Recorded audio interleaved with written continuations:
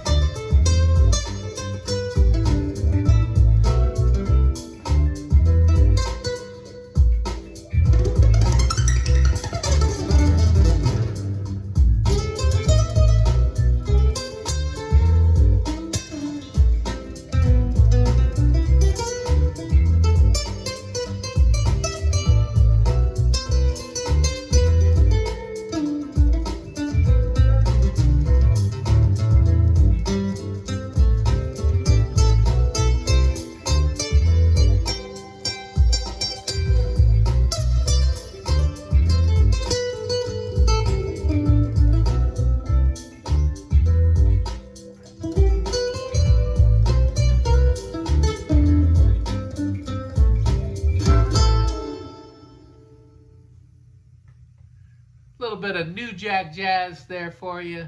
I'm Michael Powers. I'm going to keep this groove going for you here in the morning. Get you a little something, something.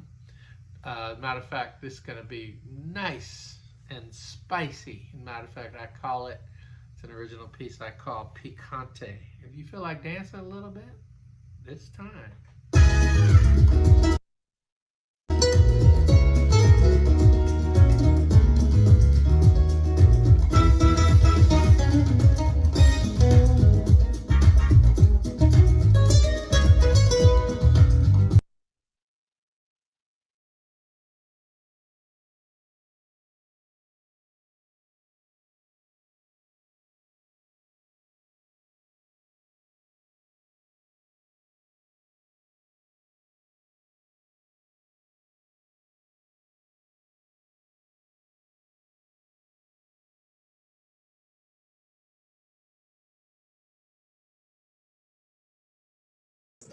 Introducing the We Empower You Global Virtual Summit on Wednesday, March 10, 2021. Lauren Archer, take it away. Well, good morning, everyone. Welcome to this We Empower You Global Virtual Summit. I want to do a huge shout out to the team that has been working so hard to put this together. Big thank you to the amazing Bettina Carey, who I have known for about, I would say 15 years now. And Bettina, as long as I've known her, has had one singular mission, and that is to empower women and to empower all the lives that women touch in our communities, including the bold men and children and everyone whose lives are improved. And so she has been singularly focused, and we're excited to have you here today.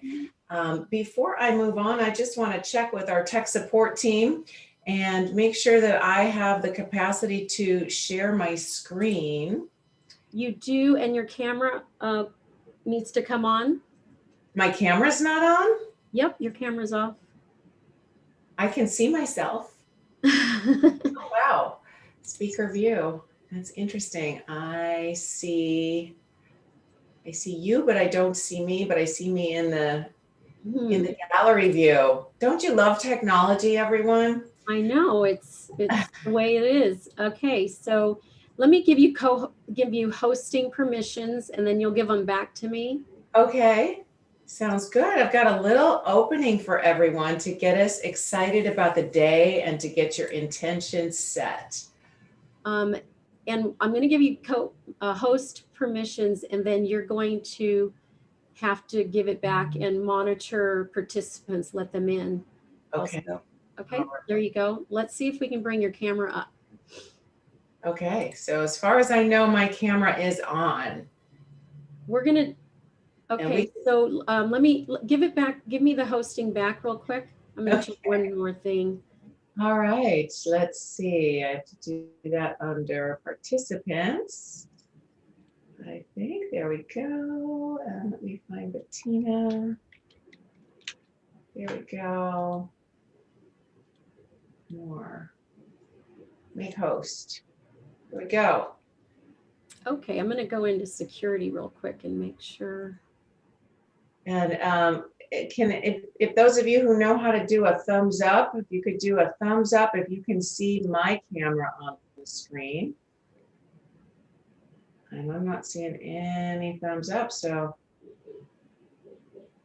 interesting. I am seeing my camera. Oh, don't you love technology? I know, right? So I'm actually checking behind the scenes to make sure. And Jackie says that she can only see your photo, which is the same for us. Okay. Let's see here. It's a good thing we camera. Start video.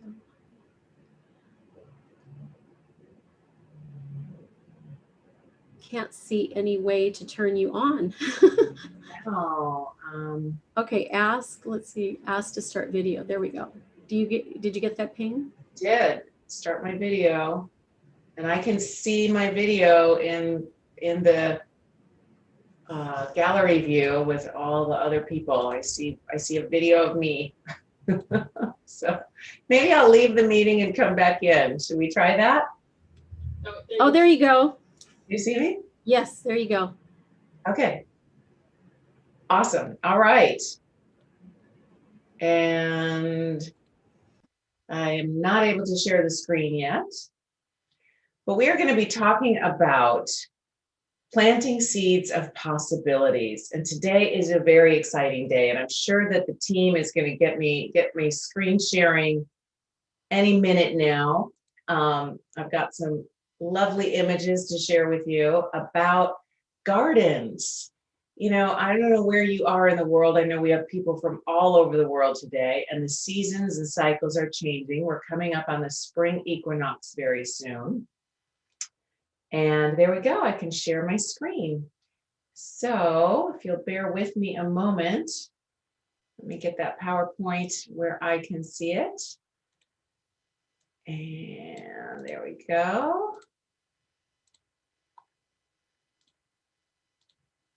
And here in the Pacific Northwest, there was frost on the ground this morning, and yet I'm looking out in my garden and I'm seeing my first flowers. And so it's very exciting to, let's see, looking for the screen, show all windows. There we go. Okay. Share. Okay. I'm trying. Let's see. There we go. Okay. Ta-da! Slideshow. From beginning. Okay. So we're starting to see little buds and seeds already, and the whole garden metaphor for what we're doing today, I wanted to have you guys think about. So this is from The Secret Garden. Might I, quavered Mary, might I have a bit of earth? Earth, he repeated. What do you mean? To plant seeds in, to make things grow, to see them come alive. Well, each one of us has our own secret garden, and it is a garden in our minds and our hearts. And that garden is made up of all of the seeds of thoughts and emotions and dreams and desires that you have ever planted. And some people like gardens with lots of different colors and lots of different things, and they're going to get lots of ideas today. And they may want to try something from every single one of the speakers that they hear. And other people have more specific, maybe a Zen garden taste with only a few types of flowers. And they may dive deep and meet one or two people that they have a deep connection with, and they're able to develop relationships. And most of you will be somewhere in between, where you'll get a few ideas from this person and a few ideas from that person. And you'll be able to take all these seeds that you hear today back to your own garden and decide what you want to plant. Your mind is a garden, according to William Wordsworth. Your thoughts are the seeds. The harvest can be either flowers or weeds. So we want to be mindful and conscientious about what we're planting in the garden of our mind, as well as what we're tending to in the garden of our heart. So the emotions, the feelings, the dreams, the desires, everything that's in your heart is relevant. And you know, we all go through seasons and cycles of life, and some of you are in a season of beginning. Maybe you're pivoting your business. Maybe you just retired. Maybe you are trying something new and you've got new things. Some of you may be coming towards the end of a cycle where you're getting ready to leave something that you've been working on. And it doesn't matter where you are, just that you recognize that seasons and cycles are always changing. And so the ideas that we hear today are relevant in helping us make the transition. You know, we've just come out of a dark time of the winter, and it has been challenging for so many of us in this pandemic. And I want to remind you of the role of darkness and struggle. that the tiny seed knew that in order to grow, it needed to be dropped in the dirt, covered in darkness, and struggled to reach the light. So even if you have been struggling over the last few months, personally, professionally, financially, with health, whatever it is, to trust that the darkness is very much a part of the evolution of who you're becoming. And just like seeds, possibilities, they germinate, they take root in the rich, fertile soil of your mind, your body, your heart, and your soul. So I invite you to think about the fact that your inner world extends as far within you as the universe extends outward. And you may have dreams and possibilities that have been germinating inside of you this winter. Dreams and hopes and desires and things that you're wanting to bring forth, that maybe you just need the little extra help, the little extra support, the systems, the tools to be able to take those possibilities, those seeds of desire, and allow them to take root and grow and express. For a seed to achieve its greatest expression, it must come completely undone. The shell actually cracks, the inside comes out, and everything changes. To someone who doesn't understand growth, it would look like complete destruction. So consider your last several months, consider this past year and how challenging it's been for many of us. And yet our seeds have been cracking.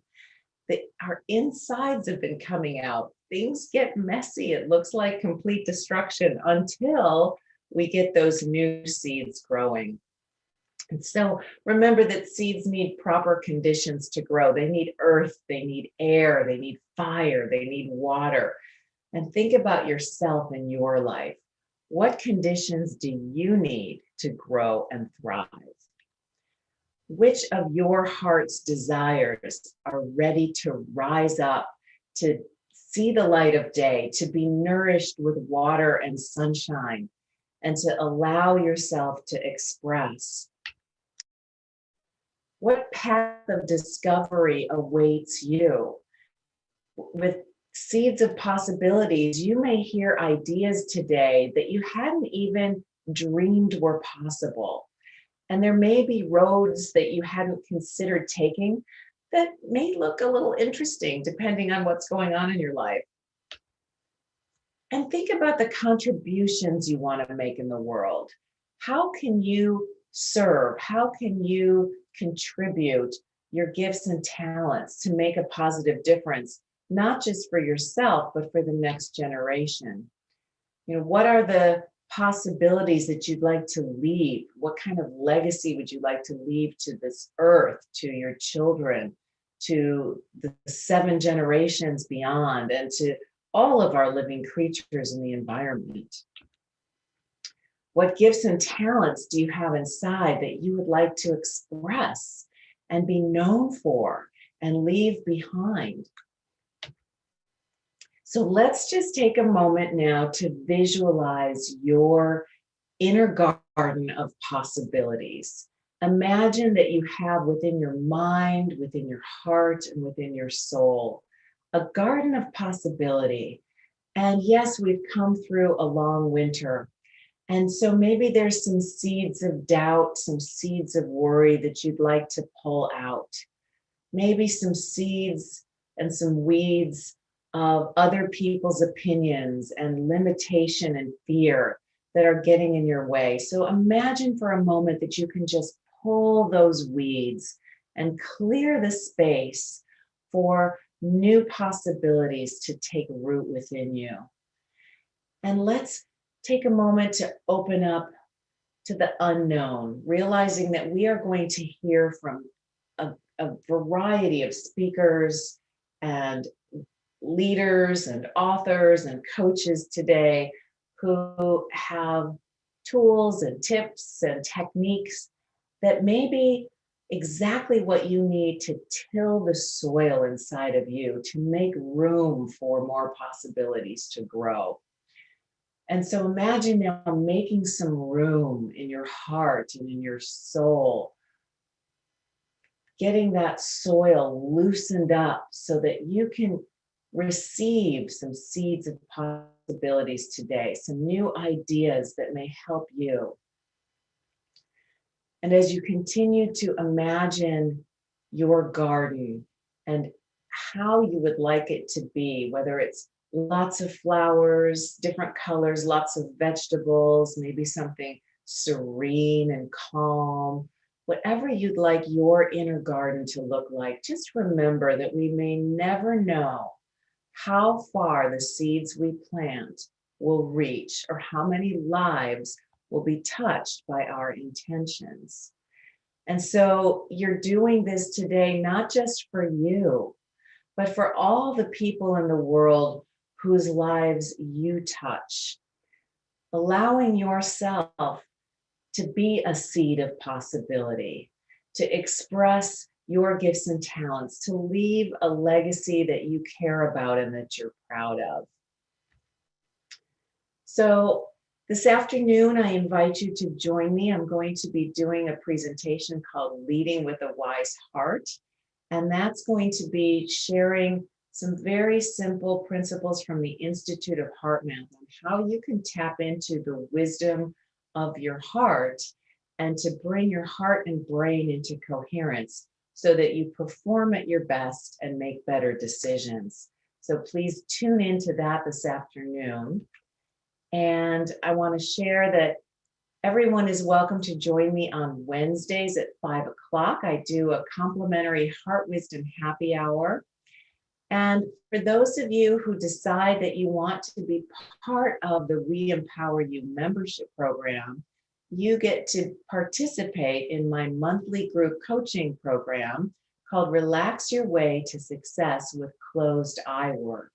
And every month you get new techniques and tools for how to access your inner wisdom through self-hypnosis, mindfulness, meditation, visualization, mental rehearsal, and a whole bunch of other techniques that are just under that umbrella of closed eye work. And that's part of your membership in the We Empower You group.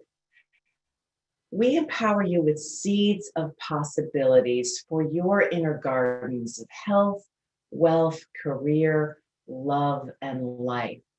So we're delighted that you joined us today. And as I get ready to introduce our next speakers, I want to pass the microphone to our amazing Bettina Carey and share a little bit about Bettina.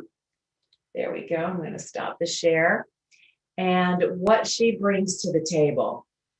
Ms. Bettina Carey may only be 4'9.5", but she is a powerhouse and she dreams big. She has been dedicated to empowering women and girls around the world for many, many years, having produced live events as well as these global virtual summits, bringing together speakers and empowering leaders who can help you. And one thing I know about Bettina is she is consistent and she comes from a spirit of generosity. And I only work with people who I respect and admire. And Bettina has brought together a wide variety of presenters today. And you're going to get different ideas from everyone. And just like that garden, some are going to be like, yes, I have to plant these today. Others are going to be like, wow, that's cool. I didn't even know about that. Others may be like, yeah, that's delightful. I'm going to connect that with somebody else I know. So please find what's right for you. Take the seeds of ideas that are right for you and enjoy your time today.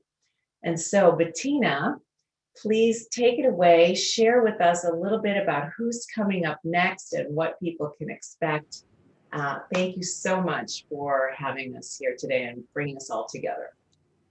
Thank you so much. Of course, it is with great honor and pleasure that I am here today with you, Lauren Archer, one of my co-hosts, and others. And I'm so excited to be welcoming you along with everybody.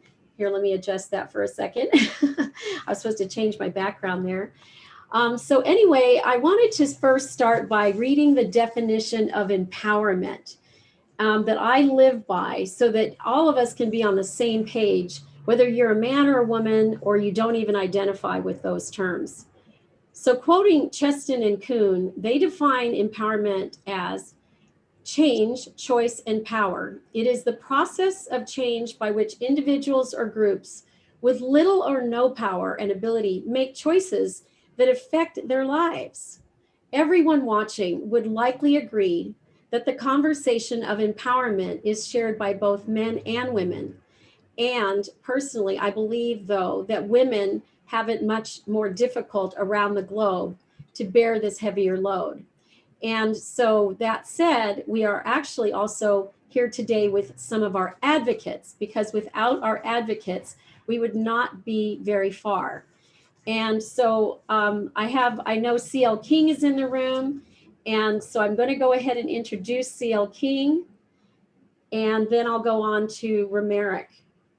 So CL King, after experiencing sexual abuse and physical abuse, neglect, and homelessness as a young child, was placed in a group and foster homes throughout Northeast Ohio.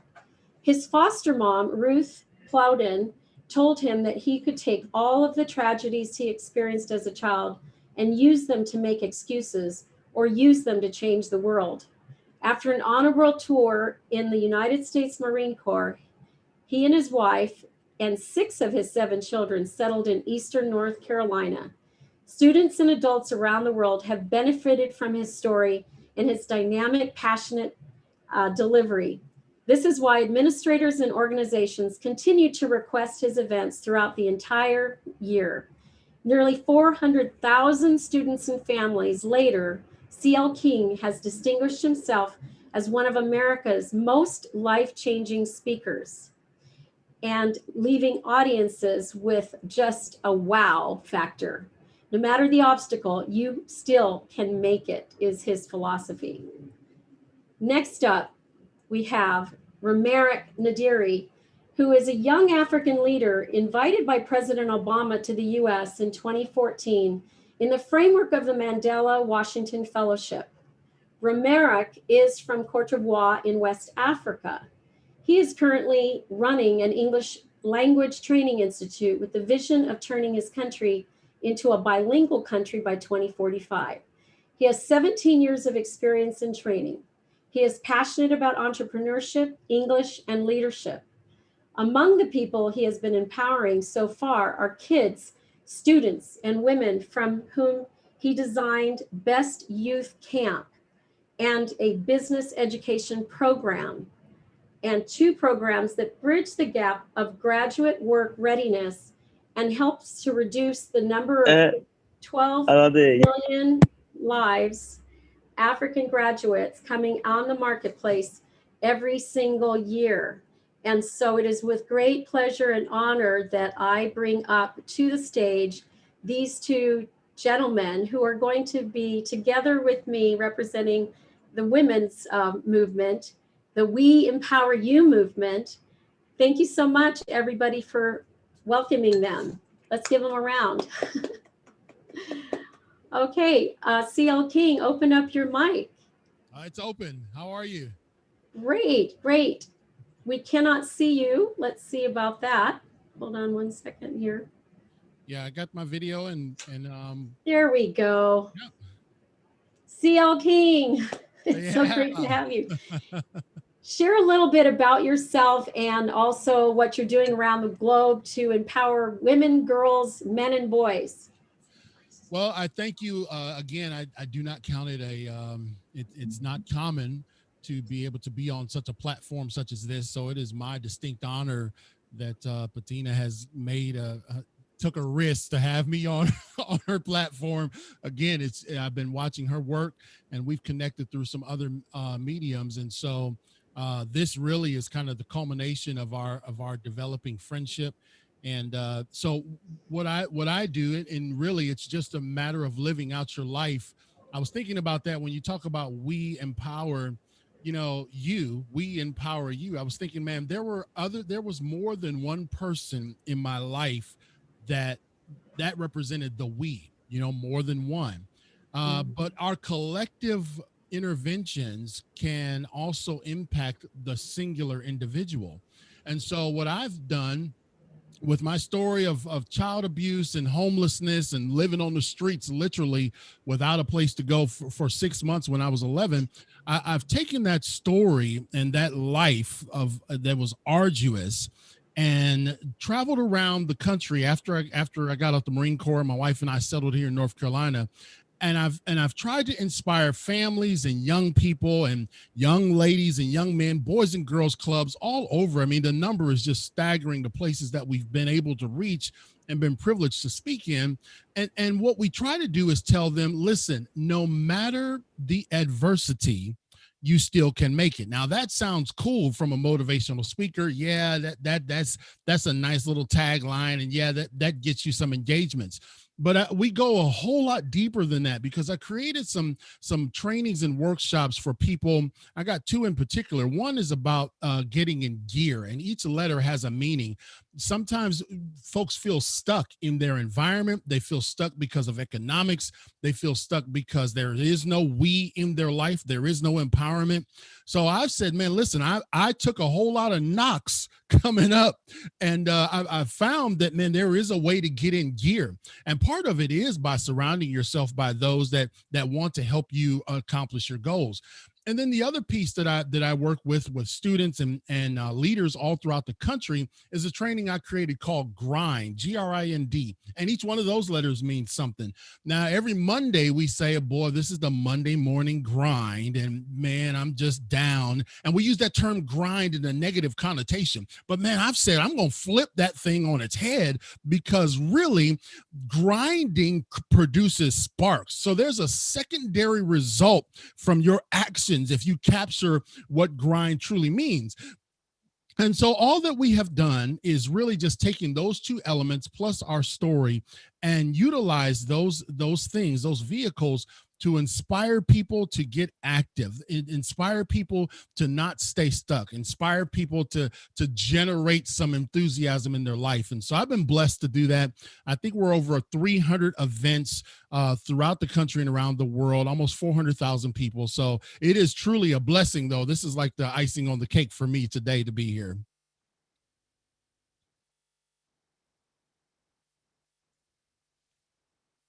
Thank you so much, CL.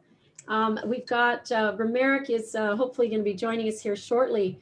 So what do you think about the disparity between women's world and men's world? Do you have something to say about that and what you might be doing out there in the world to make a difference? Yes, because as you know, having 7 children, 3 of them are ladies. And so I'm very, very blessed to have girls that have me wrapped around their fingers.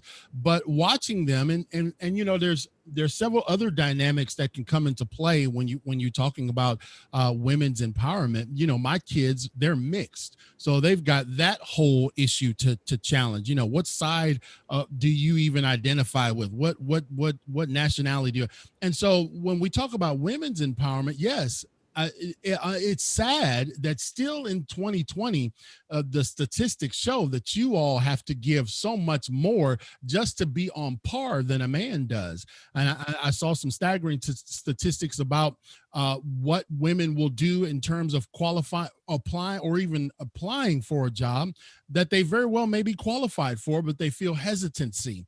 And I want to, in all of my efforts, I want to try to show young ladies and young men, but in particular ladies of color in the community, man, they feel like all they see around them is negativity and walls, and we can't, and there's no way to go forward. But I want to try to plug them in with people like you and the ladies on your panel to show them, see, listen, when I go somewhere and I talk to ladies, I tell them, listen, you all can be millionaires. You all can, I don't want them to think, well, you could just be satisfied with working at McDonald's. That's great. That's a great start. But I want them to know that you can own your McDonald's. You don't have to just work there and cook fries. You can buy the fries and employ the people. So yeah, and I really do feel like we need to continue to give voice to this, especially for ladies and women's empowerment, because women are powerful. Listen, if it wasn't for y'all, we wouldn't be here. I love it. I love it. So how do you define yourself in terms of leadership within both helping men and women, boys and girls, to find that empowerment? I mean, clearly you grew up in a very struggling situation. You came up through the foster system. You landed this really great foster mom. Thank goodness for that. And she taught you a thing or two about how to think about your life. That philosophy that she gave you, maybe you might want to restate that, is definitely defined you on some level, hasn't it? Yes, ma'am. It really is. The philosophy is no matter the adversity, you still can make it simple, but also similar to the sea turtle. You know, my foster mom and our relationship is like the mother sea turtle and the little eggs that you see on the shore. You know, those sea turtles, they're all laid together. Okay, not one is laid in one environment or another. And all 83 of my foster mom's kids had an opportunity to come through her house and listen to her leadership. And one of the things is that you can inspire people and you can do but you cannot make them act on that inspiration. You can't, what's the term? You can lead a horse to water, but you can't make them drink. And so what what I feel, especially in terms of empowerment, is that we've got to get people to realize that, yes, you can do great things. And yes, you can be that seed that comes up out of the ground. I love that analogy and that training that the young lady was given. Maybe she's young. I don't know. I'm trying to be kind. She looks young. Here's the deal. But at the end of the day, you still have to apply. And this is kind of the tough love that my foster mom taught me. She said, listen, I'm going to show you the way to go, but you're going to have to take the steps, my brother. And this is what our goal, and I think your empowerment goal is. Listen, you don't have to look at your circumstances and say that I'm always going to be in this condition. But if you live in that condition and are satisfied with it, you will always get what you've always got. Yes, absolutely. Now I understand that Romeric Nadiri here out of Portugal, West Africa, has joined us. So let's welcome you, Romeric. Open up your mic, your camera, and let's see what you got. Hello, everyone. There we go. Hi, Romeric. Okay. Good morning. So good afternoon. Good morning, everyone. Good morning. So I brought everybody into the conversation of empowerment, and I've read your bio at this point. So share with us what you are doing there in West Africa to empower women and girls, boys and men. Give us a context. All right. Thank you, everyone. My name is Romeric. I'm from Abidjan in Côte d'Ivoire. So this is in West Africa. We are a French-speaking country. And what I'm doing here, since my very first year in the secondary school, I was lucky enough to study the English language and also the Spanish language, because in our educational system, this is compulsory to study foreign languages. So the first one is English and the second one is optional, whether you study Spanish or you study German. So I chose Spanish because my teacher, my English teacher, since the very first year in secondary school, showed us all of the students where we can be with the mastering of the English language. So I stayed tuned to those two languages. And at that time, I even didn't know that it was the two languages spoken in the US. And then all of a sudden, when I graduated from the high school, let me say 13 years later, I went to the US. And guess what? It was an invitation from President Obama just to give the opportunity to young African leaders to go to the US and study in universities in the US, and then have the opportunity also to have some professional development. And this is what I did. And I was interning at the US Small Business Administration in Seattle. And this is where I got to know Art Johnson. So I'm very, very passionate about entrepreneurship and about the teaching of the English language. Why is it so important for me? Because since that I'm using this English language, I have doors open to me. And this opportunity to go to the US was one of them. But my fellows back home here are lacking, are missing so huge opportunities because they can speak this language. So I decided since 2015 to take this as my personal challenge and as my vision to help my country to become a bilingual country by the year 2045. So I'm working towards this goal, this vision, and I don't know how I'm going to make it, but I still believe that, and I strongly believe that this can be possible. This is what I'm here. That's what I'm here, why I'm here. So I'm an entrepreneur. I help so many people to get to know how to start a business, how to run a business, and how to grow their business. This is what I learned at the US Small Business Administration in Seattle and in different, with different institutions here. And just 2 years ago, I was with 25 aspiring and entrepreneurs, and I was talking about these summits. So every Wednesday we are meeting for the business education coaching that I'm running now with the US Embassy here. And I help them to believe that this is still possible to start a business and to grow and to succeed. And our topic today, guess what, was how to make money online. So I took my time to explain them how the income activator is working, and it was like, wow, I couldn't believe that this can be possible. And I told them, yes, this is possible. So through the We Empower You, community, this is possible.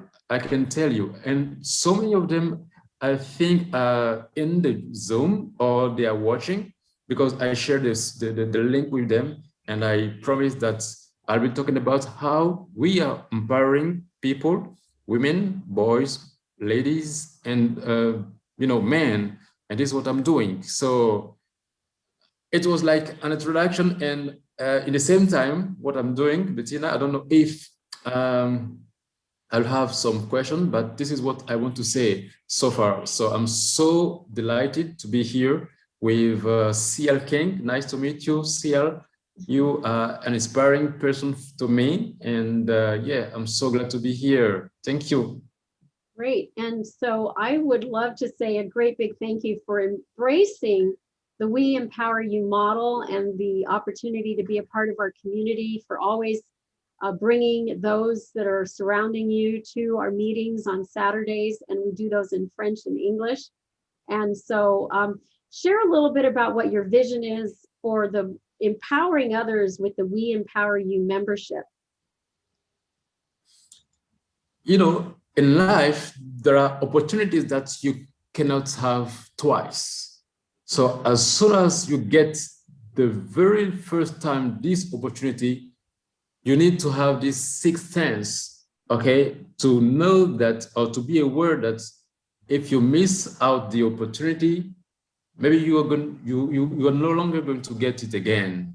So, when my long friend Art Johnson talked to me about Bettina and talked to me about the We Empower You network and community, I said, okay, why not going and attend the meeting and see what's happened, out of this meeting. And I attended my first virtual summit on September the 9th, 2020. And for me, it was a great learning time. I was so happy because I love to train people. So I found this opportunity as a great learning time personally, and I couldn't, keep, keeping it for myself. So I say, I will share it with people because people need to be empowered. And the word empowerment in our environments is not only, linked to money. The first thing for people to get here is to know about, the information, the right information. And this information can change the perspective of the business, can change the perspective of the life. So sharing this huge opportunity with people here, because some people are struggling to have responses to the questions, to the concerns about, how to find money, how to get a coach, how to, to even develop a very successful website. Because as Lee Romanov used to say, we have so many online brochures, and people need to know that a website is meant, to provide money, to provide revenue. And we talked about all this today, and I was so amazed to see how easy it is to develop your own website and to make your money online. And I think that we need to have more time so that people get, be aware of the powerful, or the power of, this community, and every day working on that to let them know that it is possible. And yes, this is what we are doing. I can see that some people are in the Zoom, and I'm so glad for them to be here because they are very interested in the community. It's not only a community where you come and then you get money. No, it is a community where you come and you get empowered by meeting new people, people from your industry, by sharing what you're doing from different continents. And the way you do business in the US can be similar to the way we do business here, but we have different environments. So my reality, when I share it with you, it can maybe give you a new perspective. And also you, by sharing your reality, the way you do business in the US can also change my perspective. So this is why it is important for us to share experiences. So every Wednesday, every Saturday when we meet, it is so, instructive to get to hear everybody's, progress, everybody's business. So it is always my pleasure to be here. And I strongly believe that today, again, I will be empowered myself by hearing, by listening, all the amazing people here. And yeah, I hope the people here will have the same experience. Wow. I couldn't have said that better myself. So there's a saying, when the student is ready, the master appears. I'm a student. You have me at hello here. So I'm going to go ahead and bring a gallery view here on the screen so that folks can see the many folks that are here looking to be empowered from all over the world. I have multiple screens up, and this is just such a fantastic event to see everybody. And I want to say bonjour to those who are in West Africa, French speakers. I wish I knew your language better so that I could say more. Is there anything you would like to say in French? Yes, thank you, Bettina. I will just say something very quick in French. Alors, je voudrais remercier vous tous qui avez fait l'effort de pouvoir vous connecter, parce que je sais que c'est pas facile, mais vous avez réussi à vous connecter et je voudrais vous féliciter pour cela. Sachez que ce que vous prenez comme engagement va déboucher sur quelque chose de très grand. Alors, ne serait-ce que connaître quelqu'un et savoir ce qu'il fait de façon différente que vous, c'est déjà la meilleure façon d'apprendre. Comme je le dis, ne cessez jamais d'apprendre, never stop learning, parce que tous les jours, nous apprenons, et même quand on pense qu'on a réussi, il est important de toujours écouter, être à l'écoute des autres. Donc, je vous prie, si vous le pouvez, de rester connecté jusqu'à l'heure où vous pourrez tenir, parce que vous allez apprendre énormément. En tout cas, merci beaucoup. Et puis, on se dit bon apprentissage et à tout de suite. Pour ceux qui nous suivent depuis Facebook, en tout cas, soyez les bienvenus. C'est un grand moment d'apprentissage. Merci de prendre de bonnes notes et de poser aussi vos questions quand vous le voudrez. Thank you. Merci. My other second word. Gracias, gracias, gracias, gracias. That's a more familiar language for my Puerto Rican background. Gracias. So CL King, Romeric, give me some of your last thoughts here. We have a few more minutes left. I would love to know, what can folks be doing to empower women and girls, men and boys throughout the world? Well, I was enjoying listening to Romeric, and his name almost sounds romantic. I said, "Boy, I need to learn some French. That could definitely help me and my wife out." I might have to talk to you on the side, Romeric, for some lessons, brother. Yeah, I think one of the things that we're seeing, at least in the section that I'm in, is a pulling away from apathy. And with the we empowerment movement, the thing that I'm liking, and that I would definitely say is encouraging people to begin or to get engaged. The G in one of my trainings, the grind, is generate. In other words, just get started. And oftentimes, like I said, when I've traveled throughout the country, folks living in the valley of indecision and just I don't know if I can do it. But you all in this global platform is getting people to put that first step forward. And you'll find that getting people engaged and getting them moving and going in a direction where they can take control of their life, that truly is what we're going to see, the worldwide empowerment that I know Bettina's looking for. Mm-hmm, mm-hmm. Thank you so much, CL, for those final thoughts. Romeric. There's a question that I used to ask people when I have my trainings in entrepreneurship. You see, when you take a seed, for example, and you get it in, your hands, I used to ask people, what do you see in my hands? Some will say, I can see a seed, okay? But others will say, yes, that's a seed, that's a seed. But other people will tell you, I can see a forest in your hand. Because when you just, planted seeds, just give time to time, and you will see that after weeks, after months, after years, you will get a tree, and from that tree you will get some fruit, and from this, unique tree, you will get, a forest just through the seed. And today, what I can see in our continent, more than half of the population in Africa. We are 1 billion and around 400 million people in Africa. And more than, half of the population is just below 35 years old. So it's a young population. So I can see a bright future, in our population. So people need to be empowered. People need to have faith in the future, regardless, the hardship that we can see here and there. But people need to get this hope for the future.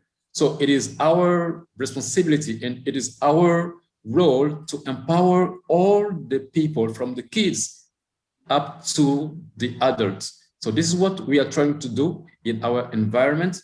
And this is my life, my life mission, to empower other people. So I can do it until I get even 80 or 90 years old. I will do it because people need that.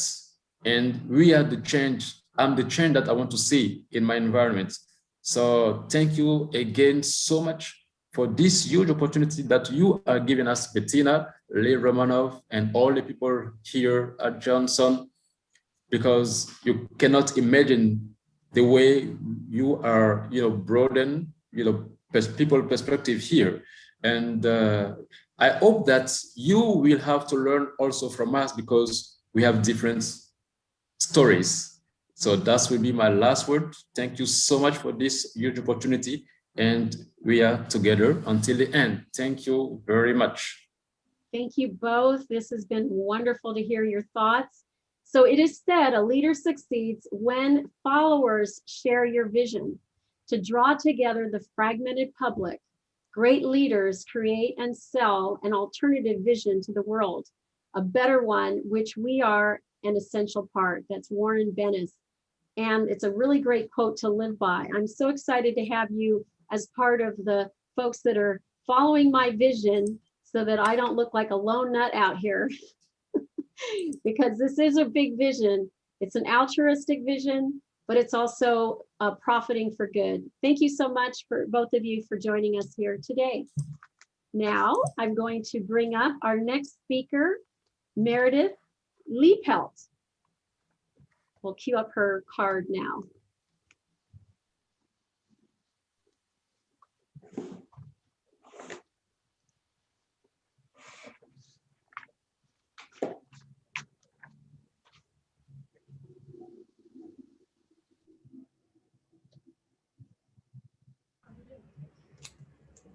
Oh, it is with great honor and privilege that I bring up Meredith Liepelt, CEO of Rising Star Publicity, who has guided hundreds of experts to become recognized authorities in the media that matter most to their message.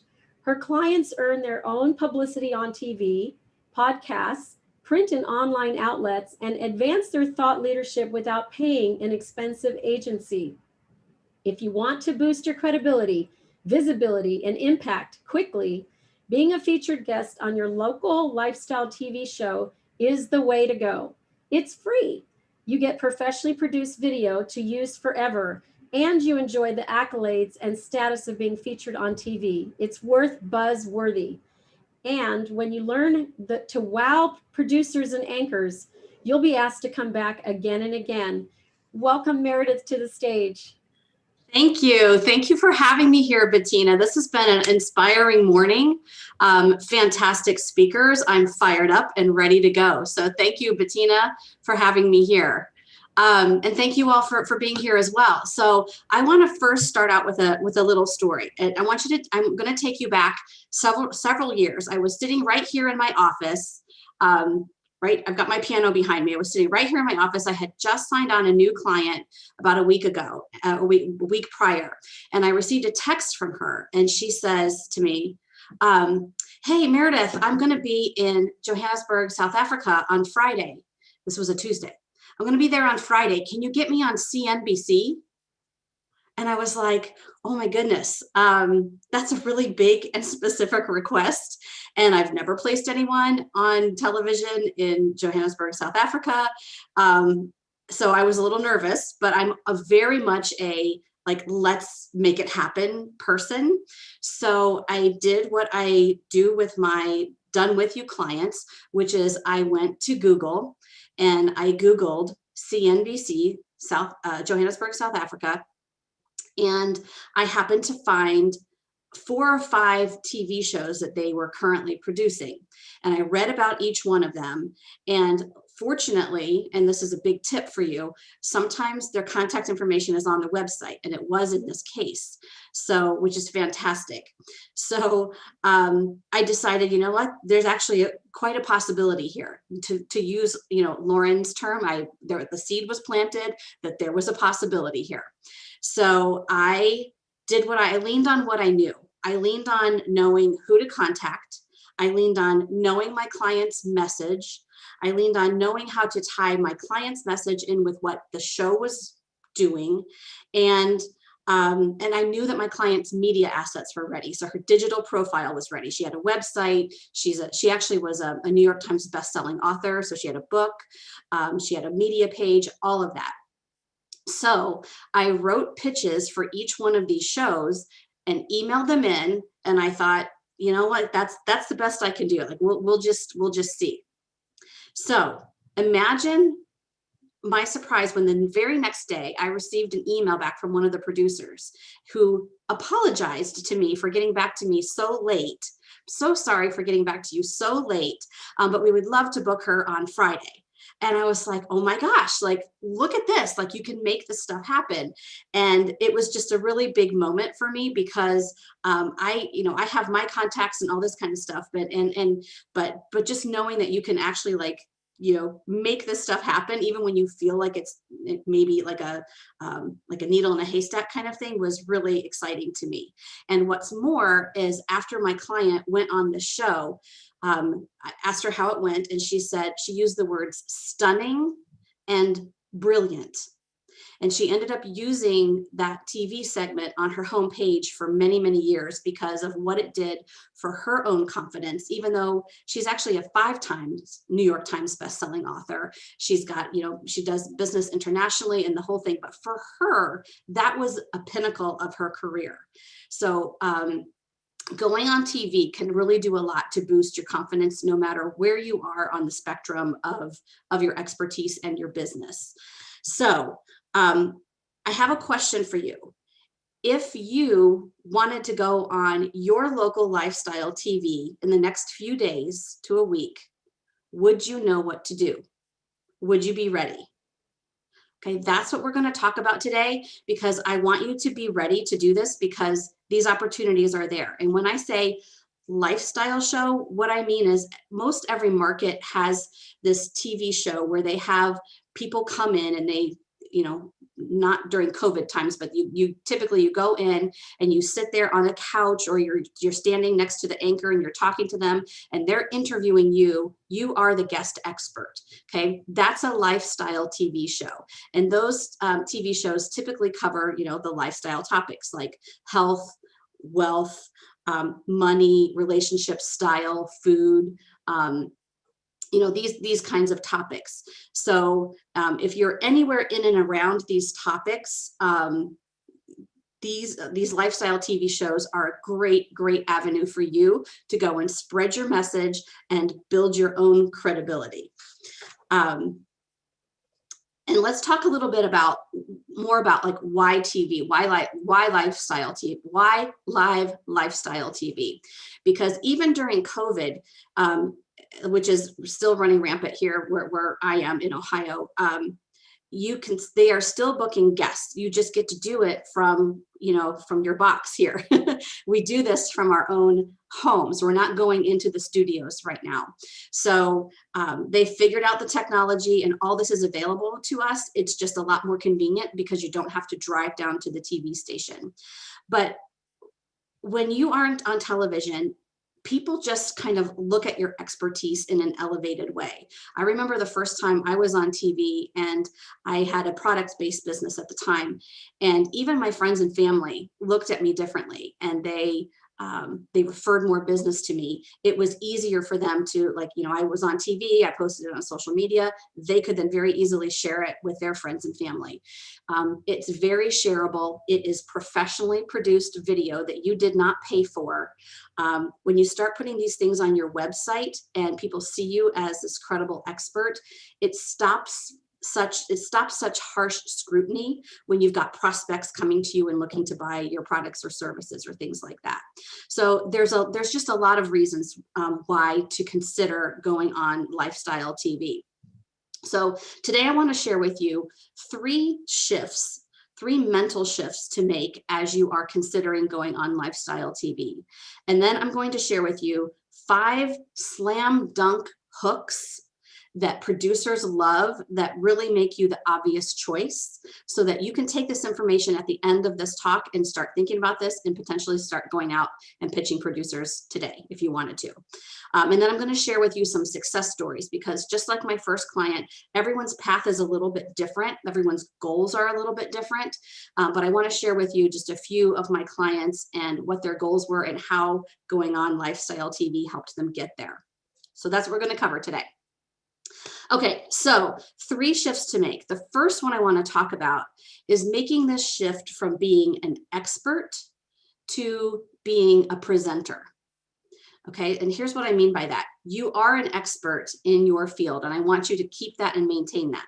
But I also want you to think of yourself as a presenter or as an entertainer. Because when you go on TV, this is a very visual medium. They are going to want to see that you can inform and entertain. This is part of how you get asked back, because this is not just about spewing facts or information or your expertise or something like that. It's putting it in a context that makes it entertaining. So maybe you do that by having props. Maybe you do that by demonstrating something. Maybe you do that by like the stories that you tell. Okay, but getting really succinct and getting your message down, especially if you're a speaker. If you're a speaker, you're probably used to speaking on stage for anywhere between 30 and 90 minutes. Okay, when you go on TV, you've got about 3 minutes, maybe 5. So it's all about taking your message and making it entertaining for television. So I want you to think of going from expert to presenter or entertainer. And I'll show you a couple examples of this here in a few minutes. The other thing I want to talk about, the second shift, is going from like a national or international focus to local. And sometimes I have people, here's what I mean. Sometimes I have people contact me and they'll say, you know, I want to go on the Steve Harvey show, or I want to go on the Today Show, or these, you know, huge shows. And my question to them is, what have you done so far in terms of TV? And 9 times out of 10, they'll tell me, well, I haven't done any TV yet. And part of getting on those national TV shows is getting on these local shows first. And cutting your chops there, really honing your message, understanding what it's like to talk with a producer, to talk with the anchors, understanding that whole thing, because every national TV producer that I've ever spoken with or heard interviewed will say the same thing. They want to see you on your local TV shows. And when I say your local TV, it could be your city, or it could be even like a neighboring city. Like I'm in Columbus, Ohio. So it could be in Columbus, or, you know, Dayton's close, Cincinnati, Cleveland. Like there are lots of other cities that are close by, or even, you know, even in another state or something like that. So a local regional show is what they're looking for, because they want to see how your energy is. They want to see how you communicate. So getting on a national or really big profile, high profile show starts with going local. Okay. So that's your second shift, is to start to think local. Your third shift is about what you need to have versus what you don't need. And this sometimes surprises people, but what you don't need is a press release. And again, that sometimes is surprising to people, but you don't need a press release, because a press release is more about hard facts. Like, say, for example, you're an author. Like, so it would be all about like, this is my book, this is the title, this is the ISBN number, this is where you can purchase it, you know, maybe a couple quotes from the book, or here's some things you can learn. That's all great. Press releases are really important for some things, but not for getting on television. What you do need to get on television is a hook. And what I mean by a hook is, if you think about fishing, and you have a hook and you put your bait on it, there's specific bait that attracts certain fish. So you need a specific hook and bait for lifestyle TV. And that's what I'm going to share with you today. 5 hooks that producers love. I have found that they love these because they are timely and they are interesting, and you can do some really fun things with them. Okay, so let me just check the time. Okay, we're going to dive into that now. So your first of all, your 3 shifts are expert to presenter, national to local, and then you need a hook, not a press release.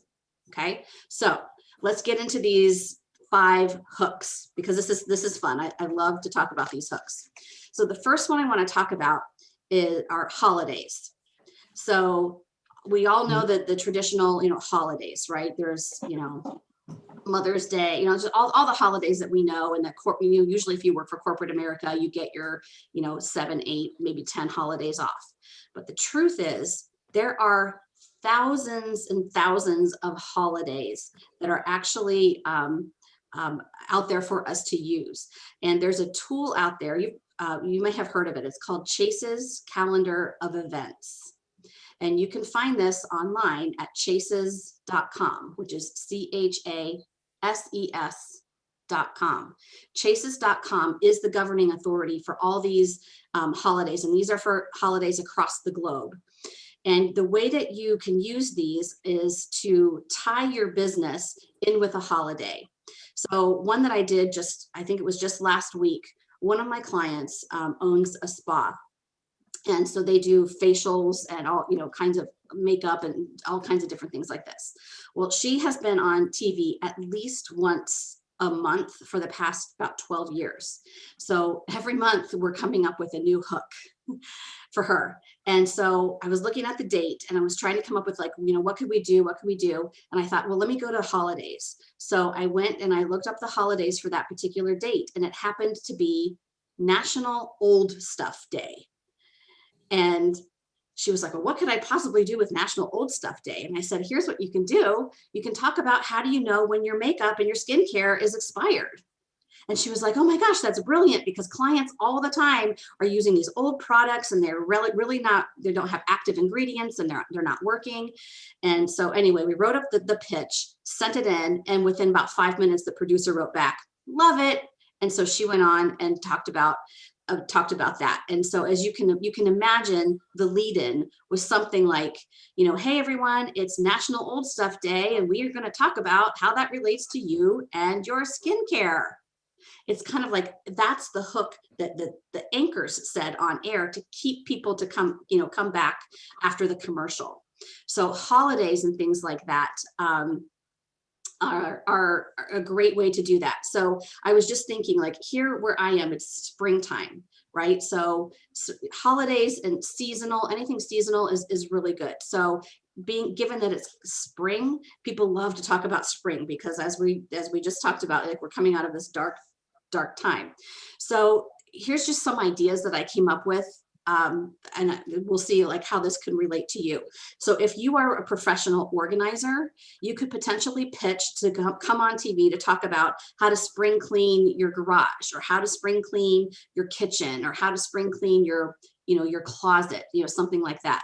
That's a great, very timely pitch, because they're covering spring anyway, but you coming in and talking about it is a different way to cover that season. A life coach, if you're some life coach or motivational speaker, maybe you could go in and talk about how to spring clean your mind, how to spring clean your thoughts, so that you're not self-sabotaging and that you are allowing for abundance to happen in your life. That would be an interesting pitch as well, all just springboarding off of the fact that it's spring, it's this particular holiday or season. If you're an attorney, you can also use spring, because maybe it's time to refresh your will. If you wrote your will 5 or 10 years ago, it's springtime. It's time to look at, new things in a new way. It's time to kind of refresh your will, because things have probably changed. And here are 3 tips to do that. Like, you could go on TV and talk about something like that. Or if you're a doctor, like here, we are going to have daylight savings time. So you can go in and talk about here in spring, it's daylight savings time. And here's how to deal with losing an hour. Okay, so you can see how you just have to kind of think creatively about how can you use these holidays or seasons to help you. One more that I want to just mention, because this might be relevant to someone on this call.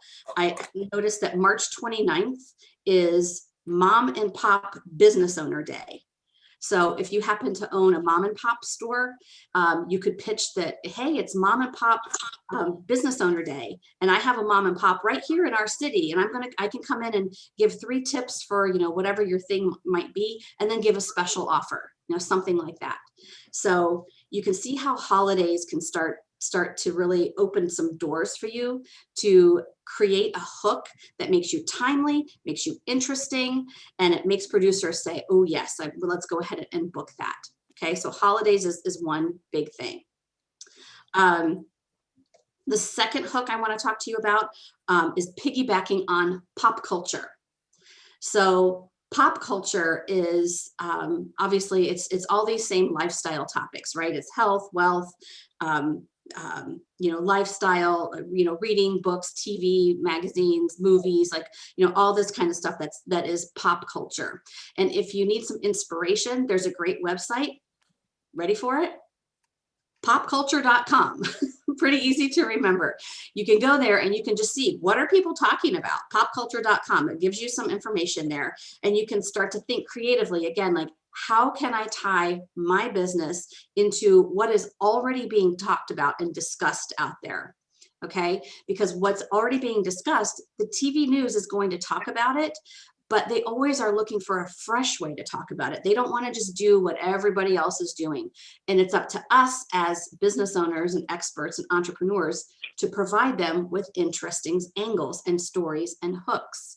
Okay, so tying on pop culture. So for example, this week, what comes to mind for me, one of the big things that people are talking about right now is Oprah did a big interview with Harry and Meghan, right? And people are talking about it. It is definitely being discussed out there. So for example, if you're a relationship coach, you can piggyback on the fact that people are, talking about Harry and Meghan. You can say, listen, people are talking about the Oprah interview with Harry and Meghan. I'd like to come in and talk about, relationship tips between, husband and wife, or, a couple of some sort, or maybe it's a family relationships. You can go in and you can give some tips, but you can use the fact that this particular news story is in the news right now, and you piggyback on that to go in and talk about your tips and your business. If you are somebody that consults with corporations with their employees on how to handle difficult conversations, this is a great in for you as well. You can say, hey, Oprah's interview with Harry and Meghan, they've had some very difficult conversations, within the family. I can come in and help people with these 3 tips about how to navigate difficult conversations. And then you give your tips, and then, they'll be like, oh yeah, that's very interesting and relevant. Okay. Of course, suicide prevention, if you work in that arena at all, this is a great time to go in and talk about that and give tips and support and help for people. Resources, same with mental health, women's rights, wealth, generational wealth planning. If you have tips for that, you could perhaps springboard on this or piggyback on this particular story as well, the Harry and Meghan story. Motherhood, like you can see, there's just different ways that you can take what are people currently talking about, and is there a way for me to naturally tie this into what I do so that I can go in and provide value and provide it in terms of my expertise. Okay, so holidays are one hook. Piggybacking on pop culture is another hook. Another one I want to talk to you about is closely tied to pop culture. And this is all about celebrities, because like it or not, people like to talk about celebrities and what they're doing. So to give you an example of this, one of my clients a few years ago, it was a counselor, and she did a lot of public speaking. And one of her best known topics was all about imposter syndrome. So she was like, I want to get some press for, around imposter syndrome. I want to be able to share tips. Well, wouldn't you know, that was the year that Viola Davis won an Oscar for her role in Fences. And she was quoted the very next day saying something to the effect of, I have imposter syndrome. I don't believe that I deserve like all these great accolades that are coming my way. And she used those terms. And it was like, oh my gosh, all of a sudden, imposter syndrome is out there. So Viola Davis opened the door for my client to go in and talk about how even if Viola Davis can have imposter syndrome, anyone can have it. And here are some things that you can do if you do have imposter syndrome. So if a celebrity is out there, talking about something or in the news, and you can piggyback on it, that's a great way to do it too. Like, for example, there's a divorce attorney out in California, and every time there's a celebrity divorce, she goes on television and she gives tips about, divorce or marriage, or like how to put all this together. But she's got expert comments on that. So celebrity. Okay, so that's another one. The fourth hook that I want to tell you about is practical advice. Okay, practical advice. So, and I mean really practical. So one of my clients went on television and shared tips for how to wash your face. Like, what could be more practical than that? Now, she had, some expertise behind her, and she did have some very interesting tips and things like that. But sometimes it's just these very simple things. Like when we get in our heads sometimes about our expertise, it can sometimes be too much. But when we can boil it down, like, how do you wash your face? Like, that was a great pitch. She did a great job. I'll tell you, my husband is a realtor, and he went on television showing people how to spruce up your home for sale.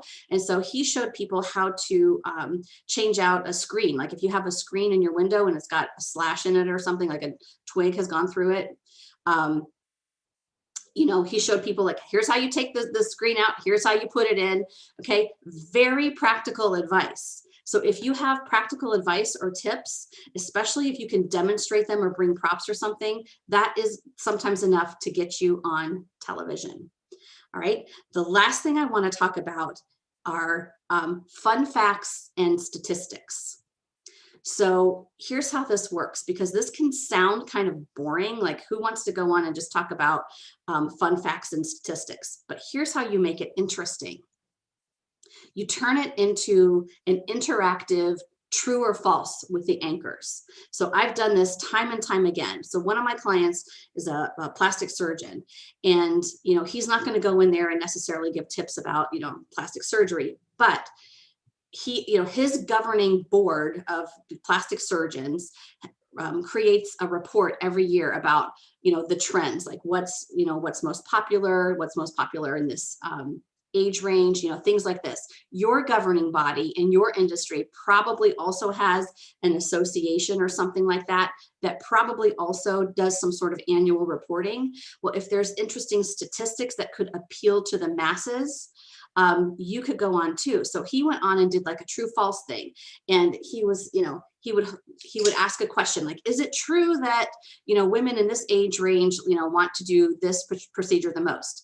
And so the anchors would say, they'd banter and they'd say, well, I don't know, I think that's true, or I think that's false. And then they'd hold up a sign, like say like true or false. And so like, there's something visual there that they could do, and it could be interactive. And then, he would say, well, that's actually true, and here's why. And he would elaborate on it and stuff like that. So if you have a governing body that has some interesting statistics that you could share in this way, this is another great hook. Or if you do your own kind of, your own research, and you can go in and share it like this in an interesting way, it's another great angle because it's interactive. Okay.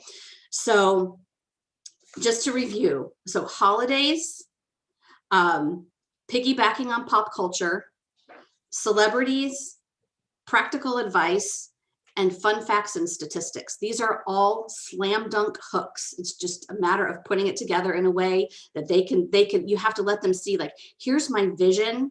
Here's the seed that I'm planting. Here's the vision for my 3-minute segment. And here's what I would talk about. Okay. So, so those are just, the slam dunk hooks that I wanted to talk to you about. Now, I'd like to share my screen and show you how this has worked out for some of my clients. So let me see if I can just go ahead and do this here. Stay with me here. Can get this just to go full screen here. All right, maybe this will go to full screen here in a second. Hold on. Can you all see my screen? Yes. You can. Okay. Trying to get it to go full screen here. We'll see. Well, at any rate, okay. So this is my client, Jacqueline Parasetsky. She's CEO of Skin Perfect Spas. So Jacqueline is who I call, I've worked with her for 12 years. I call her an esthetician with a dream, because 12 years ago, she had a one-room salon spa in like a salon loft. If you're familiar with that, it's just one room. And she had a dream of having her own, makeup line. She wanted multiple locations. She wanted, she had, all these things that she wanted to do. She wanted to do speaking. So one of the things I had her do was go on TV. So this was her very first TV appearance. And she was really nervous. And she's like, I'm really nervous. And she's like, here's what's terrible is, as an esthetician, sometimes I break out on my neck when I get nervous. Like, what am I supposed to do? I can't go on TV and be splotchy. And I was like, listen, it's December, put on a turtleneck and you'll be fine. So that's what she did. So you can see here, this is her very first appearance. And she went in and talked about color analysis. Well, this is her just a couple weeks ago. This is what it looks like now going virtually. So here she is, like in her spa, which is kind of a fun thing because you can put all your branding behind you when you don't have to go into the TV station. And here are the two anchors here. And she's got all these visuals in front of her where she's talking. I forget what this particular pitch was, but here she's talking about her stuff. So she is now, she's been on TV at least once a month for the past 12 years. Here's just, some of her TV appearances. And the great thing about TV is once you start to do this, kind of media begets media. So there could be more and more media that comes your way. So for example, one of her industry magazines, Skin Inc., did these two, full, 2-3 page stories with color pictures. She now writes for this publication. She actually writes and has a column in several different industry magazines. She's had tons of print, things like that. And she actually now is an international speaker, an MC. Here she is on stage. So she is now a professional speaker. So she's gone from, being like real shy and how can I possibly go on TV to being paid to speak on huge international stages.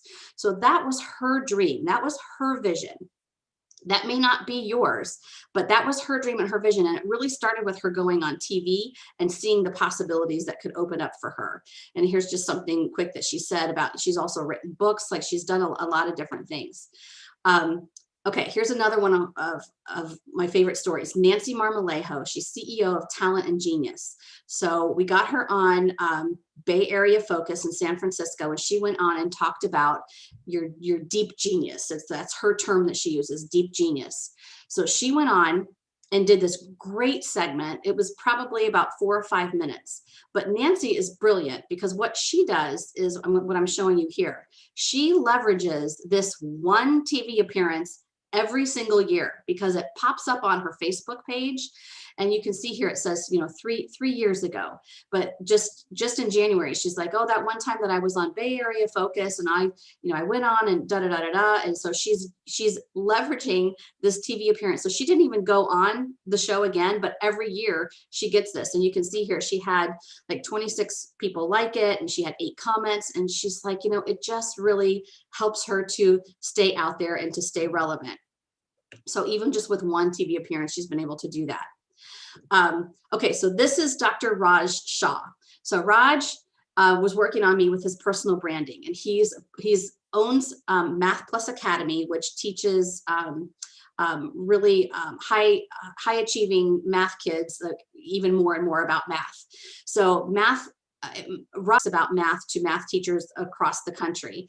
And he wanted to increase his speaking fees. And one of the ways to do that was to get more credibility and go on TV and all this kind of stuff. So here Raj is talking about, he went on TV for National Pi Day, which is, 3.14, very mathy, So he went on using a national holiday, and they love him so much. They're like, can you come back again? And then here he's talking about some practical things, practical advice, how to use games to get your kids to do math, kind of trick them into doing math, things like that. So Raj actually was able then to take all of this speaking and TV and parlay that into what he really wanted, which was a spot on the TEDx stage. This to him was a pinnacle for him. So he was able to do this. And then from this, when COVID happened, he was able to take his business and go completely virtual and take all this positioning and expertise that he had built up and take all of his classes and go online. So again, the vision is different for each one of these clients, and your vision might be very different as well. But TV for many of these people was the door opener. And Raj is he's now speaking to, has places that he speaks across the country and things like that. So a couple more quick examples. Jackie Ayers is the founder of Dietology, and Jackie is a fashion designer working for many of the brands that you would know. And she struck out on her own doing tie-dye. So she went on TV. You can see her how she's demonstrating. She has the anchors involved in creating tie-dye, and then she has some of her own products right here. Well, Jackie was able to this was her first media that she found for herself. She went on TV, and then she was able to get just a ton of other press in the area. And it really did a ton for her confidence. She made collaborations. She had a big sales month, her month of her big PR push. So PR has been a big thing in Jackie's life. And then last example here, Karen Huff. Karen Huff is CEO of Improv Edge. Karen is a performer. She's actually a professional improviser and actress. So here she is on virtual TV. She's got her, her branded sign behind her here going on TV. Karen, when she goes and speaks in different cities, what we do is we get her on television in all these different cities. So here she is in Washington, D.C., and she's got her books here for visuals. Here she's getting up and she's doing an improv game with the anchors. Here she's in Orlando. You can see her energy. She's got really good performance energy there. And then Karen was able to parlay all of that and, separately, pitch all these different places. But media begets media. And the more you get on TV, the more you're going to, see that things sort of open up. This was an email that I got from her when she got one of her placements. She says, "Woohoo, this is awesome. I'm just a mess." So my question for you is, are you ready? Are you ready to go on TV? Would you be ready if you needed to go on TV next month or wanted to go on TV next month or next week? And I have a resource for you. I'd like for you to hop over to bit.ly/media-quiz. And I've created a quiz there for you to see how ready you are. And at the end, you get your results, and then I'll give you some of your next steps, things to be thinking about, so that you can start to get into action. You can be ready to go on live lifestyle TV and support your dream as you just continue your journey. So thank you so much. I'm going to stop this share, and Bettina, kind of go back to you and see what you'd like to do from here. Great. Thank you so much, Meredith. It's so great to have had your speech. I mean, you delivered 10 times what I expected, to tell you the truth. And so I'm so happy that you were able to be here with us today. And I want to see if there's just one question we could have from Lauren Archer. Lauren, are you there? Can you open up your mic and ask Meredith just one question that would take somebody here to the top? Yes. So what do you tell people who haven't prepared and they're like, oh my gosh, maybe I could do something? What would be a first step? A first step for going on TV? Yeah. Great question. Thank you, Lauren.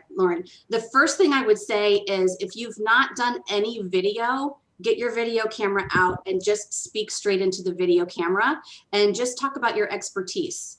Because one thing that even local TV is going to want to see, they're going to want to see your energy. So you can it doesn't even kind of really matter what you talk about, but if you just, I'm sure you can come up with like 3 tips, right? Somebody could come up with 3 tips and just say, "Hi, my name is Meredith Liepelt, and I'm going to share 3 tips for getting on TV today. First, you're going to want to da-da-da-da-da, then you're going to want to," so just practice in front of the camera, and then it can be excruciating, but I will tell you, watch it back. Okay. Believe me, I get it. It's hard, but it is, if you want to take it to the next step, I would just say, just do that, and you'll be in much better shape than not. Great advice. Love that. Thank you. Fabulous. Fabulous. That's the word actually in the chat. Nina Martinez complimenting you. Fabulous delivery, Meredith. Thank you, Nina. Thank you. Slam dunk hooks and so much more. Thank you. So we're going to say goodbye to you now, but stay on, of course, and watch the rest of today. It's so fantastic of a presentation that's left to be had through the 12 hours that we're here. And so next I'm going to queue up the Lee Romanoff, the Income Activator founder and CEO. And hold on one second. So Lee Romanoff has been making money online since 1994. Her last website was purchased by one of the largest media giants in North America, Torstar, for over $2 million. Lee went on to create the only all-inclusive, ready-to-go website builder, IncomeActivator.com. Lee always says, never let someone who has never made money online build you a website. Lee will be telling you how the big tech and social media companies make money online and how you should consider incorporating this revenue stream into your online business. In fact, it's so simple. Lee's dog, Shiner, the Tycoon Terrier, uses his online revenue to buy steak dinners for himself. And I hear sushi too. We will start Lee's presentation with a short video showing you exactly what big money companies do and that you're not doing. Hold on one second.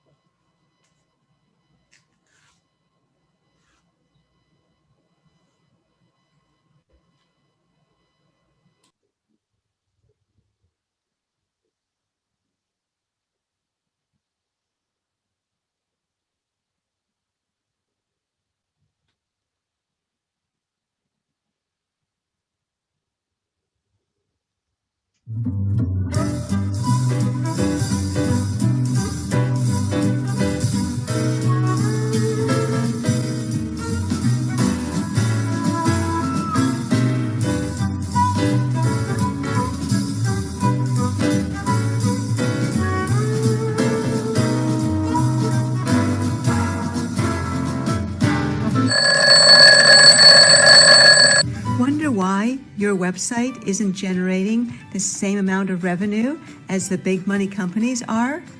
Well, it's because big money companies don't do what you do, and you don't do what big money companies do. For instance, Pinterest is a picture website, and you probably had a website long before they did. Pinterest doesn't take photos, and these are not their pictures. Pinterest makes millions of dollars online and never sells a thing. There are 3 things that big money companies do. They get their visitors to contribute their content. They send leads to companies that pay them, and they have complete control over their website platform. Big money companies don't do what you do. They don't sell to their visitor traffic. You don't do what big money companies do. YouTube is a video website. YouTube does not make videos. These are not YouTube's videos. YouTube makes millions of dollars online and never sells a thing. YouTube sends pay-per-click leads and referrals to companies that pay them. Big money companies don't do what you do. You don't do what big money companies do. Facebook is a profile website. Facebook does not create profiles. Facebook makes millions of dollars online and never sells a thing.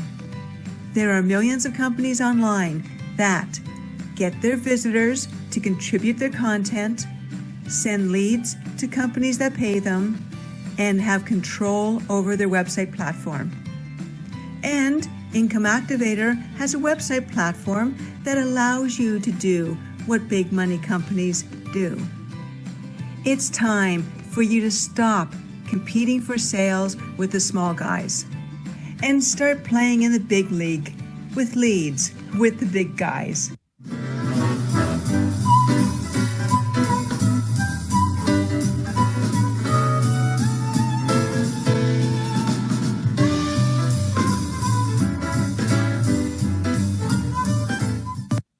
Thank you, Bettina. You're welcome. Okay, so let me see if I can share my screen. Welcome, everybody. Good morning. We've got some good fun happening. Okay, let's just see if I can get my background all sorted through. Boy, it's windy here today. I am going to share my screen.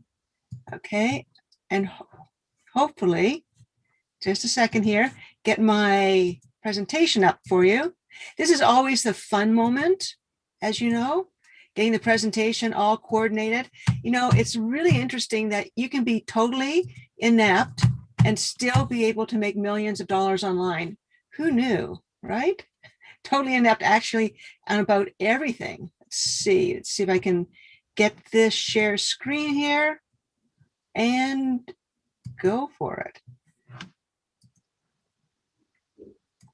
See, it's can you guys see that? Can you see it typing for me? Because I don't want it to type for me at all. Because what if I say something not good? What is that possibility? Okay, it's taped and in print. Okay, so Websites, you can see the screen, right, are meant to make money. Who knew?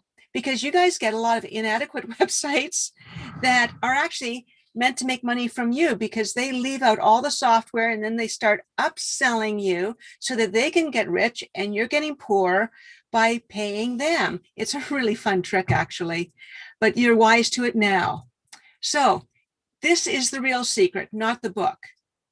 You get content, you send leads back to content providers, you promote your message, and you make millions of dollars. Now, I could just stop here, because if you get these concepts, you will be wealthy. But Tina gave me more time, so I'm just going to continue. So here is a very simple process. I saved $300 on my car insurance. And I thought, well, the world needs to know about this. I was not an insurance agent or broker, but all I did was I got their content. I got their insurance rates. So you get their content. You put their content on your website and you send leads back to them. That's it.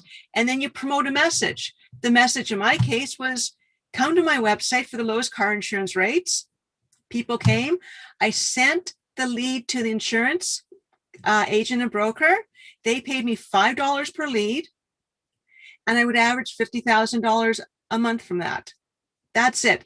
That's the formula. You don't need a product. You don't need a service. You don't need anything. Grab another company's information that you like, put it on your website, send them back leads. I had a back problem. I could talk all day long about what you can do, and I can send leads to chiropractors. I could make millions of dollars, and they can't pull my license because I am not a chiropractor. It's perfect. Be a consumer advocate. Okay, the real secret, get content. You don't have to create your own content. Send leads back to the content provider. You don't have to sell. Promote your message as long as it aligns with your content provider, because doers don't have the time to promote. You can make millions as opposed to making rent. So, and I spent a lot of time on these fancy slides, as you can tell, so I should get a special bonus here. Okay, so any type of business you can get content from: a finance company, a nutrition company, insurance company. And then what they don't tell you is that up to 40%, if you're targeted, will follow your recommendations, complete a referral form where you send a lead to a company and you make money. 1% may buy from you. Big difference. And then promote the message according to the content provider you're using. Best rates, get healthy, save money. Because it's the promoters that make the millions of dollars online. The doers make rent. Okay, and you may ask me, Lee, how does a dog make money online? Okay, let me tell you. First of all, no one knows you're a dog when you're online. And these vets know that Shiner knows nothing about veterinarian stuff. So they give Shiner content and he sends them back leads. Give me content, I'll send you back leads. But Lee, how does Shiner find these companies to send leads to, you may ask? Okay, if you type in Shiner's case, veterinarian Los Angeles, Google tells you which companies are advertising. There's a little AD. These companies are advertising.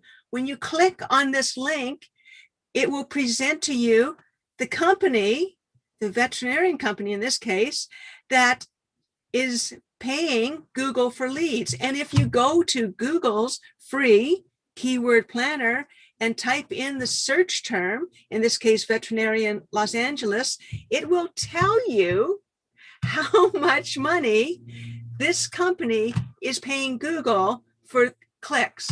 And it's $7.81.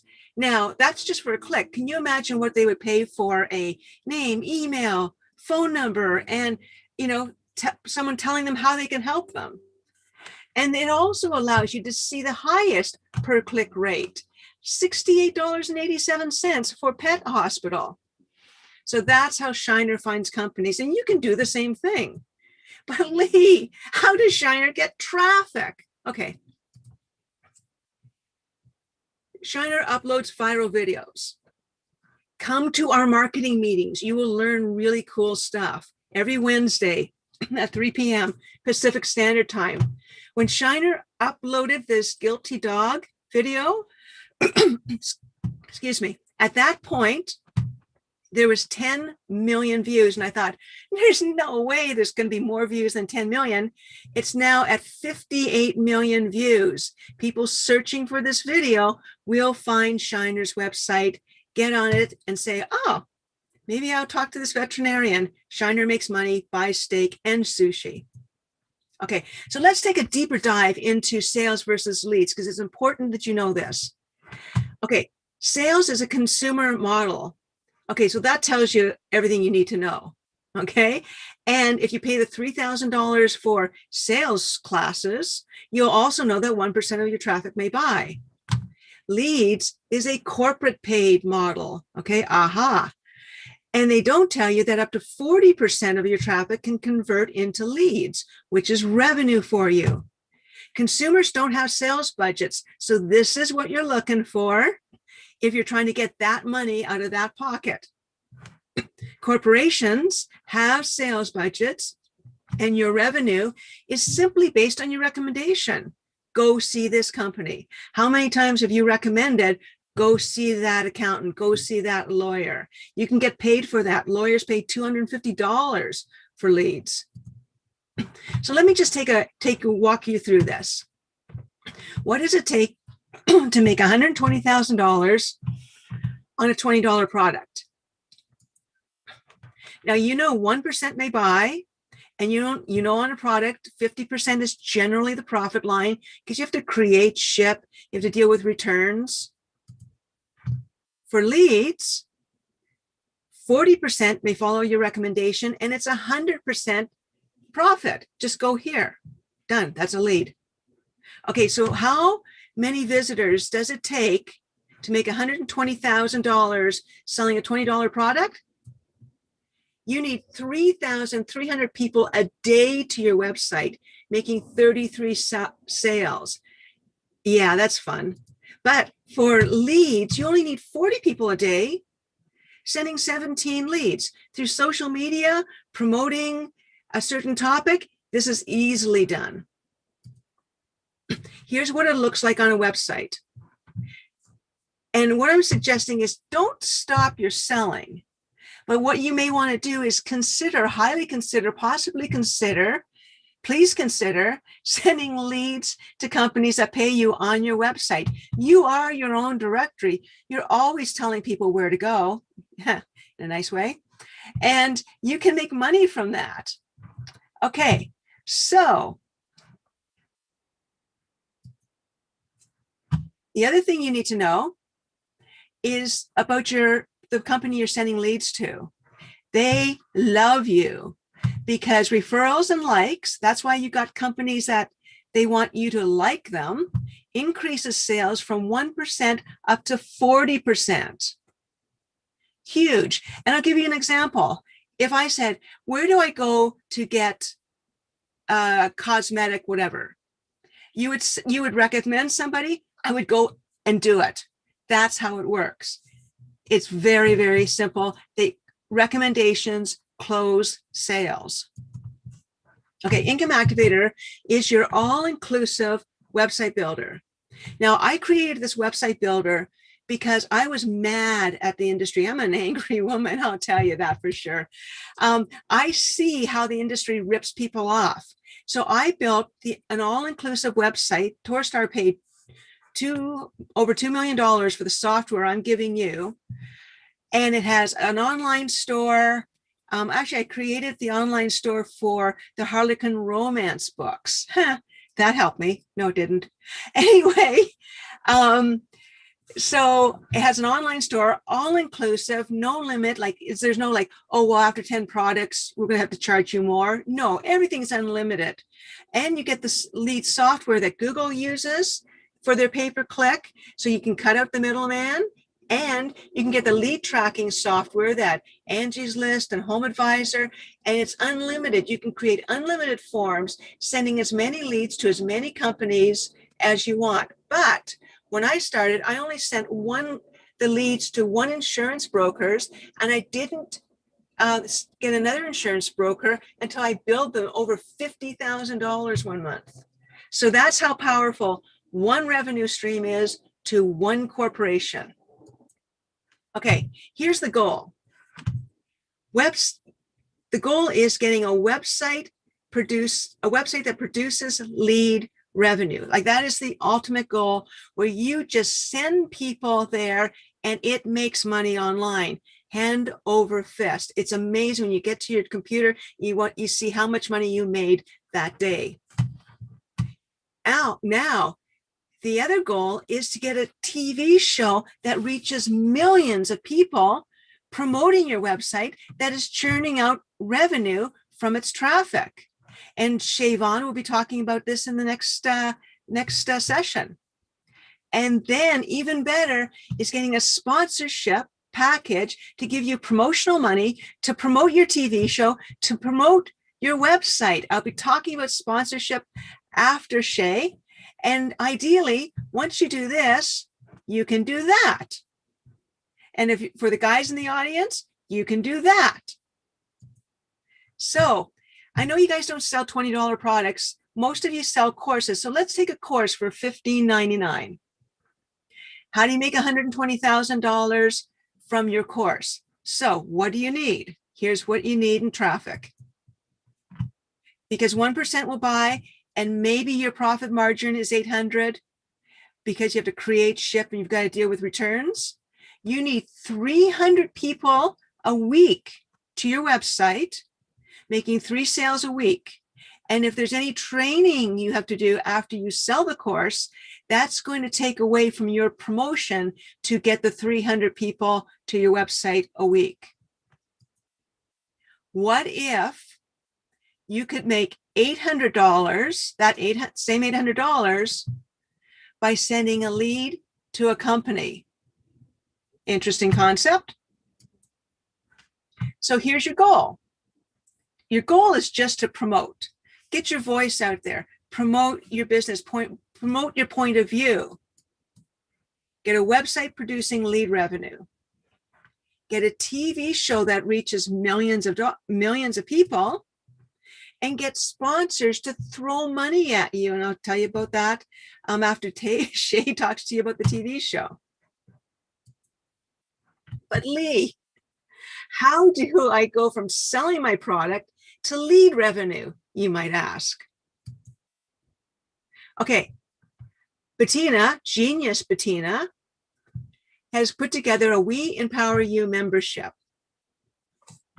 Now, the We Empower You membership gives you the website builder, gives you the TV show, and gives you the sponsorship package where you can get sponsors to give you the money for the TV show, because it's been built into the sponsorship package that will promote your website, that's producing money hand over fist from lead revenue if you choose to go to that direction.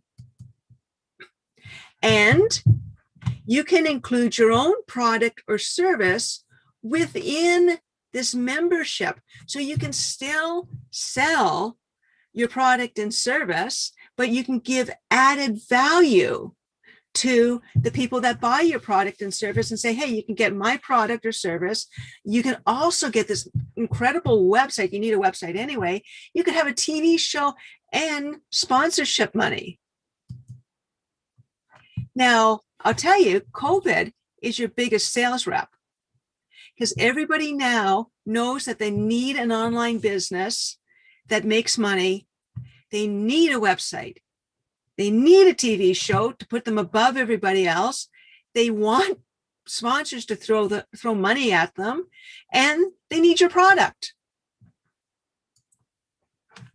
So you can add your product to the We Empower You membership, and you don't even have to be a member. You can add your product. And there are weekly meetings, because you can send your clients or your potential clients or the people you know to these weekly marketing meetings. So when you invite your people to the weekly marketing meetings because they need a website, because they need to produce money online, they will get your product, the website, TV show, sponsors. So when your product is part of the membership, here's what happens. When you send people through your affiliate links, your forms, however you want to send people, you get $800 from the $15.99 membership. That includes the website, the TV show, and the sponsorship package, and your package, and all the other members' contributions.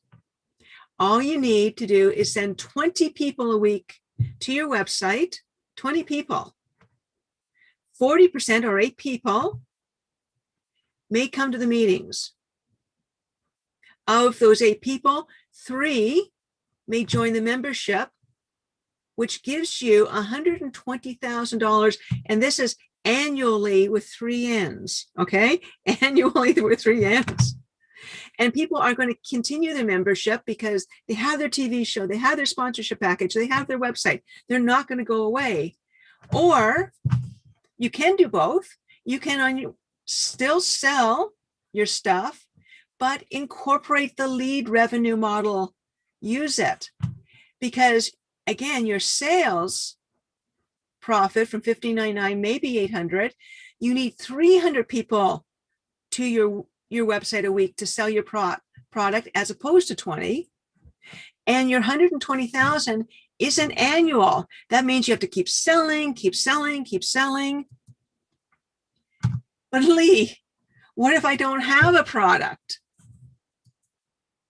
This guy too, no product here. That's almost the best case scenario. You can promote the membership. Everybody, because of COVID, needs a website. They need a TV show to promote their website, and they need sponsorship money to promote the TV show to promote their website. It works beautifully. You are a star sitting here. And again, you get $800 of the $1,500 membership, 20 people a day to your website, 8 people come to the meetings, 3 join. This is $120,000 annually.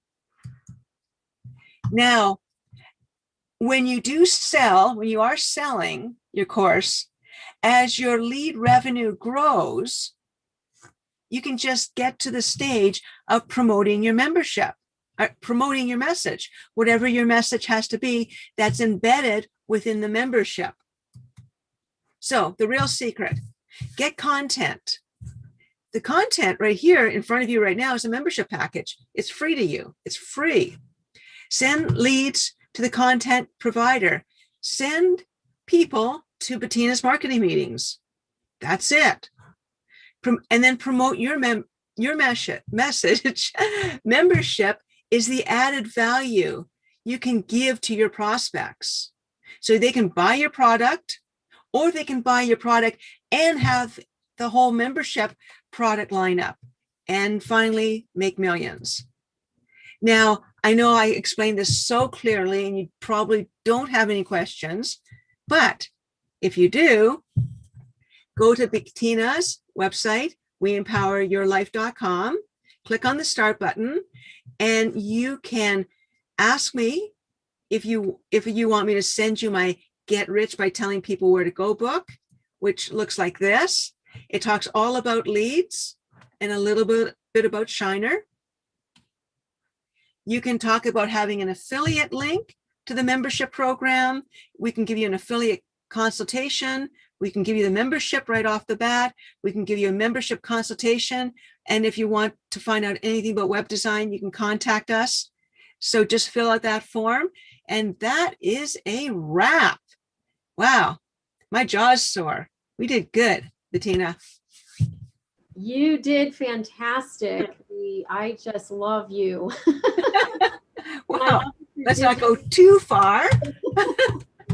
Why don't you go ahead and stop sharing there? And man, I don't know that there are any questions in that, but for those of you who are watching this either live on YouTube or you're here present and accounted for, I think other people need to be here. And so I'm going to put in the chat a message that you can share widely with others that also includes a complimentary ticket, get them here this afternoon.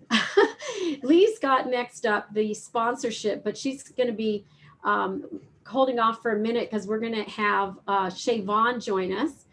And Shay Vaughn is going to be talking about TV on a different level than what we heard from Meredith. So thank you again, Lee. Wonderful, wonderful job. So welcome to the stage now, Shay Vaughn. Shay is a lifestyle pioneer, author, and nationally recognized wellness authority whose life-changing work and philanthropy has won the endorsement of the City of Chicago and the Department of Health. Her commitment has always been to help people make positive and uplifting changes in their lives. Shay first received celebrity and recognition as America's Queen of Wellness by creating She-netics, a value-based, doctor-endorsed lifestyle practice. She's also recognized as a strong advocate for women, giving women a voice and awareness to a broader audience to heighten their brand and business. Shay's engagement and dedication led her to founding Women on TV, the first OTT, that's over-the-top technology, digital TV network for women entrepreneurs. Her digital broadcasting footprint also includes Worldwide TV Network, Direct Sales TV, and Podcast America networks. Talented hosts wanting to become influential experts, grow their network, and build their brand and credibility can now access over 40 million viewers from leading OTT TV networks and over 400 million monthly podcast listeners. Shay is sought after, insightful, and entertaining as a keynote speaker, and undeniably, she can take your call to action, which is to get leads and lead a life of wellness. Thank you so much, Shay. It's great to have you. Oh my goodness, so great to be here. And I just want to tell you how excited that I am here with We Empowerment You. And so, you know, this is really an opportunity. I've been listening to all of the other speakers and so many great things to learn and take away and put, you know, action to all of that. And so one of the things that I do want to share too is that I want to say thank you to Merritt that was talking about TV, because that's exactly what we're going to be doing. And she actually helped us to really understand the importance of television. And so I'm going to put a over here. Let me just get this going. Put this together. Here we go. So we're going to be talking, like I said, about TV. And before we do that, I just want to give you a little story about myself. So when I was in Chicago, doing all kinds of things with health and wellness and doing things with, just one second, can you leave? So when I was in Chicago, I was doing health and wellness for helping people, you know, to have better choices. I was doing challenges. I was doing all kinds of different things. And because of that, I actually was asked to be on Windy City Live TV. I was on Fox. I was on CBS, NBC as a contributor. And it was a lot of fun. I had people actually say to me, what are you going to do tomorrow? And because I was a gymnast and a dancer, I would say, I'm either going to be standing on my head or I'm going to be making smoothies for everybody. And so what happened from all of that is that when it really came time to really see about getting a television show, I realized I got close to it, by the way, really, really close to it, but it didn't happen. And that made me take a step back and say, wait a second, look at all the entrepreneurs that stay up all night to get their job done, to get their business going, all of the things that we've put together. And there's not the kind of platforms, OTTs just were not there. And so when I left Chicago and came to LA, and the reason I did that was because I have 3 kids, Victoria, Valerie, and Vince. And we had dogs that were all with the letter 2. So, but they one by one actually came to LA. And I was going back and forth all the time. And finally, my daughter, Victoria, said to me, she said, Mom, do you realize that Chicago has a lot of snow and that we're all here? And I said, of course I do. So what happened was that I came to LA. My kids are the heartbeat of my life. And I'm so glad to be able to be in their presence every day of my life. And I wouldn't want it to be anything other than that. And so during that time, even before I came, I realized that I needed to build an OTT platform. So just to give you an idea, what does OTT, you hear that and you know that it's, over the top, but it refers to film and television content provided by a high-speed internet connection rather than using like cable or satellite provider. And so I decided that, wait a second, we need platforms out there that are OTT platforms, just like Netflix, to be able to give a voice to others that are not celebrities. And so the truth of the matter is that when I came to Chicago, I decided that I was going to build it. So the first one that I did was Women on TV. And then recently we've done Worldwide TV and Faith and Family TV. And I did that because I really wanted to have a balance. I wanted to have something for everyone. And it has grown and it is just an amazing opportunity. So when we talk about have your own TV show, it's a big deal. It really makes a difference. So in building the networks, I had to go out and find partners that we would be able to have streaming through for our hosts. And so WWTVN actually has Apple TV, Amazon, Chromecast, Google, and Roku TV. And so you do not need to be a celebrity to be a star. And that's exactly what we're talking about, getting on TV and being that star. So wait a minute, I'm trying to get this down to the next one.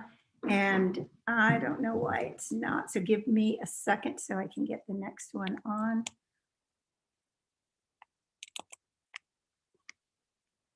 Okay, here we go.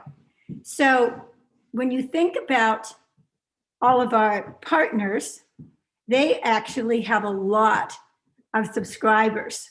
And so we get to take every video that we get and stream that to all of them.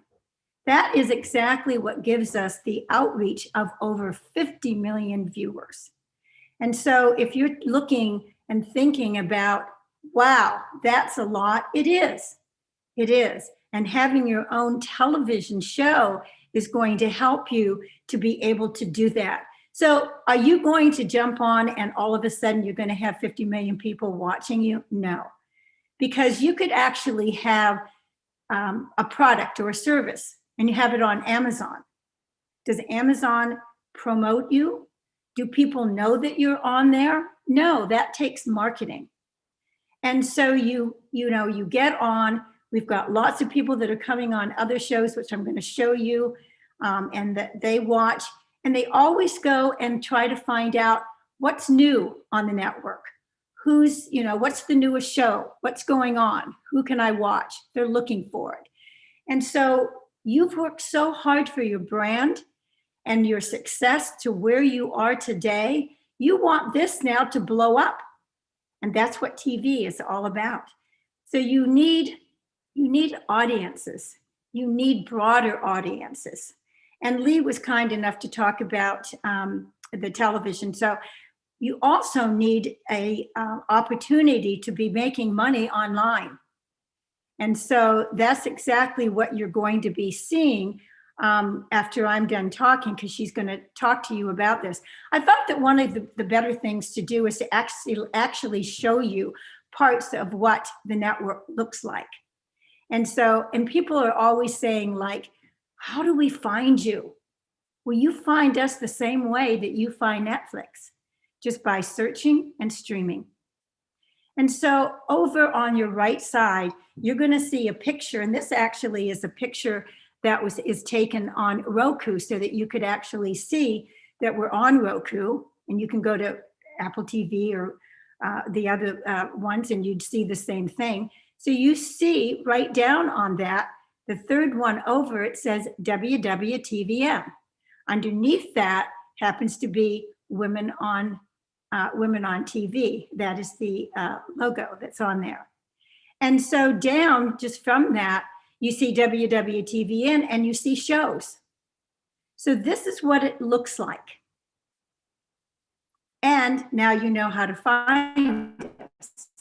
So the other side that I actually get a lot of questions on and questioned is that, are you going to take my my content?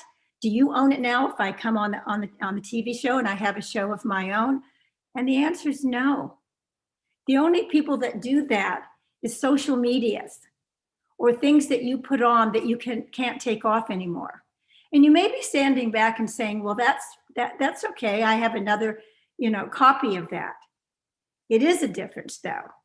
It means that they actually take a lot of that stuff to other countries and all over the place, and they make money with your content, and you're allowing that. Now, I'm not saying that you shouldn't put things on, but let me give you just an idea about something that you can get everything that you want without worrying about giving all of it to them and losing it. So when you've got a video and you want to do something, take 30 seconds out of that is compelling, and then just blast it all over. And right next to it, it says more. So when somebody's watched that 30 seconds, they want to see the rest of it. Guess what they do? They hit that button, and where does it go to? It goes to your website, which is exactly where you want them to be, so that they can see your products and your services and what you're selling and how you can help them. So your content, when you come on to any of the platforms that we have and have your own show, you own that. That's yours. So the other thing is that, how many times have you talked to someone that all of a sudden wakes up and says, wait a second, what happened to all the people that I've gained on social media and whatever? And all of a sudden it's gone. And you have no idea why. And so we feel that having your own television show, owning your own content, doing and getting your voice out, getting your message out more than anything else globally is really important. And this is actually the opportunity for you to have the gateway to becoming a celebrity. And I want to tell you, the gal down here with the barrel on, Katie O'Reilly, she's just like the girl next door. I've known her forever. She was one of the first people that came on Women on TV when it was built, going on 5 years ago. And she is she's the happiest thing. She's does a cooking show, and she just dresses up at any time that she can. And it's a good thing to do because you want people to engage with you. And when you do these things, it makes you smile, all of those things. You can use pictures and all kinds of different things to do that. So everybody always asks, how do I get started? So how you get started is actually starting really small. And so you can have a 5-minute TV show on our Spotlight show, which is on WWTVN. But the only way that you can get it is through the We Empower You membership. And that membership, I've got to tell you, I took a look at it when they first put it together and thought, what great value that they are giving to everybody that signs up. So you see down there, it says the Spotlight show. So this is what you want to do. It's free. And it may be 3 minutes or 4 minutes, but you get at least 5 minutes, and that goes on television. And everybody that comes to watch any of the shows or whatever always go to the spotlight to see someone else that's new on there. So let's see. So the spotlight show, so just so that you can get a look at it, this is shows that are on worldwide TV, and you see the arrow and you see the spotlight WWTVN show. And I just wanted to show that to you because when you can actually see what something looks like, the pictures always give us more than what we're talking about. So I thought that would be good. So these are all shows that we have on the network. And so then moving forward, when Lee was talking about her show on the network, so right down there you can see Income Activator, and you see WWTVN up there. So her show on that looks just like this. And if you went on TV and you push on this, this is what's going to come up. This is something else that she showed and that she talks about. And so that's one of the reasons why she put it into a video. And that's because she wanted people to know what's really happening. And so that's her story. So Income Activator also is on worldwide TV. And here's some of the shows again that you can see, but now you're seeing hers specifically on there. So all you would have to do is tap on each one of these shows that you might want to see, and you would find that you're going to be hearing new things, you're going to be learning, education, all of those things. That's all positive. So if you actually went to Lee's show, you would actually see all of the shows that's under her. So her picture is this. Each picture is specific. And so it kind of tells a story when you look at that picture. Whoa, I want to watch that. All that money's coming out. I need some. And so you can go and see all of the stuff that she's got. I want to talk a little bit about productions. So the greatest thing I think that really has happened over the last decade is that it's really become easy and inexpensive to be able to do productions. And so people ask me all the time, do I need a production crew? And the answer is no. You could actually be airing 45 hours from here because of all the opportunities that you have to be able to produce your show. And we actually go over that quite a bit. But I'm going to leave that there right now because I'm going to tell you to go to www.tvn.com. Please write that down. And you can go and it'll say, host your own show. You're going to hit that. There's all kinds of videos in there, and I'm going to cover just a little bit of that later. And that you'll be able to listen to the videos. That's got great opportunities for you to understand what it is that you want to do for your production. So you got to know what what are you doing? What do you need to do? So one of the first things that you need to do is that you need to know what your why is. Why are you doing all these things? Why did you do them in the beginning?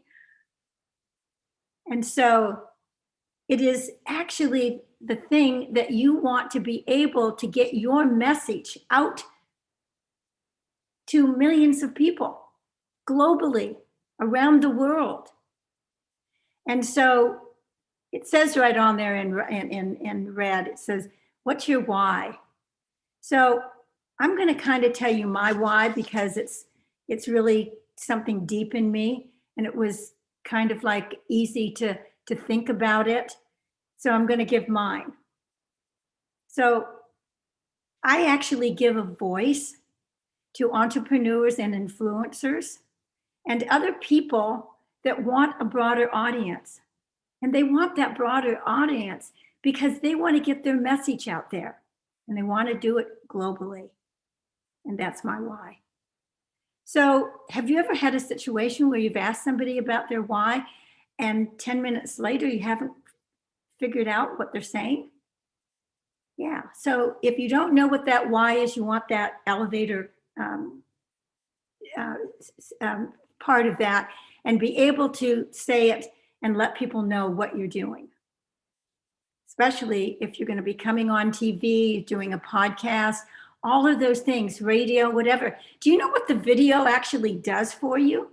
It gives you one video that you need to make, and you can turn that into your podcast, your webinar, radio, all of these things. People say all the time, how do I monetize all of these things that I'm doing? And those are the things that you want to be doing. So also make sure that what your logo looks like and what it's all about. So we're showing you two different things on here. On WWTVN, we actually excites, educates, and entertains. Those three words tell people what we're about without having to say too much. So everybody has products and services that they, want to sell and get out there.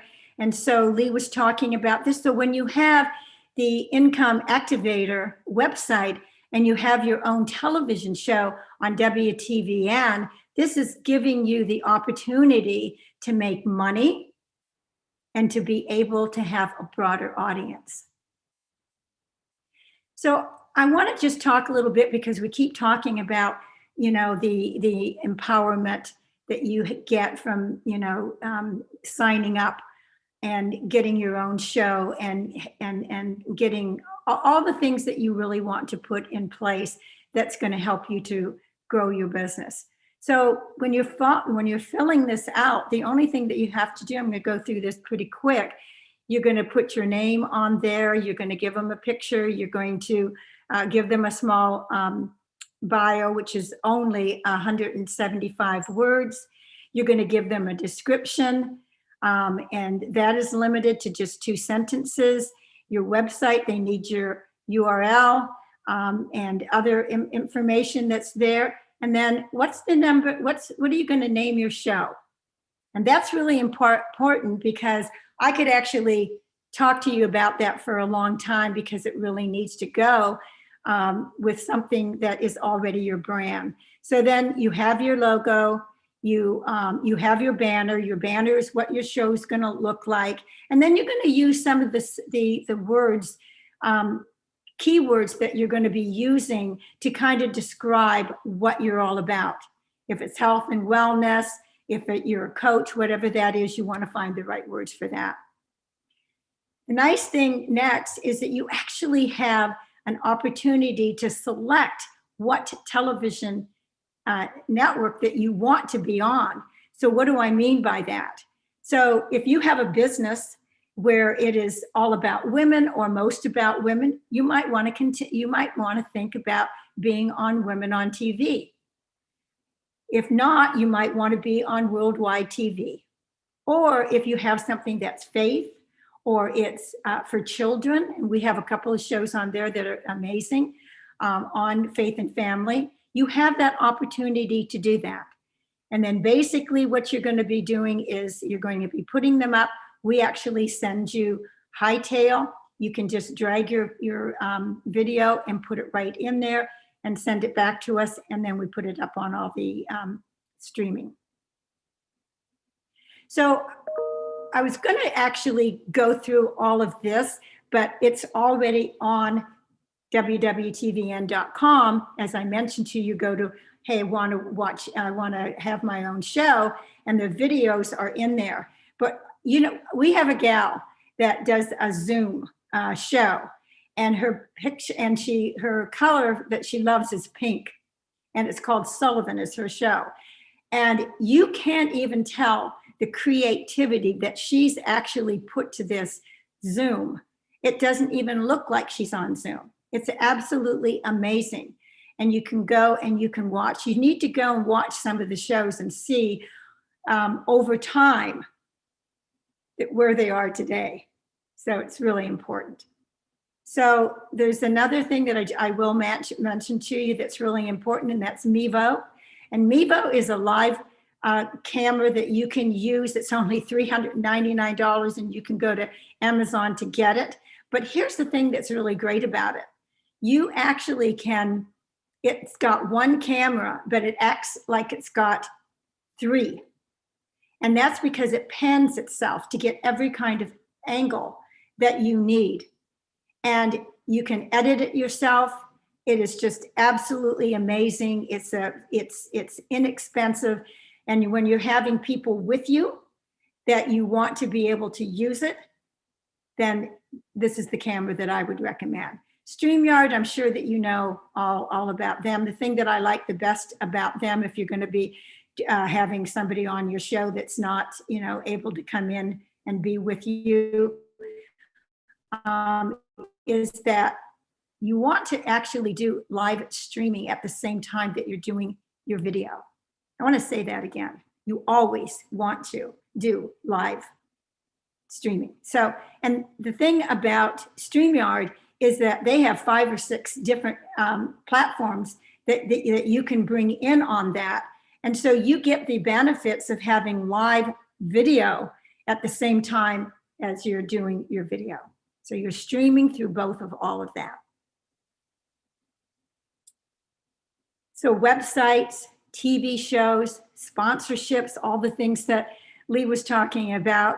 So you have, when you look at this, you really have a website that creates income.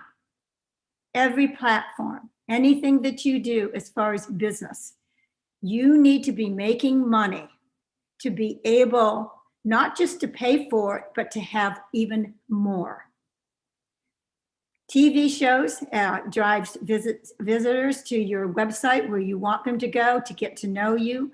One of the other things that I want to say real quick to you is that once you do that video, and I'm going to just kind of give you an idea of what that looks like, so that for 5 minutes. And I want you to write this down because you're going to need it. So the first thing that you're going to do when you're doing this is that you're going to give them your name and title. The second thing that you're going to tell them about is where you came from and where you are today. And when you're doing that video, you're actually going to say, let me tell you about where I came from and where I am today. So everything that you do, tell them what you're going to be doing. So the next one that you're going to be telling them to do is you're going to say, let me tell you a little bit about my business. So you're going to tell them about your business. Next thing you're going to do is that you're going to tell them what your why is. How did you get to there? What does it stand for? What is your why? Then you're going to tell them where they can reach you. You're going to send them to your website or wherever it is that you want them to go to, and you're done. And this is something also that you're not just going to be putting on the Spotlight show. You're going to be putting this on your website, because when people come to visit you, they're going to listen to this video and they're going to feel that they know a lot about you. And they're going to like you. They feel more that they know more about you. And so they'll start to look around, and you'll actually help yourself to be selling your products and your services. So that's really what the video is all about for 5 minutes. Sponsorships, I have people tell me all the time, gee, I don't know if I could get a sponsorship. Let me just tell you this one thing, and I want you to go home with this. Sponsorships, big companies have lots of money right now. And guess what? They're not looking for all the influencers or people that have a lot of followers. What they're looking for are people like you. And the reason for that is because they want to grow with people. They want to be able to, partner with you and grow with you. Great opportunities to get sponsorships. And I know that right after this, that Lee's going to be talking about this, so I'll keep it short. So sponsorships and advertisers, they're the ones that are going to give you the money and the finances that you need to do all the things that you want to do. But the best thing out of it at all is that I love money that I don't have to give back. And that's what sponsorships are all about. So taking action, I think is, so important about what we've been talking about. Your sponsor gives you your money that creates your television show and anything else that you want to do. And I'm going to now get down to the most important part of this is the deal that you're going to get. And this only is for We Empower You. This is the only one I have out there. And that's because I love Bettina and Lee and everybody there so much. So $997 is a setup. We give that back to you because most people pay $497 a month. And you're going to be having 2 months that you don't pay anything. And then every month after that, you only pay $197. Do you know, Bettina, every time, and Lee, every time that I say that, I say, what was I thinking? What was I thinking? Well, I'm going to tell you what I was thinking. I was thinking about giving back and trying to make something that is going to be compelling to you and that you will take action to really do this and get and for yourself and get on TV. So I am going to jump off right now and say thank you so much for, hearing what we had to say and joining us, and go to the network and take a look at it. So thank you guys so much.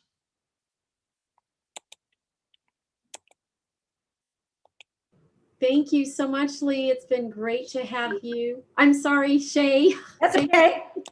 My mind was in two places at the same time. I'm just about to introduce Lee on the stage. And together we have put together this amazing membership. And without your generosity, Shay and Lee, we could not have done this without you, I have to say. It was Lee who brought you to us. And we are forever grateful and indebted to both of you. So I'm going to bring up the side-by-side view or the gallery view here. And if you wouldn't mind, stop sharing this. Yeah, I'm going to ask. I was just trying to work on this. And so Steve is right here with me. And I don't know why I'm pushing this to come off and I can't do it. So we'll get that done really quick. Sure. You have to stop sharing. Okay, so I'm going to stop sharing right now. So put that right there. Here we go. All right.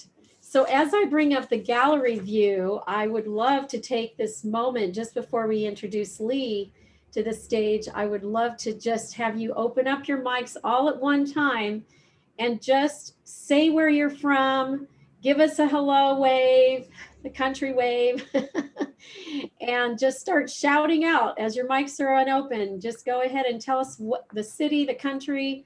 We'd love to know where you're from, and type it also in the chat. Jacksonville, North Carolina. Port Arthur, Washington. Grapevine in LA. Redmond, Washington. Seattle, Washington. Whittier, California. Olympia, San Francisco, Washington. California. Las Vegas, Nevada. Fort Idaho. Prineville, Oregon. Seattle, Washington. Los Angeles, California. Olympia, Washington. Port Arthur, Washington. As I'm looking around, I know we have folks in Canada. We have folks in the Netherlands. Let's see, where else do we have folks from? Just looking around here. Colorado Springs, Colorado. Colorado, that's where my friend Barbara Ozeda is from. Barbara is from Denver. I know her well. Oh, great, Rose. That's right, Rose. I was just seeing your picture there. I didn't connect the dots. All right. Who else? Anybody want to shout out where they're from? We've got folks from Cote d'Ivoire. We've got folks somewhere in Abidjan. I know for a fact. Please just introduce yourselves to us. I see Gig Harbor, Silverdale, Washington. Keep typing them in the chat. This is a fantastic part of, for me, I always get goosebumps just watching where everybody's typing in where they're from. Arizona for Debbie Waldeck. I know. Torrance, California. Pineville, Oregon. I don't know how close that is. Or Yep, Phoenix, Arizona. Phoenix, Arizona. Whittier, California. We've got Palmetto, Georgia. You guys can open up your mics and let us know. AM Noel is on a short break, but he's also in the summit. And he's in New York? He's in Washington, D.C. Oh, Washington, D.C. Okay, great. Los Angeles, several from Los Angeles. Dallas, Texas. Pasadena, California. Where else? Phoenix. I love this. This is so great just to see where everybody's coming in. So that's what's possible in the world when one lone nut, that would be me, comes with a vision and tells another lone nut, Art Johnson, Janet Francis, Aggie Clark are on the team, Dan Carey, Catherine Carey, and all of the speakers and all of you who were touched by somebody in order to be here today. So this is what's possible. And there'll be a time when we are 10,000 in this room. I kid you not, that day is coming soon, hopefully within the year. So just keep spreading the word. Repost the link so that you can get people to the Zoom. We are airing on YouTube Live also, so that's a really great opportunity for folks who want to see what we've got, but they don't have the bandwidth. So thank you. I'm going to go ahead and mute everybody's mic, and give me 1 second here. And then I'm going to have Lee unmute herself. I'm going to introduce Lee next again. I've got a special way to introduce Lee. Hang on a second. Okay, let's see what we've got.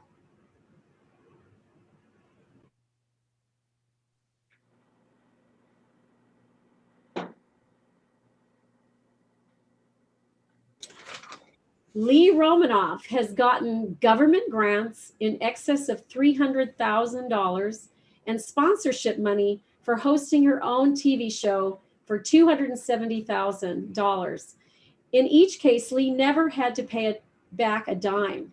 Lee is not a financial wizard, nor did she have any experience on being on TV and being a host of that show. But she does have one talent that got her this money, and you have it too. Lee will be presenting what she did that you can do too. But first, please enjoy this short video that Lee has put together about attracting sponsorship dollars. Let me get my link up.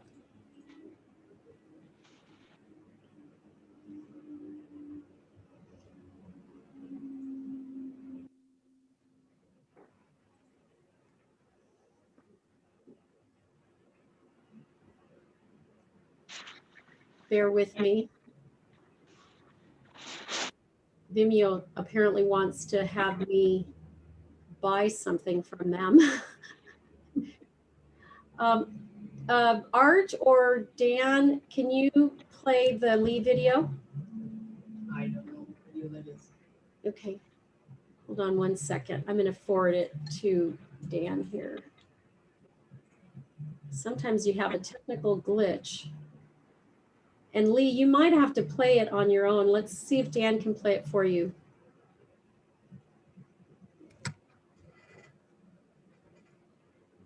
Are you saying it to me?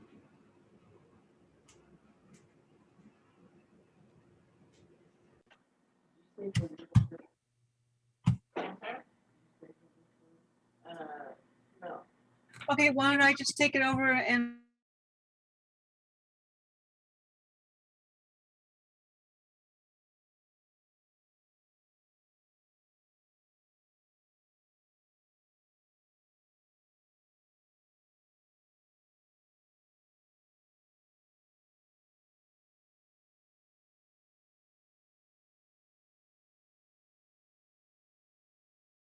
Hey, Lee, you're muted. We can't hear you. thanks, Lauren. Yep. Here we go. So let's try this again. Okay. Okay, so anyone can play that video? No? Bettina, did you just come on? Okay.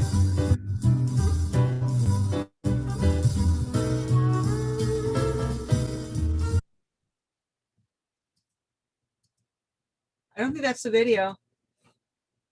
I think that was the first one.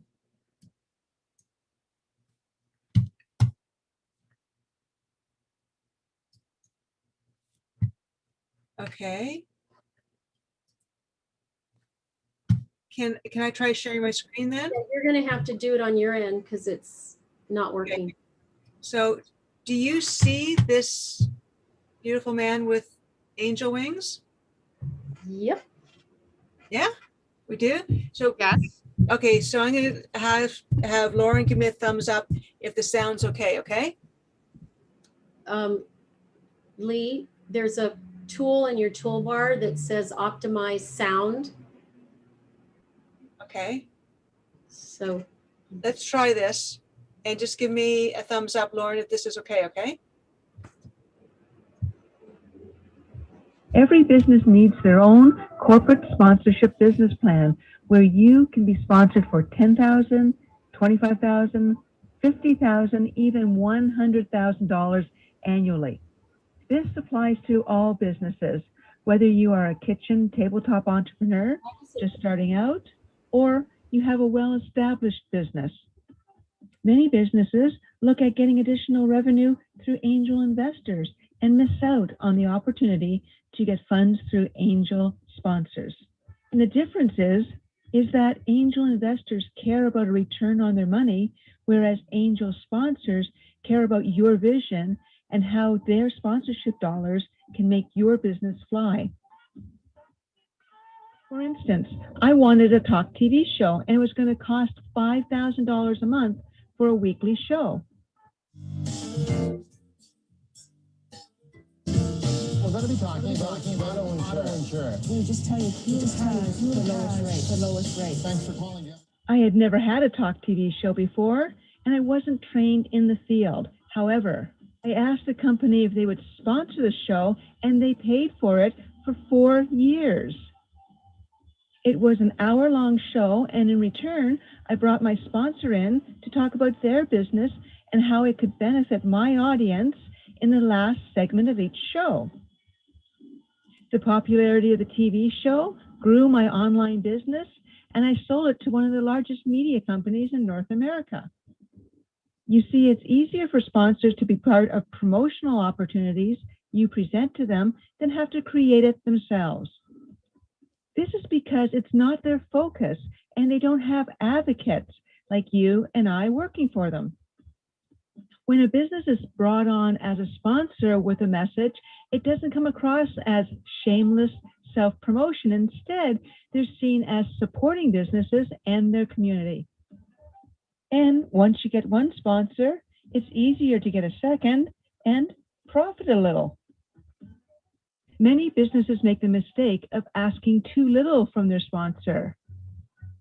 When you ask a company to sponsor you for $500, they have to go through the same process and approvals as if you were asking for $100,000.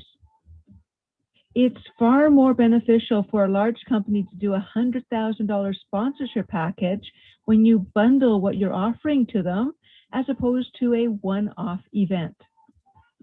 Plus, sponsors care about your story and how you overcame the odds to do what you're doing. Ironically, the greater the hardship, the better the story.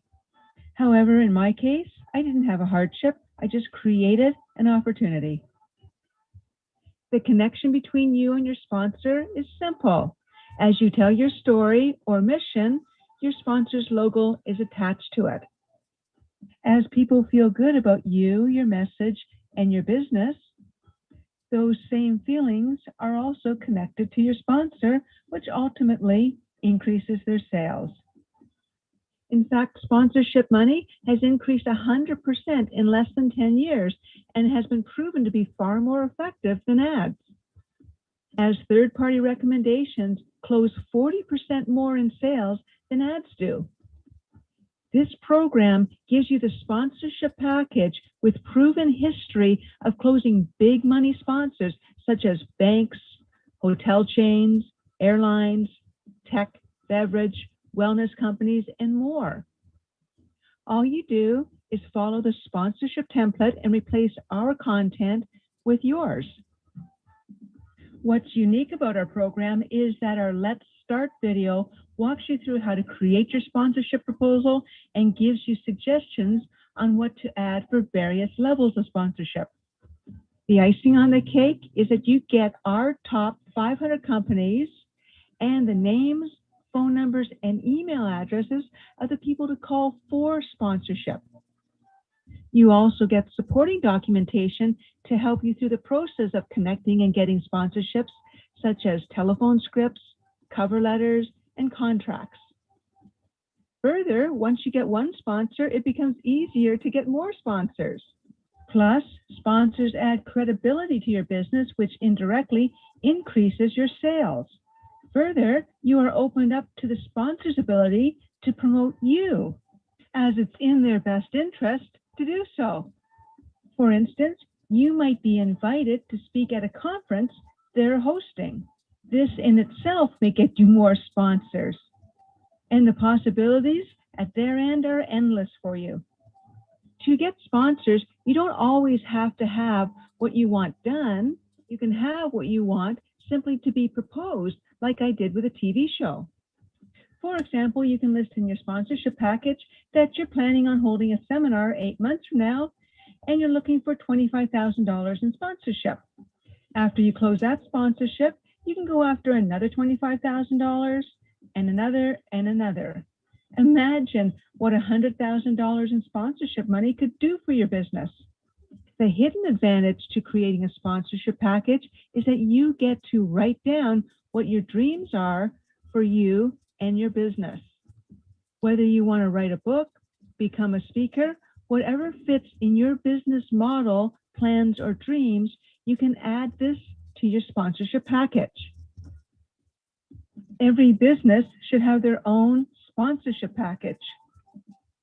For the cost of a nice jacket or a month's rent, you could set yourself up to get sponsorship money that you could also get on an annual basis, that you don't have to pay back, and also it increases your credibility. This sponsorship package is your passport to making your business and your dreams fly.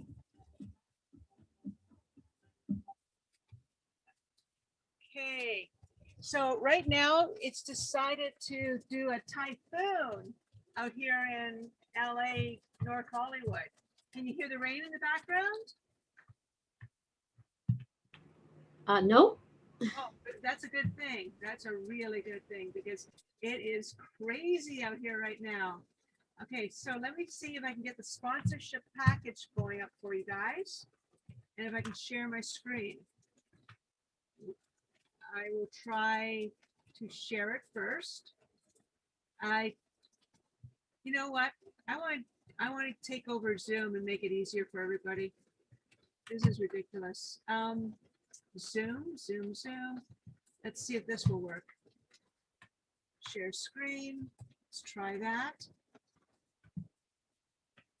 Share. And let me just see if I can get the sponsors. Where did everything go? Where did everything go here? Okay, slideshow. From the beginning. Do you see that slideshow that has a big sponsor handshake in red? Please say yes. No. Sorry, Lee. Okay, stop the share. Oh no, it's gonna make me do it so hard again. Sorry, Lee. Yeah, that was a Lauren, right? Okay, end show. Ugh. I don't know. I do this every week for you guys, right?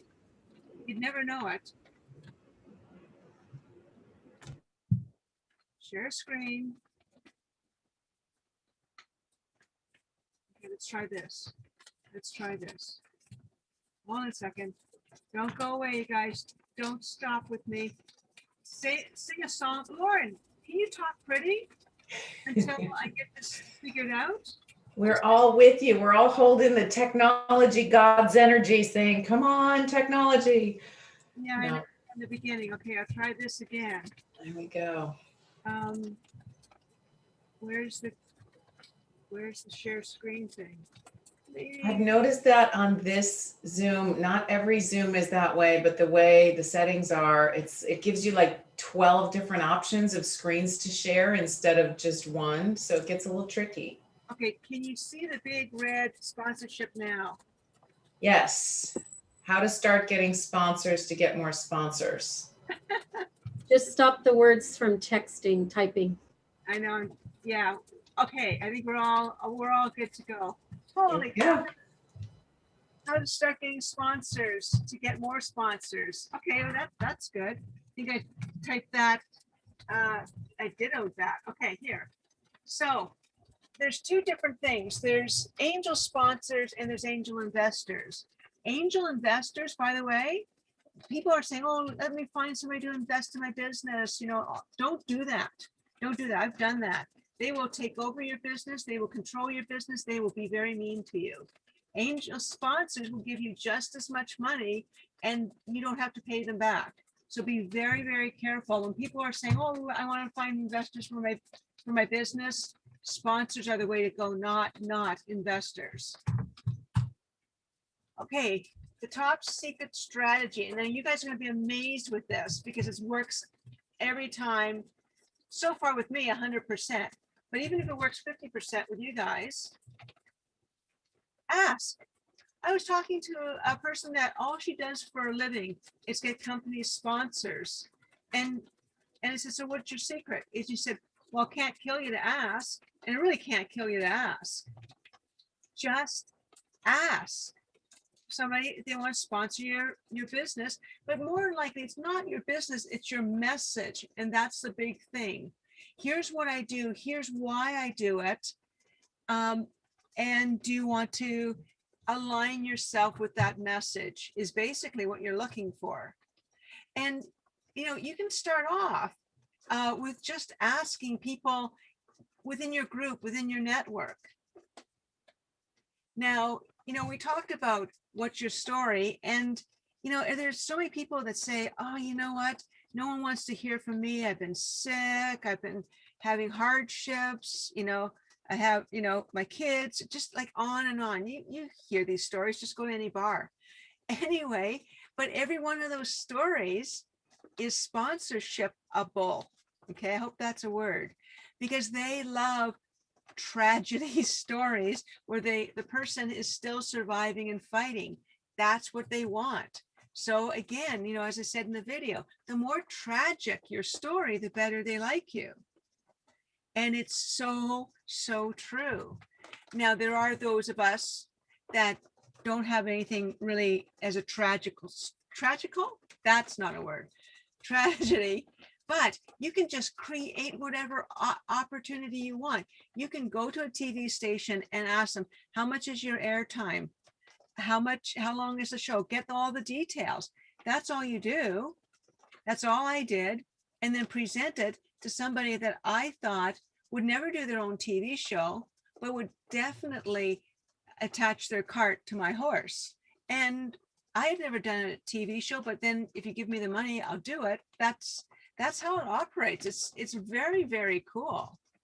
When they say your dreams, seriously, write down what you want to do. Write down what your ultimate dream is, and then work back from there if you want. But sure, what is your ultimate dream? Then write down how you would achieve it. What do you need to achieve it? And then present it to somebody. You know, it's, you know, it also helps you figure out for yourself where you want to go. Now, I'll give you a good example. You know, when I went to my sponsor, you think this guy was going to get on TV without me? Come on now. You know, they knew they weren't going to do that ever, but he could just, again, attach his cart to my horse. And there's a lot of sponsors like this. They would never, ever consider doing what us entrepreneurs only dream of. And that's the difference. They don't consider what we dream of. So we dream of it and they attach their cart to our horse. That's exactly how it works. Now, when you get a sponsor, you get instant credibility. That is the best thing. You know, if I had Best Buy as a sponsor, I would have instant credibility. So, hey, why don't I just ask Best Buy? What are they going to say? No? Oops, I didn't have you anyway. Okay. And when you do get a sponsor, they will open you up to promotional ideas that you would never even dream of. And because they've got their whole life. And the more sponsors you get, the more promotional ideas you get, and you tack your cart to their horse. Now, all the sponsors know that when they align themselves with a heroine, and everybody here is a heroine, that their sales will increase. Again, remember what I told you earlier, if you ask me where to go get this cosmetic thing and I recommend it, you'll do it. My recommendation will close sales for sponsors or people you send leads to. And when they like you, they'll like your sponsor. So the sponsor usually doesn't have a personality, but they can attach themselves to your very likable personality. So sponsors look for two things: do-gooder opportunities and in-trade sponsors to get to the big money sponsors. So you can't really just go to the big money sponsors. You've got to get some sponsorship behind you. And do-gooder sponsors are people like me, like Bettina, like Lauren. We're all do-gooder sponsors. We'll sponsor somebody and introduce them to our network, introduce them to our Zoom meetings. Now you've got do-gooder sponsors. So let's just take a look at this. They're basically your local businesses. And, you know, if you go to your local business, they might have some room there for you to do presentations, get more clients. They will open up, you know, their food, their liquor, their clothesline, their cosmetics to you. It's a really good start. Here, everybody that's joining us, there's sponsors within this group that will sponsor companies like yours. And together, you guys can benefit each other. You can share email lists, you can share Zoom meetings. Find people here that are aligned with you. Have people put in what they do, what their business is, and start connecting. Maybe we should do that now. Enter into the chat your name and your business, what you do, and maybe you guys can connect with each other and sponsor each other. If you have 5 sponsors by the end of this meeting, you're rock and rolling because your traffic will increase, your connections will increase. In-trade sponsors is exactly that. You're trading space, you're trading emails, you're trading opportunities. Hotels, they may not give you money, but they may give you room space, they may give you food. Newspapers, they may not give you money, but they may give you ad space. I'm doing that with a newspaper right now, getting free ad space, sharing revenue with them. Radio stations, they may not give you money, but they may give you on-air time. They may interview you. Every time you get interviewed, it increases your reach. So if you're reaching now 25,000 people on a radio show, that opens the door to your big money sponsors. Another really interesting thing that I did was I sponsored a local radio TV show, Linda Leatherdale. And this is actually, I'd never been on TV. And this was the look that she always gave me when she asked me a question and I responded because I'd never been on TV. So I would say the wildest things. And this is the look I would always get. But she had to be nice to me because I was her sponsor. So I got a lot of TV training through her. And being with her increased my credibility. So that's another like kind of neat backdoor. There's a lot of, you know, people like Linda Leatherdale that are looking for, you know, low time sponsors. I paid her like $1,500 a month. I was on her TV show almost every week. So it was a really nice way of doing it. You write a book. Now, the Income Activator website platform, for those who have it, have award-winning ebook templates. Now, this Car Karma book I wrote, and it was just an accident. I was comparing the car insurance rates with drivers that had accidents, and then I decided to compare it to their astrological sign, and I found that drivers between the ages of 20 to 50 had only a 2% difference in accidents, but between the astrological signs, the lowest to the highest, there was over a 40% difference in rates. And I put a press release out, under 100 words, under $100, saying insurance companies have it wrong. They should be basing their rates on the astrological signs, not the driver's age. It blew up. I had 1 million people to my website in a day, and I uploaded my notes that day to this book. Hasn't changed, and people are still buying this book. And if I was wanting to get a sponsor, I would send them this book. I'd send them my story. I wrote both of these books on the award-winning Income Activator book platforms. This book took me like a day, and this book took me a week.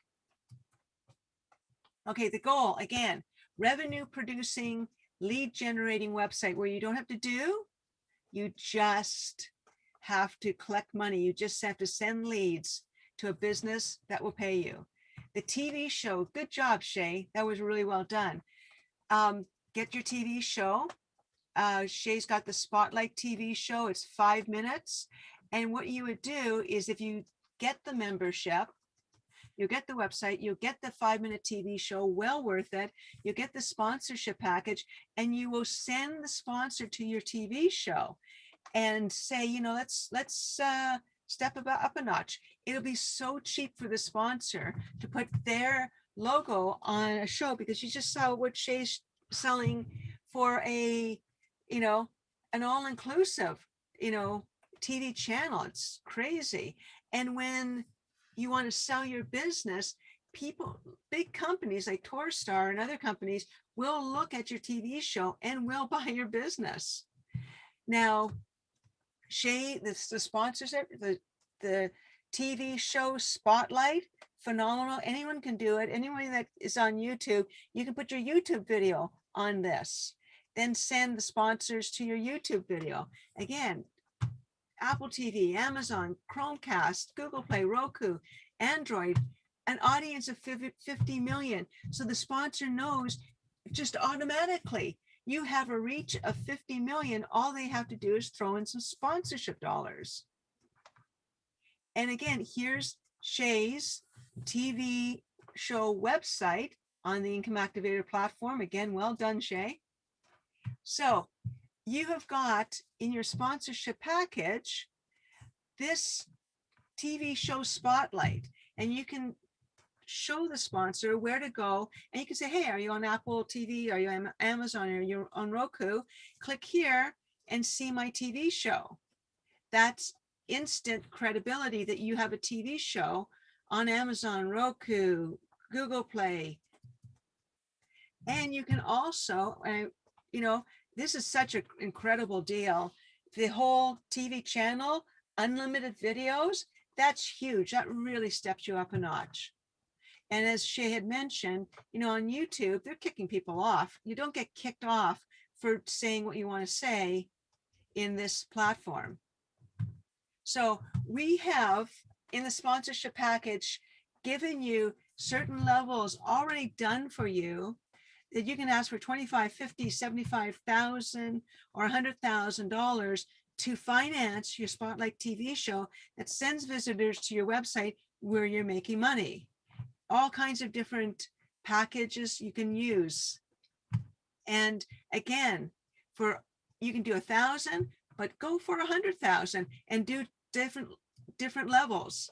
We also give you the top 500 corporate sponsors that are used to sponsoring people like tabletop entrepreneurs like yourself. The sponsorship package, all you do is, like where it says your company name, put your company name, my picture, change it to your picture.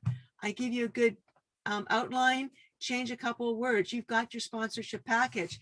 And then all you do when you've got your sponsorship package is call the sponsor and ask them if they sponsor businesses like you. Get into a conversation, find out what they sponsor, who they sponsor, how they sponsor, and then just say, can I send you my sponsorship package?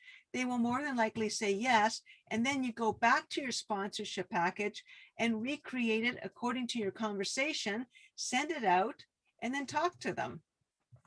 Now, here's the drill. The website makes you money. You got a TV show that promotes you making money. Sponsorship promotes your TV show that makes you money. We've got weekly trainings, business courses, health courses. We have it all. And again, for any questions, because you probably don't have any, but if you do, you can go to weempoweryourlife.com. I can send you my Get Rich by Telling People Where to Go ebook. We can send you a membership affiliate link. We can have a consultation with you. You can get the membership right here. You can have a membership consultation, and you can have a website design consultation. And this isn't bad. I only went 2 minutes over. So sorry for the next presenter. This is a wrap. Bettina, take it away. Wow. Thank you so much, Lee. This is so great. I feel like I'm, you've heard of the made man. I'm the made woman. I don't think I'd be nearly as far in 7 months without your help here. Thank you so very much, Lee. And I would love to go ahead and just dive right into the next speaker, because we don't want to stay on schedule. So we've got Debbie Waldeck coming to the stage here. And bear with me one quick second. Get my script again.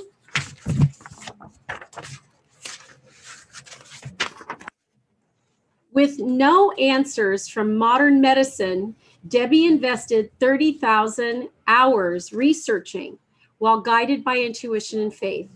Debbie is a genius in creating effective systems, identifying patterns, and finding solutions. When she was told to abort her son due to visible abnormalities, Debbie said no. Her son was born with significant complications and was ill for 7 years. Debbie identified 3 imbalances behind each ailment, corrected them, and her son became whole. He went on to receive a congressional nomination to the United States Military Academy, is now a captain and Black Hawk pilot, flying for the 161st in the battle at Kandahar, and he is a professor of military science at Auburn while studying for his MCAT. Since 1997, Debbie has continued to research finding breakthroughs in the individuality of blood sugar response and the secret lurking behind anxiety and addiction. The definition of health is not sick. Debbie is not a health coach, but a well-being warrior. She is the wellness diva. Welcome, Debbie. And is my sound good right now? It sounds perfect. Good. Thank you, Lauren. I love the shoulders. Yes, I feel loved. Hello, everybody. Listen, I want to make you a really big promise here today. As you heard, and thank you so much, Bettina, for that lovely introduction. By the way, my son is no longer in any of those things. He's actually going to medical school, so that part is past. So I have to rewrite my script there. But as it relates to you all, what I'd like to show you is something that Bettina alluded to. And that is that when my son was very ill, I had identified that there was 3 common denominators. However, today, what I want to show you is that there is 9 things that you can check every single day at home that will really answer a question, which is a question I'm going to ask of you. And that is, how healthy are you? And I want you to think on that for a second. How healthy are you? Give me a little comment in the chat section. Great. How do you know? While you're doing that, Bettina, may I have the permission to share the screen? So I'm going to look over here at the chat. I've got a longevity coach. I imagine she's pretty healthy. Troy, Sally, Mina, if you were to answer this question on a scale of 1 to 10, 1 being not 10 being, oh my gosh, you're nearly ready to fly off the ground. You're so healthy. What is it, a 1 or a 10? Where are we? I've got a 9 out of 10 from Troy, a medical intuitive. So feeling awesome, 10 plus, 9 plus, 8. Good. Well, let's ask some questions then. I'm going to take you over here to my screen. Going to share it. I think we're pretty safe there. Everybody can see that. Mina, I wonder if you ever thought about this, but do you know that if you look up the definition for health or healthy, the answer is simply not sick. That is literally in the United States of America, the definition of health or healthy, Sally is not sick. And I believe beyond a shadow of a doubt that this is why 95% of health dollars are spent after a diagnosis. So the question is, what is the gradation of health? How do we know if we're the one that's going to step onto an airplane, Mina, and we're going to be the one that walks off with airborne illness, or we're not? Or why is it that 2 women go through the mall and walk by the fragrance counter, counter, and one walks away with a migraine headache and the other one doesn't? So, Doris, you know what we would say is, well, I guess the one that didn't get sick's got a better immune system. That might be how we would answer it. But the fact of the matter is that there are early red flags and warning signs that would tell us if we are absolutely bulletproof, rock solid, where we could walk into the den and pick up that snake and we're not going to be harmed, versus the one that one little thing puts them over the edge, because who knows, maybe they didn't know these early red flags and warning signs, but maybe last year due to COVID or a divorce or losing their job or the stress, little by little by little, their barrel got more full until they were near the tipping point. And I'm going to walk you through that by sharing with you 9 things that I do with my clients, that every day we do what we call a chapels check. We check our chapels. And I only have these 30 minutes, but I promise you also at the end, at the 25-minute mark, I'm going to offer you a free gift that ties all this together. And in these 9 things, because chapels is an acronym, and I will tell you right now what it stands for. Then I'm going to give you a preview, and we're going to talk about 1 point on every one of those chapels, which stands for cravings, hunger, attitude, pain, poop, energy, laughter, libido, and sleep. Those 9 things tell you everything you need to know about how healthy you are. Because here's the deal. When you go to the doctor once a year and you're looking at your blood pressure, your blood sugar, your A1Cs, by the time you're showing something shows up in blood work, there's already a lot of problems. And this is why 95% of what we do in terms of spending our money is spent after a diagnosis. So would you want to know the early red flags and warning signs? Or a way to manage it at home? As Bettina shared about myself and my son, and I'm going to briefly share with you just a little bit about this. Yes, it's true my son was sick for 7 years, but it's also true when I was told to abort him, that in a moment in prayer, I heard my still, small, sweet voice inside that said, no, you will have a healthy baby boy. And it was done for me. And even though he was sick for those 7 years, I knew sometimes the answer to prayer comes in the form of knowledge. Because if you pray for a healing, Doris, and you get it, but you go back out and in ignorance do the same thing that got you sick in the first place and your illness returns, well, then what happens to your faith? So I was okay with researching and studying. And in that, I observed every single thing. And for example, I noticed, Sally, that I had him write his name. And then I put some peanut butter into his mouth. And 15 minutes later, he could not spell his name, this child that was diagnosed with ADHD. So you see, I knew it wasn't about just the diagnosis, nor was it about the peanut butter. There was something different in my boy. Part of that relates to what I'm going to share with you today. But this information has enabled me to teach tens of thousands of people, to interview the greatest minds across the world in health and well-being, to speak on stages with the best speakers. And you know what? To stay happily married for 35 years to my husband and father of my children. My anniversary is March the 15th. To go out sometimes with my daughter. That's my daughter on the right-hand side last year. And to be so proud of this boy that wasn't even supposed to be here in the first place. And so what is this message about? This message is revealing that things like ADHD, allergies, asthma, bedwetting, bipolar, bruising, constipation, depression, diarrhea, earaches, eczema, headaches, fighting, juvenile diabetes, leg cramps, sore throats, the list is endless, is actually proof, it's evidence of a hyperactive immune state. These are the early red flags and warning signs for something coming down the road, you guys. And what I mean by this is that you see what we've done is we're so concerned with the pandemic. But for 30 years, I've been looking at the epidemic in front of us with our sick children, our sick society. When today we have 151 different autoimmune diseases. But if you put them, that's because they're all in different buckets, you guys. But they all have at their root the same imbalances. And you know the biggest thing?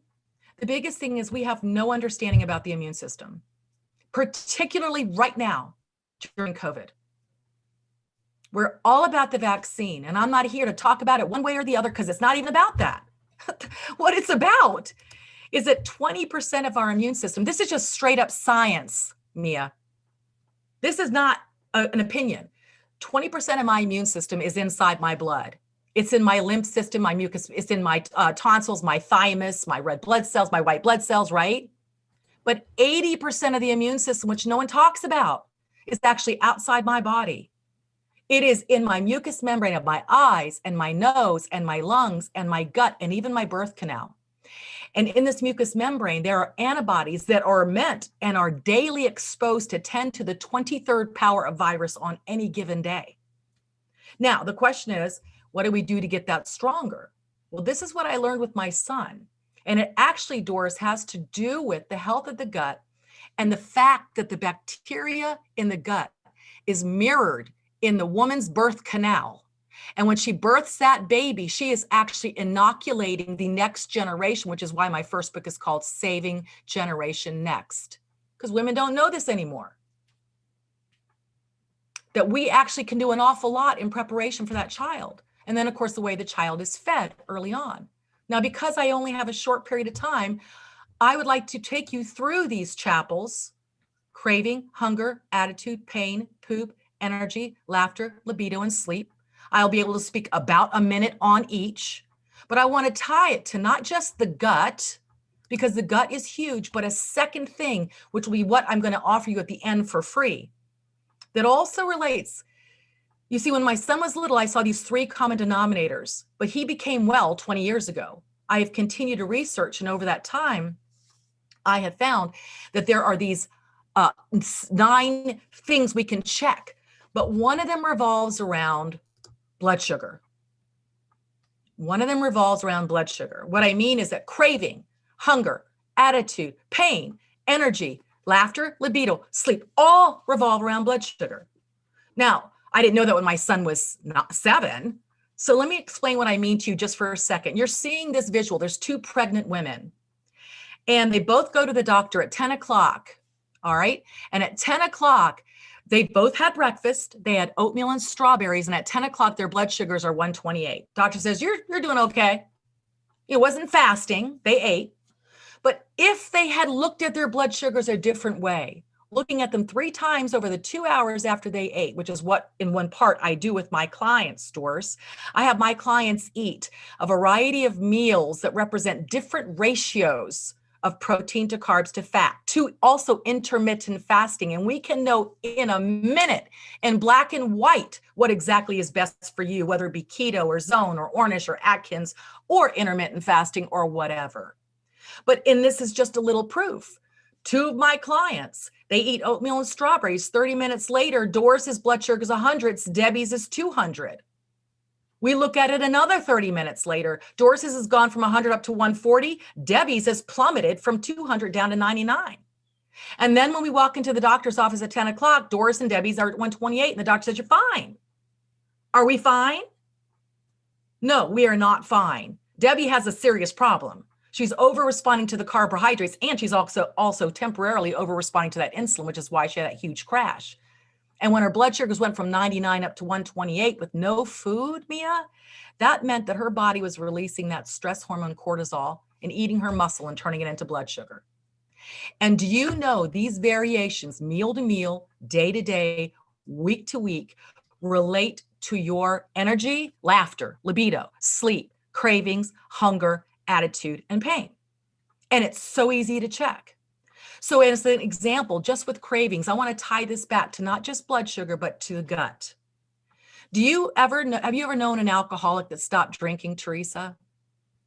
If you did, you would see that after they stop drinking, what do? They turn to sugar.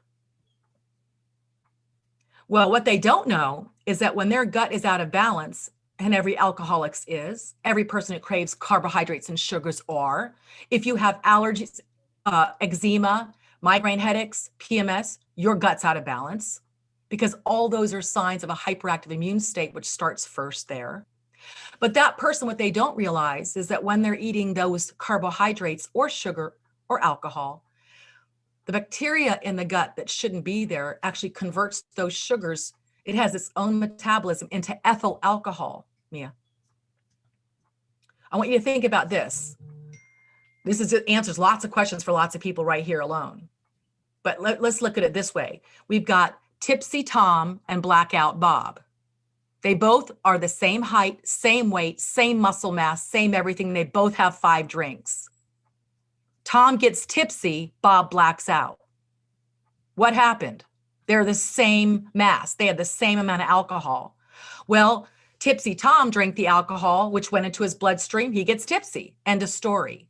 Blackout Bob drinks the alcohol. The alcohol goes into his bloodstream, Doris, but then the sugars from the alcohol go down to his gut, and the bacteria that shouldn't be there that are there consume those sugars and convert it into ethyl alcohol and carbon dioxide.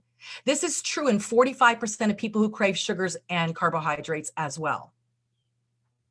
So you see, my clients do a check on their cravings, their hunger. Why hunger? I have one client who actually said to me, I'm hypoglycemic. I said, how do you know? She goes, because I feel shaky. What do you do when you feel shaky? I eat a candy bar. We looked at her blood sugars, Doris. Do you know that when she was feeling shaky, it wasn't when her blood sugars were plummeting. It was when they were rising up to 200.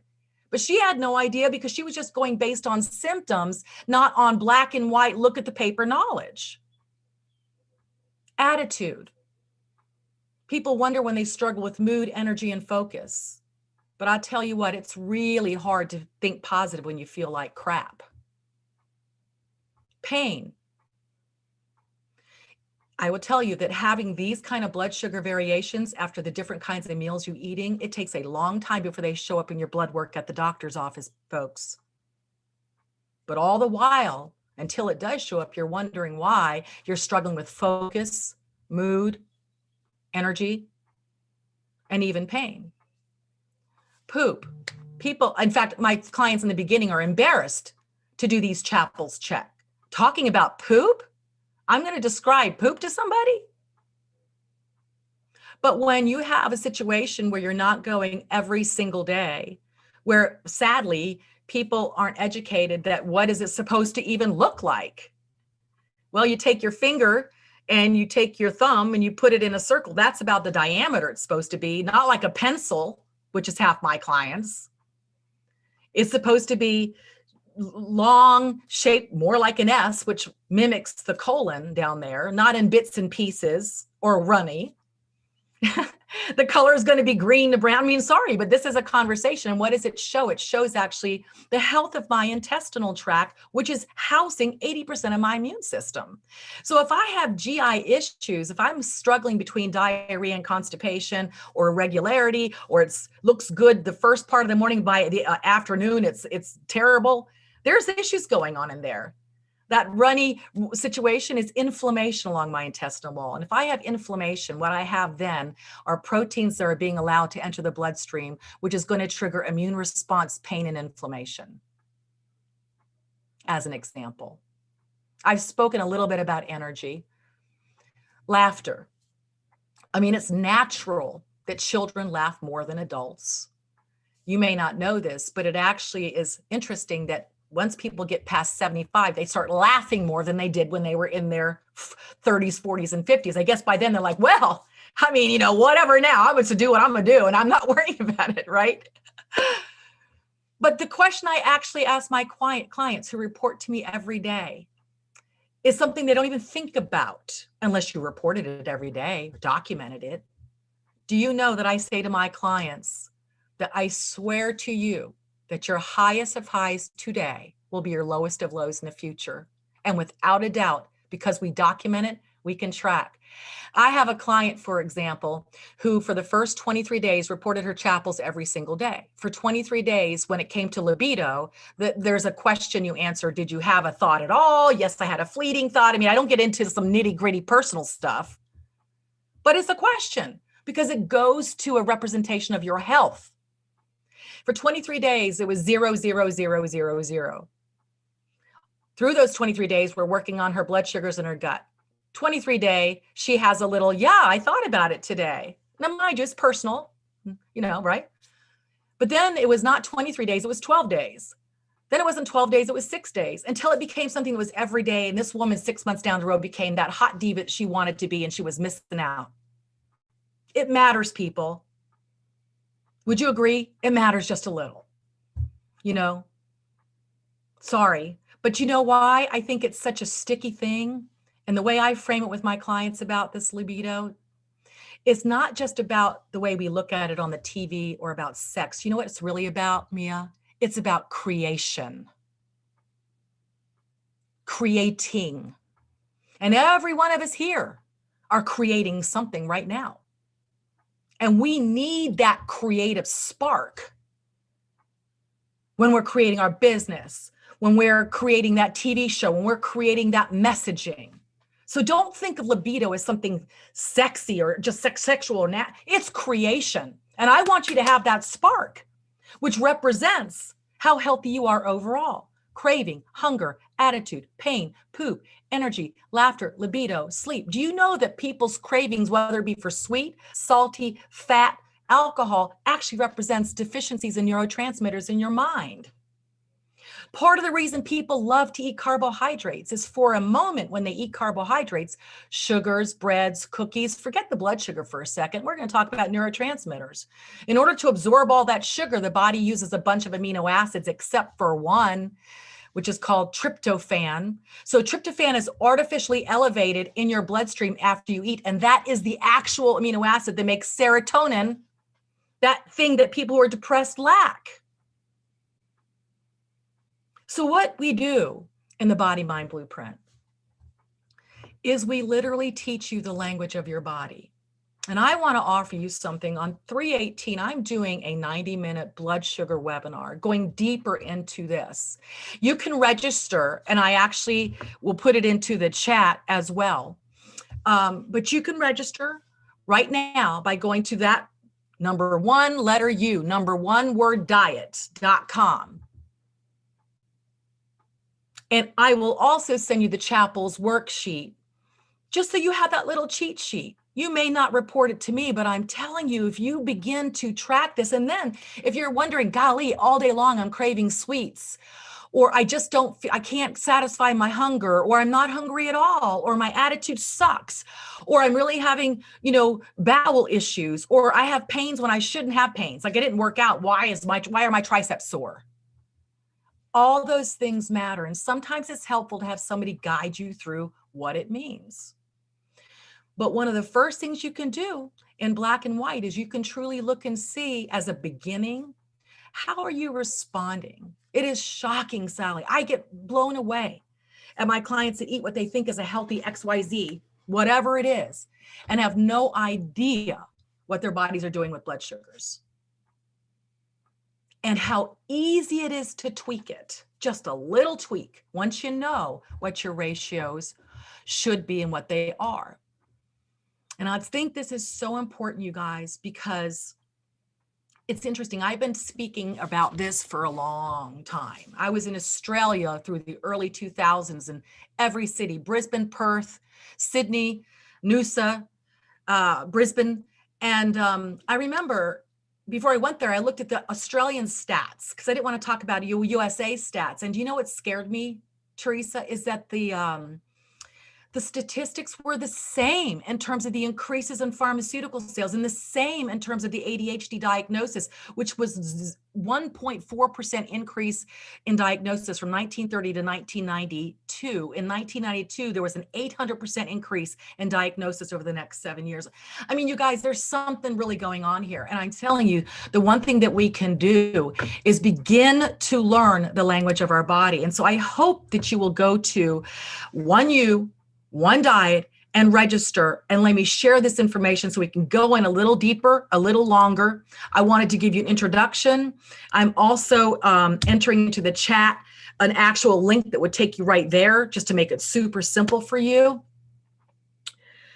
But if you would write down chapels and think at the end of the day, Lauren, in the morning when you wake, you know how we do our gratitudes and our intentions and our meditations and so on and so forth? Why would we not think, what are my cravings? Just document it, become aware.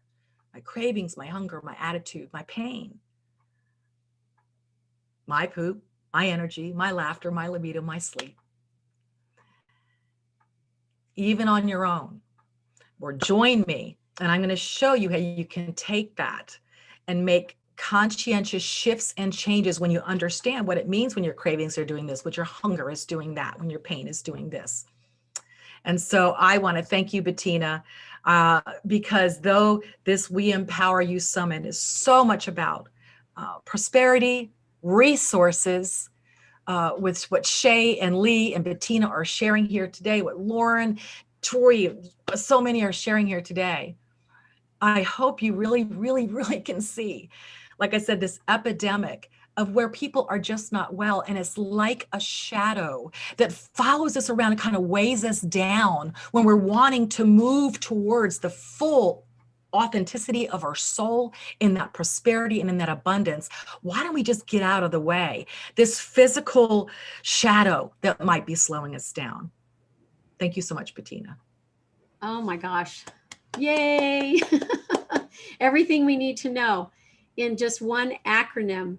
That is chapels. So cool. The chapels, your daily chapels.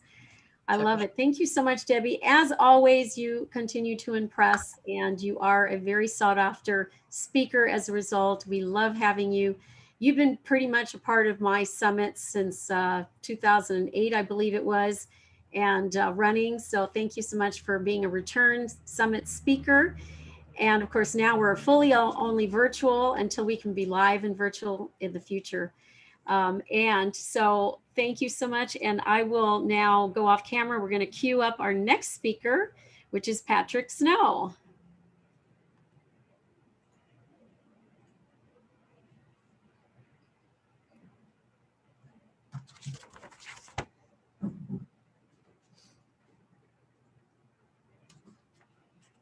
All right.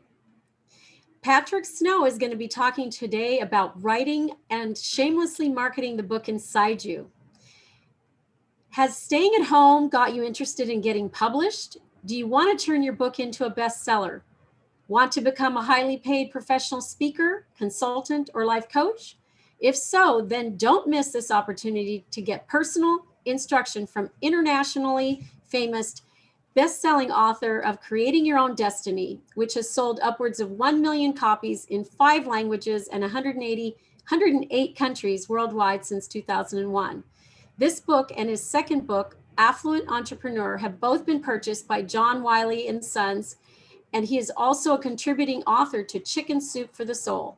His newest book, Boy Entrepreneur, was published in 2014, and he has also recently published a 26 audio book set on Audible titled Becoming a Best-Selling Author. Who is this? None other than Patrick Snow. Welcome, Patrick. Welcome, all of you, and thank you very much, Bettina. I'm so thrilled to be here today.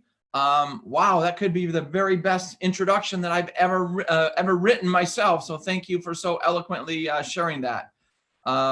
Before we begin, I want to make certain that I'm conscious of time. So please tell me exactly again how much time I'm speaking for. I want to make sure I don't go over it by 1 minute. If you can be done by 1 o'clock, we're good. I'm sorry, 12:30, we're good. And also your visual isn't coming out. So let me make sure we can get you visually showing. Go ahead and say something. Welcome everybody. And I want to acknowledge Debbie Waldeck. Wow, what an amazing presentation.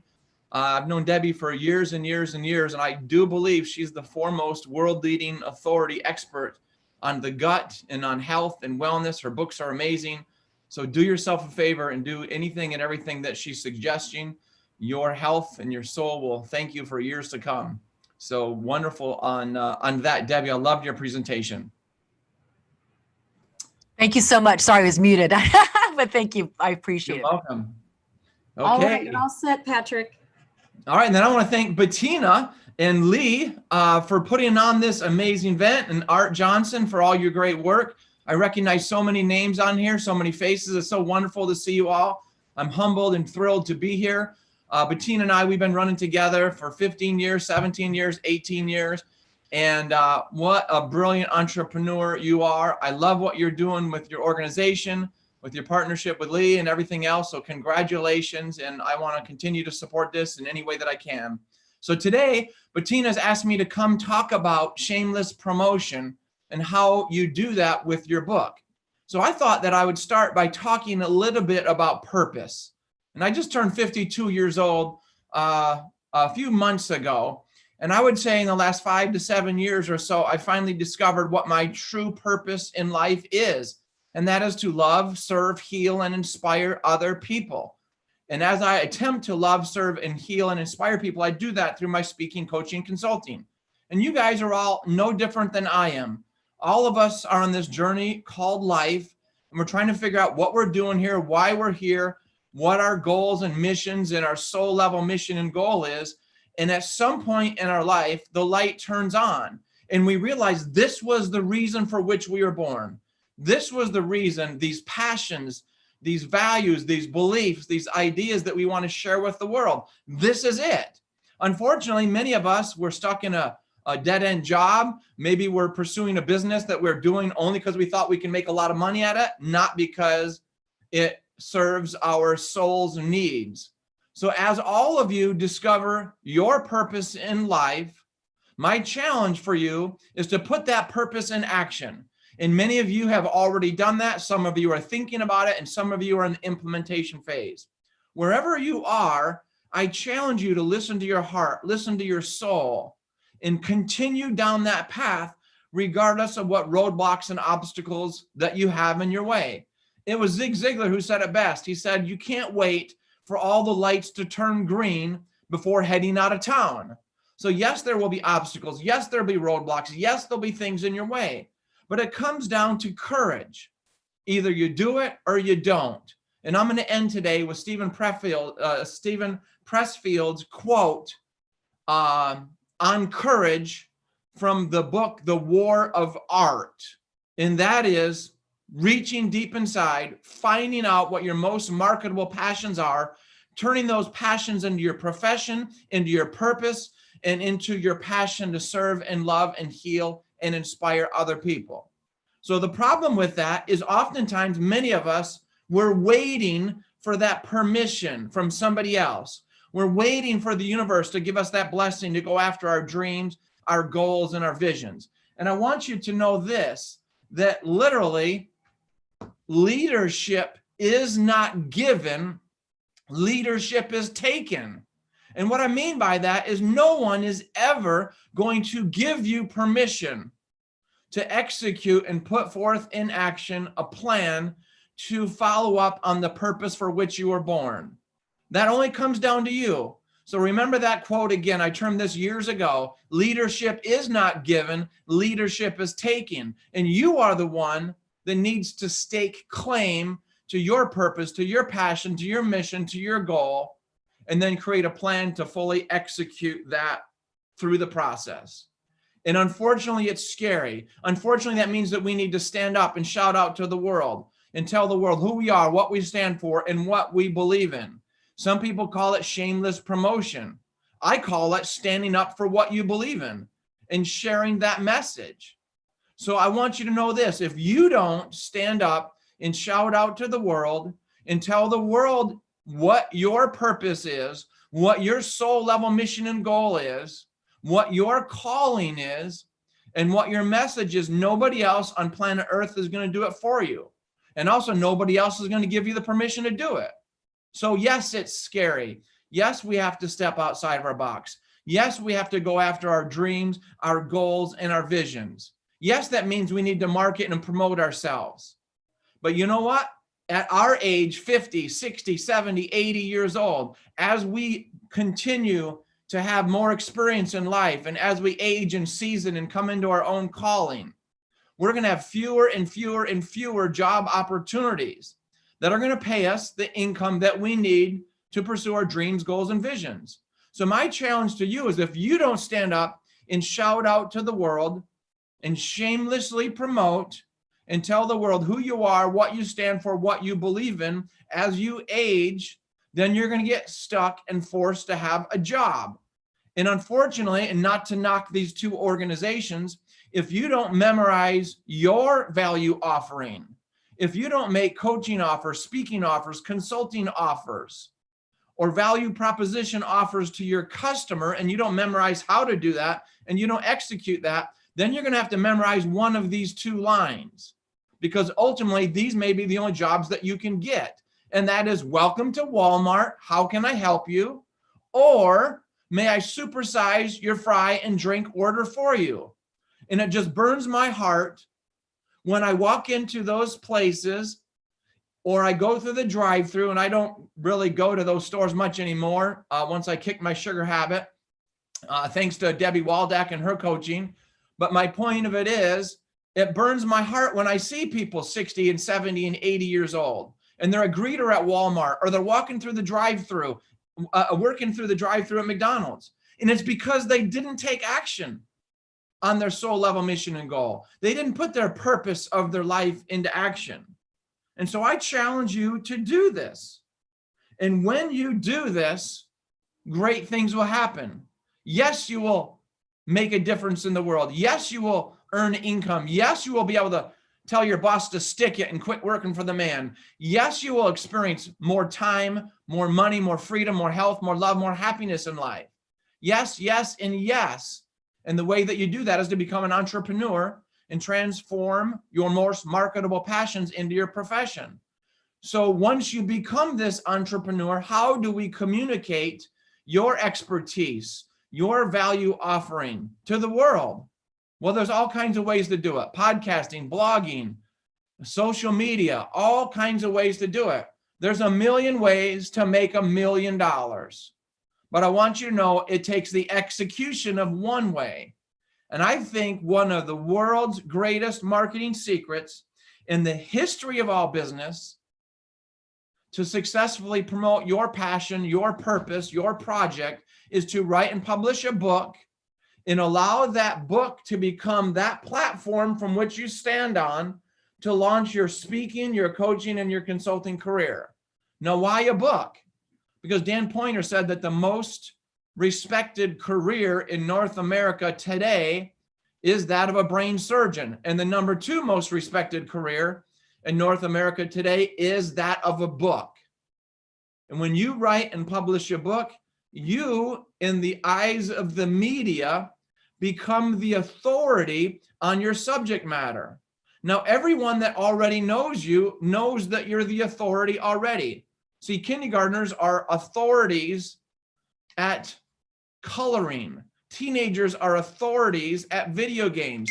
Senior citizens, unfortunately, are authority at pharmaceutical drugs because they've been doing it their whole lives, right? You are an authority, and all your friends and family know that you're an authority because you spent your 10,000 hours building your passion over these last years, but nobody in the media recognizes your authority until you have the word author next to your name on your business card. So I'm of the belief that the single greatest investment that you can make on your career is to write and publish a book. Why a book? Because a book is a lead generation tool. It's an attraction magnet. It is the world's greatest marketing secret in the history of all business. And once your book is published, then you too will be blessed with all kinds of free publicity. I've been blessed with millions and millions and millions of dollars of free publicity, landing on the cover of USA Today, in Forbes magazine, in the New York Times, 1,000 radio and TV interviews and podcasts. I've been blessed, and I'm no different than all of you.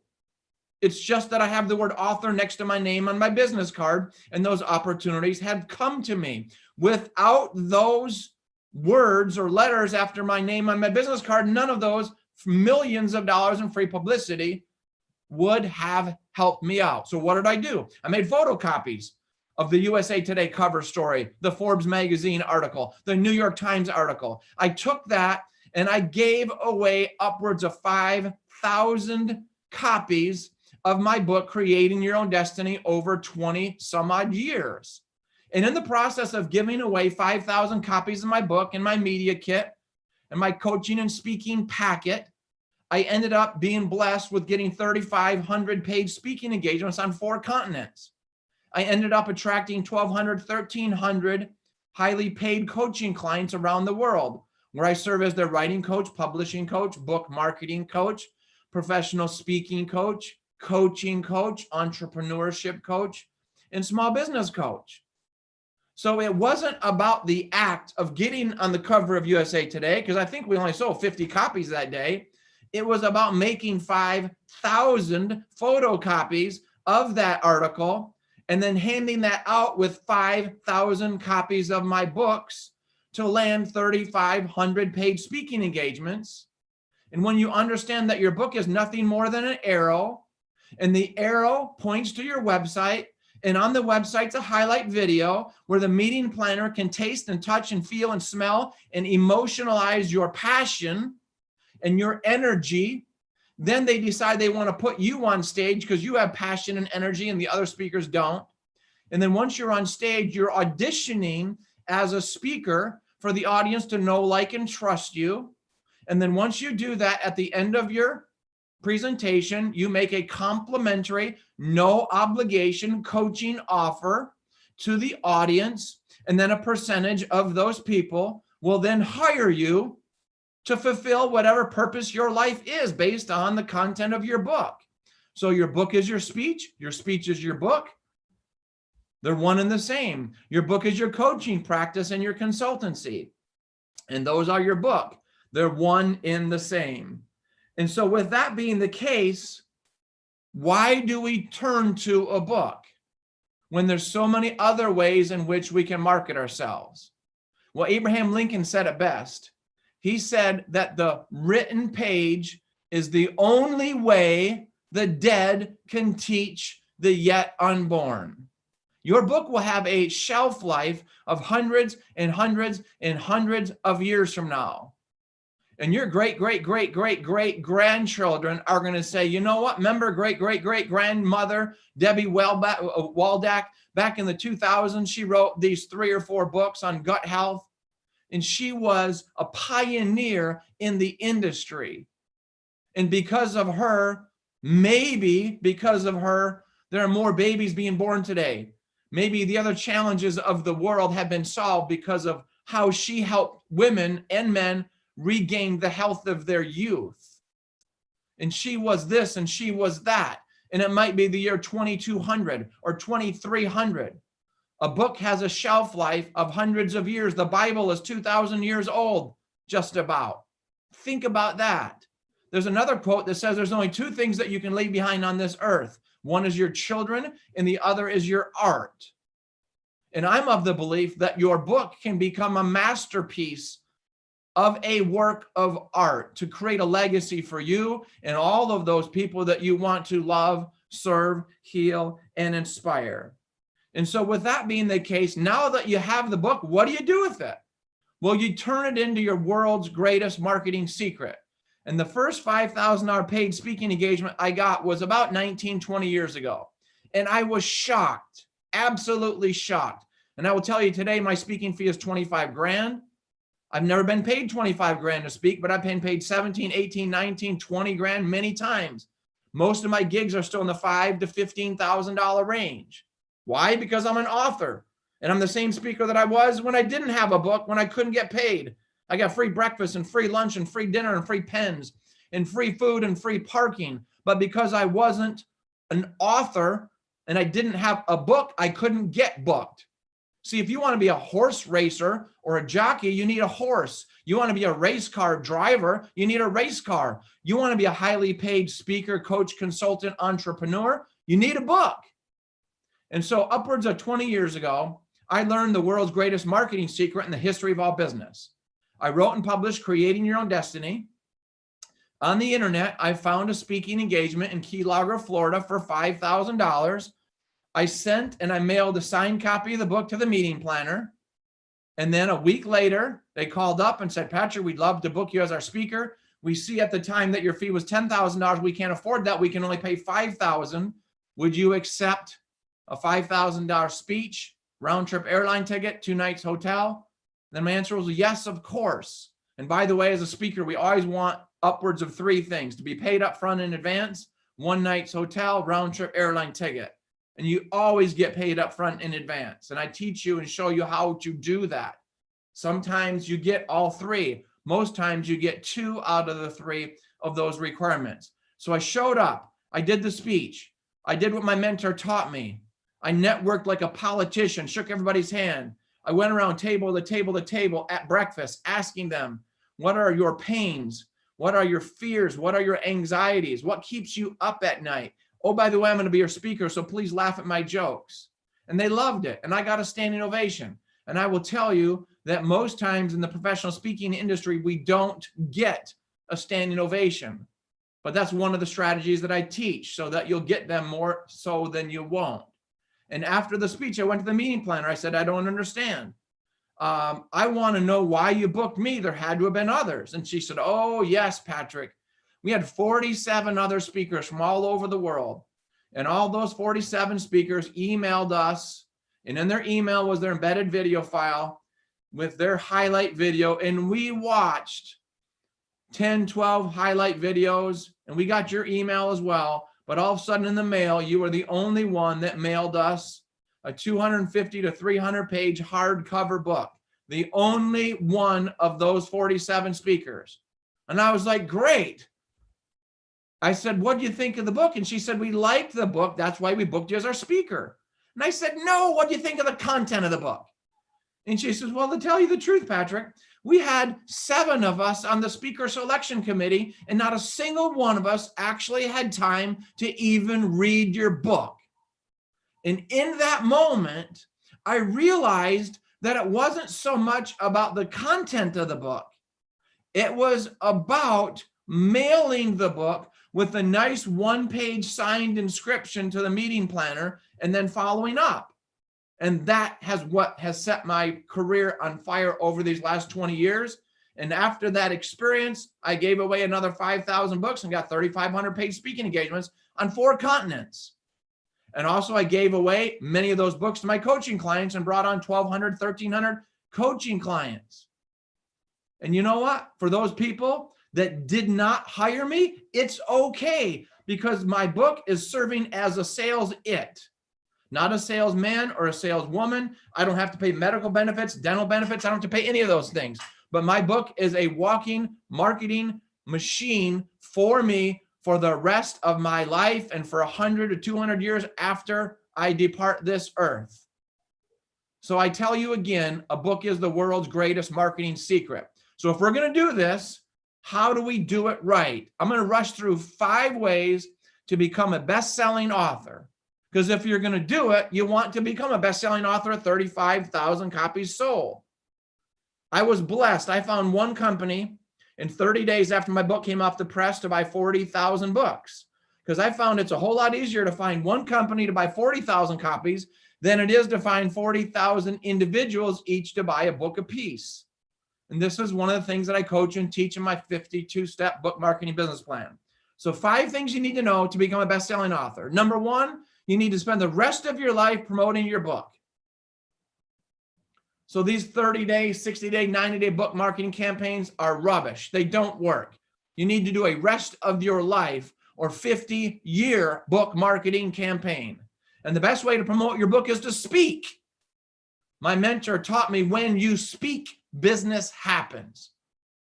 Number 2, you need to have a world-class cover design. So don't go out there and hire somebody in a foreign country and pay them $99 on the internet, and they're 12 years old, and you're going to have them create the branding and the cover of your book. Don't waste your time. Invest the money. Have a world-class cover design created for your clients. And when you do that, and have a world-class book cover created for your book, and when you do that, you'll be in great shape. Number 3, you need to have a compelling title. I spent $3,000 to learn 25 years ago 3 award-winning title formulas. And the number 1 award-winning title formula is the ING rule, which says you take a verb, add an ING to it to make it an action verb, such as creating your own destiny, beating ovarian cancer, achieving unlimited success, balancing family and work. How about this from Debbie Waldeck? Learning the language of your body. So what you need to do is you need to purchase the .com of your first name, last name.com and your book title.com. If you don't own your books.com, you're wasting your time promoting someone else's brand. Number 3, you need to have an intro in your book that's compelling, or that's number 4. Most people write their intro, I, me, I'm a victim. Let me tell you more about me. I got run over by a train. My dog ran away, cat ran away, had a bankruptcy, a foreclosure, a divorce. He cheated on me, she cheated on you, me, comma, semicolon, me. Let me tell you more about me. Nobody cares about you. Nobody cares that Patrick Snow has created his own destiny. It's about you and your. I teach a writing formula along with all the templates to write all your chapters as to how to keep your entire book focused on the reader. You and your. Every time you say the word I or me, you need to say the word you or your 5 times. And finally, number 5, you need to have world-class content. World-class content. And when you do that, great things will happen. So what I want to do today is offer all of you, if you're interested in creating a product, a brand, a book, a masterpiece, a piece of art, a marketing tool that will outlive you by 500 years to create your legacy and the legacy of everything in which you believe in that supports your purpose, I would be honored and thrilled to offer any of you listening today a complimentary, no obligation, 30 to 60 minute writing, publishing, book marketing, speaking, coaching, consulting, consultation. And the best way to schedule that session with me is to send me a text with your name and my time and your time zone to my private cell phone number, which is 206-310-1200. Again, 206-310-1200. Give me your name and your time zone, and make certain that you put on there that you heard about this on We Empower You, so that I know that you came from Bettina and Lee. And then I will reply back to offer you a complimentary consultation. And oh, by the way, people say, Patrick, I can't believe you give away your private cell phone number. Well, I want you to know, as an entrepreneur, when you give away your private cell phone number, something happens. People give you their private credit card number. So remember that. And the problem with being an author, everybody thinks you're untouchable, that you're a billionaire, trillionaire. As a coach, you need to let people know that you care, that you do have time, that you're willing to make a complimentary offer. Never use the word free. Free is cheap. There's no value to it. So you need to make complimentary offers. Nothing happens in business between buyer and seller until an offer is made. And you, as the speaker, coach, consultant, need to be the one making the offer. So I don't know if you can see this, but I have a shot glass right here. full of gold $1 Sacagawea coins. Every coin represents a complimentary offer that I make, a revenue producing activity. That's what you need to do. But yet still you have fear. And by the way, to learn more, you can also go to patricksnow.com or thepublishingdoctor.com, all 3 words, all spelled out, thepublishingdoctor.com. But I know what some of you are thinking about. Well, who am I to do this? Who am I to write and publish a book? And the answer is all of you have messes that you've turned into your messages. All of you have adversities that you're turning into other people's university. All of you have unique stories that you can share with the world. And my challenge as a coach is to pull that out of you. And you don't need to know how to do anything. All you need to do is to be open and coachable. And I've got a complete turnkey system, title, subtitle, tagline, front page inserts, the book outline, the templates for writing the chapter, using exercise questions, the front and back page inserts, the book launch party, the printed book, the ebook, the audiobook, global book distribution in Amazon, Barnes & Noble, bookstores worldwide, becoming a highly paid professional keynote speaker, a highly sought after coach. And by the way, anybody that emails me, patrick@patricksnow.com, patrick@patricksnow.com, I'm going to give you a free gift. And my free gift today is 12 tips to triple your coaching revenues. Now, this call is flooded with coaches. And I suspect that most of you coaches on this call today are already doing 6, 7, 8, 9, 10 of these strategies. But when you implement all 12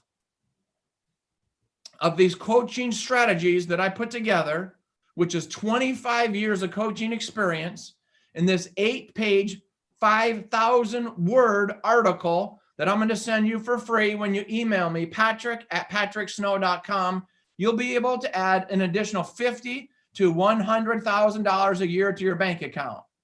So let me finish with this. Yes, writing a book is a good thing. Yes, it's the world's greatest marketing secret. Yes, you need to shamelessly promote and stand up and tell the world who you are, what you stand for, what you believe in, because it's a better career than working at Walmart or McDonald's. But no, it's not going to be easy.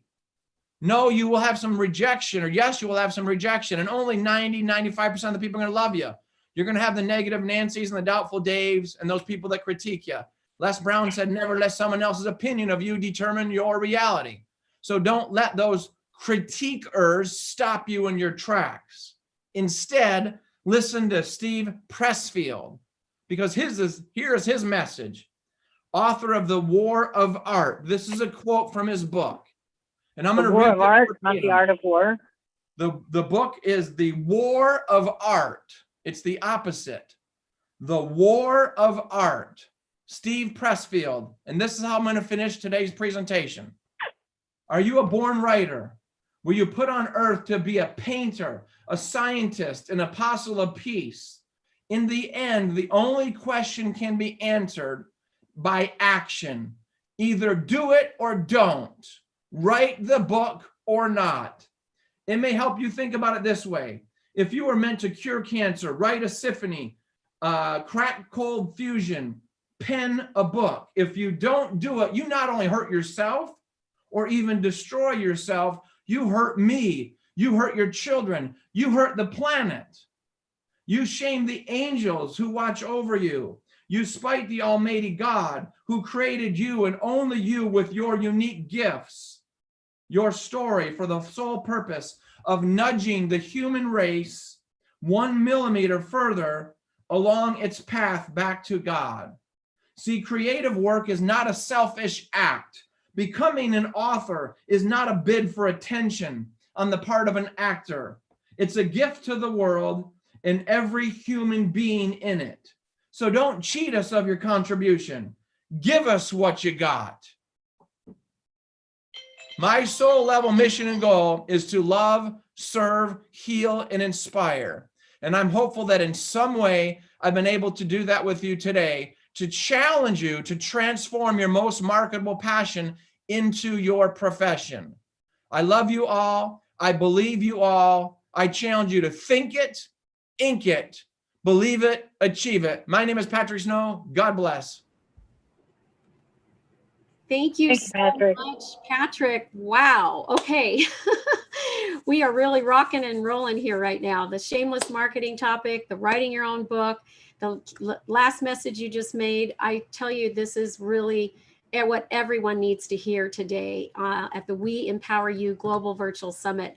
Thank you so much, Patrick. It's been so great to have you back. This is, of course, your fourth time for the virtual summits. You've been with me for 15 years.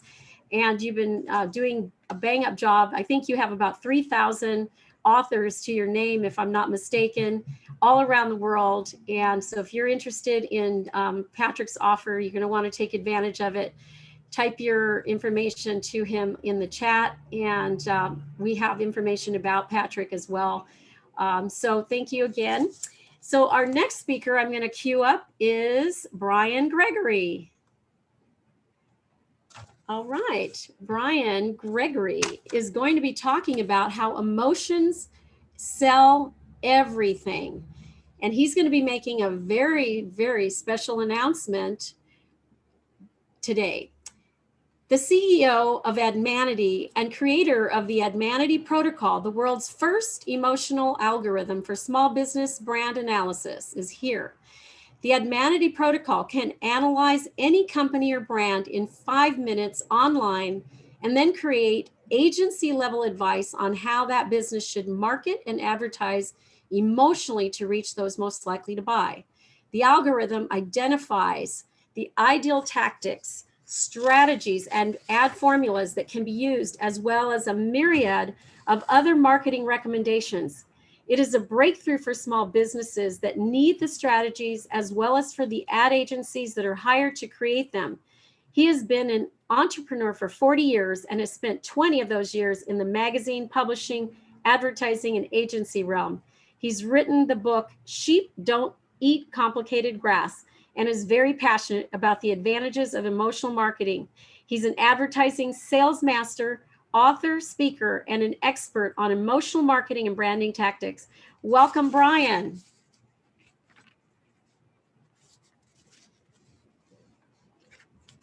You might have to unmute.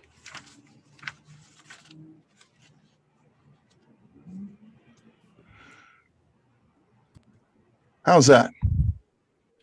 Is that good? Yeah. Good? Okay. Thank you, Bettina. It's a wonderful introduction. I'm going to do my best to live up to it. How much time do I have again? 15. 15. Okay. We are going to roll at light speed. Today, I'm going to talk to you about how to improve your business through your marketing and your advertising. And I'm going to share a lament with you. I think all of us have been through this. Have you ever run an ad in your business that just failed, didn't work? Have you ever had an email that didn't convert and a social media post that you're sure died of an anonymous death? I mean, we have all tried to create messaging for our businesses with our best mind, our best effort, everything that we could. We put into this messaging, these little ads, social media posts, we built marketing funnels, we've done it all. And sometimes you wonder, does anyone respond to this? Is anything happening? And in most cases, when it's a small business, the answer is no, nothing's happening. And when I was a publisher, I probably met with 5,000 different businesses personally, face to face. And I learned a lot about a lot of small businesses, but the people that ran them were very smart people, very ambitious people, but they had no idea what to put into an advertising message to motivate another human being to act on it. And there's a huge difference between what you know and what will persuade another human being to buy it. And very few people know this stuff. It's advertising agency level information. They don't teach it in school. Advertising agencies will charge you quite a bit of money to create your messaging for you. And they'll do a great job. I'm not down on agencies at all, but most small businesses can't afford the cost. And so this motivated me because a lot of my clients were in that boat and their ads weren't working. Of course, they blamed my magazine at the time. They said, your magazine's no good. And I said, my magazine's great. It's your crummy ad.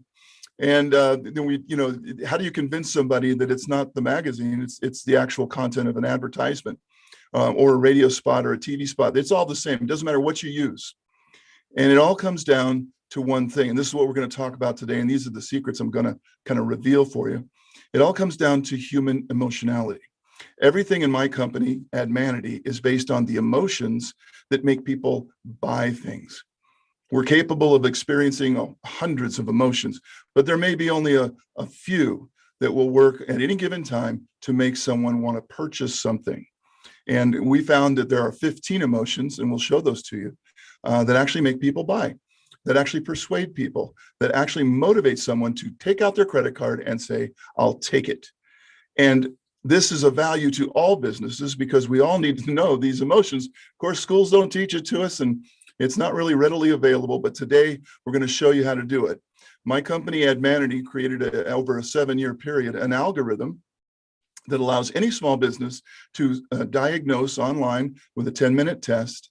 And we're going to make a real special announcement at the end of my little talk here about how you can get access to that. So don't worry, everyone will get a chance to completely transform their business, and it'll be like a big agency came in and gave you all the answers for how to market your product or service. And I don't care what it is, I don't care where you are, I don't care how big you are or how small you are, it'll work for you. Okay? And so that's a big claim, but I'm going to back it up, I promise you. So we'll start our talk today.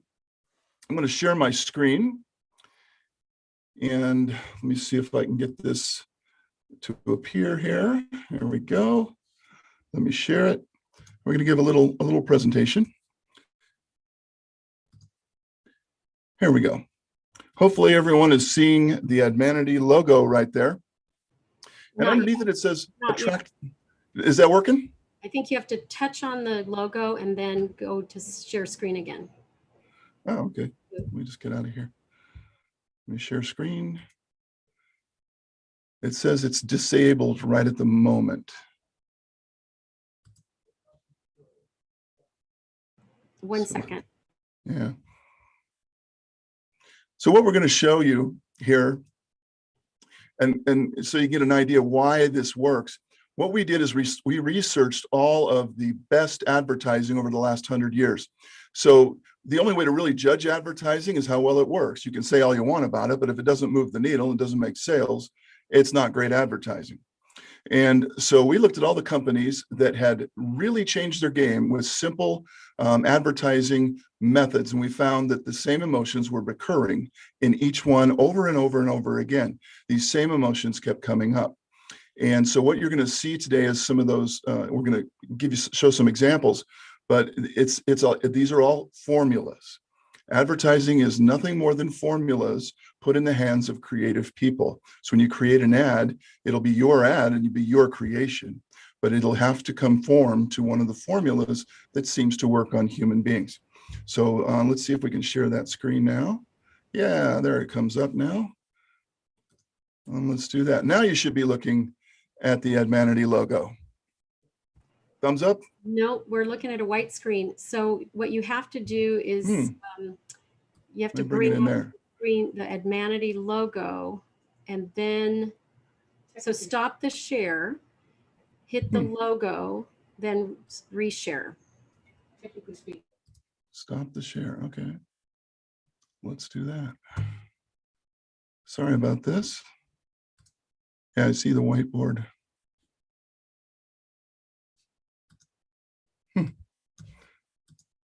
Okay. And then I can bring up the logo. Did you send me your slides? No, because they just got completed. So I've got it on usually I just hit screen share and I just put them on the screen. It works pretty good. You have to be in the PowerPoint though. So go ahead and open up your PowerPoint. And have it ready, and then hit share, and then you should be able to see the PowerPoint in a box. How's there that? You go. That's perfect. All right. I'm just going to move that in. All right. Here we go. First thing I want to show you is the actual 15 emotions that have sold everything on the planet Earth. And it never changes because people don't change. We're all human 1.0 until we all become computers and cyborgs. These emotions are the emotions that have motivated every purchase you've ever made in your entire life, and they will continue to motivate every purchase you and your children's children's children. These 15, and if you look at them, I don't think you'll see anything there that's too confusing. Community, approval, fascination, affinity, that's happiness, service, innovation, prestige is ego, ambition is your personal desire to acquire, admiration is envy, urgency is fear of loss, altruism is the wanting to do something good, authority is trust. And so all of these are really basic. In fact, you've been using them your whole life. So all of you, the good news, all of you are experts at using the very building blocks of persuasion. The thing you don't know is how they combine to create the formulas that work in advertising. So when we show you what I'm going to show you soon, just know that these emotions are combining. So a couple of them will join together kind of like a chemical compound, if you will. And then they're very effective in advertising. And it's just the way humans are wired. We are wired emotionally. We like to think we're rational and smart and logical, but in actuality, all of our decisions are made irrationally, illogically, and emotionally by our subconscious mind. Subconscious mind is 95% of your mind's activity. So most everything we do is subconscious and then announced to the conscious mind. When you say, I'll take it, that is your conscious decision, but your subconscious beats you to it by a fraction of a second. Okay, so these are the emotions we'll constantly refer to. Humans always buy on emotion every single time. Technology will always change. These emotions will never change. So instead of chasing technology, just master the emotions you see in front of you. Our brains evolved to react to emotion and to act on emotion, not on facts, not on reason, not on logic. In fact, logic and reason will delay a decision, will cause people to say, I'll think about it, or never come back to your website ever again. The confused mind will always say no. These emotions are primal. They've been with you your whole life. They will always be with us. You were born with them. And but these aren't all the primal emotions. If you'll notice, love and hate aren't on there, because you can't really love a product or hate a product into purchase. So not all emotions make people buy things. These are the ones that make people buy stuff. And they'll continue to sell everything on earth until there is some new form of human walking around. So let's move on now. And what we're going to do now is get in a little bit more into the advantage side of things. First of all, the brand that attracts is 10 times more powerful than the brand that can only sell. A lot of us sell every day, and we get on the phone and we sell our products, and we have salespeople that work for us and they sell, and there's nothing wrong with that. But the brand that attracts, that means the brand is emotionally interesting, intriguing, attractive for other people. They want a piece of this brand. Apple is a great example. Apple has built a brand attractive brand. People just want to buy Apple. They don't care anymore. They just want to own the Apple product. They've done it right. When your brand is in that state, you really can do no wrong. And all the big brands have reached that state. We're going to show you how to get there. So our brains love simple, repeatable thoughts. So simple ads that repeat over and over. They will always buy emotionally, and the best ads will use a simple emotional formula. So when you see your TV every night, it's the same formulas over and over and over again. But if I ask the average business, do you know your formulas, the formulas for your brand? Most businesses will just not know that at all. They have no idea what the formula is because you've never been shown. It's not really your fault. How would you know? No one's ever showed you the formulas for your brand. And 4 out of 5 businesses are failing out there, according to all the statistics. It's not because they're bad ideas or the people don't work hard. It's because they don't know how to craft a message that gets heard and remembered.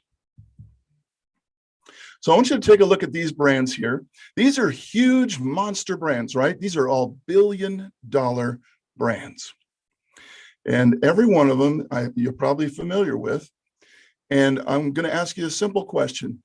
Would you be surprised to find out that every single one of these brands almost didn't make it, struggled, teetered on bankruptcy, couldn't make a payroll, or just had no chance in the market because all of the competitors were 10 times their size.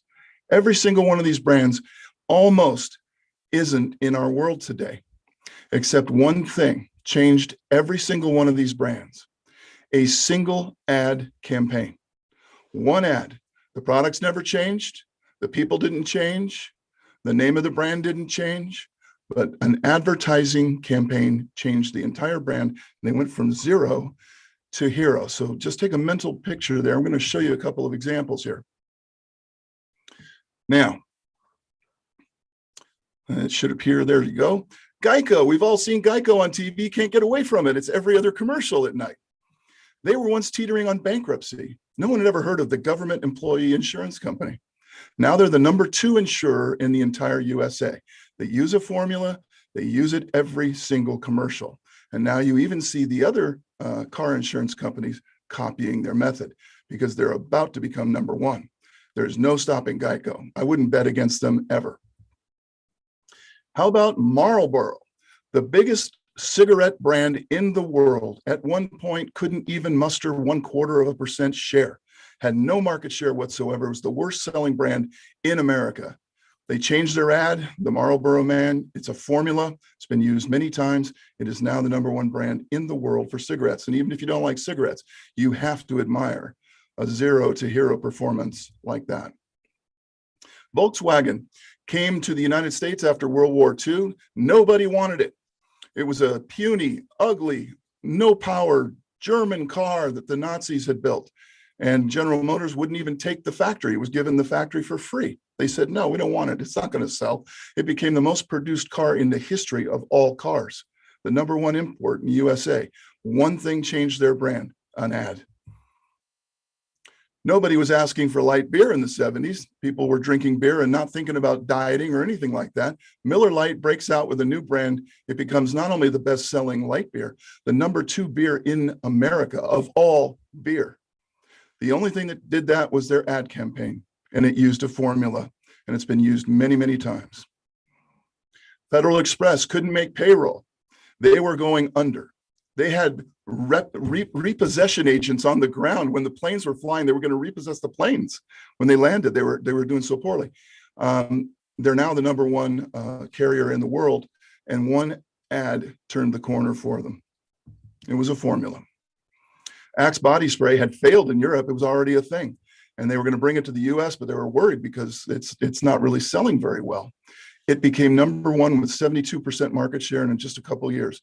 Only the formula did that. They had to change the formula when they brought it to the US, and the ad campaign changed the brand completely. If you've ever had some Absolute vodka, you'd be surprised to know that at one time it only had 2% market share. No distributor would even take it, and it became the #1 premium vodka in the world.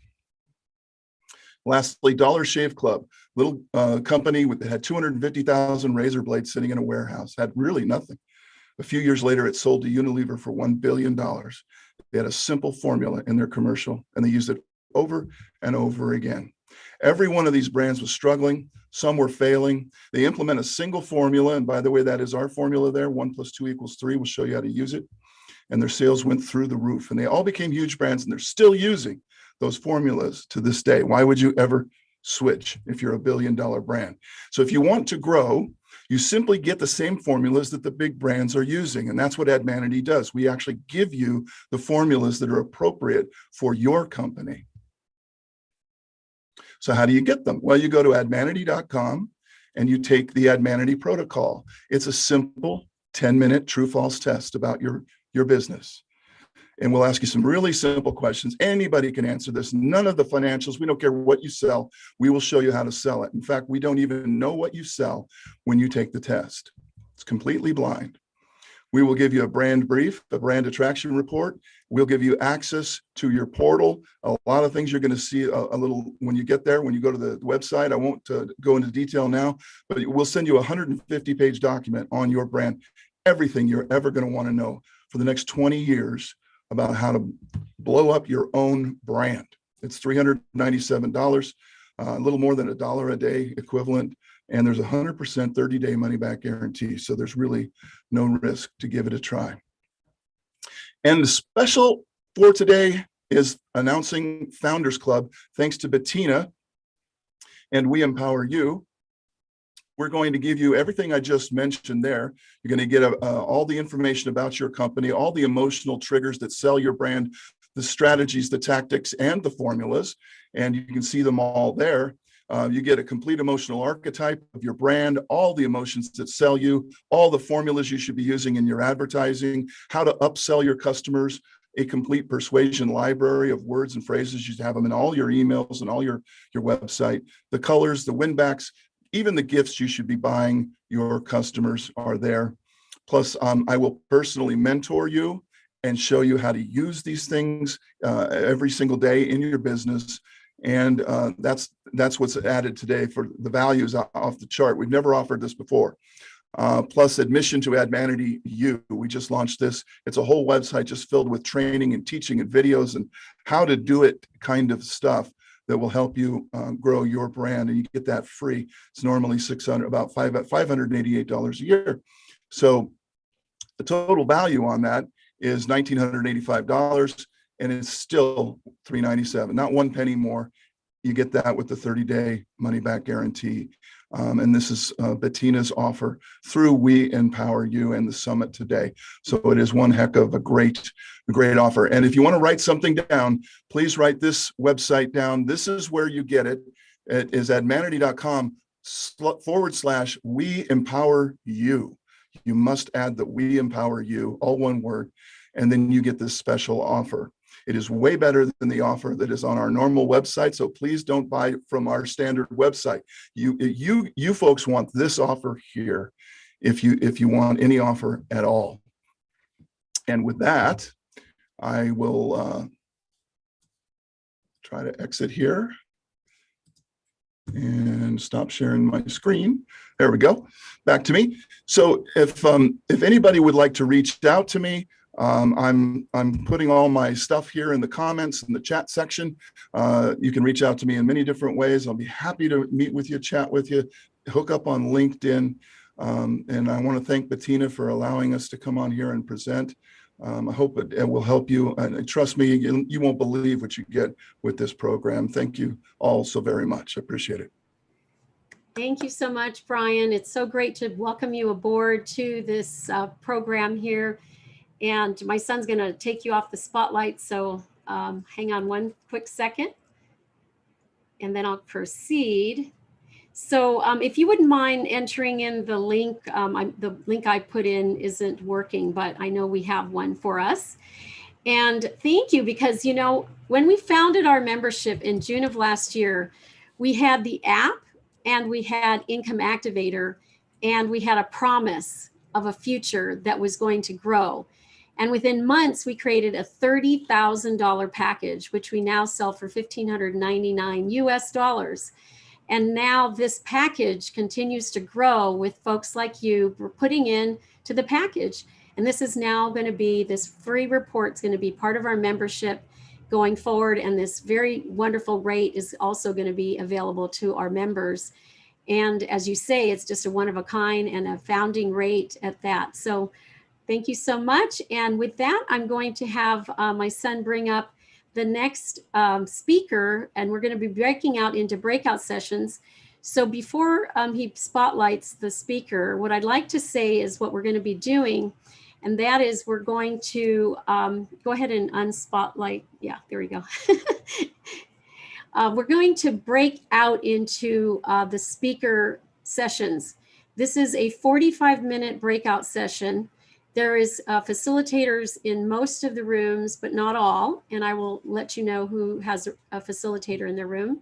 We also have the 45-minute time frame. And so you're going to be in those rooms, and then you'll get a 30-second warning that you are going to be out of there.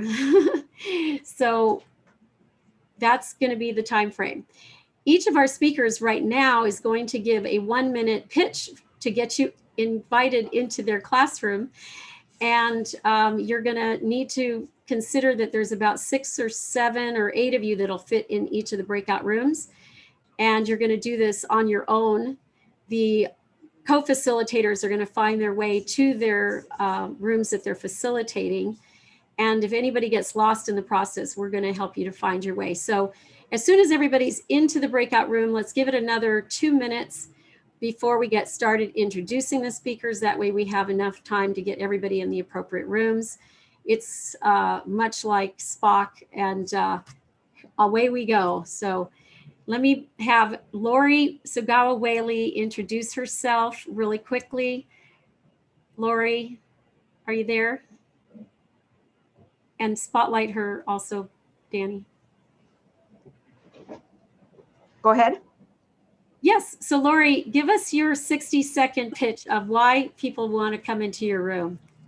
Okay, my name's Lori Sagawa-Whaley. I am a descendant of the samurai warrior, and that's what I teach because that's who I am. And if you want to learn from a real samurai warrior, please come to my session because I'll teach you not how to fight battles with the sword, but with your mind and your tactics and your strategies. So that's what I do. I teach about the principles of the samurai, and I tell why they were so successful and how it helped me to overcome traumatic brain injury, reading from a 7th grade level and not functioning much to writing a book. And it was published by Tuttle Publishing just about a year ago, right before pandemic.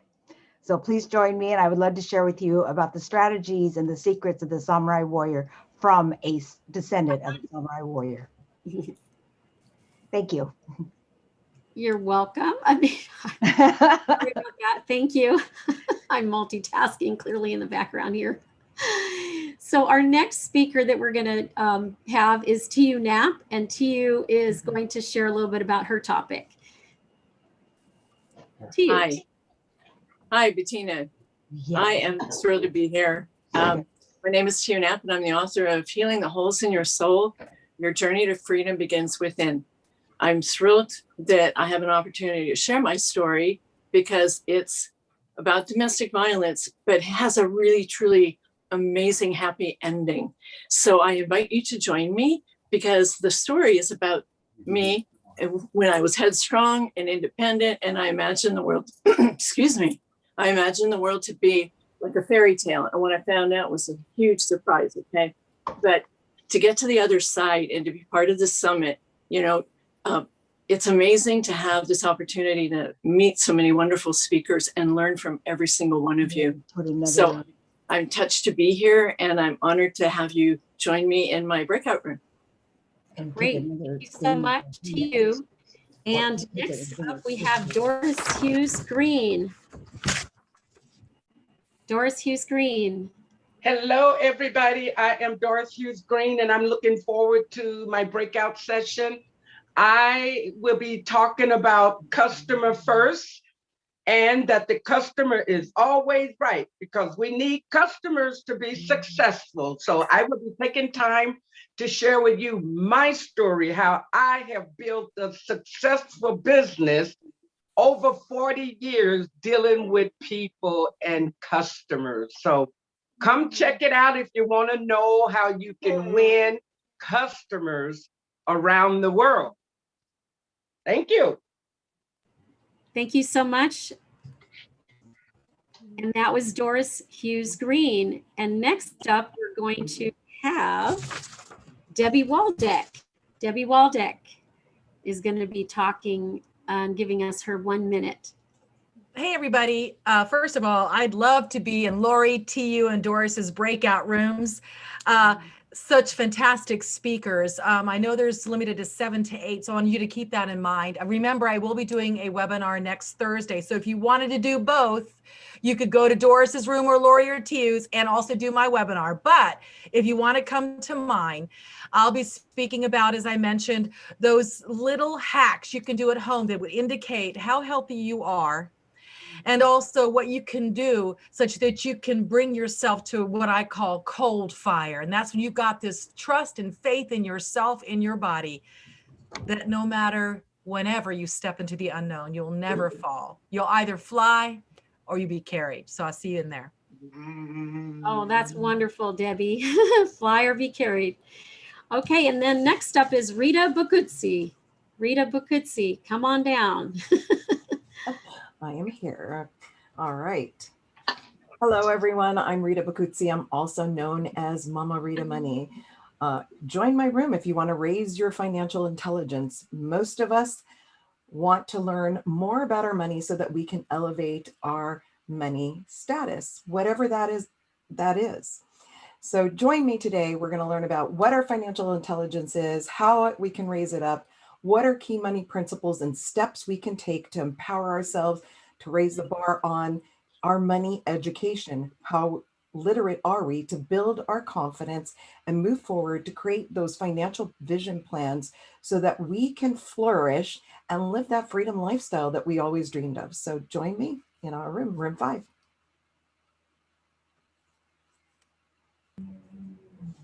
Okay, there you go. We wanted to make sure we got a recording of your slide for our editing purposes here. And last but not least, we have Sylvia Borovi, who's out of the Netherlands. And I am so excited to have someone speaking from out of the country here. And Sylvia's session is actually going to stay in the main room because that way we don't have our live production with nothing happening in it. So that will be 1 through 6 will be the breakout sessions will be numbered, and also they will be they will have the name of the first name of the person, and Sylvia's is going to be in this main room. So just stay here if you want to hear her topic. Take it away, Sylvia. Hi everyone. Yes, I'm super excited to be here, and they are beautiful, wonderful speakers. I will be sharing with you 5 key steps to inner happiness, no matter what, because happiness is within us. We create it. So welcome and stay here in this room if you want to know how to have, this happiness with you, in you, regardless of anything what is happening around, because it is possible. So welcome, and I wish everyone a great session. Great. It's so good to have you. And with that said, Dan has brought up the breakout rooms. Begin to select your rooms, and we will see you when you come back in 45 minutes. And Sylvia, you and I are going to stay in this room. Dan, go ahead and bring up Sylvia's spotlight.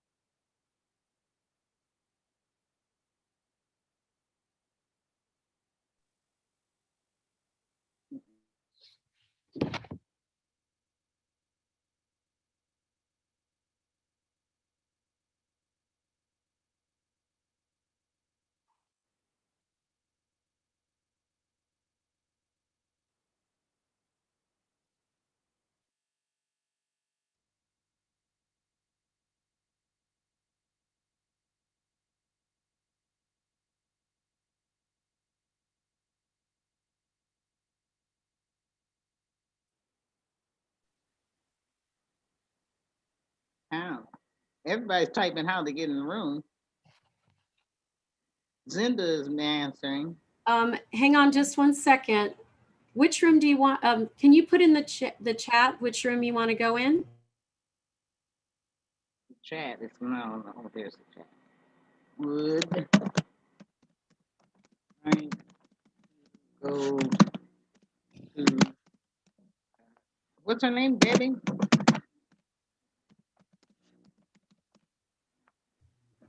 What someone say?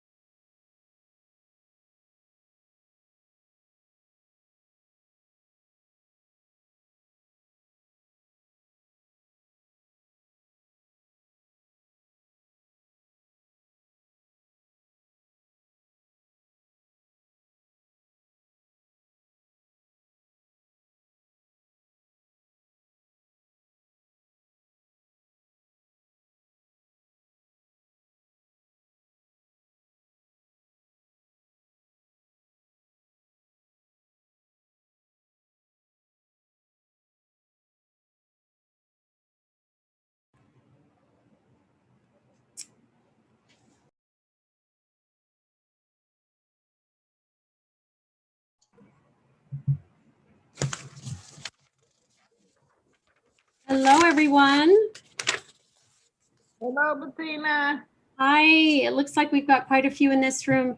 We're still breaking out in different rooms. So this is the one with Sylvia Barovi. Sorry about that. So if you want to be in another room, can you put it in the chat and Dan will move you? Okay, I want to go to Debbie's room, room 4. Okay, that's Wilma. Yeah, that is Wilma. That is correct. You're assigned. You have to move yourself, Wilma. How do I do that? Oh, there's a message sitting there for you. You have to find it. It's gonna be on the bottom. It'll be on the bottom. In chat? To the right of the share screen. To the right of the share screen.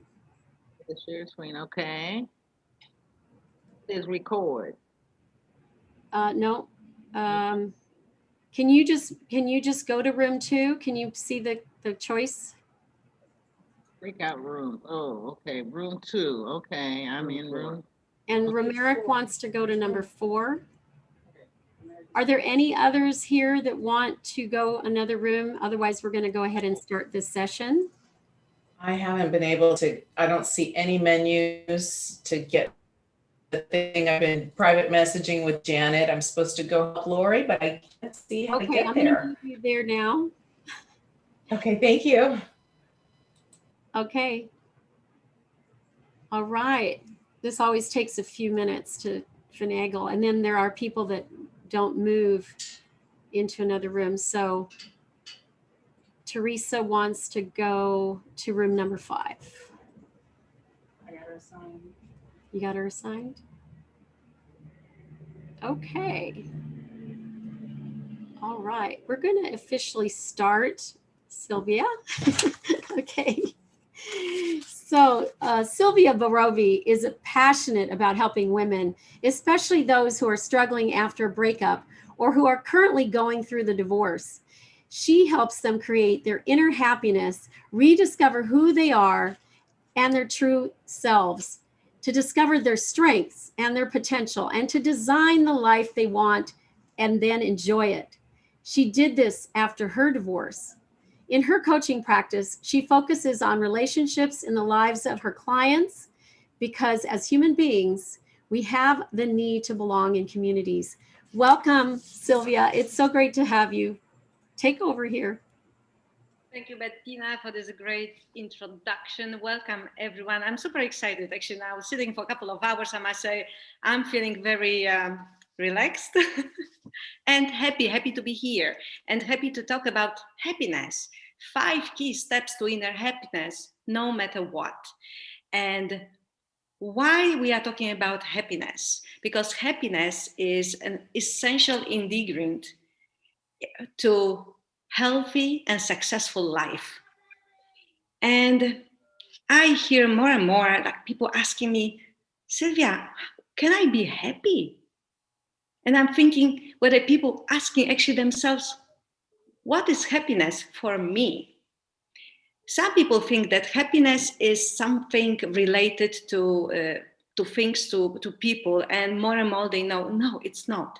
But yet they are asking questions like, where can I find it? Or I will be happy if, conditional. But happiness is something else. True, inner, genuine happiness is within us, and we create it. And we are responsible for our happiness. So why are we talking about happiness? Is it really so important? So let me tell you a few benefits here. Happy people are in general healthier. Happy people, they better deal with stress. They experience, after a couple of hours listening, experience more positive emotions. They are more generous. And studies show that happy people live longer. So yes, it is essential to be happy, to create our own inner happiness. And why I say inner happiness no matter what? Because when we create this happiness, it does not depend, is not dependent on anything and anyone. It is like a bulletproof jacket. because happy people, they also have sad days, bad days. They make mistakes, they fail, and yet they are happy and they deal better with those events and those situations. So let me start with step number 1 to inner happiness. That's self-love. Some people think that self-love, even now when I'm talking still these days, self-love is selfish. You cannot just love yourself. No, you have to love others and do everything for them. However, I would like to ask you 3 questions. Question 1 is, how can you give love to others if you don't give love to yourself? It is like giving something from an empty space. Question 2, why others should love you if you cannot love yourself? That's actually a good question. And when I ask people, sometimes they say, I don't know. And question 3, how can I take care of myself if I don't love myself? Because we do care for people we love. We want the best for them. So why we don't want the best for ourselves? It happens when we really don't love ourselves, truly. So what are the benefits of self-love? When we love ourselves, when we fall in love in us, we accept ourselves, all our imperfections, because nobody is perfect. We respect ourselves, we set boundaries, and we show others how we want to be treated. We are ourselves. We don't need to please anyone. When we love ourselves, we are kind to ourselves as well. So we take care of ourselves, our health. And we also meet our needs, because yes, everyone has needs. Needs to love, to be loved, needs to connect with other people, to enjoy life. And you see, often we do everything for the families, for our spouses, for our children, but we don't do enough for ourselves. So you may now ask me, Sylvia, but what should I do? What is that? What should I do to feel that I love myself? So I tell you, the first thing is just enjoy, do things that you enjoy doing. Find time for yourself, find a balance between work and your private life and your social life.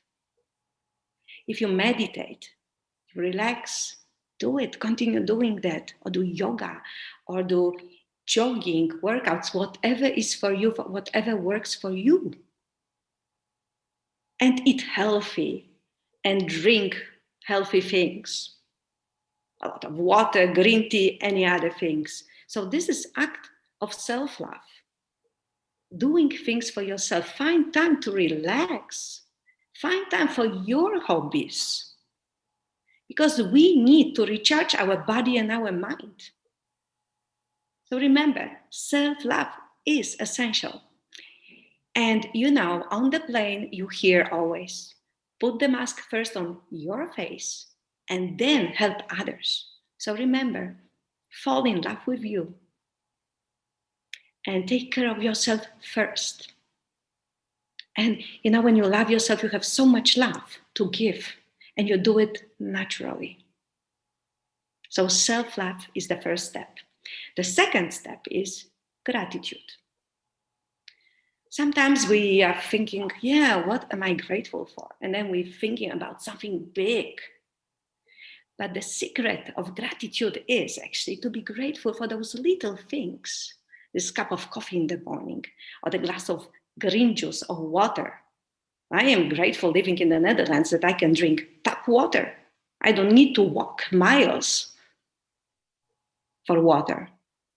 Be grateful for little moments, for the phone call with your friend, especially these days. When we reflect, there are so many things to be grateful for. For the weather, I'm grateful when there's sun and when it rains, because we need both of them. And be grateful. Maybe for some of you, it will be strange what I will say now, but be grateful for all your experiences. All, even those bad ones. And why? Because when you go through hard experiences, you get stronger. You build your courage and resilience. And you can be grateful for that. Because you see, we cannot learn to get up if we don't fall. This is the universe. Everything is in balance. Sadness, happiness, it's light, darkness. So, sometimes those, when we fail, and I am very grateful actually for my divorce. And you mentioned Bettina, because I rediscovered myself at the age of almost 50, and I found a new purpose in life. So yes, I am grateful for those experiences. So how to be grateful, more grateful? Yes, look around what you have. And let's be grateful for the people we have around us, our partners, our children, our friends, everyone, colleagues at work, the job, we have income. So many things. And what helps now to keep the gratitude, and I would say have or make gratitude your daily habit. Have a gratitude journal. Say more often thank you. Thank you for small things. And when you thank someone else, you will make this person feel better as well. And you will feel better. Because when we are kind, when we are grateful, we feel better. And when we are grateful for what we have already, we appreciate it, and we feel we are even more encouraged, more motivated. We have more confidence to do more because we know that we can have more in life. So be grateful. Okay, because with the time, I need to watch the time. So step number 3 is forgiveness. It is huge, forgiveness. I hear from people, Sylvia, how can I forgive? And especially it is difficult when someone who you love and their actions hurt you. I've been there, I understand it. However, what is hard to do make us even stronger, what I just said. So forgive, because as long you keep this, I cannot forgive, I won't ever forgive, I prefer to forget, then you are stuck with so-called negative emotions. You feel anger, sadness, hopelessness, helplessness, resentment, all those grudges. And you are stuck in the past because you focus on what happened, why this happened, what did I do, why I haven't done this or that. Forgiveness is a choice, as self-love and gratitude. You can choose to forgive, you can choose not. When you forgive, gradually those negative emotions become neutral emotions. And with time, positive emotions. You will start feeling hope, seeing positive things, beautiful things around.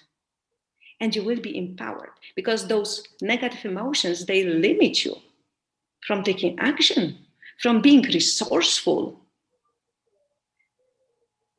And when you cannot, so forgiveness is not about forgetting, is not about accepting what happened was right. In fact, when you forgive, you say, okay, you admit something was wrong. Yes, I was hurt, but this is in the past and we cannot change the past. So let it go. It is like reading a book. You don't read chapter 1 and then 4. You need really to close one chapter in your life and start the new one. So when you forgive, you let it go, you start experiencing more positive emotions. You may even feel compassion for that person. And you will start focusing on today to build your future tomorrow. So forgiveness is essential, and forgiveness is essential in any relationship, romantic relationship. We need to forgive each other. And there's another thing, so long you don't forgive the other person, you know who is hurt. There's only one person that feels hurt, is you. The other person may not even know that you feel this way. And it's also so important to forgive ourselves. So often we blame ourselves indeed for our deeds or what we didn't do. It doesn't help us. So let's forgive. I will be sharing later my offer, so please stay to the end. Very special offer, and that is so related to happiness and designing your life. But let's move to step number 4. Step number 4 is positive thinking. I know everyone heard about positive thinking. But yeah, how can I just put positive thinking? How does it work? I know it may sound difficult, but here I would like to ask you. Do you remember situations when you worried so much? And after a while you said, yes, why did I worry actually that much? Then you see that everything was all right in 90+%. So you see, we can choose our thoughts. If we want, we can worry, we can think about negative effects of something and consequences. And we can also choose, yes, positive thinking is also our choice. We can also choose to think about good things, positive things, something that we can enjoy. And you see, positivity is contagious. Unfortunately, negativity as well. So it is like that snowball, One negative thought generates more negative thoughts because you think about, oh, then this will not happen, that this and that and that. Ooh. And the same happens with positive thoughts. We can do it. Yes, we need to train it. That's for sure, but it is possible. And when you think positively, again, you are more resourceful. You think about what can I do? Different options and solutions. And when you are positive, you also attract positive people. This is the law of attraction. So let's be positive. And how to be positive? Well, the first thing I heard from someone, and actually many, many times, that's why I would like to share with you. Don't watch news before you go to bed. Because we don't want to put negative thoughts in our mind that enter our subconscious mind. So before we go to bed is best, maybe write accomplishments. Actually, I do that every night. So when I go to bed, I know that I've done this and that, and I'm so happy. Then do what you are enjoying to do. And this is like the self-love. Yes, let's enjoy. And you know what? Even when we do things, sometimes such deeds, chores, and we don't like to do them, find something. Maybe put the music on. Do something that you really can enjoy. And what is really, really, really important, surround yourself with positive people. And we all have heard about it. But what it is, let's be around people who believe in us, who encourage us, inspire us, and who comfort us as well when we are not feeling well, when we are struggling, when we are making mistakes. And let's rather avoid, if we can, negative people, people who complain, criticize, whine, gossip, and they don't believe in us, and they say, no, don't do that because you will never manage. And yes, you may ask, and I'm receiving those questions, yes, but this is my family member or my friend, and I don't want to be rude to them. Of course, we are not going to be rude. However, my tip, if you talk about your goals, about maybe even about your dreams, something big, better share them with those positive people. And with those who don't believe in you, maybe they feel insecure. They don't want bad for you, but they are just scared. So you can talk to them about other topics. I don't want to say small talk, but you don't need to share your goals. And another tip is, if you get advice from someone, get advice from someone who have been there, who did it, who failed actually and succeeded. These are the best lessons. So, and positive thinking also, when we think positively, we generate more positive energy. And it is brilliant. This is what we want. So this was the fourth step to inner happiness. And the fifth step that I want to share with you today is focus. And actually, I'm talking about it already. So focus on what you have. Many people say, I would like to have this and that. That's great. Because I say, let's have dreams, let's have big dreams. Let's set our goals, make an action plan, and let's take action. However, let's focus first on what we have. Then we feel happier, more positive, we believe in ourselves, and we know that we can achieve. So that's, again, gratitude, gratitude. Then also focus on positive thinking, positive thoughts. And focus on now. I was talking about that, talking about forgiveness. Now, today, the moment is the only we have. So we know past is gone. The best what we can take from the past is the lessons, good memories, and the rest, let's leave there, because we don't live there anymore.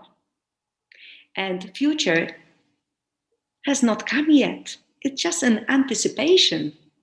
And yes, we are taking action today. We are planning action steps today to build our future that we want. And focus on solutions. Again, whatever happens in the situation, any situation, and again, it may sound very strange, but find in every situation something positive. At least when you learn from the situation, you take some lessons. This is already positive. And when you see glass, we know that, full with water, see always that water. Be positive, optimistic, and this is what we have. Again, this gratitude. So we don't focus on what we don't have, focus what you have. And focus on another. I have 6 focuses for you. Focus on what you want. We cannot get what we don't want. When we go on holiday, we know whether we're going skiing or we're going to Curacao. So we either take winter clothes or summer clothes. And we also take the plane one direction or the other. So we have to know our direction. Where are we going? What we want? And then indeed we set our goals, action plan. So it is so important. And the last focus is focus on what you can control. Again, I hear a lot, yes, pandemic, I lost my job, my relationship ended. And you know, when you cannot do anymore, like with the pandemic, there are things you can do. You can protect yourself. You can protect others. When you lost your job, yes, and you lost your income, focus now how to solve it and what you can do. What is within your control? How you going to earn money and pay the bills? Again, don't think too much what was the reason. I know you want to know the reason, and yes, it is important to take the lesson. However, you need to focus on solution. The same when the relationship ends, it happens like in my case, focus. What is actually good in the new situation? The lessons, maybe you can now pursue something new in your life. Like I found a new purpose in life. I found new passions in life, writing books. I did a golf course. I met many more other people. I built my new memories. So you see, in every situation, you can find something positive. So I would like to share with you, tell you about my program. I have a special offer, a 4-week individual coaching program with 40 lessons, with 40 assignments, some videos there, and this program includes free coaching sessions with me, individual coaching sessions. And only during this summit, for this summit, the price is $799 US. And this offer is valid until Saturday, the 13th of March. And I will send here the link if anyone is interested. However, please welcome, connect with me on LinkedIn. And if you want to talk to me, please book a call, free discovery call. You can find me on my website, or actually you can always send a message via LinkedIn direct message. So I will write. Down. Do we want to just give a 5-minute warning? Sorry, I didn't hear you, Bettina. Oh, sorry about that. Go ahead. No, you were saying something? Oh, no, we unmuted by accident. Now, so again, I would like to say, you know, these are for me 5 key steps. There are a few more steps, I would say, than, you know, really when you create inner happiness, then again, I will repeat it. This is bulletproof. So there's nothing, even when you fail, you know you will be fine. You know you will manage because you did manage in the past and you are stronger. So again, self-love, gratitude, forgiveness, positive thinking, and focus. Focus on the 6 elements I mentioned. And you will have this inner happiness here. And this happiness will shine. So this is what I would like to say. If anyone has any question, welcome on any topic, any question, please ask me. Okay, we're going to open up for the question and answer period. And thank you so much, Sylvia. I loved your talk here. I have others with me listening in, and it really resounded with us. So if there's anybody who wants to open up their mic and ask questions, I'm going to switch us real quick to a gallery view here. and see how many are listening and watching. And I'm going to call out some names, maybe Barbara Ozeta or Janet Francis might have a question, or Lauren Hemingway. Gosh, those are some names that are popping up that I recognize right away. There's some new people to me. There's Lauren Hemingway, Lee Romanoff. Somebody unmute your mic, ask a question, get an answer. There, go ahead. Lisa. Or just whatever you want to share. You can have a question, you can have a comment, or share your own experience. You are free. I'm just feeling good because she's just kind of let me let go of a few things. So yes, I love the idea of forgiving. And then of course, what comes with that often is some forgetting as well. So yes, good point. Once when I had a workshop, one person said, Sylvia, I cannot forgive. Actually, I prefer to forget. But that was interesting because she was still talking about that person. So she was not forgetting, right? But I said, okay, if you can, because I am like, my ex is the father of our children. So we are in touch. We talking, but we really have a good relationship. And this can be when you forgive. Then you can go to the next step, higher. Yes. I always say that the person who knows better in the room should do better. So no matter what's going on, that I'm always striving to be the one that brings something to the table, whether that's grace or forgiveness or just be the door that opens their heart is often what I say. And then if I'm not saying that, I say, we're here to create memories, not nightmares. Yes. So if you pursue creating memories, you actually will end up with a lot more happiness.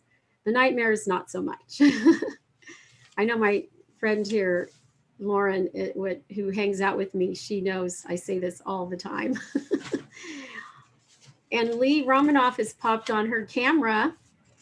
Okay, so I listened to the presentation, and here's my take on this, okay? What you have is really good, and people need to hear it.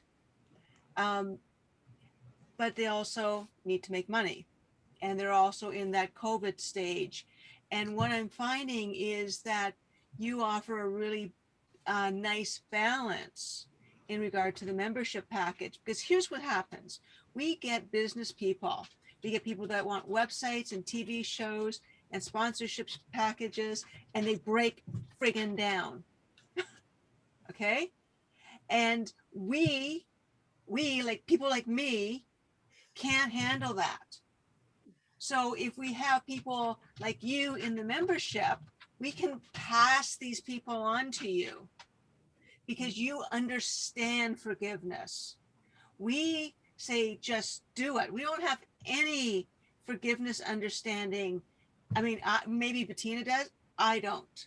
Okay. So here's where I'm thinking. You may be really powerful to combine your heartfelt message and help and everything to the people that we want to pound at in regard to creating revenue. And when they break down, you are their encouragement. You are their I can. And I think if you offer something, that you do complimentary to the membership, once they glom to you, then you can get them as a client on the other side. And I think a lot of the coaches should be doing that and adding their special sauce to our hardcore, get your website generating revenue, get your TV show, get your friggin' sponsorship, no heart at all. But then they've got you, and you will just say, forgive Lee. She knows not what she says. And, we can really use that. So that's my 2 cents. I love it, Lee. And with Bettina, I love Bettina. Of course, we talked the other time for a couple of hours, nonstop. So, and I must say, I heard you today, Lee, and I think I need you. So, and I was thinking indeed about that, wait for me. Anyway, I will be there tomorrow. Oh, yes, at the next meeting that we have, absolutely. And Yes. you know, what's great is that there's already examples of what Lee is talking about, because Debbie Waldeck has a 7-module program that she's committed to the membership. Lauren Archer, who's my co-host here today, she has a program that is focused on heart wisdom, and also closed eye, you know, meditation training and things like that. And so that meets weekly. So definitely be considering putting your heart into our heart, because Lee doesn't own so much heart, she says, but I know she has a big heart, because she's gifted me so much of her time in the night, in the morning, in the afternoon, all the time. And so let me just give you another great big, this is my gratitude to Lee. Mwah, mwah. Oh, you see, this stuff really bothers me. There's a lot of me's in this membership, but when Bettina said earlier today that she's going to have 10,000 people, they're not all going. Debbie's not going to have the bandwidth. Lauren's not going to have the bandwidth. We need more of you. We need people that have compassion, and you know, like for instance, Morier, where she's got this, oh, make every conversation easier. I'd like to graft her to my shoulder sometimes, you know. Well, my program, I shared today 5 steps, but I have actually 13 steps in my program. And also another module is about rediscovering yourself, your strengths, your weaknesses, values, beliefs, all that, and everything with assignments. And then about so-called negative emotions, how to manage them. And then the support system, what we need to sustain. This is on the way to success. Yes, So, and that's why we have topics like yours, because the simple fact is that we're whole beings, and it's the mind, it's the body, the spirit, the happiness, the joy, as well as running an online business, as well as making money and profiting for good. All of those things are all wrapped up in one little bundle here at the summit. So thank you so much. I think we are going to send out a 30-second reminder to come back into the main room. I'm going to go off camera here. Thank you so much, Sylvia. What a wonderful presentation. If anybody has any last minute questions, now's the time to open up your mic and ask away. Hi, Sylvia.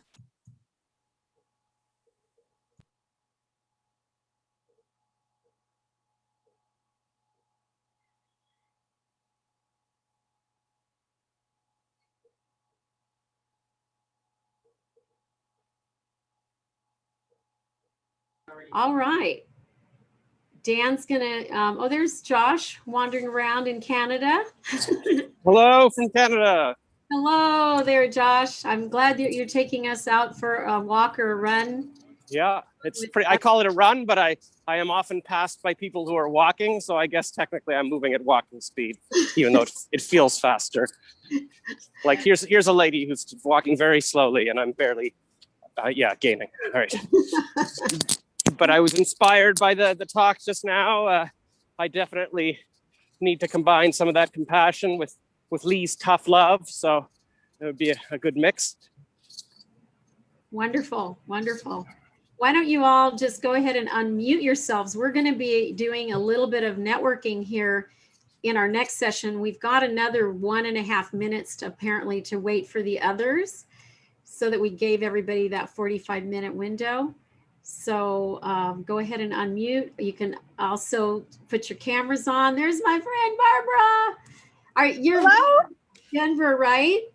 I am in Denver and I'm out running errands. We just had a small snowstorm this morning, but of course it's gone and it's bright blue skies. So I thought I'd take the opportunity to get outside. And I loved the talk about the self-love, because I'm taking care of everybody, and I have to remember to take care of myself and love myself like I love everybody else. And so I loved it. Absolutely. Yeah, put that on yourself, right? The forgiveness is huge, because I have been practicing ever since you told me about the memories, not nightmares, and the forgiveness. I've been practicing forgiveness throughout this whole COVID situation. And I have to say, miracles are happening right in front of my eyes with my family. I've had to forgive them because they've hurt me so bad, just making wrong choices. And as soon as I forgave him, boom, he's like making choices that I've always wanted him to make, you know? So here we go. I love it. You'll have to connect with Sylvia then. And as we're welcoming back everybody, I hope you enjoyed the breakout sessions. Yay, it looks like, how about we get some thumbs up if you enjoyed the breakouts? Open up your cameras, everybody. We're going to be entering into our networking round here.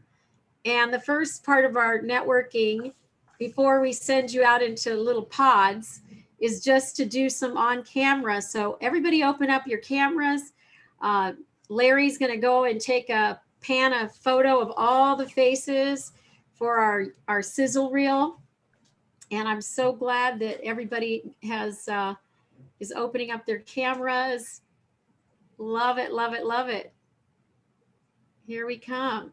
There we go. All right, let's see here. Is everybody back? I'm guessing that everybody's back.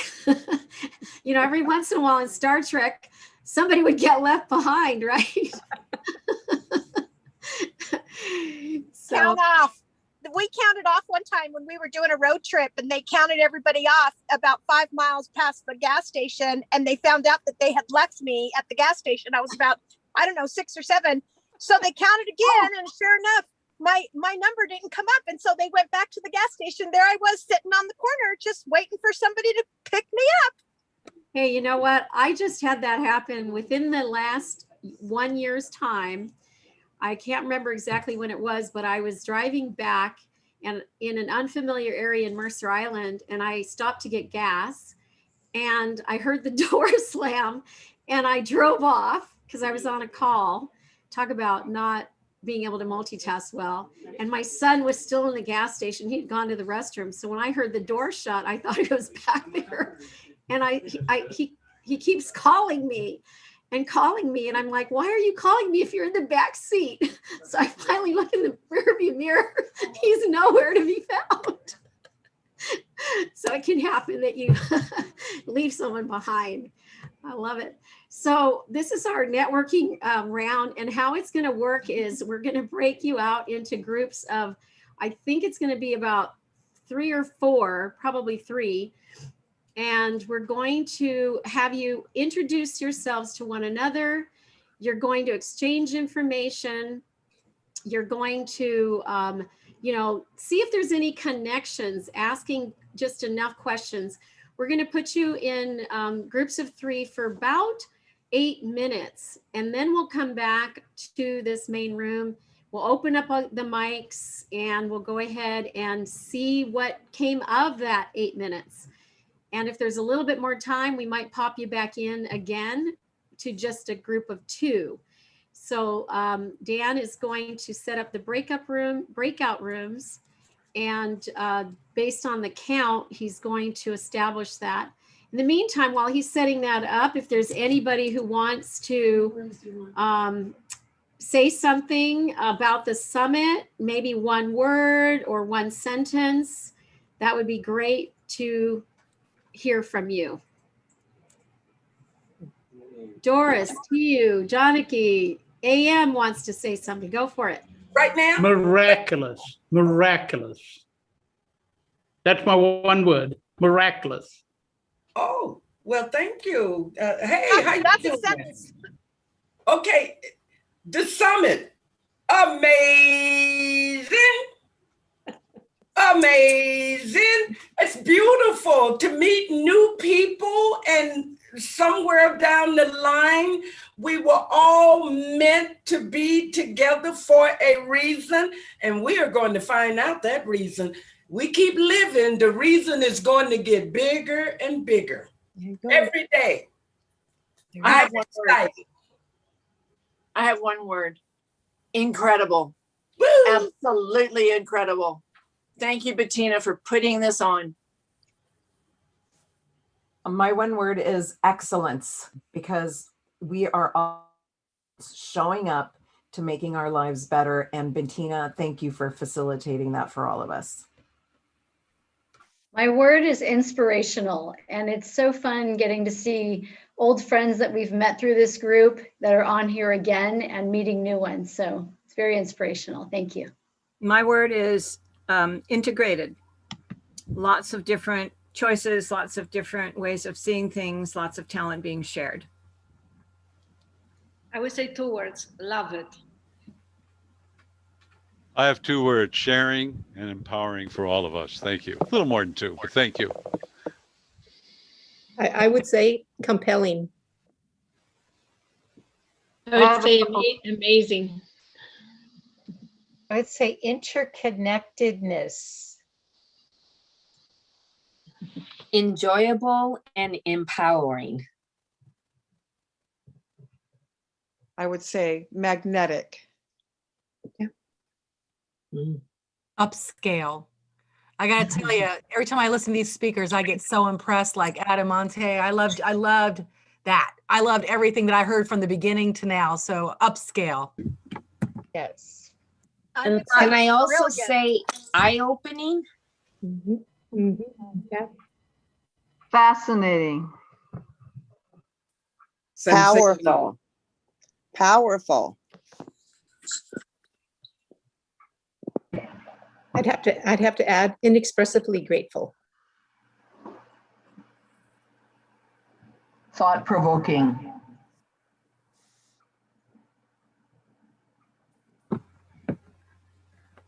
Possibilities. I love that so many ideas, so many new possibilities for new choices and new options.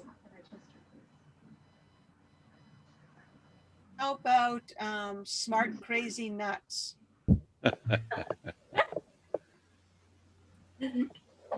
My word is gambaru, and that means try your hardest, do your best, never give up, and go for broke. That's a Japanese word, and so they'd say gambate kudasai, never give up. That's not fair. We need one word that does that. Yeah, one word. There's no word in English that describes it. It's indescribable. How about supercalifragilisticexpialidocious? There you go. Mary There Poppins you knew go. how to say it.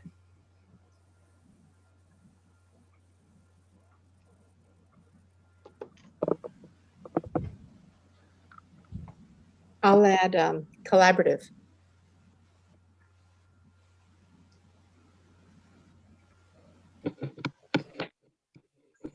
Makes me think of a puzzle, like all the pieces of a puzzle coming together. How about love? I can feel love among the crowd. Very important. Empowering. Yes. I want to say woo woo. Yeah. How about enlightening? Yes. Yes. Oh, I love it all. All of it sounds good and yummy to me. So we have the rooms ready for you. You're going to be broken into groups of 3.3. You guys figure that out. Who's going to get split into parts? 1/3. Anyway, here comes your notification. We'll bring you back here in about 8 to 10 minutes.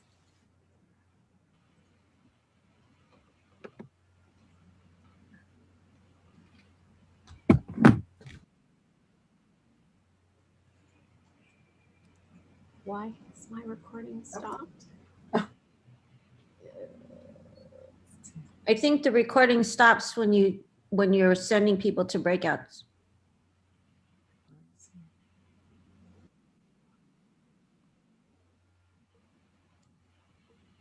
Hello there, Robin. Are you going to a room? I was intending to, but I have not seen a thing. Oh, okay. We can move you. I have not seen a invite either. You know, if there's a couple of you left in here after a few minutes, we'll stay here.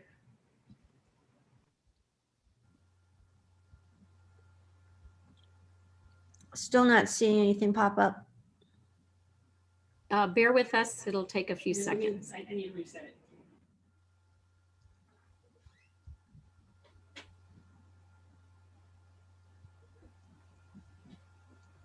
He's going to reset it.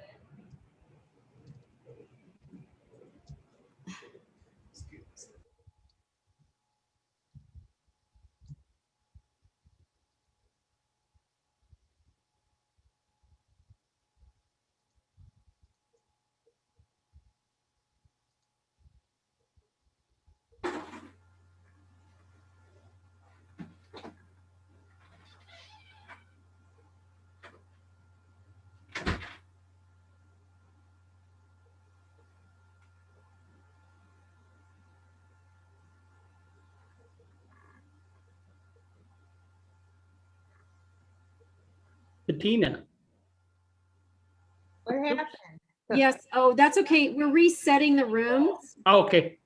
We No were problem. supposed to identify how many went in there, and so there were 8 and some, and so give us a second. Oh, okay. What just happened? I was wondering, and now I'm on Getting a another one. do-over. Oh, Do-over. Will we get to choose our own breakout room, Bettina? That's what it showed us the option before. Is it going to work the We're same? actually going to assign it actually this time. We're breaking okay. groups, and it's going to be random. Okay. Will it automatically drop us in? I guess we dropped in. I guess we are. yeah. Well, we're in the main room, right? So let's see where we go. Hold your hats. We might be here.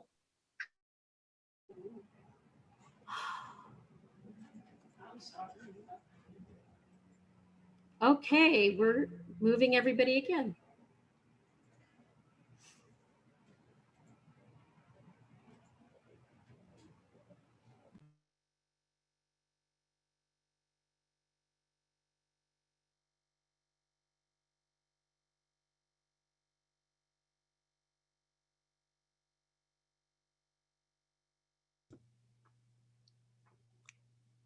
It's so exciting waiting.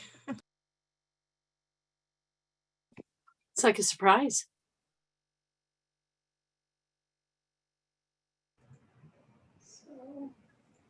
Bettina, it looks like it's giving us options again. But let's see. Give me room 7. Yeah, they're just gonna be random.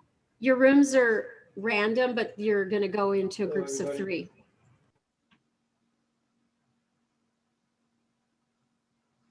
So we shouldn't join a room? Just Yes, wait to be put in one? Yes, join your room. Everybody join your room. There should be nobody in the main. I'm still not seeing any anything popping up. We can move you, Yeah, I Robin. appreciate Just that. bear Thank with you. us.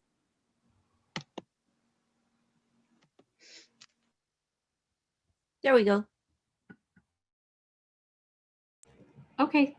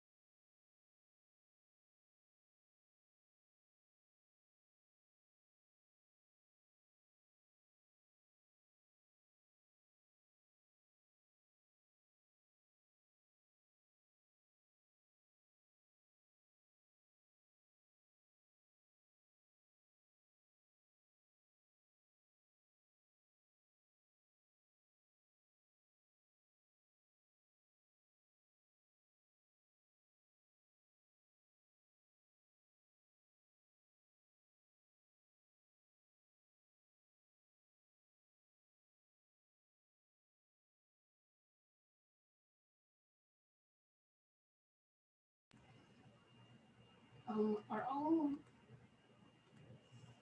We're still trying to move some of you guys. So, well, no, they need to move themselves. oh, actually, you're supposed to move yourself, is what my son is telling me. They move to the assigned room. Move to the assigned room that you're assigned.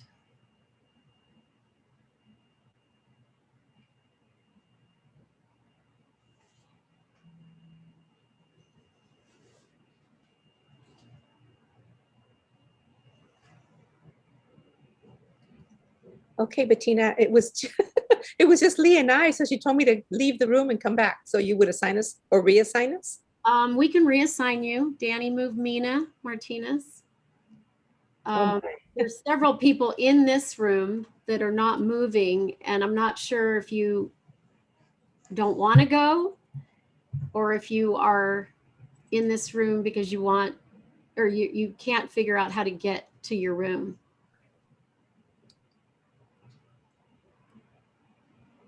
Okay. That's awesome. Yeah. So Bettina, where should I be going to select? Back to the chat? Yeah. So I do video production. My son's working as fast as he can. I'm not sure he's going to be able to move you in fast enough, so we might have you to stay here. We'll see. Anything under the sun. And the last couple of years, I've gotten really into advertising a lot more. Oh, room, Mina? Yes. Is to move to room 11. That's where I was, and it was just Lee and I. It was just Lee. Yeah, it was just her and Yeah, I. it's random, so you guys must be meant to be together. No. Lee, Mina, and Brian should all be in the same room. Well, actually, I'm looking at it. It says room Jesse, not joined. Lee, not joined. And Tech Summit support, not joined. It's the way it's supposed to, you're supposed to go ahead and stay in those rooms and enjoy yourselves in the room. But now that you're here, let's enjoy ourselves here because we're going to run out of time. So everybody open up your mics and introduce yourself, your first name, last name, maybe what you do for a living. And I see that Jesse's watching through TV, so he won't be able to open up camera and say hello. Let's start with Wilma. Yeah. I'm not sure if there's a way just to chat just to this. Wilma, not there. Yes, I am. I'm here. Can you hear me? Yes, Wilma. Great. Thank you. I'm not on screen because of some technical problems. But what would you like to know? My name is Wilma Fontroy, and I am in job coaching and setting up organizations who are young entrepreneurs, young and old entrepreneurs who are starting a business, and allowing them and coaching them to the do's and don'ts of registration, licensing, etc. Also, I provide growth strategies for those who have been in business for some time. I'm also into healthcare, and let me see, one other thing that I do, healthcare is Medicare and all other kinds of healthcare for all age groups. Do a small group healthcare for small businesses and large group healthcare for the medium-sized businesses. Thank you, Wilma. Thank you. Thank you. Nice to meet you again. Of course, I know you well. Next, I have Kieran McNamara. Call me or text me with your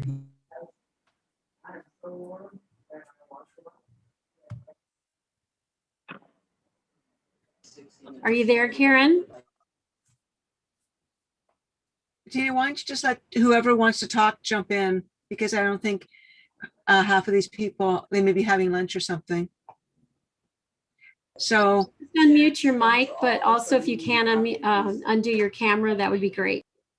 So Mina, you got your camera open and your mic, so go nuts. This is your opportunity. Did I hear Mia or Mina? You. Oh, me. Okay, well, thank you, Lee. We're live on YouTube, so the whole world is watching. Oh, geez, wonderful. Well, I am Mina Martinez, and on my professional journey, this professional journey has led me to entrepreneurship. I am the founder, and I am a master instructor of business protocol and dining etiquette at Prestige Protocol.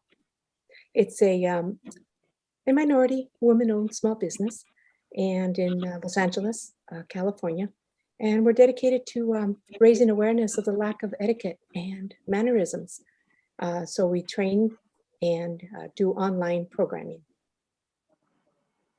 So Mina, give me a quick example of your worst case scenario on online programming.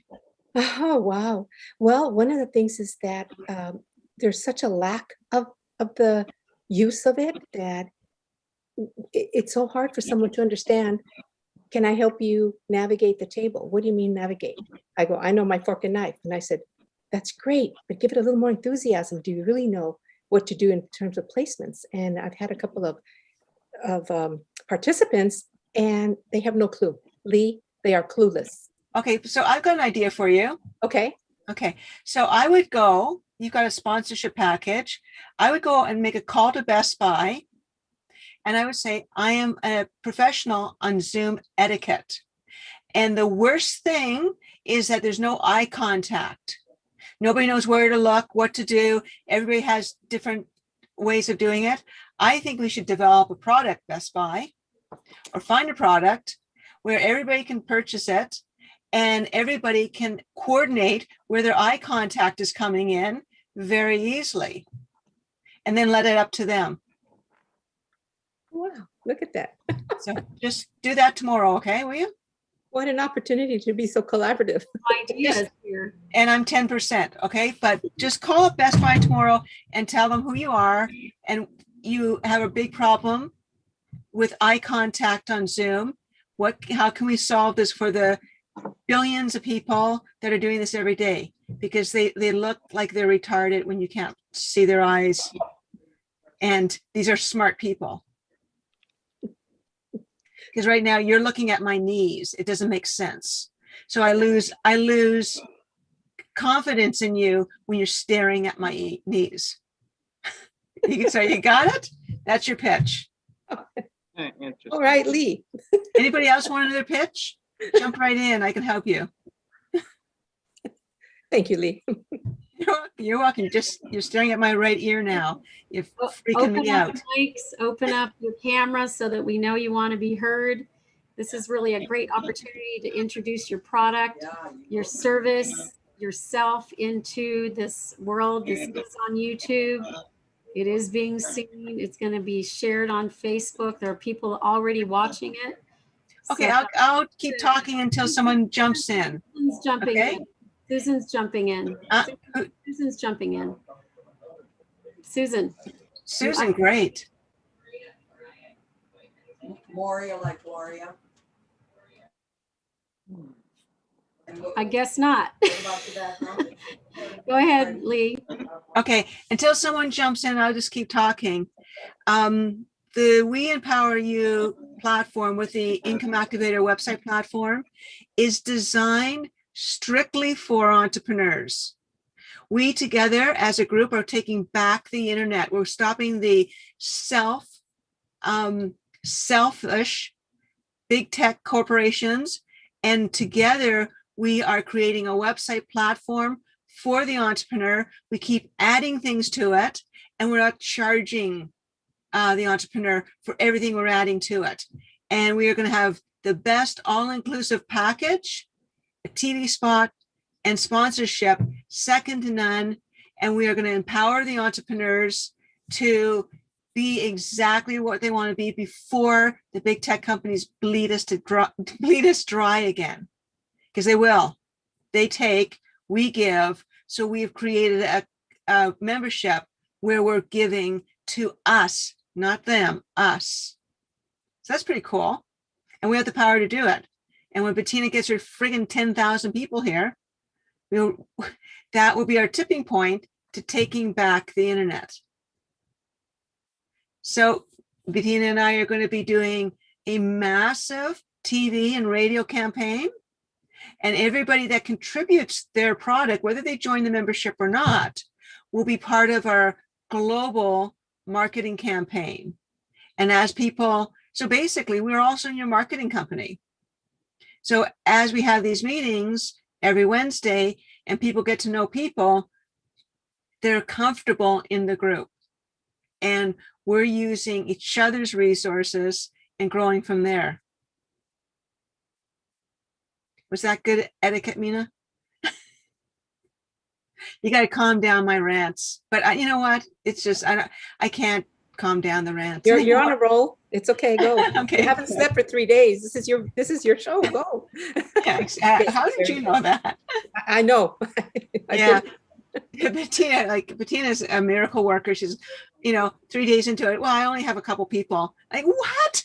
And then all of a sudden, all the tickets came in, and all the members, and all the, it was great. How we can power together to create.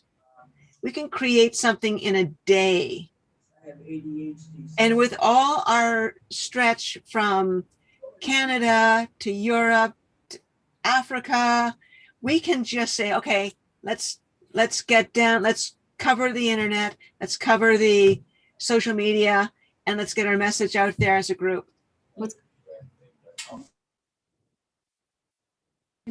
Anyone else want to chime in before I continue my rant? Michael, say a few words. Hey, Brian, you're back. Good for you. Oh, you're muted, Brian. They keep muzzling me. I think it's a conspiracy. Yes, it is.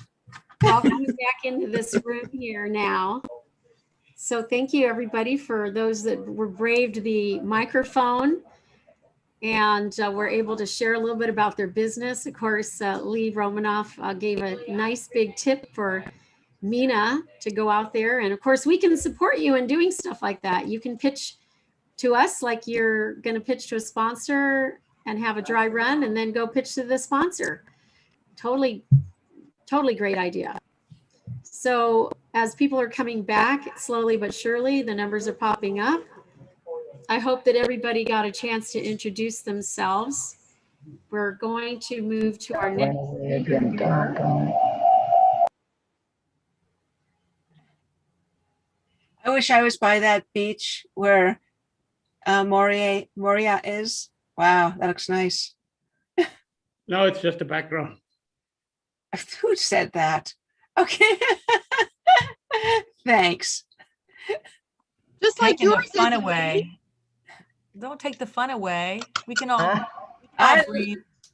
I love Debbie's blue fire. Oh my gosh. Look at her eyes, her fire, everything, the blonde hair. Can I come over and have a glass of wine with you, Debbie? It's fine. It's high time, isn't it? So not to be abrupt, but I'm going to mute everybody because we're going to start back up again. And that was our round, okay, of networking. I love it.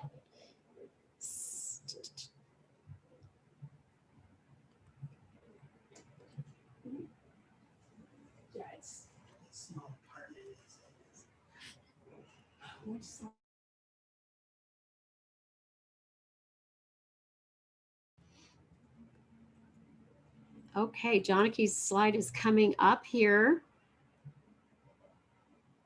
Dan's going to spotlight her, and then I'm going to go ahead and announce her. Can I be made a co-host? Yes, I will do that too. And your mic, hopefully, your video hopefully is working here. Yes, it is. Okay. You need to make Joniki co-host. Yeah, I'm going to make you the co-host. Yippee. Yay. All right. Back again.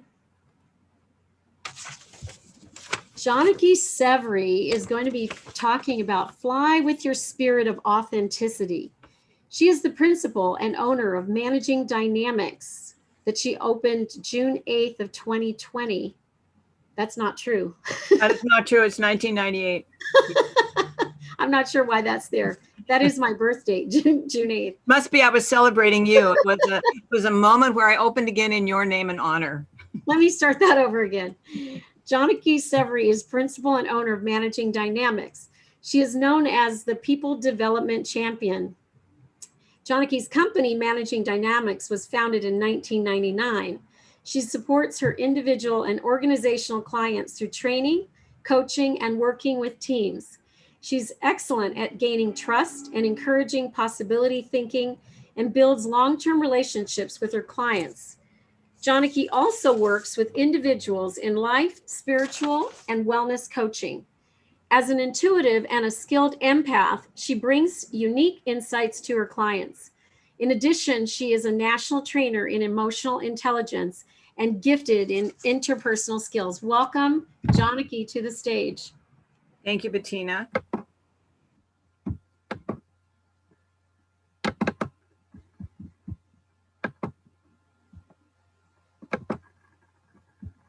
All righty.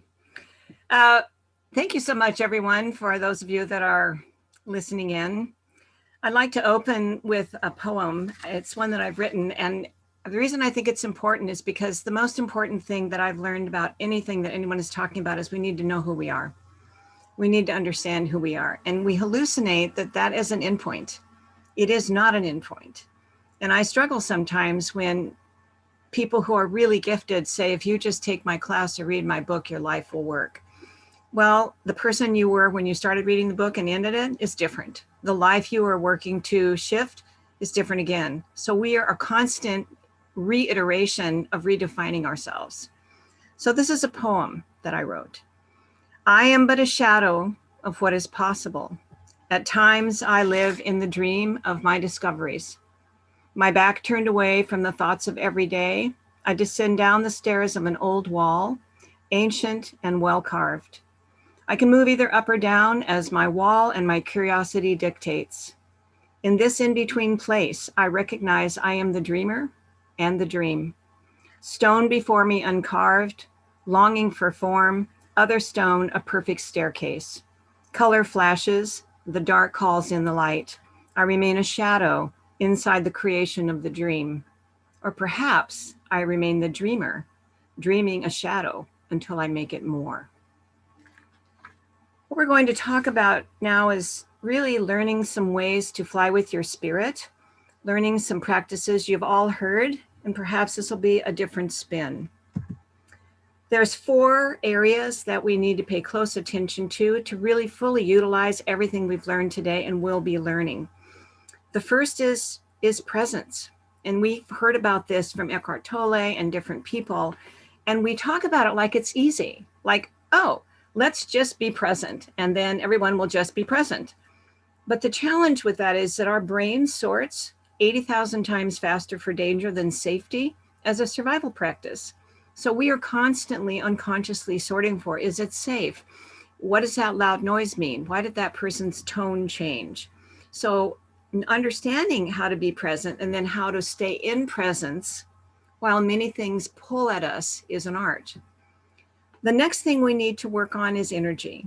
Of course, being present helps because if you are present, you can sense your energy. You know what's happening with it. You recognize when it's low or high. And Debbie talked about this in health and other things that we're looking at. When Patrick talks about it, we feel in Patrick's voice, he has a lot of energy.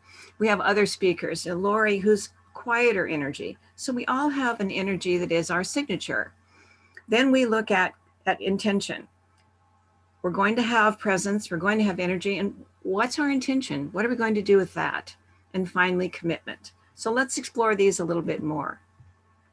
If you look at presence, it's living in the now, but we can't always live in the now because the nature of our brain is we live in the past. We sort for things that we love, that we miss. We have beautiful memories of things that we want to keep, and we dream into the future.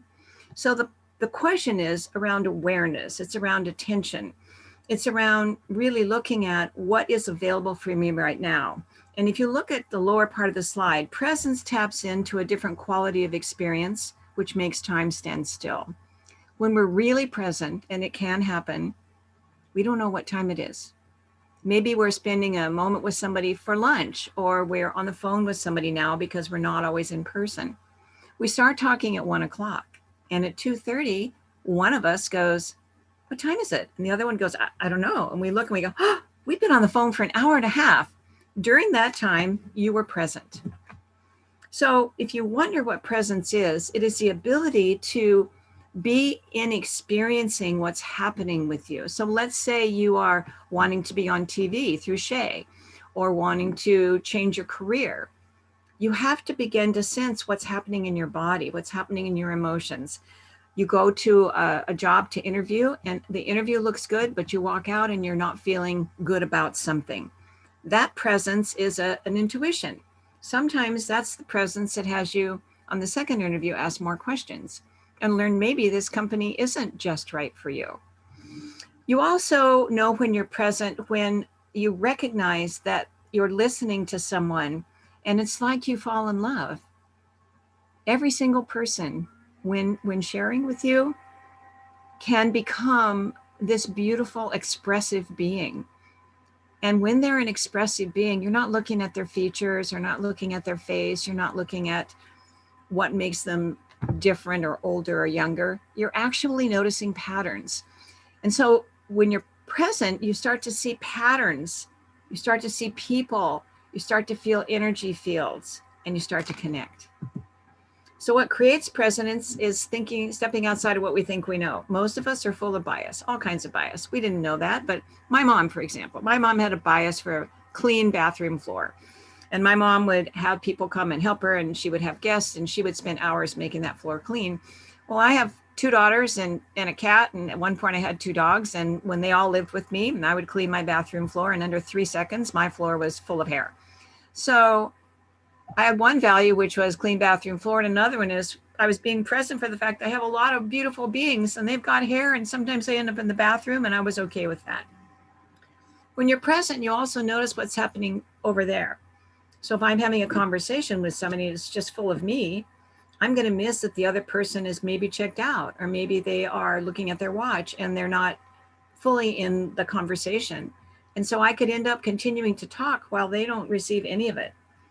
We also know that when we're present, we start gathering information.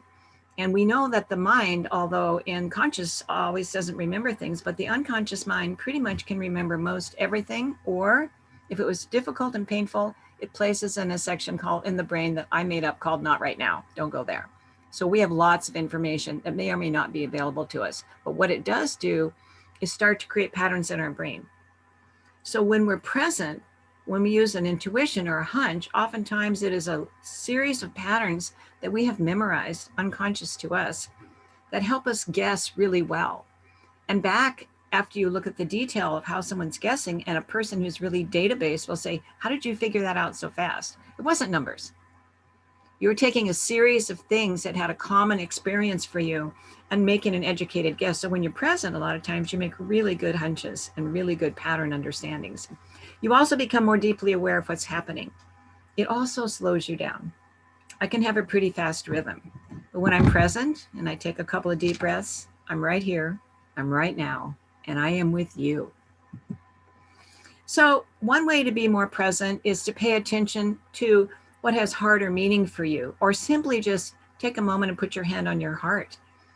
You know, we know, and I know that Lauren talks about this quite a bit, but we have a heart that has its own intelligence, dendrites and neurons that actually have the capacity to retain information, as does our gut. And sometimes just the act of me placing my hand on my chest reminds me that I have this beautiful organ, and it's very much all about me being present. Also speaking my truth. Now I want to be real careful here. I do coaching and training, and a lot of times people who've had a difficult childhood or even an adult life believe that telling the truth is like they're right.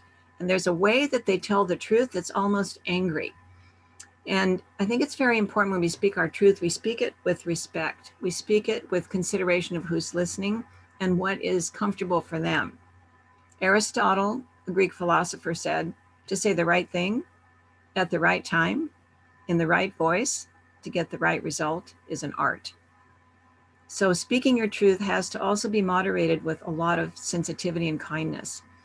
I just got certified in trauma-informed care, which is understanding how the brain and the nervous system affects our ability to be in different situations. And we've all been living in the pandemic, social unrest, political challenge. The whole world is unfamiliar to us. I would venture to say there's no one in my life that is 100% feeling they know how things are going to go. So the brain wants 2 things: avoid conflict and stay alive. It does not want to worry, but it will, because it's sorting for danger. So when we understand trauma, we understand that we have to know what are things that our nervous system struggles with. One of mine is I need a lot of alone time. And although if you see me with big crowds, when I used to give presentations, I've got a pretty big energy field and I can look like some kind of wild woman. But if I do that for 8 hours, I need like a whole evening by myself. Or if I've got somebody living with me, I'm not chatting because I know that my nervous system needs to quiet down. So that's part of being present and remain open. So when we begin to know what presence is to us, it becomes our personal resource. So bringing presence into your reality is to find things that help you feel more present. I wear a lot of bracelets, which I make. I wear a lot of jewelry. And if somebody took it, I would be okay. It's not life necessary, but they're symbols. A lot of the jewelry and things I wear remind me of something that's important to me. Anchors can also be a smell. I'm certified in medical aromatherapy, so certain fragrances calm me down. I also know there's certain people that when I call them or reach out, they ask me really good questions and help me come into my body and be more present. So if you look at the quote on the bottom, presence is like a hologram. It exists on every dimension, every level. It's always connecting and it has depth and dynamic energy. Presence is eternal. The question is, are we aware of it? Sometimes when I was a mom and my kids were really little, my favorite way of being present was when they'd lay on my chest and we would just breathe together. Just breathe together.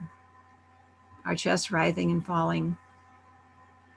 And it was like we were a microcosm of all mothers and children in the world. In just my child and me, we were all those mothers and children just being in this moment.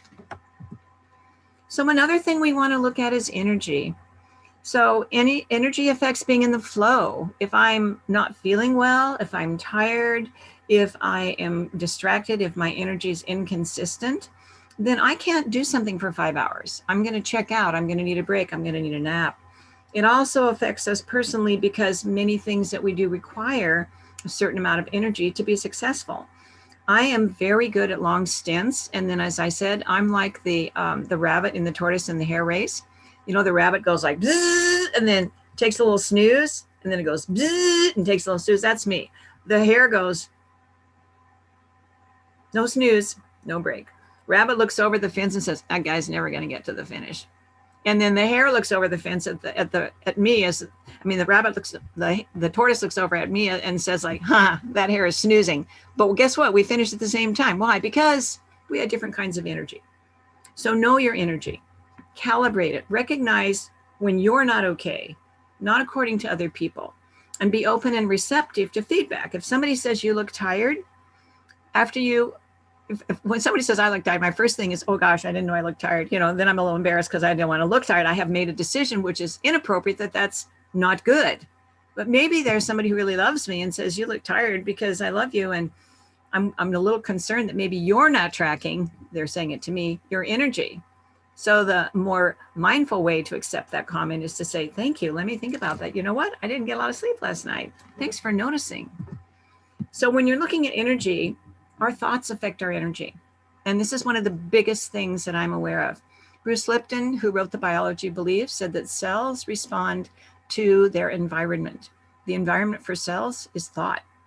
So I'm 72 and I have things, my body's not the same. I got a couple sags here and there. I did not always have white hair. I quit dyeing it at 125 every 6 weeks, go figure. But I do know that if I have a moment where I forget something, because I understand that the brain does not atrophy, especially if you use it. And I'm always learning, but the synaptic response for remembering changes as we age because we're sorting through a bigger environment. But I've had friends that couldn't remember something and they go, oh, senior moment, oh, Alzheimer moment. And in that moment, they're judging their ability to access rather than honoring that their energy is going searching in a very big computer. My 72-year-old computer has a lot of places to search before I come back with that answer. Also noticing how energy affects our body. If you are at the airport, because before COVID, I used to fly out quite a bit, you can see energy in people's bodies. Not to judge it, but to notice that person seems maybe a little burdened, or that person seems pretty energetic. Or gosh, that person's moving slow. Oh, they seem to have a difficulty walking. I wonder if they're okay. All these beautiful beings with different expressions of energy. The most important thing is to know yours. And the things that many speakers today are talking about on health and wellness dramatically affect your energy. My yoga teacher, Satchidananda, who opened Woodstock, I didn't go, but worked with him for 30 years, one time was at a conference and someone said to him, why do you arrive in a Cadillac? Well, he was a guru from India and the Cadillac was old, but it was a Cadillac. And he was in his 60s and he said to this young man in an audience, you're so sweet to notice it was a Cadillac, And of course, I do have a vow of being mindful around energy related to money, because there are so many people who have no health care, no homes. I want to make sure we're all wisely sharing. But I have a 65-year-old body and I travel quite a bit. The Cadillac has a large back seat. So I ride in a Cadillac because it's cheaper than a plane, and I can lay down and actually sleep. So for him, the Cadillac wasn't, ooh, I have this cool older Cadillac. It was a vehicle for him to recharge. So we all have an energy signature, which is one of the things I see in people, what you came in with when you were born as a baby. And if you think about any baby you've seen, almost all of them, unless they have some challenge with their health, come with this vital light.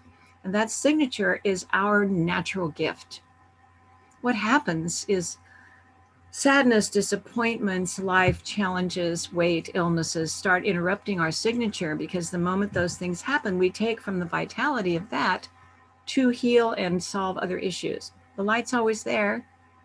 We can recharge it, we can connect to it, but we have to know how to do that. So managing energy is critical. We also know your energy can change. We used to think the brain was hardwired. It is not. It is plastic in many, many areas. You can actually change the shape of your brain. And what's very interesting about that is that when we look at putting a brain cap on someone's head, we also know that how you use your brain can affect learning something without ever doing it. There's been research where two people who'd never played the piano were learning. Person number one actually is in front of a piano learning a simple tune. Person number two is in a one-way mirror looking at person number one, listening to the instruction, not touching the keys, remembering the instruction with their mind. Person number one practices for 3 months touching keys. Person number two never touches keys. But when you put a brain cap on, while person number two is imagining playing, the brain fires. And at the end of 2 months, both people play the piano physically, and the person who never touched a key can play. Why is that? Because your energy can change. You can rewire it. You can focus it. So my question to you is, what do you talk to yourself about? Do you get up in the morning feeling a little uncomfortable and say, or do you get up in the morning and say, 5 more minutes of walking, I'm going to be ready to go? And it's all about energy. What stories do you tell yourself to increase your energy? This is very important. You manage that mirror. So energy in your body, as I said, I have a 72-year-old body. I have things that have happened that have caused me to have little surgeries and different things. But what I'm very clear about is I have this beautiful, resourceful body that wants to heal. So I take really good care of it. I feed it well. I follow all the protocol for herbs and eating a lot of fresh fruits and vegetables. And as old hat as that sounds, if your body is not available for you, a lot of your energy is taken from you to just try and get through the day. So definitely take care of your body. Einstein says, and I love this, the physical body, like all material objects, is an illusion. And to manipulate it can be like grasping shadows and missing substance. The unseen world is the real world. And when we're willing to explore unseen levels of our bodies, we tap into an immense creative power that lies at our source. At the quantum level, every atom is more than 99.99% empty space. Subatomic particles move at lightning speed and bundles of vibrational energy. These bundles carry information and are waiting for instruction. 4 weeks ago, I fell and fractured my wrist, 3 hairline fractures. This is my wrist after 4 weeks. I have full usage. 3 weeks ago, I had full usage. I wear a brace to stabilize and allow it to strengthen. When I went to the orthopedist, they said, this isn't possible. You can't move a hand like that after hairline fracture. Well, energy or matter. I did a lot of praying. I did a lot of work with my cells, and my body responded. So when we think about the quantum field and we look into a quantum microscope, we're not solid. And if 3 people looked into one microscope, so there's 1 tube and 3 viewpoints, all looking at the same time, they all 3 see something different. So you are in connection with the world you see. I can see Lauren on a screen. I can see Bettina's picture on the screen. I know there's other people here, and you're all having a different experience of this talk. You're not having the same talk. You are screening it. You are interpreting it in a way that makes sense to you. So what you allow into your awareness has a great deal to do with your energy. So let's talk about intention. This is a very slippery fish. Intention is what we want, and it plants the seed for desires. But nobody taught us about intention. They taught us as a little kid, what do you want? I want ice cream. But the intention piece is the distinction between the want and the making it happen. It's the seed to move it forward. And we used to think all I have to do is speak it and it'll happen. And it is true for some, it's that simple. They are so connected and aligned with their intention. They literally speak into that field possibility and it happens. Others of us need to continue to pay attention to what our intention is creating. So what is intention? It is actually a way of focusing on what you want, but it requires persistence and review and presence and energy. And why that's important is because a lot of times we want something and it turns out we don't get it. And I think the biggest experience I had, I was in a church with a really wonderful minister. Her name is Terry Cole Whitaker. And she had about 3,000 people in the church. And she said to all the congregationers, how many of you would like to know what you want in your life? And so, of course, you know, all the hands go up. And then she says, all right, are you ready? And everybody nods their head. And she said, okay, think about your life. Look at your life. So we're all in our mind, imagining, thinking, perhaps dreaming, perhaps recalling what's important. And she says, everybody got what's in your life? And everybody nods their heads. And then she says, that's it. Nobody says anything. She says, that's what you want.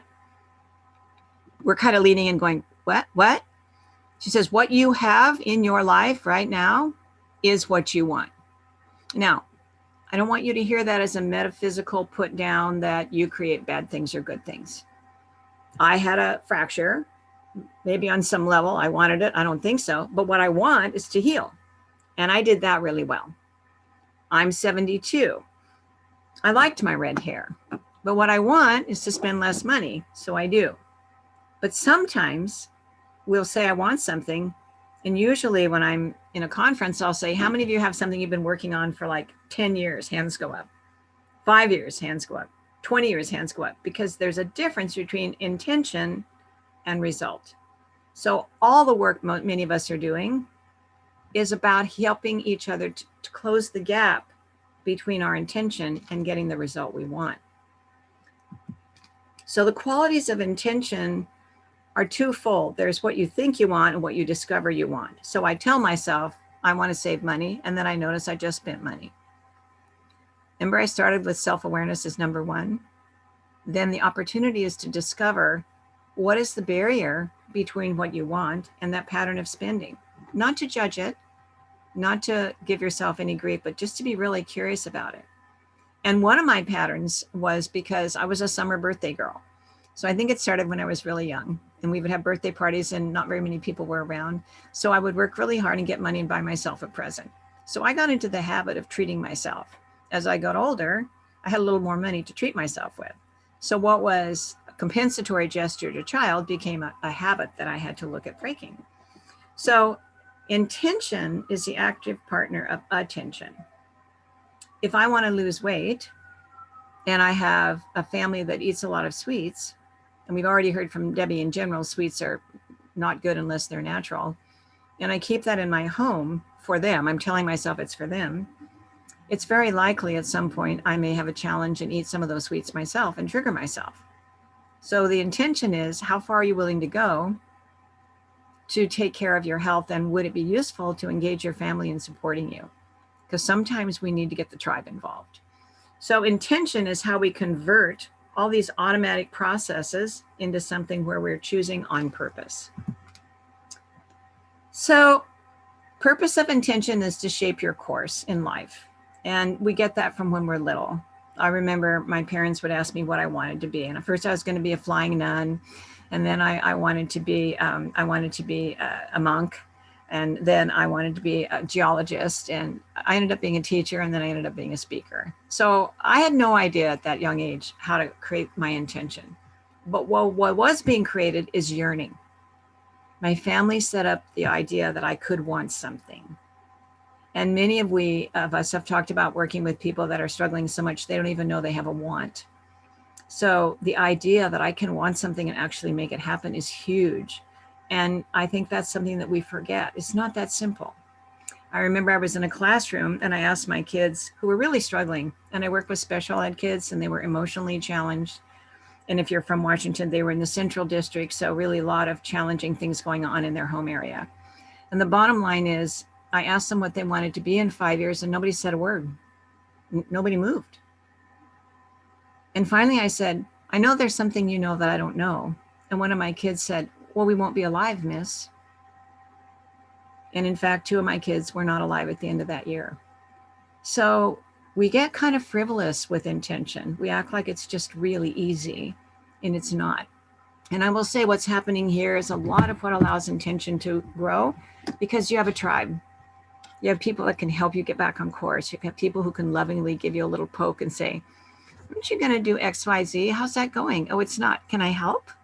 And there's no judgment. There's no digging. So if you're aware that you create your life experiences, then the goal is to learn from them. If I have an intention and it doesn't come to fruition, there's something in me I need to look at that probably I need to take care of first. So we're always manifesting because we're always thinking.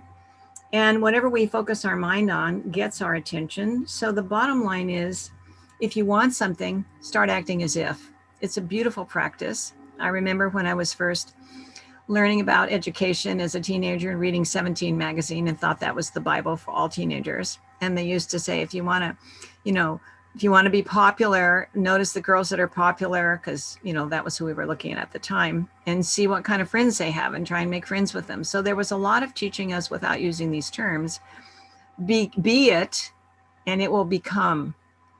And we know that the brain, when we practice, actually changes its state and starts moving towards what we're imagining, to the degree that a friend of mine was a Vietnam prisoner of war for 5 years. And it was very uncomfortable. He was very closed space. And when he came back, he had practiced golfing in his mind for 5 years, hadn't touched a club. And after he got through all the security, everything, and spent time with his family, he went out and golfed. First game, best game he'd ever had in his life. Why? Because he was embodying golfing in his mind. He was being it. And there's an interesting prayer. If you look at the bottom, there's this ancient prayer that says, the world is perfect. Our seeing is the problem. So what if this field we live in has all we need? And all that's happened is that beautiful birth signature we came in got in the way, and we forgot to use all of our beautiful focus and excellence and energy and intention and presence. What if we're just a thought away from what we want? So when you clarify your intention, you go back to your heart, because your heart is the truer vessel between the heart and brain. And Lauren talked about heart math and heart math work. We actually are asked to bring our focus from the brain, which is very linear, to our heart and actually want something from here. And when we feel it in our heart, we know when it's right. So begin to trust your heart. Recognize when you're resisting something. It's worth noting there's something going on with you. You've got some information being shared with you, and your body will always tell you if you're off purpose. Sometimes I joke and say, you don't have to listen to any of this, because if you don't believe it, your body's going to take you out. And that's usually when we get sick, when we're not paying close attention, because we're out of congruence. So the last of the 4 resources or pillars for personal power is commitment. And it occurs when we are aligned with presence, energy, and intention. And commitment is what allows us to keep going back, keep clarifying, keep honing. I bet everybody here has had many iterations of their business. I know Bettina and Lauren and I are going to be producing a TV show, and we've come so many iterations from when we started, and we're still moving forward. And we're like excited little ever-ready bunnies ready to go. And then another new idea comes along. We're like, yes, let's do that. So when you look at commitment, it means doing, not trying. It's the essence of being authentic and emotionally intelligent and staying focused. So can you see how this circle is? You need presence, you need energy, you need intention. You also need commitment. So you've got to do your personal work. You've got to make sure that if you see and have fears, not to be unhappy, but just notice those fears are protecting you. That's back to the brain. And discover what it's protecting you from. let your brain invite you to go down the beautiful path of who you are and learn more. So when you look at commitments, make sure you know what it is and be willing to change it whenever you need to. The most important thing is what's your support. This group is a support group for commitments. Lee and Bettina and Art and all the people, myself and Lauren, we're here to support commitments. We're here to honor if your commitment changes. All that means is you've become more clear. You've defined it and refined it. So we assist each other to wake up, to be all we can be, to stay present, and to be conscious. And that's a gift, because a conscious being is a being ever able to change and be flexible. And Yoda has it all. Try. There is no try. There's only do or not do. Thank you. Thank you so much, Janaki. Oh, my dear friend, you know that we go back, way back to 2004, when you put your two hands around mine to say, you're a woman coming into her power for the first time in her life. And not only did you peg that right off the bat, and we of course had to know one another, and here we are all these many years later, but you forever changed my life, as you know, and you've been with me ever since. I don't think that there's ever been an event that I've produced that didn't have you in it. I know. Yay, lucky me, lucky me. There you go. Thank you so much. And with that said, we're going to just keep on the clock as best we can. We're a little over, but we're going to give Lauren her 30 minutes. And so bring up her description here, and I will introduce Lauren. Okay, Lauren is going to be talking about leading with a wise heart. Lauren Archer, a habit change champion, mindful keynote speaker, and hypnotherapist, empowers women to aim for their heart's desires and break through self-limiting beliefs that keep them from living into their full potential. Blending ancient wisdom, modern neuroscience, practical philosophy, and holistic spiritual perspective, Lauren has been mindfully guiding transformation for many years. Welcome to the stage, Lauren, my co-host in this program, along with Janaki. Thank you so much, Bettina, and thank you, Janaki, and everyone who's gone before me. Just some fabulous presentations, inspirational to say the least. So I'm going to be talking about leadership and leading from the heart. Hopefully that is something that all of you can relate to. So I am looking for how I can share my screen. There it is. Okay. So I'm going to try to find the button that says show all windows. There we go. I want to show, let's see. Okay, it looks like one at a time. So I will do my PowerPoint first. And as soon as the Zoom window moves out of the way, there we go. Okay. So leading with a wise heart, we are all leaders these days, whether you're leading your family, whether you are leading in your community, whether you're leading in a business, most importantly, leading yourself and your habits and your own activities. And as Janaki mentioned, it's not just about our minds, it's about our heart. So a little bit about me. I am an author. My book is called 6-Word Lessons on Changing Habits, 100 Lessons to Stop Self-Sabotage and Gain Self-Mastery, and that's available on Amazon. I'm also a hypnotherapist, a mindfulness trainer, and a heart math coach. And I see clients one-on-one, and I've got lots of wonderful 5-star reviews that I'm very proud of. I've been doing this for about 30 years now, and I absolutely love helping people navigate their inner world. I also teach at Sound Medical Weight Loss in Kirkland, Washington, just outside of Seattle. I lead a monthly mindfulness group, and I do one-on-one coaching there.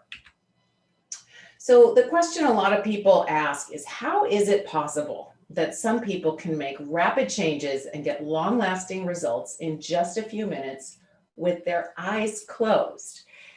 Well, closed eye work is sort of a big umbrella term that I use for all kinds of things, including self-hypnosis and mindfulness and meditation and visualization and mental rehearsal and brain-mind entrainment and heart coherence and all of these different things that we can do Once we close our eyes, about 70% of our external stimuli goes away. So many people use closed eye work for improving their game, right? Or for getting more confident at public speaking or in their careers to just do what they need to do. Definitely for habit change, weight loss and exercise motivation, breaking bad habits, improving relationships, and relaxing and getting better sleep. And today in the Leading with a Wise Heart, what I want to share with you is what today's leaders need to know to rise above stress, chaos, and noise, because there is plenty of it out there. And the difference between knowledge, which we are drowning in, there is so much information coming at us so quickly, but there's a difference between knowledge and wisdom. And knowledge is of the head, wisdom is of the heart. And then I'm going to share a HeartMath quick coherence technique with you that you guys can all start practicing today. You can use it anytime, anywhere, and you don't even have to have your eyes closed to do it, which is one of the reasons I love it. I heard Bettina talking about multitasking before. This is something you can actually be in a meeting with other people. Nobody needs to know you're doing it, and it can help you bring your body and mind to a state of calm, clarity, and coherence. So today's leaders are facing epic challenges on so many levels. And that includes you, again, because you are a leader of yourself and your life, and anyone that you influence, you get to lead. And with what we're facing in our world, we've got crime, we've got challenges with the education system, we're dealing with emergency preparedness like never before. We've got climate issues with our environment. We've got financial crises. We've got geopolitical events. And of course, a major health challenge, not only with the pandemic, but just with people getting access to quality health care. So there's a lot of stress in the world. And we know that stress is physical, mental, or emotional tension, but it's also that feeling that we have when the demands of life seem like they're exceeding our personal and social resources to be able to deal with those demands.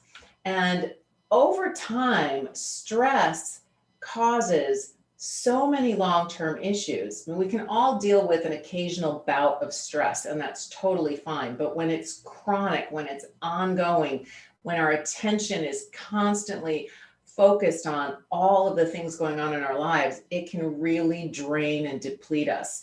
It can impair our cognitive performance, dampen our thyroid function.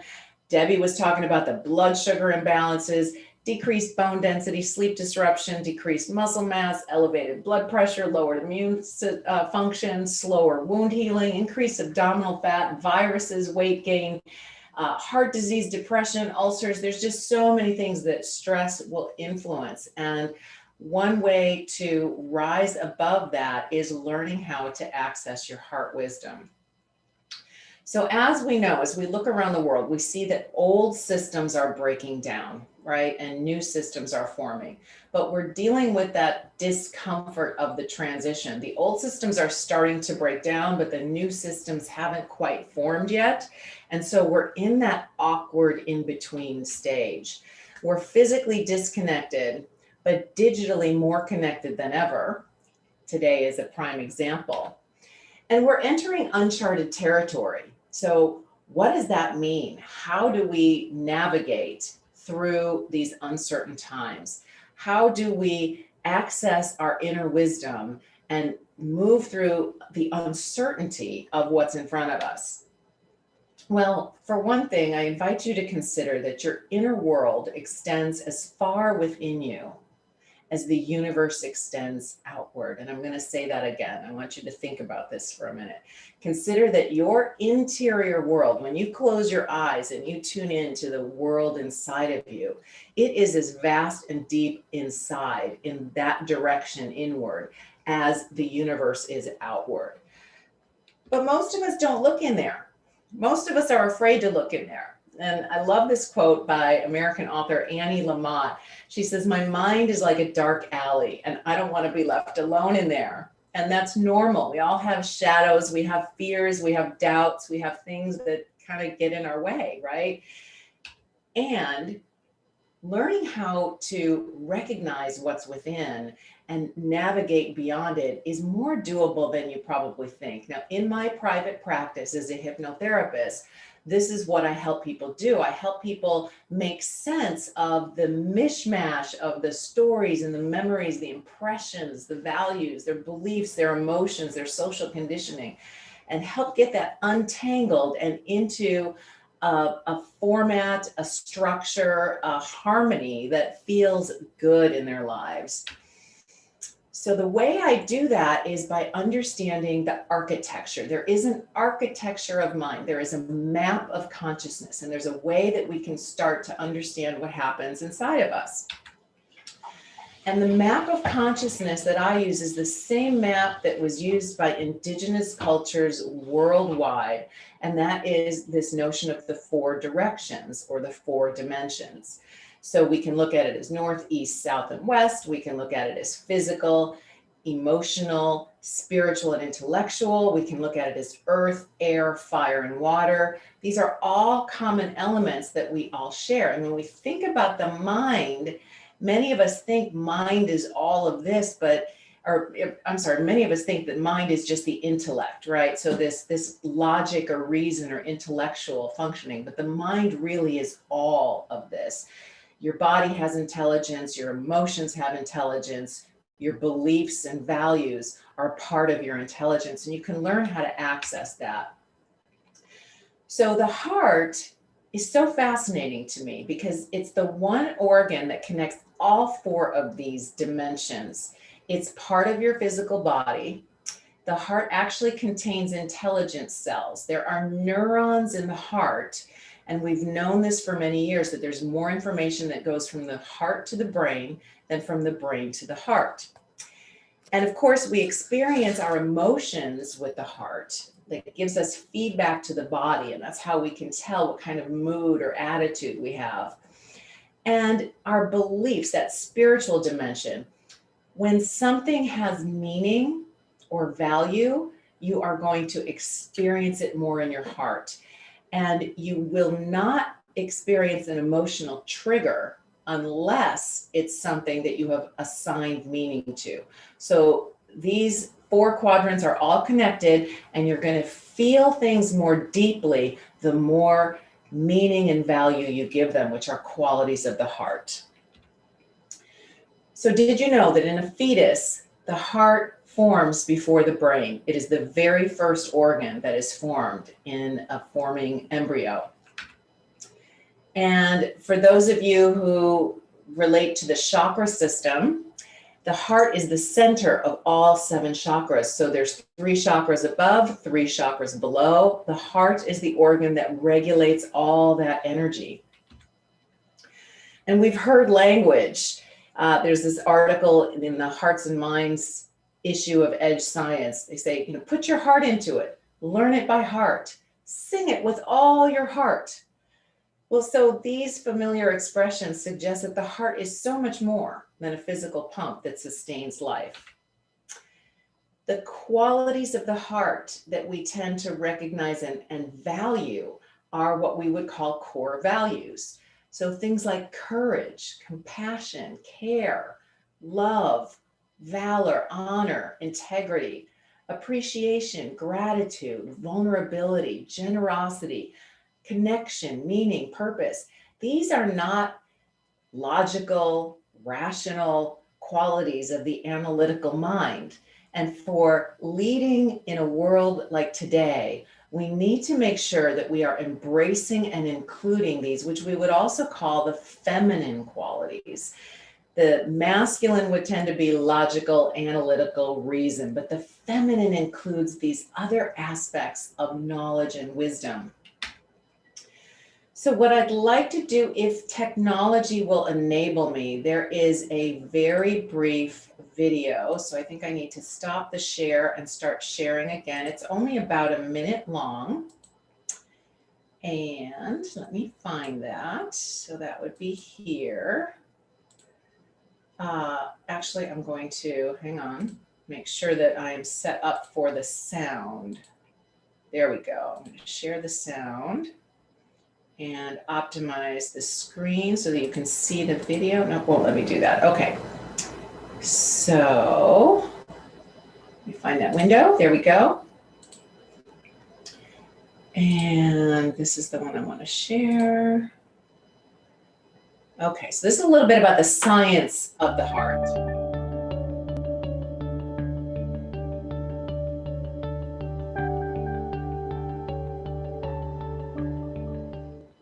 Over the past 18 years, our research center has investigated heart-brain interactions, how the heart and the brain communicate with each other, and how that affects consciousness and our perceptions. One of the things we identified in our research was the state we now call coherence. And what we found was that when we're feeling positive emotions, like we're really appreciating the sunset, or really feeling love or compassion or care for someone, that the heart beats out a very different message. The heart generates by far the largest rhythmic electromagnetic field produced in the body. And what we've now found is that if we look at the spectrum analysis of the magnetic field radiated by the heart, that emotional information is actually encoded and modulating into those fields. So by learning to shift our emotions, that's changing the information we're encoding into the magnetic fields radiated by the heart, and that can impact those around us. We are fundamentally and deeply interconnected with each other and the planet itself, and what we do individually really does count and matters. All righty, so I'm going to go back to sharing again in a moment here. Let's see. And then I've got a couple more slides, and then I'm going to share with you the practice that we can do. Let's see. Oops, I lost my place. Heart math video is here. There we go. Okay. So the Institute of Heart Math researches the role that the heart plays in creating our emotional experience, in accessing our intuition, as well as the physiology of optimal function. And just to show this pattern a little bit more, when I show most of my clients this is the same individual, two different states. And up on the top here, it says frustration. Out of sync, it would be a chaotic pattern. And the bottom, it says appreciation, in sync, coherent. Well, most of the time when I show this to people, they shake their head. Most people can remember, like, oh yeah, I know what that feels like, right? Can anybody relate? You know what that feels like when you're in frustration? When I first started doing this work, I was shocked to discover that about 85% of my time was spent in that top pattern, but I wasn't aware of it because I was not in tune with my body. It was only after learning to practice these techniques and not getting it right away, it took me quite a bit of practice before I was able to really shift my state to appreciation. That was when I understood how much out of touch I was with my body.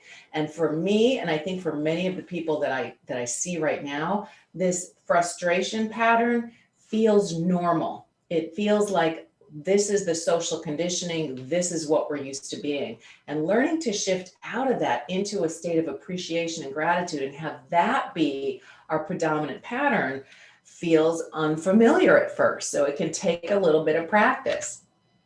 Here's one more. This is what it looks like before. So on the left, this is somebody who's just in that before state. And then when they practice the quick coherence technique, you can see how the heart and the body comes into a more coherent pattern. What that does is it synchronizes with your brain waves. It increases your immune system functioning. It lowers your cortisol and your stress hormones, and it improves your ability to perform. Plus, the heart generates an electromagnetic field that can be measured up to several feet beyond your physical body. And so the state that you walk into as a leader, whether you are in coherence or whether you are in chaos, is going to have an impact on all of the people that you relate to and the people that you lead. And so, you know how they say animals can sense fear? Well, people can sense other people's electromagnetic field.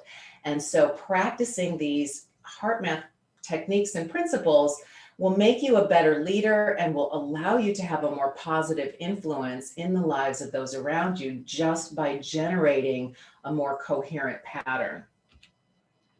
And we are all connected. So for those of you, if these ideas speak to you, the Institute of HeartMath also has something that they call the Global Coherence Project. And it's like the mass meditations.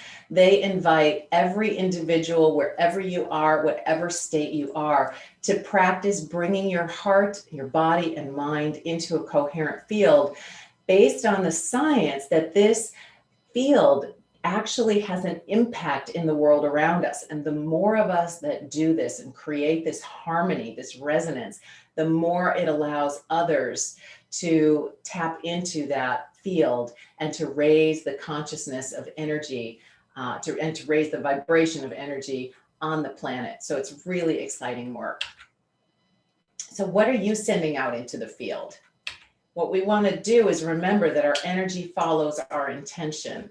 So let's take a moment to do the quick coherence technique.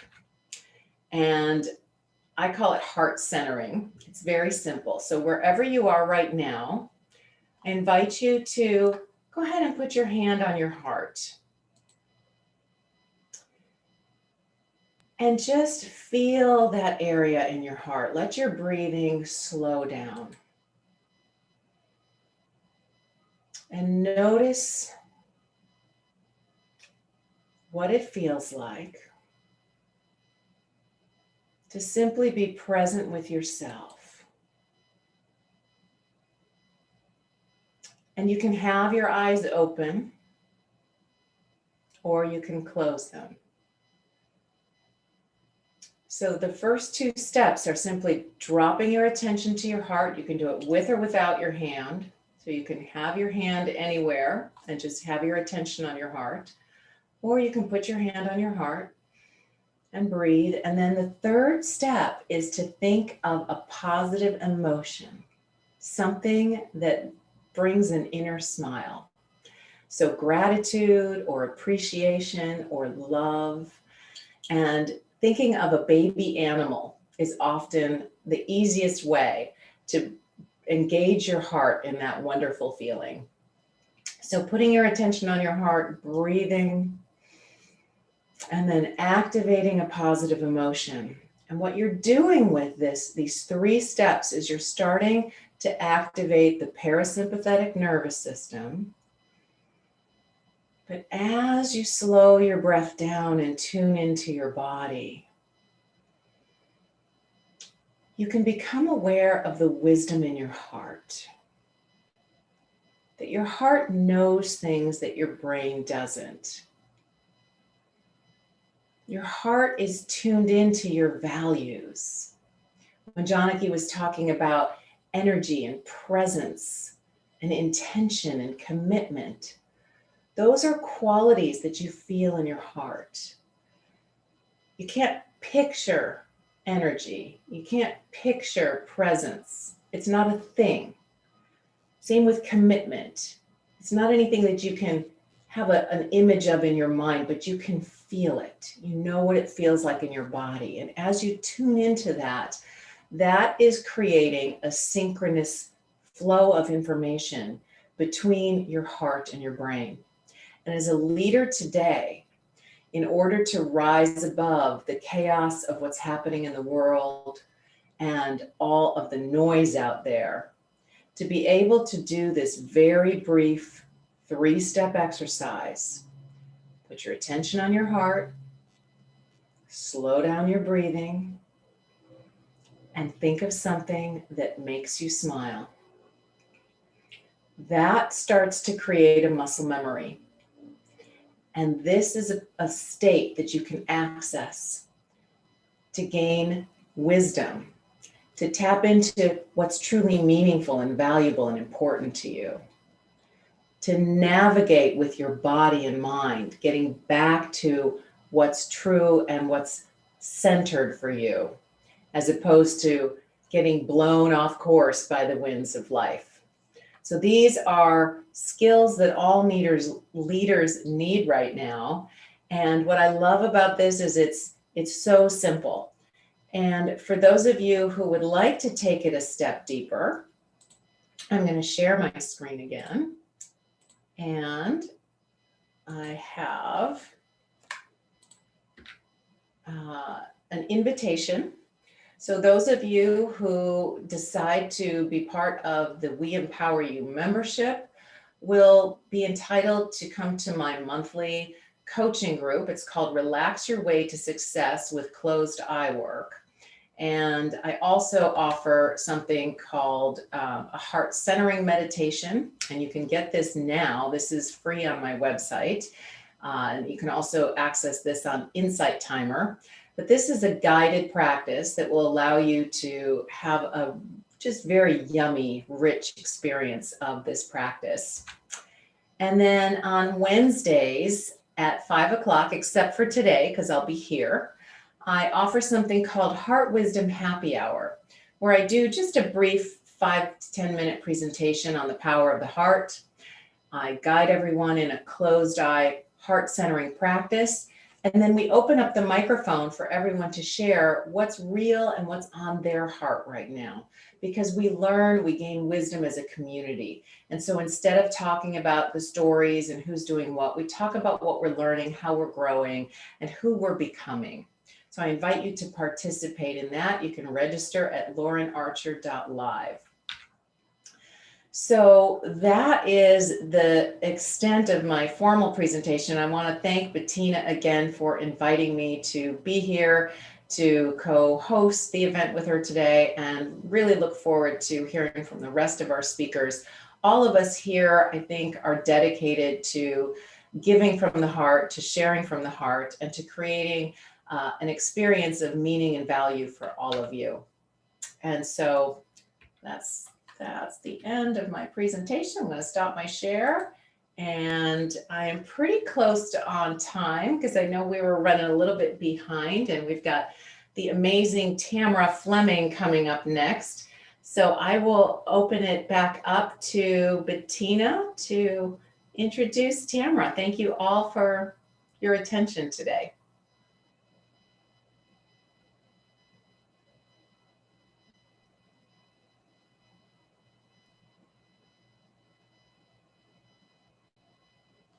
Maybe Bettina went to the little girls' room. I know when you're when you're speakers, sometimes you need to take a break. I can introduce Tamara because I have her bio. So Tamara Fleming Cleveland, I have had the privilege of being a coaching student of Tamara's, and she is the real deal. She is amazing. She is the founder of Meaning of Space, the creator of a transformational personal growth process that comes from aligning people's physical living spaces to the vision they have for their life, and it's called Life Space Alignment. The Life Space philosophy is a culmination of 20 years of study and experience in the psychology of space, energy coaching, feng shui, Chinese 5-element theory, and space clearing. Tamara is just a rich source of wisdom, and she's going to show us how our space influences our energy. So we're continuing with this theme of energy and intention and commitment and heart and all of those wonderful things. So I will pass the podium to Tamara, unless Bettina needs to jump in and say something in between.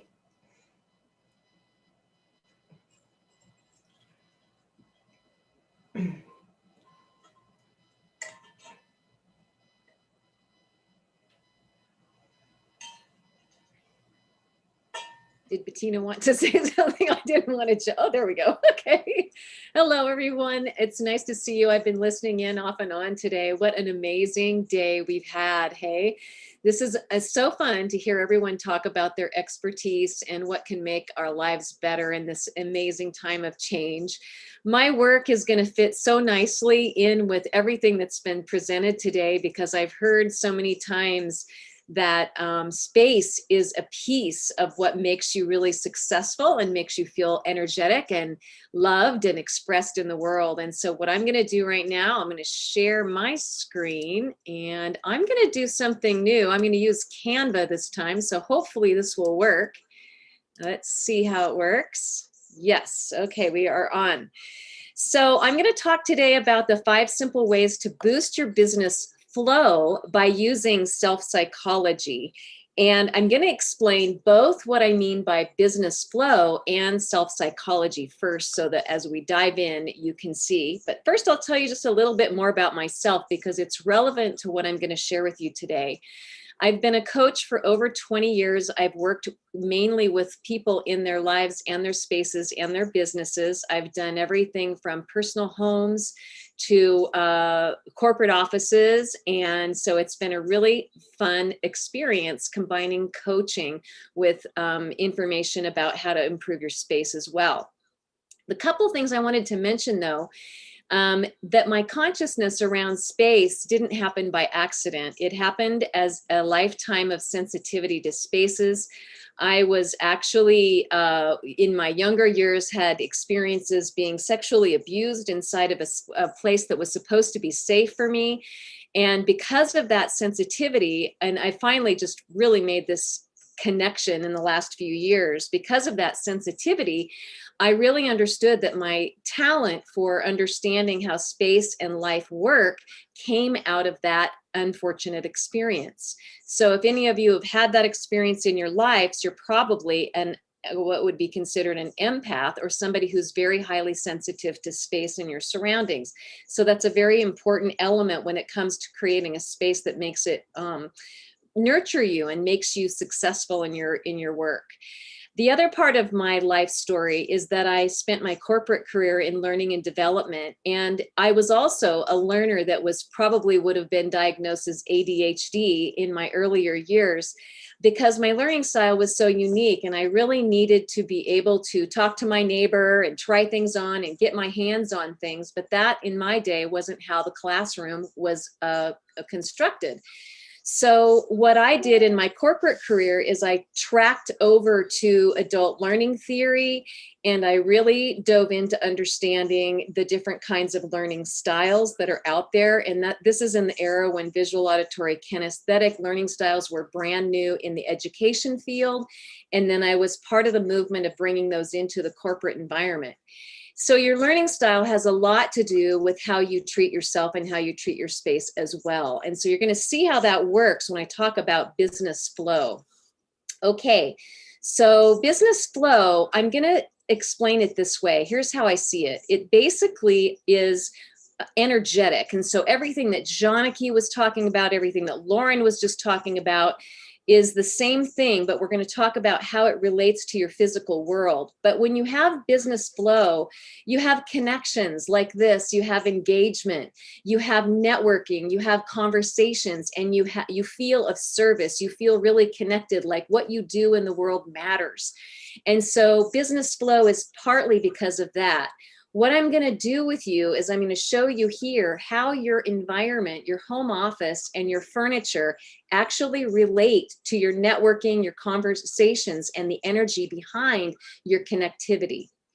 The second piece that we're going to talk about is creativity and joy. So when you have flow in your business and everything is working, you feel this sense of creativity and joy. Things are flowing. Ideas are coming in from every place, and you feel joy when you're on the phone talking with other people. It improves your mindset and it helps you feel free, and it makes you feel really in gratitude for the fact that you get to do what you love in the world as your business. So I know that most of you on here are doing things that you absolutely have in your heart as your calling. It's something that you really care about, that you want to be of service to the world to. So that's how this part expresses itself in terms of flow.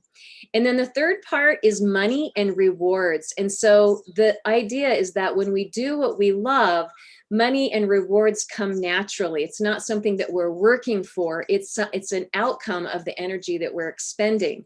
So part of our energy in business flow is to be able to receive and allow, and to be able to acknowledge and welcome into our heart the things that we have created. Now, a lot of women in particular don't do this part very well. We tend to push things away, or it's never enough, or we just can't serve or help enough.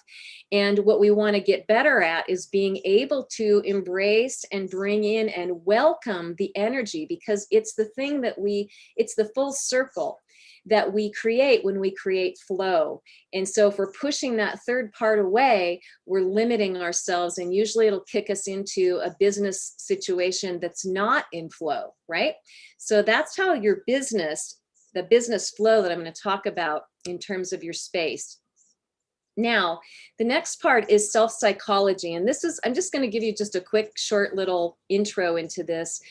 This is a term that wasn't really popular until the 60s. And it was created by Heinz Kohut, and I think that's how you say his name, Kohut, as an Austrian-American psychoanalyst. And while that's really not important, what is important is that this was the beginning of us being able to, in the psychological field, look at the self as this separate entity. And the reason that I'm going to talk about this is because we talk a lot about being one, which I totally 100% ascribe to. But we have to deal with the self first. The self is the kind of the engine that creates everything else around us, and it creates our business flow, our success, and everything. So when you look at self-psychology, what you're looking at is the self view, and you're looking at it as the separate from others in time and space. So you hear us talk about all as one, but we're these individuals with all these ideas and personalities walking around, and that's basically what self-psychology looks at. The next piece of this is the conscious self. So aware of one's physical existence, character, and emotions. So it's becoming self-aware. And the third piece is conscious space, which is being aware of one's surroundings as a reflection of the self. Now, this is something that I don't normally talk about, but as I continue my 20 years of research in the life-space relationship, you can't ignore this idea of self-psychology and the ability to look at the self and become aware of the self. So those are the two pieces. And then we have environmental psychology, which was also popularized primarily in the 60s and forward, which is a body of work in the architectural world that talked about nature and the self, how the outdoor-indoor relationship works, how communities, where you live, the place you live, how that impacts you, and what your connectivity and contribution is there. And then third, your built environment, the awareness of one's own physical environment. So this is a little heady. It's going to get a lot more fun coming up here, but I wanted to give you that frame because when we look at business flow, we're looking at all of these elements of the self, and we're looking at how we see ourselves, how we judge ourselves, and I'm going to use that a little bit lightly, and how we express ourselves in our businesses, and how we create the kind of flow that we want to create. It's all based on the self. So when we look a little bit closer at that, this is the elements of the self can be all kinds of things, but it's our self-image, what we think of ourselves. It's our self-confidence, how we believe in ourselves, the energy that we hold about ourselves and how we feel inside, and self-esteem. That's another piece of being confident in yourself. But what is your self-esteem? How were you raised? Did you overcome things in your life? Do you have self-esteem in your life right now? Are you still working on it? And then looking at the ideal self. And so bottom line, the self-perception is critical in terms of creating business flow, because if you have those edges or those blips or those places on the screen where you are still struggling with being your authentic self and all that you can be, your brilliant self, the soul that you were born with, that you came in on this earth with, the person that you really are, then I'm going to show you how you can use your furniture, your home office, and your space to be able to enhance these things, fine tune these things, and come more into alignment with these things. So I hope this is interesting to you, because it sure is interesting to me. Let us know in the chat if this is good information to learn and you understand that your space actually does impact how you are in the world. Okay, so now let's just look at this. So we can have a couple of different general ways of being. We can be in the lack of awareness zone, which is I'm not willing and I'm not aware of what's going on around me and in my space. So we'll call this a lack of awareness. But what happens here is, I hope I don't scare you with this, but we are basically most of the time not totally aware of what our spaces are telling us about where we are or where we are not in our self-belief, self-esteem, self-confidence, and our general state of being. We take our spaces a little bit for granted, and we see them as something that's separate from us instead of a reflection of us. And so when we are willing to have awareness in life of ourselves and of our space, we come into this conscious awareness where the willingness is actually the thing that starts to fine tune our seeing.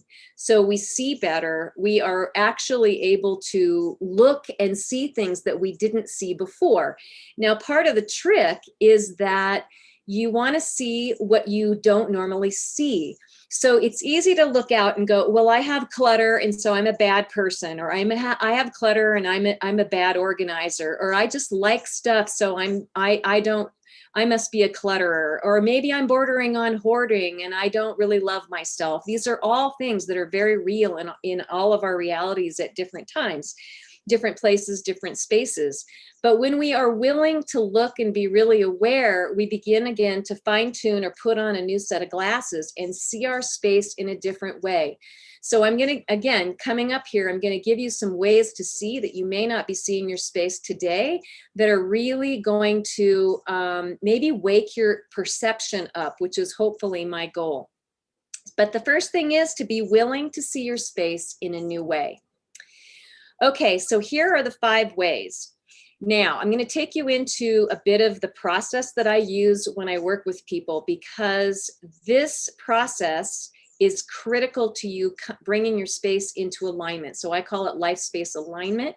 So the first thing you want to do is you want to have your vision. Where are you going and what are you trying to create? Now, for those of you who have businesses, your businesses are basically your creation, and your business has an entity energy all to itself. So when you become clear about what it is that you want in your business, and then you begin to take your space and align it to your business, you begin to create flow. So here's how we put the dots together, okay? If you just sit down in your office and you just start working on everything, you might have flow, but you may not have the kind of flow that you're really aspiring to and really hoping for. So let me give you an example. So I just went through a shift. I'm launching a new program, and then I got an opportunity to work on another project that's back in my consulting world. So my office had to go through a little bit of realignment to the consulting project and not just the space project. So I had to set up 2 different filing systems. I had to re-gear everything in my storage so that I had access to the things that I need now for this new project. That's how your vision for your business relates to your space. And this is really critical. So if you don't know where you're going, start back up and start with your vision for what it is that you want to create, and then look around your space and see what's in and out of alignment with that vision. Okay, number 2 is really important. This is the honesty, to have the eyes and awareness to look at your space without judgment. So judgment-free awareness. And when we begin to look at ourselves and our spaces, or anything else in the world for that matter, without judgment, so judgment-free, I like that phrase for myself, then we begin to open our eyes even wider. When we have judgment, we tend to narrow our focus down and zero in on things. But judgment-free awareness is getting an expansion. So if I looked around my office and I said, okay, I have clutter and I have this and I have that, and those are all things that I want to change or fix, I don't judge myself for it. I just become aware of it. Okay, this is really key. So number one, your vision. Number two, become aware as you look around your space to not judge yourself and not tie yourself into something that feels bad, because this isn't about judgment. This is about creating the space and the alignment that you want that creates business flow. All right, number three is misalignment. So seeing what no longer fits your vision. So see how I said this? We could look at this desk and we could look at it and go, oh my God, what a pig. Oh my God, how could you be so disorganized? We could have all this kind of self-chatter and self-talk inside. That is not the point. That looks like a desk of a very busy person, right? We all have that. We do have that. I have that. I have that right now, as a matter of fact. So when we see what no longer fits our vision, so we look around and without judgment, we go, okay, is that fitting my vision? Well, no, that's a log jam. So let me take 10 minutes and clean that up. And one of my favorite techniques to do when I start with clutter clearing is to just get a box. You know, of course, the food and the water and all that would have to go to the kitchen, but to get a box and just sweep everything off into that box so the top is clean, clean it off. I would pull all those sticky notes off and put those also in the box, and then just sit there and enjoy that beautiful empty space, and then begin to put back what is relevant to the project or the thing that you're working on now, okay? That's how we look at misalignment. So then alignment is that fresh space that we get to have. And so the way that we look at alignment is what feels good. So when you take everything off of that countertop and you sit there and you go, oh, phew, that feels good. Even though you have a box full of stuff on the floor that you have to go through, that feels good. It's a moment in time when you allow yourself to feel good. What you've done now is you've removed clogs in the system which clog up flow, and you've started to move yourself in the direction of creating flow and having flow. And so when you look at this desk looks like a person who's focused. It looks like a person who's working on maybe one thing, or just sitting down in the morning in the sunshine and getting ready to start their day. So that is number 4. The next one is your willingness to make changes. So when you start with your vision and you look without judgment and you see what's misaligned and you begin to create alignment, you want to take action. So in other words, what I'm saying here is you could look at all that and have a perspective like that, but then you could not take any action, which would make you feel worse. So like, for instance, if I look at my desk, I've been working on something this week, I could actually stop after this video, take a breath, and I could remove almost everything on this desk because I'm complete with it right now. And I could file it away, or I could put it in my box, and I could say, okay, at 5 o'clock today, I'm going to take these things and file them away. That's how I'm taking action. So what you're doing then in the quantum field is you're showing the quantum field that you're in motion, which creates flow. Do you see how this works? So it's not like you can sit and look at your space and go, okay, I got to get to that, but I don't have time right now, because that part of that is crimping down the flow or clogging the flow. So what you're wanting to do is do something like sweep off the top of the countertop that creates flow. All right. And Lauren, I know you're on here, or Bettina, one of you, just flag me if I'm running behind here. I know I've got time, but I didn't see what time I started. So just flag me a little bit. All right. So we have the power of your space now, and I'm going to show you 4 key interior elements that drive the energy in your space. So this is a beautiful office that looks like it's been completely tidied and it's ready to roll and it's on purpose. But the first one that we're going to talk about is position. So to create business flow, you want to be very in tune with the position that you face. Okay? Now, what do you mean by that? The direction you face impacts your energy. So I want you to, if you're in your office right now, back up your chair so that you can spin around or move around in the middle of your room.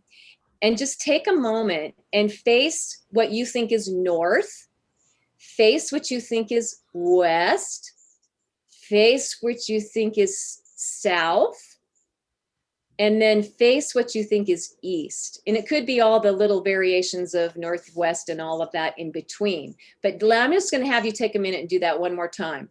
Face north. I'm facing north, so I'll do that. Face west. Face south.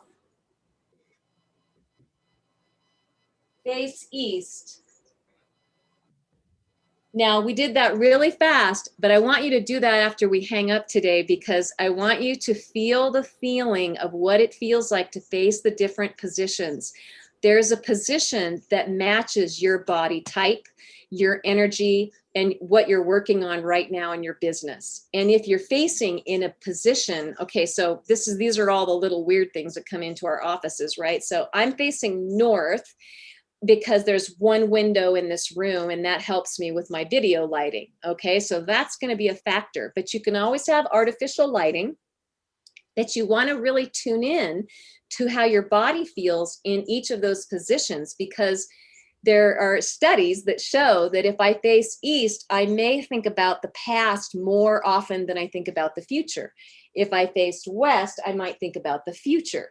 And if you think about this in terms of the United States, for instance, the United States, the West Coast people are the pioneers. That's how the America was developed. And so the energy and the culture and the psychology is more about pioneering on the West than it is on the East. I lived in Philadelphia. I can easily speak to East Coast, West Coast mentality. When you're in the middle, you're in the middle.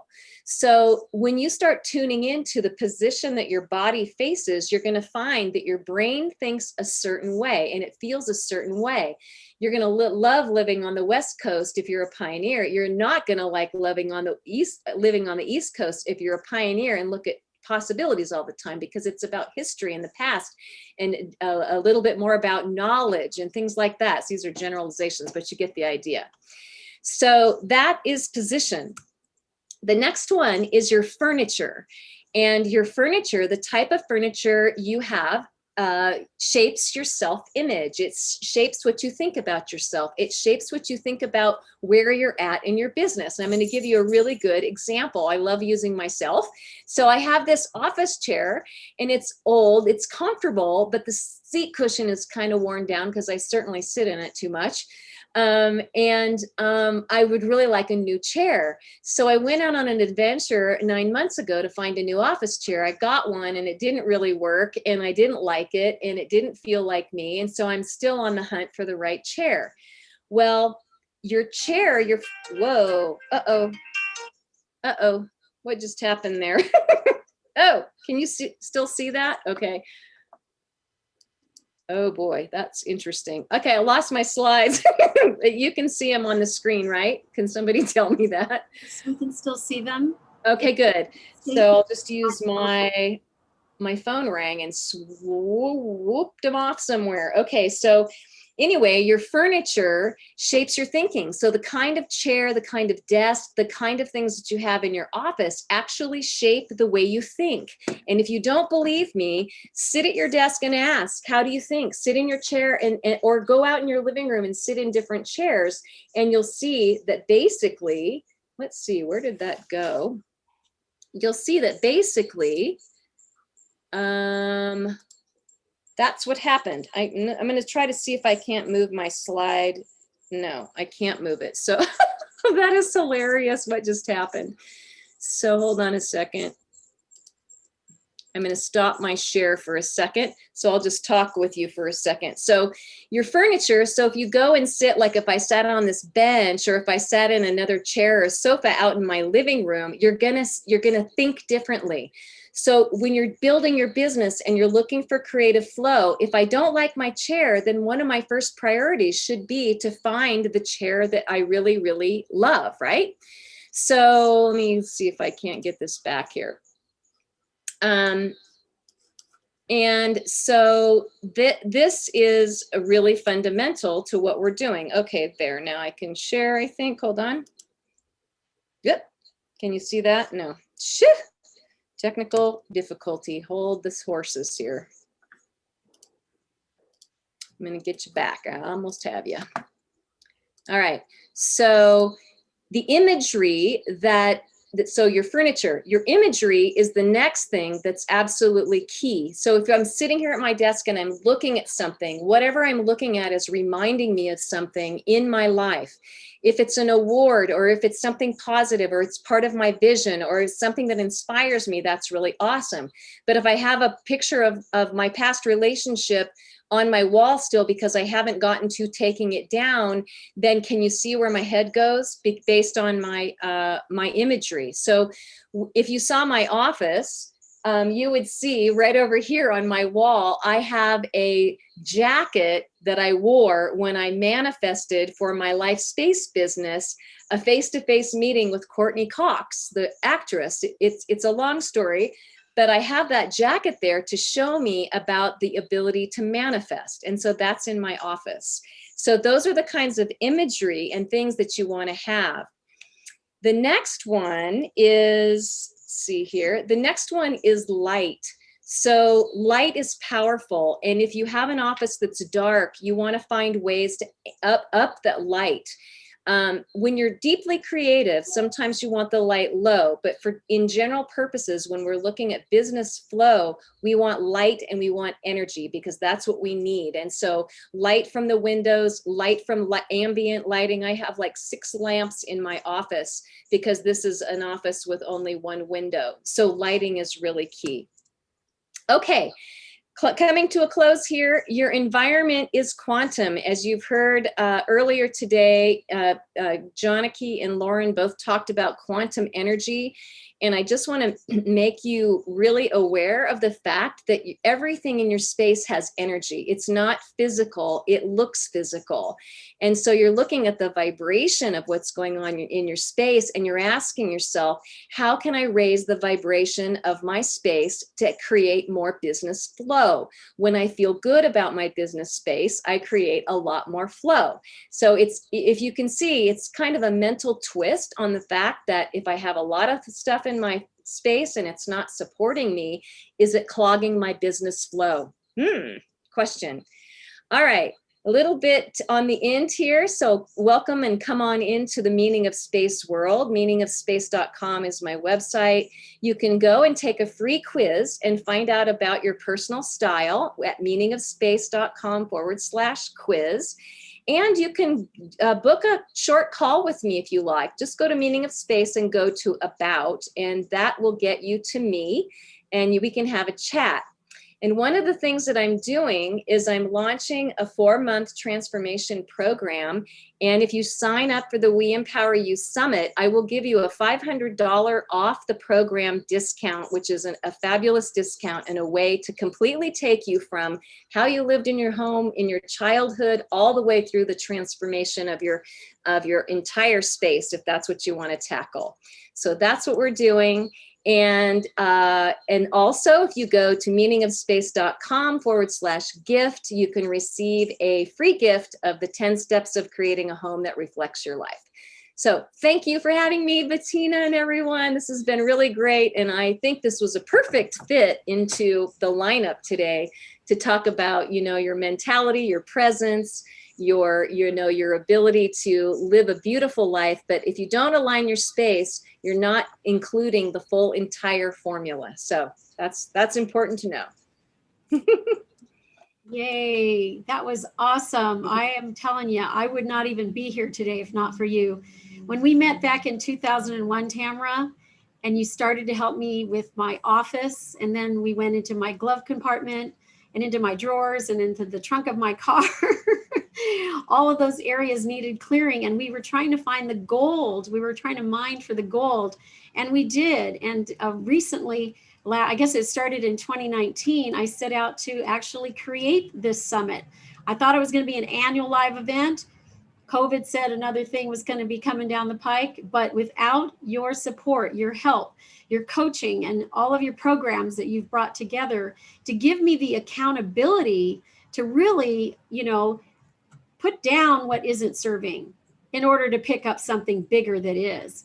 And so thank you from the bottom of my heart. Our friendship is also long-standing now, 20 years and running, and I can't thank you enough, soul sister.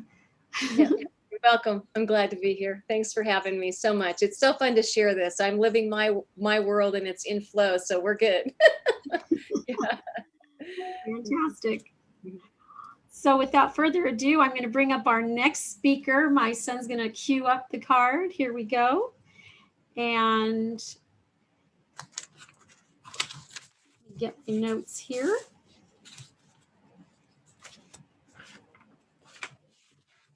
Give me 1 second. Okay, here we are. Dr. Clint G. Rogers is going to be talking about 3 ancient healing secrets which could change your life forever. Dr. Clint Rogers is a university researcher who had no time for alternative medicine until he encountered the ancient healing world of Dr. Naram while desperately searching for a solution to keep his own father alive. Since then, Dr. Clint spent 10 years traveling with Dr. Naram, documenting many ancient secrets and thousands of healing stories. He has now published an internationally best-selling book, Ancient Secrets of a Master Healer, currently being translated into 30 languages. And his keynote, Dr. Clint will share 3 of the most powerful secrets these ancient masters knew for achieving and maintaining vibrant health, unlimited energy, and peace of mind. But before we get you on the mic here, we have a very special person behind the scenes who also knows you that would like to say a few words. Hey, Clint, how you doing? Oh, Lee, so good to see you. Wow. Well, Clint, Dr. Naram, and his son, Krishna, we all went up for dinner. I have all Dr. Naram's products, and he was really, really the real deal. And the fact that you're carrying everything on is so good, Clint. Thank you very much. But it just blew my mind. I saw Dr. Naram when he was in town in California a couple times. Bumped into you too, Clint. And great. And when you're in California again, give me a buzz, okay? Yeah, so beautiful. Lee, I just want to say Lee's a great example of leading with love, and serving and giving, 1,000%. And really, it's so fun to be in a program, not only with Lee, but Bettina, as I was just flipping through the pictures and looking at all your faces and just feeling the power of the people who are here right now, right in this meeting. And I just got really excited. and before I unmute, I'll just say that when I was doing my presentation, I think it was in New York or something, I think it was, you came up to me, Clint, and you said, "You don't look like a tech person, so you can't be real." It was hilarious. And I'm not, I'm just a promoter. So he says, "Well, you dress too well." So take it away, Clint. Oh, super. Well, I don't know how many people have ever heard of Dr. Naram before. Dr. Naram was a master healer whose patients were people like the Dalai Lama, Mother Teresa, Nelson Mandela, thousands and thousands of 9/11 first responders, those who like Lee, like Bettina, leading with love, doing something service oriented with all their heart. And then as a result of being at ground zero, their whole life feels like it goes away. They see black spots on their lungs, inhalers, depression, something like PTSD happening, feeling like more joint pain. So many things, so many complications happened. And in that situation, they had the best medical care given to them. But unfortunately, what a lot of Western medicine is it's more chemicals, so the chemicals can't really take chemicals out. It's a tricky situation. So at that point, Dr. Naram says, "I know how to help." And there's a person who ran an organization called Serving Those Who Serve, who says, "We want your help, Dr. Naram." He says, "Okay, I know I can help." And so through using these ancient secrets of a master healer, Dr. was able to help thousands and thousands of 9/11 firefighters. Peer-reviewed medical journal did a research on these firefighters and these police officers and these other first responders, and showed, wow, what's possible with some of these ancient secrets? Black spots on their lungs went away, depression went away, threw away the inhalers, the joint problems got better, the depression went away, sleep was better, energy was better. And so many people that I actually met and interviewed with Dr. says, wow, my whole life has been given back to me. I was a skeptic. The subtitle of this book is A Western Skeptic, an Eastern Master and Life's Greatest Secrets. So I started out very much as a skeptic.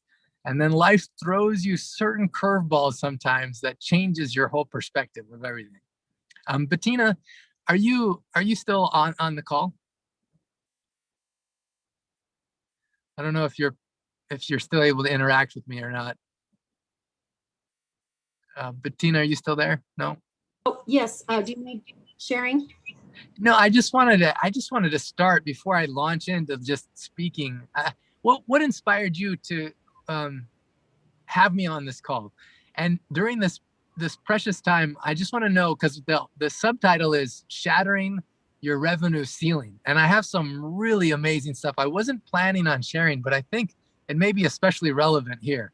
Yes. So I just want to know what inspired you to invite me, and how can I be of most service in this half hour that we have together?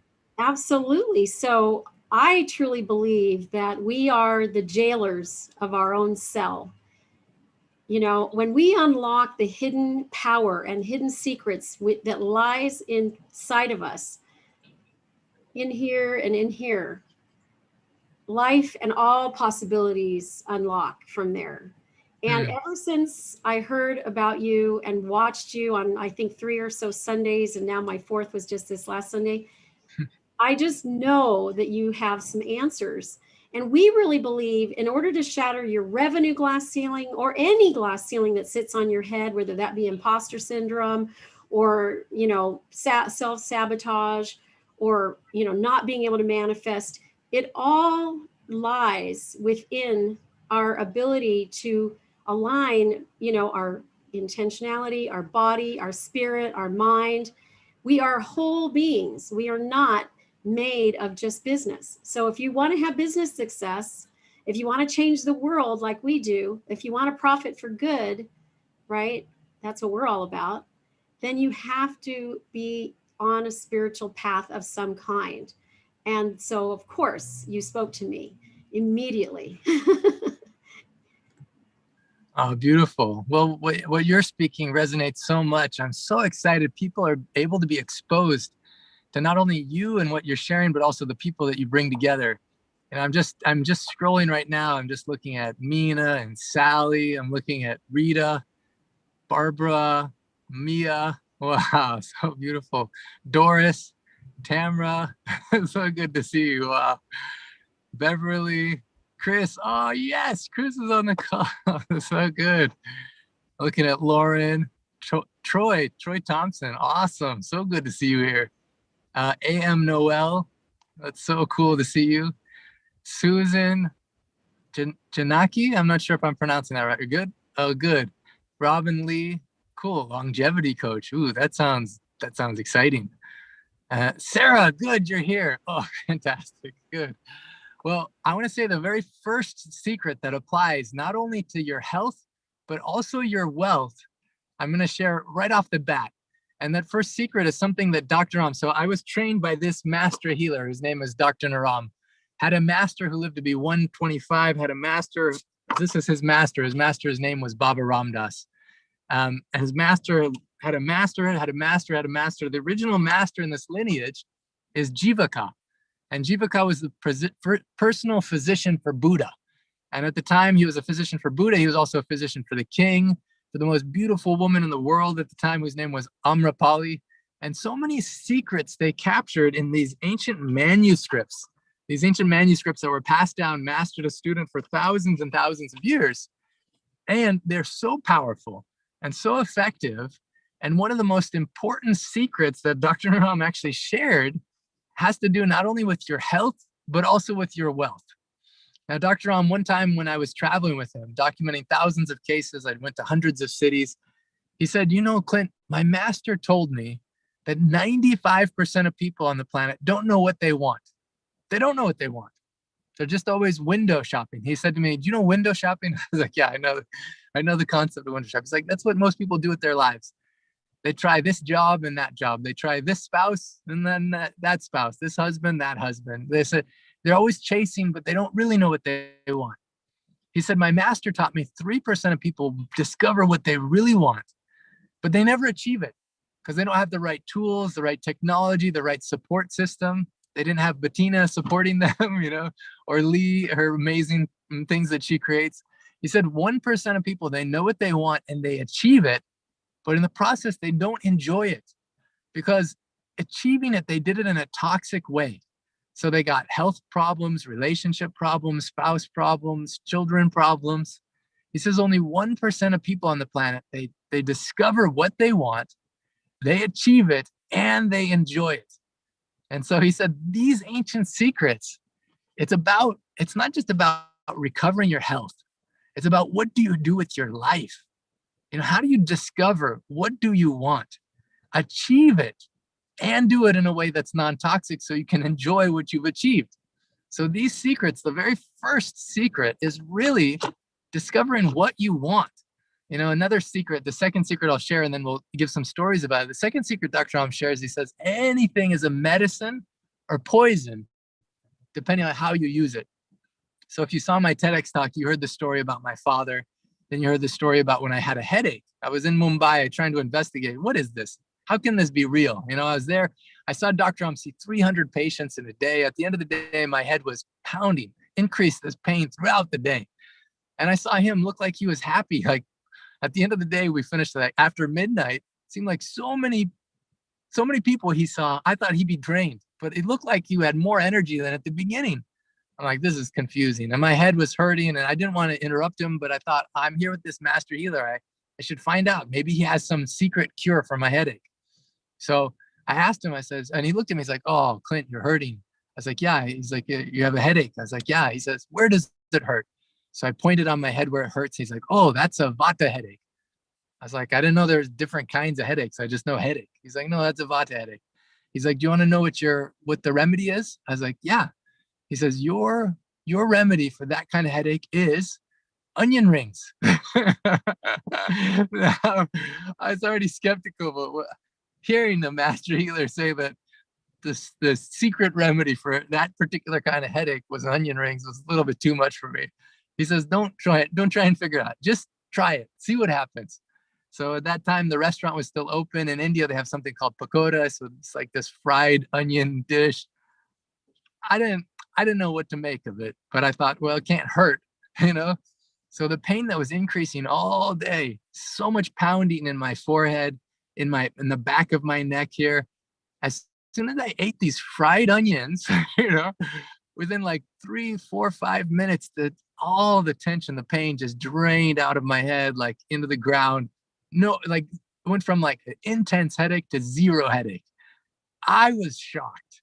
I was so amazed. And he told me, he says, actually, Dr. Clint, everything is a medicine or poison, depending on how you use it. Even your life's work. He says your life's work can be a medicine or poison, depending on if it's aligned with your purpose. So think about that. How can your life's work be a poison? You know, how come people can get sick because of the work they're choosing to do or the way they choose to do it? So I'm going to go into something about abundance, a certain secret on that. But I just want to say there's someone on the call I invited to be on the call because she is a fantastic example of being clear on what you want and then seeing miracles happen as a result of it. And Sarah, I don't know if you can unmute. I think you spotlighted my video, whoever's the host of the call. But if you can maybe spotlight both of our videos, me and Sarah Morale, I just want to ask her a couple questions. And I want to introduce you to this powerful person and what she's demonstrating as far as what's possible when you get clear on what you want. And when you discover, you know, where's the poison and where, you know, what is the poison in my life? What kind of things am I eating? What kind of things am I thinking? What kind of activities am I engaged in? And then what are the kind of medicines in my life? Who's the host and who can spotlight Sarah Morel? I went ahead and my son left, so I don't know how to spotlight, but but I did give her co-hosting. You should be able to unmute and talk freely. Oh, good. Hi. So it's a little tricky because what you can do, I'll teach you how to spotlight if you want. You click on her name. Okay. And do a right click, and then it should say add spotlight. It didn't is why I wasn't able to do it. I'm not. Okay. Sarah, have you ever worked with Zoom before? You know how to add a spotlight? A little bit on the little dots. It's not showing up? No. Yeah. Okay. It's going to be, oh, I see you now. Yay! Nice. Yeah. Okay, good. Sarah is a powerful coach and helps so many women and men and people that want to do meaningful, dynamic things with their lives. But her story starts with so many of us, with a real tragedy, a real pain, a real obstacle that's beyond what we think we can solve. So, Sarah, can you just share a little bit about your story and then what brought you to where you are today? Yeah, thank you so much, Clint, for inviting me. I feel really privileged to be here with all of you all. Like he had mentioned, my name is Sarah Morel, and I went through my own journey, classified disabled at 17. Sorry, I have you guys open twice. I hear myself echoing. I used to be, they just diagnosed fibromyalgia, chronic fatigue syndrome, mono, Epstein-Barr. Like I just kept having all these things come up, and there were certain points in my life where I was laying in vomit and it hurt so bad I couldn't even yell for help. And the doctors were just saying, that's it. Like, they're sorry, we can't help you. And something in my body and my mind, my soul just knew. And I kept getting really curious and kept seeking. And eventually I figured out that my diet was affecting how I was feeling. And so over the course of a few years, I completely transformed my life. I went from 17 disabled to thriving able, dove even further into it, studied nutritional health and holistic health. And then 47 countries later, I started a nonprofit, I've started a for-profit. And about 2 years ago, I came across Dr. Naram and Clint. And even with all my studies that I've done, all these years that I have spent doing all sorts of different diets and nutritional therapy, there was still something missing. And I still couldn't quite get that last bit that was off in my body. And I have done it all. I'm gluten-free, dairy-free, meat-free, sugar-free, and there was still something. And I even still had some imposter syndrome, teaching women, and I could only get them so far. And then Clint came and Dr. Naram, and a friend of mine connected me with them because I would have my ear would get swollen or infected every time I got a cold, and I couldn't hear for weeks. And as a mom, this is just not an option. You can't go and not be present with your kids. So it's something that seems simple, but to me, I would have paid $1 million for. That's how much this really affected my life. And Dr. Naram, with one call, didn't even charge me. He was so sweet. He knew exactly what was going on. He had me take these home remedies, and that's it. I've never had the problem again since then.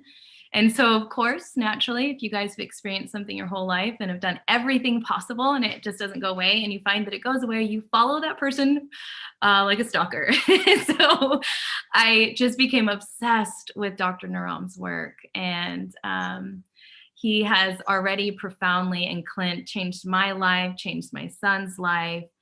Since becoming a part of Clint's work, I've launched and owned my own Dharma, and that's what Clint is speaking of now. So I teach women for health, wealth, and happiness, which is really my passion, to help people step into their greatness.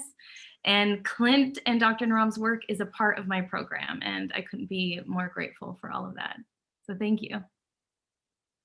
Oh, good. Well, you're not going to leave so quick because there's more I want you to share as well. So Sarah is, you can have a problem your whole life, right? Like something. And many of you who are listening, you're experiencing something, or you have someone you love that goes through something and you want to help them. And one of the secrets that Dr. Ram taught me, this is the third secret that I'll share you, is something called a Diti Devo Bhava. It means you treat the unexpected guest as if God himself or herself has come to you. Now, it could be a stranger, it could be a family member, it could be a child, but it could also be a problem or a pain, or something that feels off. Now, what if that pain comes as your teacher? Because ultimately you're not on the path. You're not on your path. You're doing something because someone else told you to do it, or your parents programmed you a certain way, or your society or your culture programmed you a certain way. Well, it's powerful because life brings us to certain points where we can rethink everything. And Sarah has done that, reinvented herself so many times in powerful ways, and now helps so many women so deeply to be, to be basically not only independent, but powerful creators in terms of health, wealth, and abundance, and she started on her own path, but then she didn't leave anyone behind either, in terms of her son, who I just want to share this, such a cool story. How old is Atlas? Is he there? He is. He's 6. Yes, Atlas, the greatest guy in the world. I met Sarah for the first time in Atlas. Yay, Atlas, the greatest guy in the world. So good to see you. Atlas, can you share the story? I don't know if you feel comfortable, but I love this story because I met Atlas towards the beginning of the year, and he had a story of something that happened to him at school. Atlas, can you share that story? Okay. I had a friend and he was named Lucas and he was a bully of mine, and then I made him my friend. So Atlas is amazing. He had a bully at school, and most of us, what we do, we run away from the bully. We have to interact with different elements in our life. Dr. Ram talked about two of the greatest obstacles we all face are fear and ego. So if there's a bully there, either fear, you run away, or you fight. But Atlas chose something way more powerful. Abraham Lincoln said, "Am I not destroying my enemies when I make friends of them?" And he did this. He made a friend of this enemy, and now he doesn't have a bully at school. He has a friend. Atlas, how did you do that?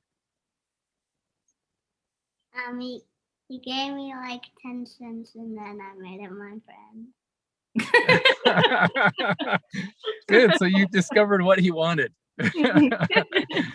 It's amazing when we instead of reacting to fear, we lean into love. So much is possible. I think of Atlas a lot, and I'm so happy I met him towards the beginning of the year because he's a reflection. We're all microcosms of the macrocosm, and to see him and that he can do that. And now that you're listening to his story, it's so powerful. Not only that, but I had the honor of taking his pulse, and then he started doing some of the ancient secrets as well. Sarah, can you share what happened for him?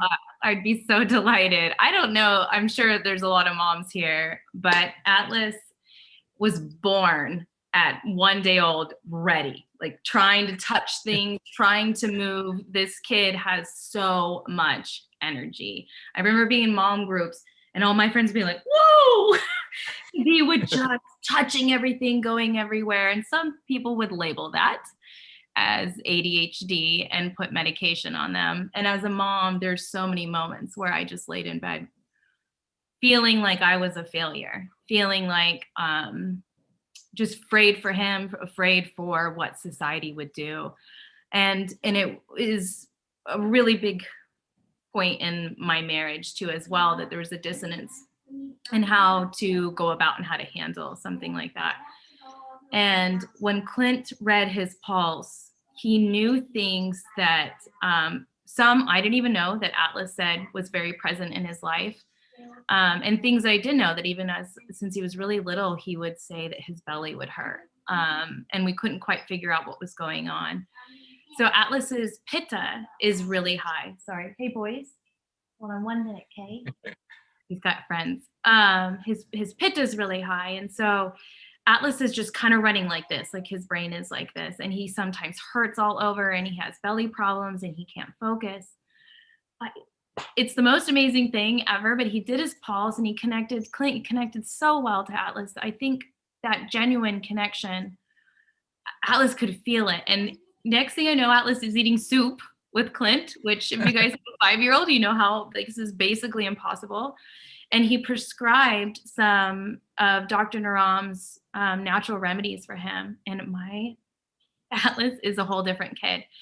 I just was weeping the other day because I always felt like I needed support. I had to get support, especially being now a single mom, because I couldn't do this. I couldn't do, you know, what I want to do. And now I'm like, oh my gosh, my kids are my support. Like he is a different kid. He goes to bed an hour earlier every night. He's doing all A's in school. Fantastic. He jumps on the counter to get his own medicine.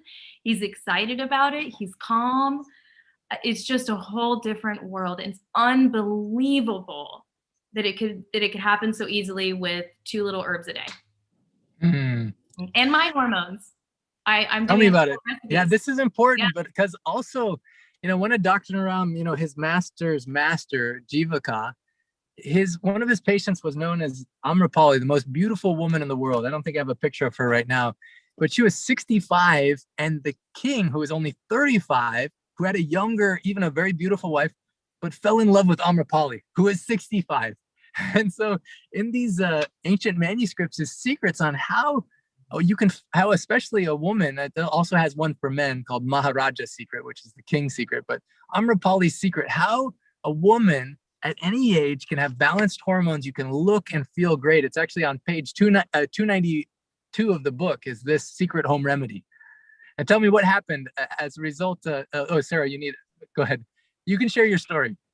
I have it right in the fridge. I almost just want to like gift it out to everybody, but I'm too like, I don't want to gift it because I love it. I've been taking that specific recipe for a month and a half now, 2 months, for more than 2.5, almost 3 years since the birth of my second son. I would get headaches like clockwork. I'd mark it on my flow. It's super bad migraines. I'd have cramps. I mean, there's days where I just want to eat somebody's head off.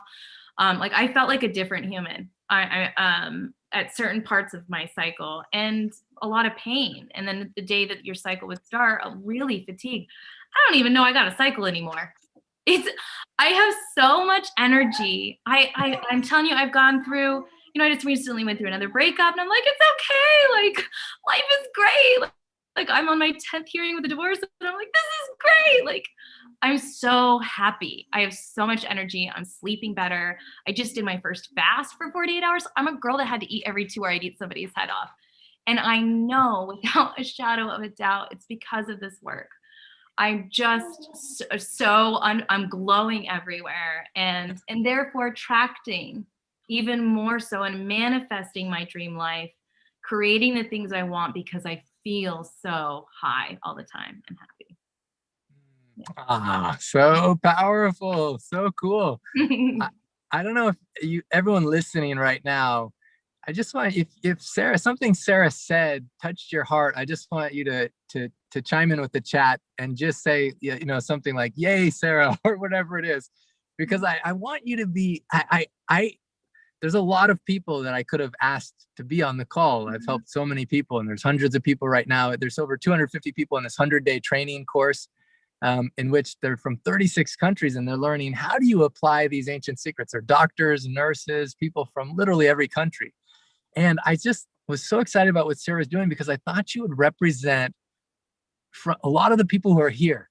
You know, you have a dream, you have something, and sometimes there's places you get stuck, and then you have your family, and then you have your own health. And sometimes you feel like, am I a fraud? I'm trying to help other people as a coach, as a mentor, but I don't really feel so good inside of myself. But in those moments, Aditi Devo Bhava, that's the third secret I shared, which is treat the unexpected guest as if God himself or herself has come. I'm going to share a story if I have a little bit of time, but I want to thank Sarah. She sent me a message right when I accepted this, to do this keynote with you guys. And I thought, I got to get Sarah on here because she has such we call it, you know, in the world today, people are afraid of contagious whatever, right? So I call this contagious healing and contagious love. The very first quote in the book, it just says, I didn't come to teach you, I came to love you, and love will teach you. and it's contagious. And Sarah, she's glowing, has this contagious love, this contagious healing. It's spread from her to her son. Not only that, but it's impacted so many others. She said, you need to come to Austin. I already have 15 people or 12 people, I can't remember, already registered where we want you to come have a clinic here. Please come to Austin. Well, she is, according to me and according to this ancient science, when you are healthy, you're a microcosm of the macrocosm. You know, you can want to change the world, but if you have those things inside of yourself, it's tough. But you are a microcosm of the macrocosm. By honoring yourself and loving yourself so that you feel vibrant health, unlimited energy, and peace of mind. So you feel those things, you come from a very different place, everything that you create. Even Dr. Ram, he had a very powerful saying.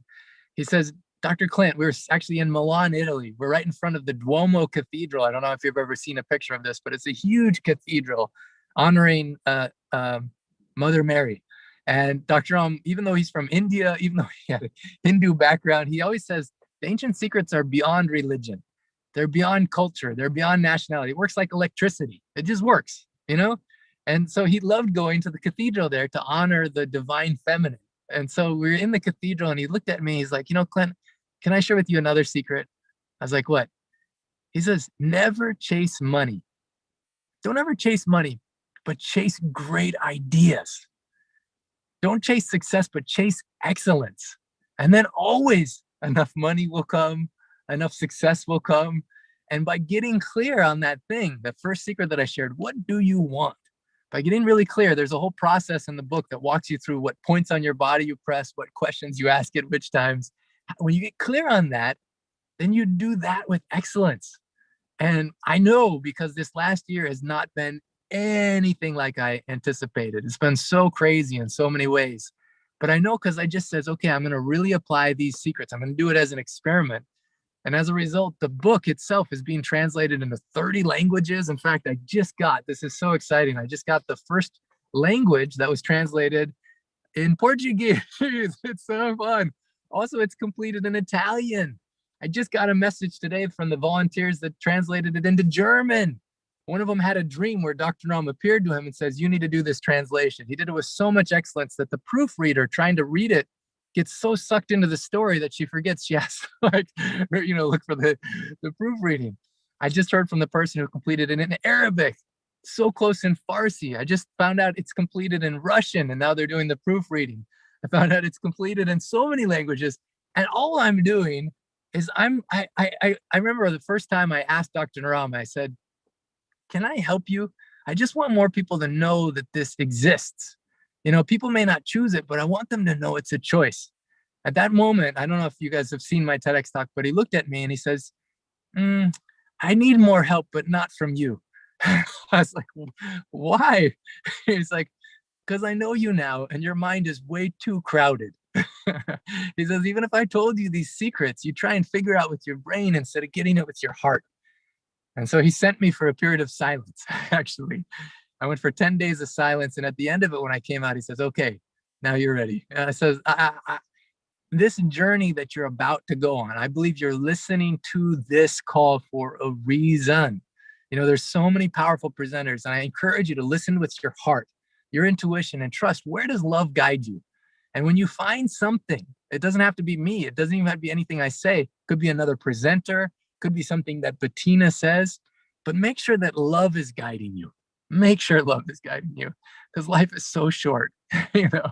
And when you hear Sarah speak, you can tell so clearly that love is guiding her. And I believe you're here on this call because love is guiding you. Sarah, anything else that you want to share for people on this call that maybe at some sticking point, or they're just want to, like the subtitle of the call is breaking through the revenue ceiling, your own personal revenue ceiling. Any other wisdom that you would give people? I do. I want to say I grew up in food box line. My family was really poor, and I just sold my second house. First one made $355K. This one's about to make $200K. My first fuel program I created with Clint as one of my mentors and being there for me. Fast, easy, in the feminine way from source. And that class was only 14 students and made over $200K within that time. Wow. 200K, lost tons of weight, quotes saying happiest and healthiest I've ever been. So I just, I think if you have that desire, it is so possible for you. And I'm that beacon of light with you guys that is in a pure example when you come from heart, like Clint's saying, and come from love, that it is so possible. And it's just really shifting your energy and coming from love. So. And how can people discover more about you if they want to know anything more? Please. Yeah. So Instagram is a great way. It's just at Sarah, Sara, D as in Denise, Morell, Morell. And I'll put that in the message. And if you guys are on Facebook, same thing. And I'll connect you to my Fuel program. So powerful. And I'm always looking for speakers. So if anybody ever wants to be connected and be a speaker at my Fuel, great. I highly encourage you to follow up on that and find out. Start following her, see what she's doing, and say, I want to speak at your program, whatever it is. I just looked, Bettina, I'm so sorry I went over. I was going to try my best to pay attention to the time, and I see that we're over for a few minutes. I just want to say there's a remedy in the back of the book for immunity. And it's so awesome on page 293. And anyone that wants this, I've heard so many people contact me, literally hundreds and hundreds of cases, people scared that, do I have this? Do I have this? And they just start taking this remedy for immunity, this tea. It's actually delicious even. And they take it and then it helps them so instantaneously. And I don't have time to share the stories about, but anyone wants this just as a gift from me, you can also reach out to me. MyAncientSecrets.com is the website for this particular stuff. But I just want to say right now, thank you for investing in yourself. Thank you for being led by love, guided by love to be where you are right now. And thank you, Bettina, for organizing this incredible event. I know you're about to hear some powerful people that are going to take you into breakout rooms. So I want to make sure I hand the time back to you. But if anyone wants to join, we have a Sunday miracle call, Sunday inspiration call, where you can continue to learn these secrets. It's free. It's just an amazing experience. People joining from 55 countries. That's every Sunday at 8 a.m. Pacific. And when you go to myancientsecrets.com, you can get on the mailing list and just find out more information about that. But it's just so fun to be with you. Thank you, Bettina. You're welcome. And I have to say, I bought not one, but two of these books because there was a little birthday that Lauren Archer had, and she's getting one of these. Of course, I'm actually so inclined that if someone joins the We Empower You membership as a result of this We Empower You Summit, I'm going to go ahead and throw in one of these books for each of you who joins. And I know a portion of this goes to your orphanage that you fund, you help fund a portion of this book. Also, you help raise money. We'll put the link in there for the orphanage. If you want to just tell me what it is, I'll put it in there. To the Oh, that would be so awesome. Yeah, the orphanage is ancientsecretsfoundation.org. These kids are amazing. Come to Nepal with me sometime and meet these kids and change your life. And anytime you buy a book, proceeds go to help fund this orphanage as well. Yes, and I tell you, it's okay when you go a little over when you're delivering such great value. And we always build in a little extra time on the 30 minutes before our breakout sessions. So we're going to catch up.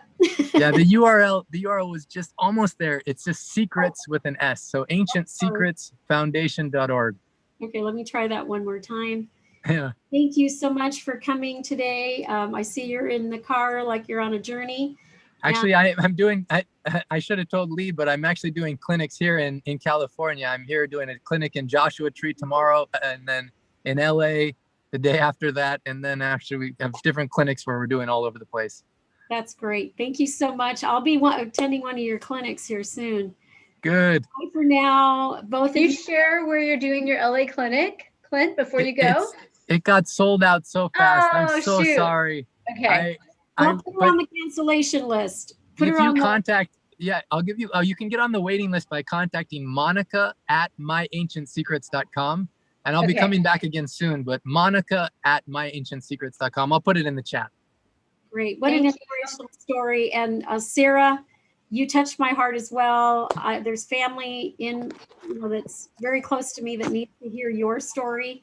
And so I'm going to be sure that this lives on in perpetuity. So thank you so much for joining us today as well. Okay, that said, my son's going to bring up the next slide, and we'll be introducing Brian from Admanity, Brian Gregory, and he is going to be doing a little bit different presentation than earlier. I think I have the wrong date on his slide, but it's really meant to be for March. Brian is the CEO of Admanity and the creator of Admanity Protocol, the world's first emotional algorithm for small business brand analysis.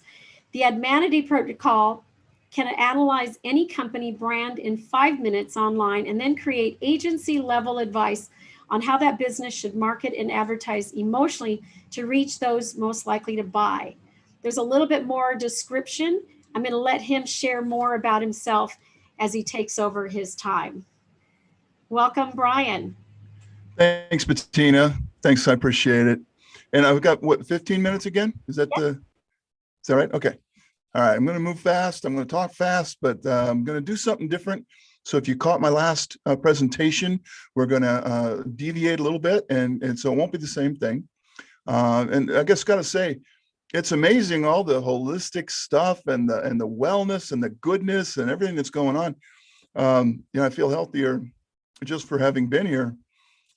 I'm almost ashamed to turn the topic back to greed so that we can learn how to advertise our businesses and get the money so we can do more of these good things, right? And so I am going to turn the tables back. So you got to put your little business advertising hats on and get ready to go down a different rabbit hole now. I'm going to actually show you how some of the big brands have actually done it. And everything I do, when I show these big brands, one thing you just should not ever do, don't assume because you're a small company, small business, I hate the word small, that you can't do it too. All of the tactics, all of the strategies, all the formulas I show you should be emulated by small business because it works on the human mind. The human mind doesn't know you're a small business, doesn't care. So when you see a big brand that has a home run concept, a home run formula, you can use that too. It's free. You can take it. There's no license on a formula. And all we do at Admanity is we show you the formulas that make big businesses out of small businesses. And so my company is admanity.com. And if you go there, you'll see all kinds of really cool subconscious mind stuff and how to persuade and influence people to buy your products or services. All advertising is persuasive. All good advertising is persuasive. All bad advertising isn't. And there are certain paths that the human mind likes to see. Just like anything else, there's a right way and a wrong way. And most small businesses do it the wrong way. Not because they're not smart. It's just no one ever showed them the right way. And how would you know if no one ever showed you the exact ways to do it correctly? You wouldn't. And you just ask your friends and family and your graphic designer and everybody for help. And they're half the time as lost as you are. And I know we feel that way in small business. I know I've interviewed thousands of small business people, and they just wish someone would show them what to do. They're smart. They'll figure it out. Just show me the rules here. And that's what we're going to do at Admanity. So if you enlist our help, we'll show you more breakthrough concepts of how to take your business from here to here and do it as quickly as possible. So what I'm going to do today is I'm going to break up my presentation a little bit differently. I'm going to show some actual ads and how they did it, real things that actually happened in the marketplace that you'll know. And the real question is, will Brian be able to get his share screen function working? Because last time I proved that I'm an idiot. So what we're going to do is I'm going to push this. There we go. Looks like it's going to happen. And now I hit this. Hopefully you're looking at a logo. Somebody give me a thumbs up if you're looking at a logo. Not yet. Not yet. Oh gosh. Wait. Okay. Not yet. Just a second, I'll give it to you. Oh, hang on, I had to do something else for a minute. Just going to stop the share. What are you looking for, Brian? I missed that. I want to share the slideshow I got for this particular segment. So I'm hitting share screen. And then, oh, I think I found it. Okay, I had the wrong one. There, let's try that. Now you should be looking Yes. at a logo. Okay, good. That only took half the time it took last time. Tune in next week while I try to use a fax machine. Okay. Admanity protocol, admanity.com. First of all, we're going to show you one of the things we found out that was there was 15 emotions that rule all purchases. Out of all the human emotions you're capable of experiencing, there's only 15 that actually make a difference. And I showed you this slide last time, so I'm not going to spend too much time on it. But as you're looking at these what looks like a scientific chart, these are the 15 emotions. Affinity up there at the top is happiness. Authority next to it is trust. Service next to that is a life of ease and convenience. And you can just sort of see how these all kind of are very basic, and we call them primal. And the truth is that humans buy on emotion always and forever. They've never purchased on anything else. You may think it's a logical purchase. You may think you rationalized it. You may think you worked it out, but what really happened was you just got emotional enough to make a decision. And then your Sherlock Holmes mind said, aha, I'm brilliant. And so we make decisions emotionally, we rationalize them logically, and that's the way it works. And that's the way it's always worked. And that's the way it's always going to work. Technology, all the things we're chasing right now will always change. These emotions never will. It is smarter to learn the 15 emotions and master them than to try to learn 100 forms of technology and chase it. Trust me, all of these emotions will work in every form of technology, every website, every media, from door hanger to full TV commercials. These are the emotions that make people want to purchase. Our brains have evolved that way. It's not our fault. It's just the way we are. We don't like facts. We don't like reason. We don't like logic. We don't like book reports. We like to feel something for the product. And as soon as you can make me feel something, I'm going to start to maybe like the product. And if I'm liking, I'm buying. Okay. So all emotion breeds familiarity. Familiarity breeds a purchase. They're primal. You were born with them. There's nothing we can do about it. You might as well learn to use them. They're all part of your owner's manual issued on day one of your brain. So it's very important that you realize that these things actually work. And when they combine together, they make formulas that are very, very powerful. And they will continue to work for the next 1,000 years. Caesar had the same emotions you do. Aristotle, Socrates, Mozart, they all had the same toolbox. So if you think you're different, you're not. And the brands from those eras are remembered because they did a pretty darn good job of building their brand back in the day. And you can do the exact same thing today. Okay. If I ask a typical brand, what are your formulas? They don't know. And that's okay. We're going to show you some today. You wouldn't know. And that's what Admanity does, is we show you the exact formulas for your brand so that 4 out of 5 of us don't fail. It's a horrible statistic. I want to rid the world of it. And you don't have to. You don't have to fail. You can succeed. You can use the same strategies the big guys use it against them. It's their biggest fear, that we'll all wake up one day and we'll all know the formulas. We'll use the formulas in our advertising. Guess what? It'll start working for us. It's just that simple. Okay, what I'm going to do next is I'm going to actually show you 3 different very famous advertising campaigns. You've seen these, and I'm going to show you exactly how they did it, and I'm going to show you how it relates to an Admanity formula. So we'll show you this type of thing when you get involved with us. How many of you remember the old Fast Talker Federal Express commercial? This appeared, I think, back in the 80s. And 1982, John Moshida could speak at 530 words per minute. If you haven't seen this commercial, go to YouTube and watch it. It's about the funniest thing you'll ever see. One of the best commercials, certainly, that's ever been created. And Federal Express was having big problems before they launched this campaign. So what did they do? He could talk so fast, it was funny. So this is an affinity trigger. So they're making you laugh. They're making you like this. So right away is affinity. Then the authority, because it absolutely, positively, remember the slogan, has to get there overnight. And that's the service. They are a service brand. They are doing a task. So the service brand can sell by using a liking combined with trust. You like us and it's going to get there. You can trust us to do the job. Therefore, you can hire us for the service. And what did that commercial do? Sales went up only 58%. Oh, not bad, right? It was also named the most effective ad campaign in history. In history, folks, that's a long time. And it changed the game for them. Everything I show you are pivotal moments in a brand. This is when the brand changed. This is when they went from loser to winner. This is the same thing you can do, because the only thing that changed in their world was an ad. Everything else remained the same, but their ad changed, and your business needs an ad that follows these same formulas. We'll show you these formulas. Let's look at McDonald's. Everyone likes McDonald's. Hey, Brian. You deserve a break today. If you're showing pictures, we only see your logo, just letting you know. Oh, you're only seeing the logo? We're only seeing slide 1 of 27. I didn't see any FedEx, so just to know. Oh my gosh. Well, not sure what to do I about think you it. have to click on the slide that you're showing. Let's see. Is that showing anything different right there? No, we're seeing five. There we go. Is that it? Is that McDonald's? You deserve a break today. Oh, you're seeing that one? Now we see it.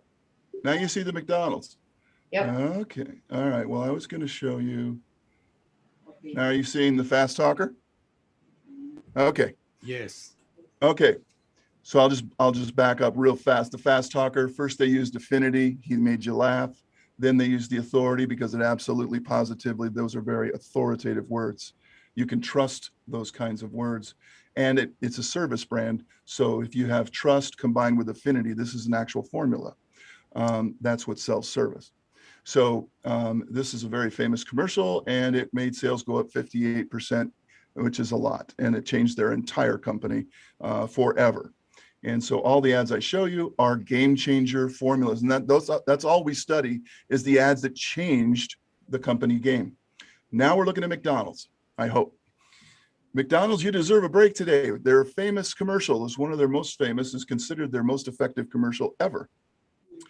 Deserving is a prestige characteristics. I need a reward. It's my ego. I deserve that. I want to have anything I deserve.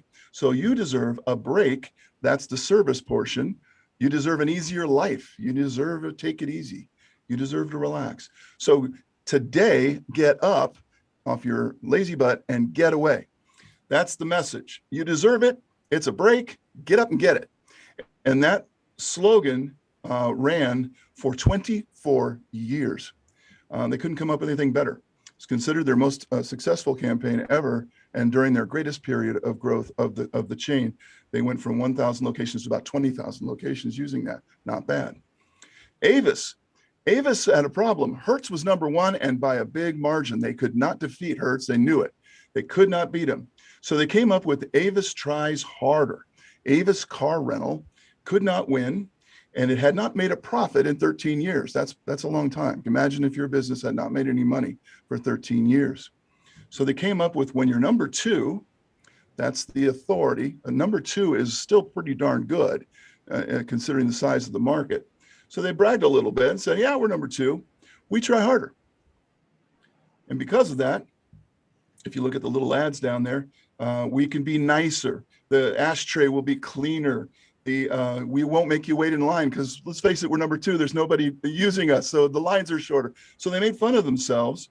And this is an actual formula. Altruism combined with trust equals the hallmark of a service brand. It's what you want out of a service brand. You do the right things and you can be trusted. Okay. It went from losing $3.2 million a year to a profit of 1.2 in year one. So, and then it just kept, if you can see the numbers, it just kept growing and growing and growing. Interestingly, they never beat Hertz. They didn't want to. They wanted to stay in the number two slot forever.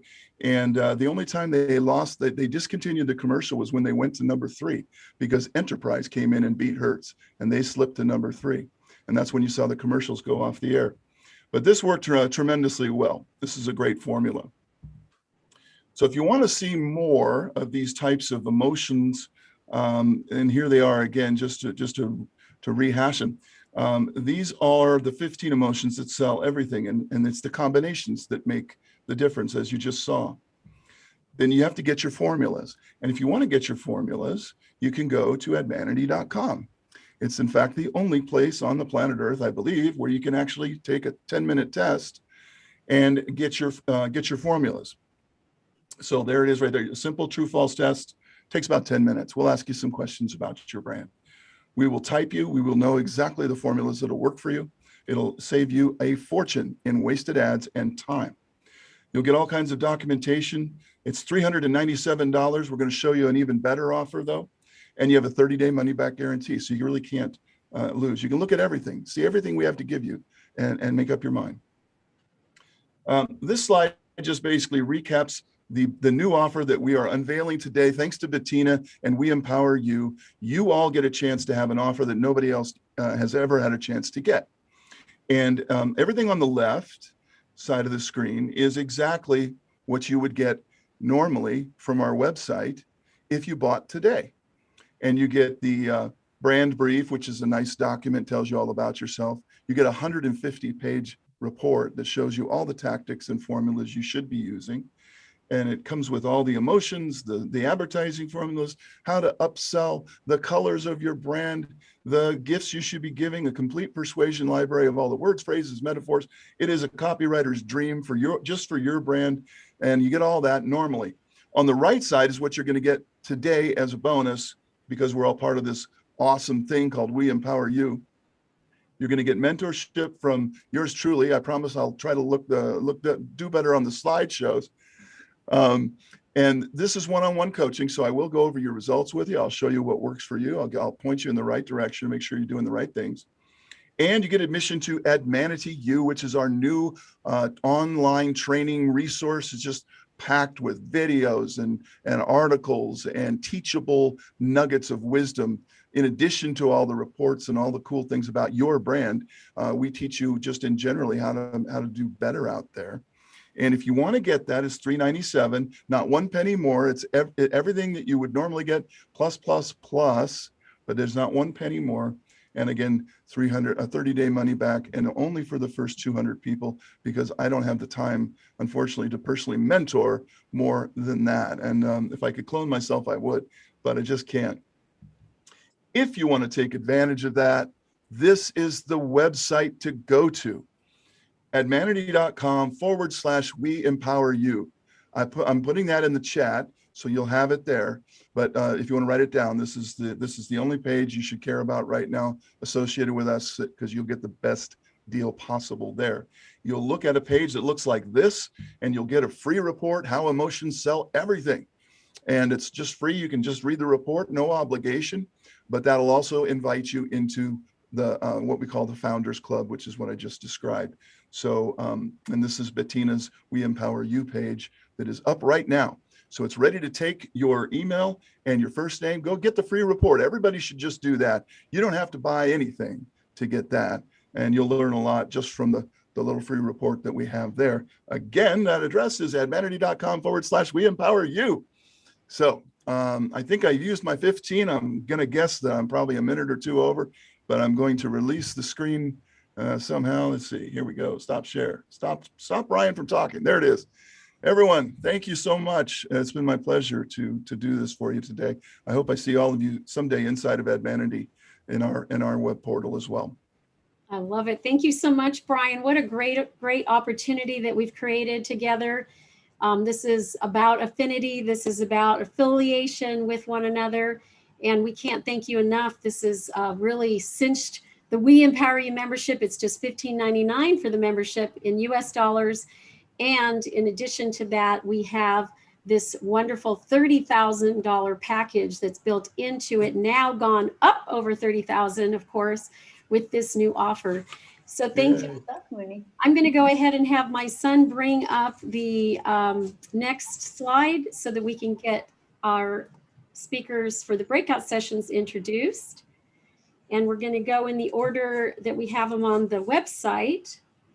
So first and foremost, we have Deborah Ivanoff. She actually spoke at a 2008 summit that I did years and years ago, and we have not had a conversation since, probably around those same years, maybe. And now we've returned into friendship. Welcome, Deborah, to the stage.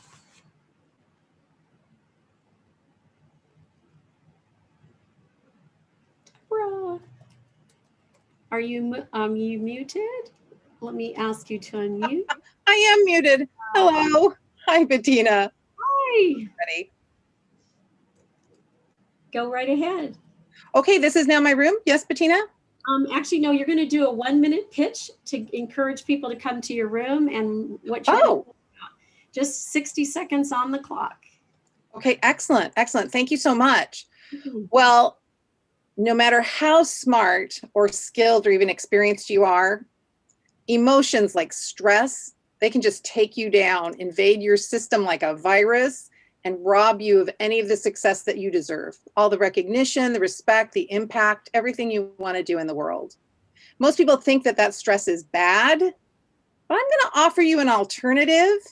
And we're going to play with stress and we're going to play with emotions with the clever use of a rubber band. So come on, join me in my breakout room. This is going to be an interactive event. I'm going to talk a little bit and then we're going to play.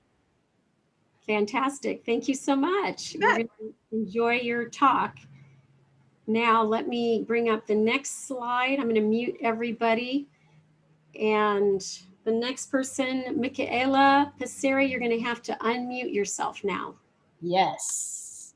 Hello, everybody. My name is Michaela Passeri, and I'm going to be talking about emotional money mastery, navigating your emotions for maximum profit impact. So what I'm going to be teaching you in the next 30 minutes is the top 3 emotions that trip you up in your success and your sales and sabotage your business. I'm going to give you some emotional ninja hacks to make sure that you don't let that happen anymore. And also I'm going to teach you the 4 fundamentals of emotional intelligence that support efficiency, productivity, and maximizing your ROI. So come to my breakout room. Fantastic. And next slide.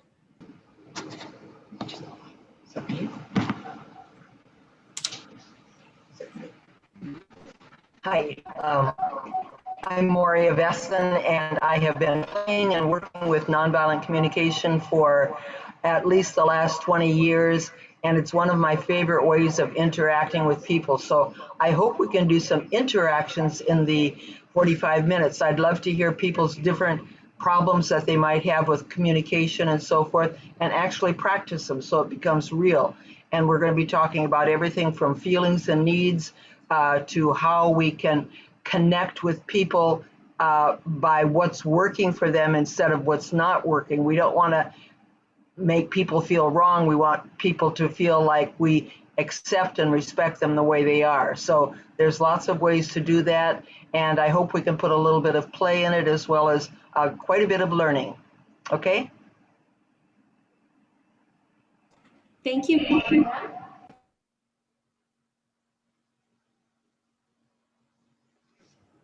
Okay, Moria is actually here with us because she was having some technical difficulties. Can you show her slide up again just so I can record that, Dan? Yes. Okay, okay. There we are, and that's Moria. And last but not least, we have Mia Tepper. Mia Tepper slide.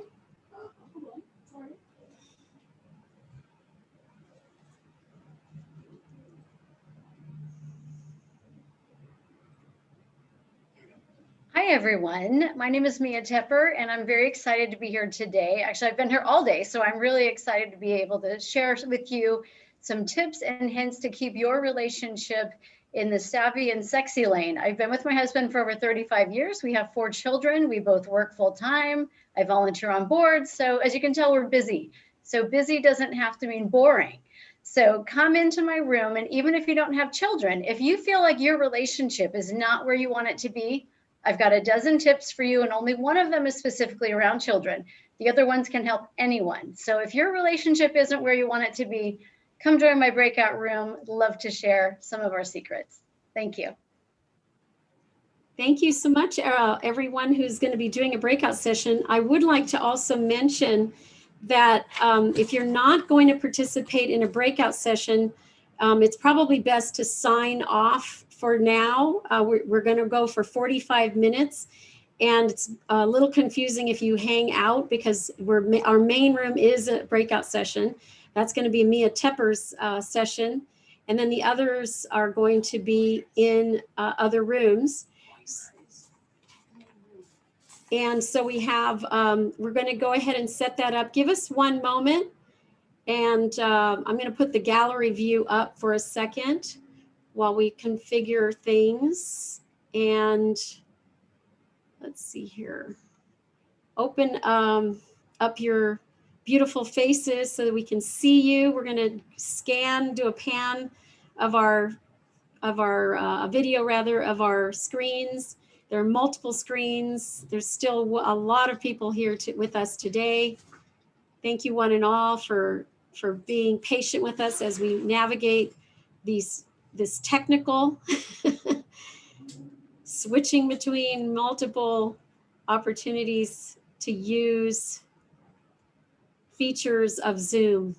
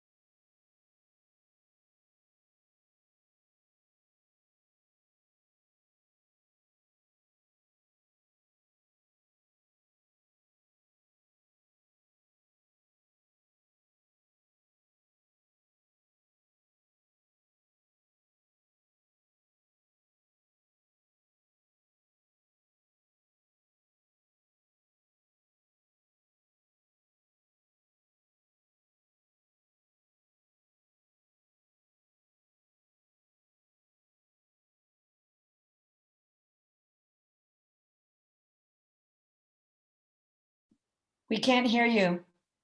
We're regrouping on the breakout session. So as we're doing that, what about everybody just giving me one word as we move along? Just open up your mics one at a time. I mean, just speak one at a time, I should say.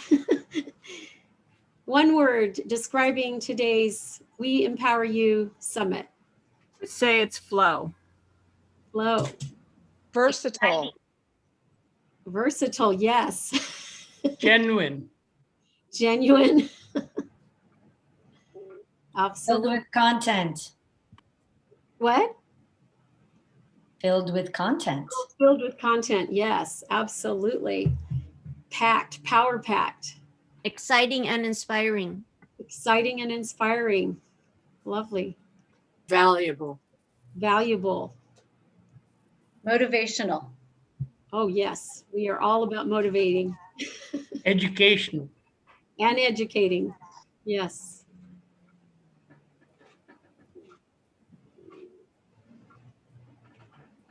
What, anything else? Any other words come to mind?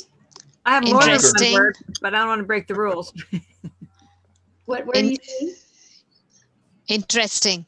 Interesting, yes. Janaki. Well, can I break the rules? And do what? Say more than one word? I've already said 7. I might as well go for it. You're a rule breaker. What I'm finding is there's a weave, because as you know, I've been involved every time. There's a weave this time that has a really beautiful way to see many of the services come together, so that you can, like in a restaurant, you can pick one thing, and that would be a great place to start. Or you can start seeing almost like a flow chart. I think I will start with Edmanity, or I think I will start with Space and Tamara, or I think I'll start with Lauren and get my heart centered and, you know, get myself in this place of readiness, because a lot of the work that we're all wanting to do requires that we are congruent. So there's lots of things from inner world to outer world to business. So it's a really nice blend. Thank you. I think it's really Johnny also impressive. call that intersectionality. There you go. Beautiful. I think it's pretty impressive that Johnny did her whole presentation while she was laying on a rug. Oh, Lee, you always spill the beans. So are we breaking out into the rooms now? I know that Michaela has. It's going to happen in a few seconds. In a few seconds, just like magic? Just like magic. And so you're going to go into the 4 rooms, but Mia's room is here. So Mia Tipper's is going to be the main room. Okay, so. Not assigned a room. Stay here and we'll move you. But again, breakout session room number 1 is Deborah Ivanov. Number 2 is Michaela Passeri. Technically 4 is Moria is number 3. And 4 is here in the main room. How do I get to Michaela's room? When you're offered the opportunity to join a room, just pick number 3. That's her room number. Number 2. Mine's number 2. Oh, I'm sorry. Number 2. There you go. Sorry for that. I got to figure out what Michaela does. Yes. No? Love this group. As we're talking about it, Michaela, I know she does emotional intelligence, and one day she responded to my email with just the word no. And I thought, what a clever marketing trick that was. I got triggered by one email and one word. I need her course. Well, I'll tell you, that intersectionality comment is really, really true, because when we first started the summits, it was basically me trying to take a live production and turn it virtual. And Lee and I had just met and the intersection wasn't quite there, but I brought on all these speakers. And then last minute she goes, here's some more speakers and here's some more stuff. And then all of a sudden we're working collaboratively in this great enriched environment with speakers galore. And now we're producing videos for everybody. We're producing educational videos for all the content that we have. We're producing week meetings every single week. I think Dan's sending everybody to the rooms right now. See you. Yeah, Dan sent me to room 3, but my room is 2. So Okay. just want to make sure. He'll move you. Yeah. Okay. Send Michaela to number 2. And I can't even see. So don't we get to choose which one we're going to? I was Yes, wanting to just the follow speakers Michaela. have to be chosen, but the other people can choose. You can. There's 2 room 3s at the moment. Okay, Dan is saying technically right now there's 2 room 3s. Who's speaking? Yeah. In your room? Well, they're assigned to that room, so they need to move to the assigned room, not just random room, the assigned room. Go to the assigned room for now, and then if you are in the wrong room, send us a chat, please. How do you do the assigned room? Sorry, or join? Be with Deborah's iPad. People who are assigned to room 2 need to be with Deborah's iPad. So right now I don't see any anything. I don't see anything in chat. I don't see any guidance. So it should well, that's really confusing because room 2 is my room and room 1 is Deborah's. So that's, I think, where people are getting confused. I think this room here is the number 1, right? There was a Deborah's little. iPad is room 2. Deborah's iPad is room 2. Because, yeah, it's a little complicated. Just go with the flow. Deborah's iPad is room 2. Who are the others? Well, the others are correct. The others are correct. So I'm only having a choice to go to room 3. I wanted to be in Michaela's room. Type where you want to go in the chat and we'll move you there. If you didn't get anything that popped up in your window, just chat us up and tell us where you want to go. This will take a few minutes. You'll still have your 45 minutes.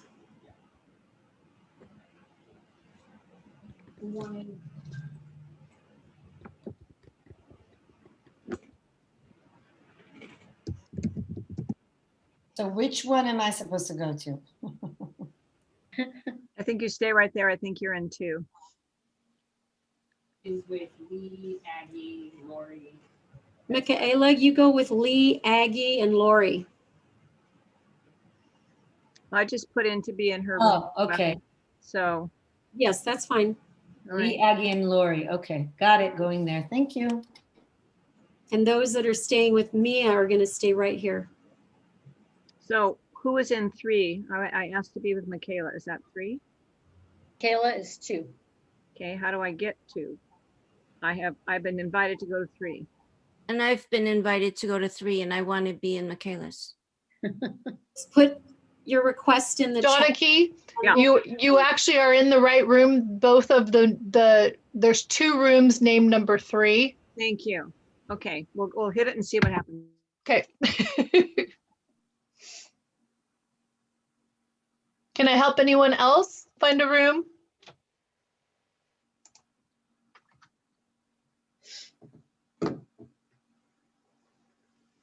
Well, I think Moria needs to be moved into her room 3. I don't think she's going to stay in the main room, right?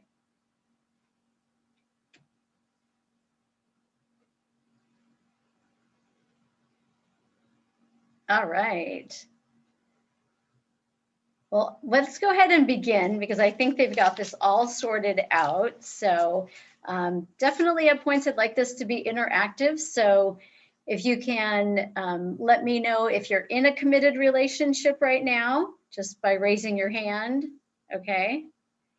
And then if you have children or you already raised them and you're empty nesting, raise your hand if you have children currently in your home or you're an empty nester. So some of these topics might be kind of familiar to you. All right, Susan's in between. Okay, welcome, Preeti. So what I'm going to share with you is I'm going to share 12 tips that my husband and I have used over the years to keep our marriage on the sexy and savvy side, because it's not something that can happen on its own.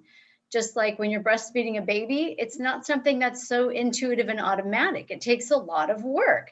It takes some specific skills. So I'm going to share with you what we've done over the years to keep our love really fresh and alive. And we're coming upon our 35-year dating anniversary on April 10th.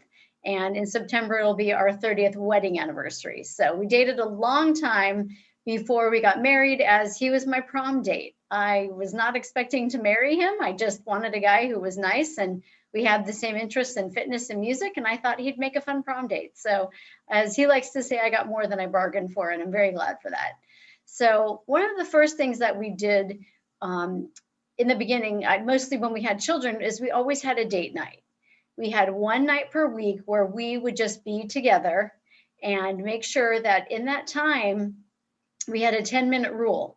And in that first 10 minutes, we could only talk about the children for those 10 minutes. So anything we wanted to say about them had to be done in those first 10 minutes. After that, we could talk about anything else, but not the children. So it had to be something about us, our interests, or our focus. And then another thing that we did is we always tried to take an anniversary trip without the children. So whether it was even just a weekend or a quick overnight, or we tried to keep that time special just for us to celebrate our anniversary, because every single year it meant the passing of that time, that we had survived one more year, no matter what had happened that year. So that was always a very important part. The second thing is that we always support each other with having our own interests.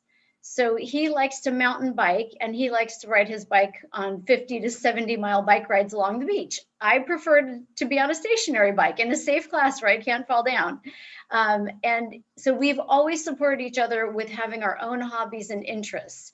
And it doesn't make us grow apart, but it kind of makes us grow fonder, because then we each bring back that unique conversation, right? What we did on that run, what we did on that ride. So it's giving us each the space to do what we need to do, and it allows us to grow. And so it's just been something that we've really respected about each other, and it's always had a very nice ebb and flow to it. Another thing that we did is we did realize that, you know, when you bring two people into a marriage, you're potentially bringing into it many different ideas about how to raise children, about money, about communication, right? So my parents were divorced, so I was bringing two different ideas to the marriage about how my thoughts were around money or raising children or this topic. His parents were still married, so he brought one thing. So together we brought three ideas together. And so we realized that when we had to talk about different things, like for example, you know, what about the teenagers? What are the rules about makeup, about dating, about homework, about going out on a weeknight, about curfews? These are all topics that could potentially be very divisive if we hadn't had a chance to talk about them first, you know, together as like a team before we went in front of the kids with this. So that's something that we did. And we've always talked about that. Something that I learned from Mama Rita, who spoke earlier, is that you also bring your ideas around money to the relationship. So again, we had three different points of view. I had from my mom's point of view, from my dad's point of view, and he had from his parents. So being able to talk about these things together is so important, because typically those are the two things that they say break up a marriage, right? Money and raising kids. Those are the things that people fight about most often. So if you can have a conversation about them when you're in a calm place, when there's not this emotion around it, and you can say, this is what I think about money. This is what I think about raising kids, or about curfew, or, you know, all the different topics that come up with parenting.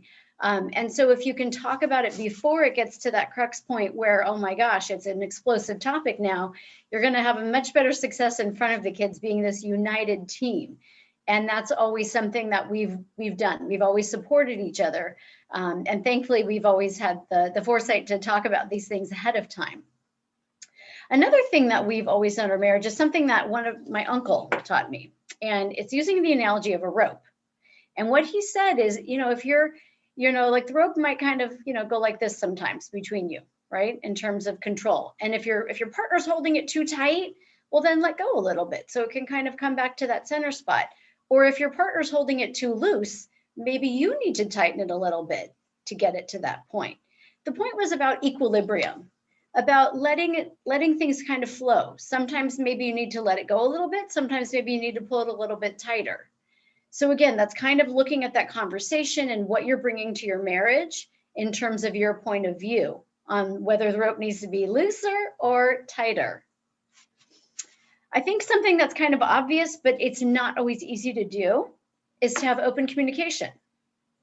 So it's easy to say the words, but it's not always easy to do, right? And for example, when you've been married for a little while, you might not realize that you have some habits that are bugging your partner.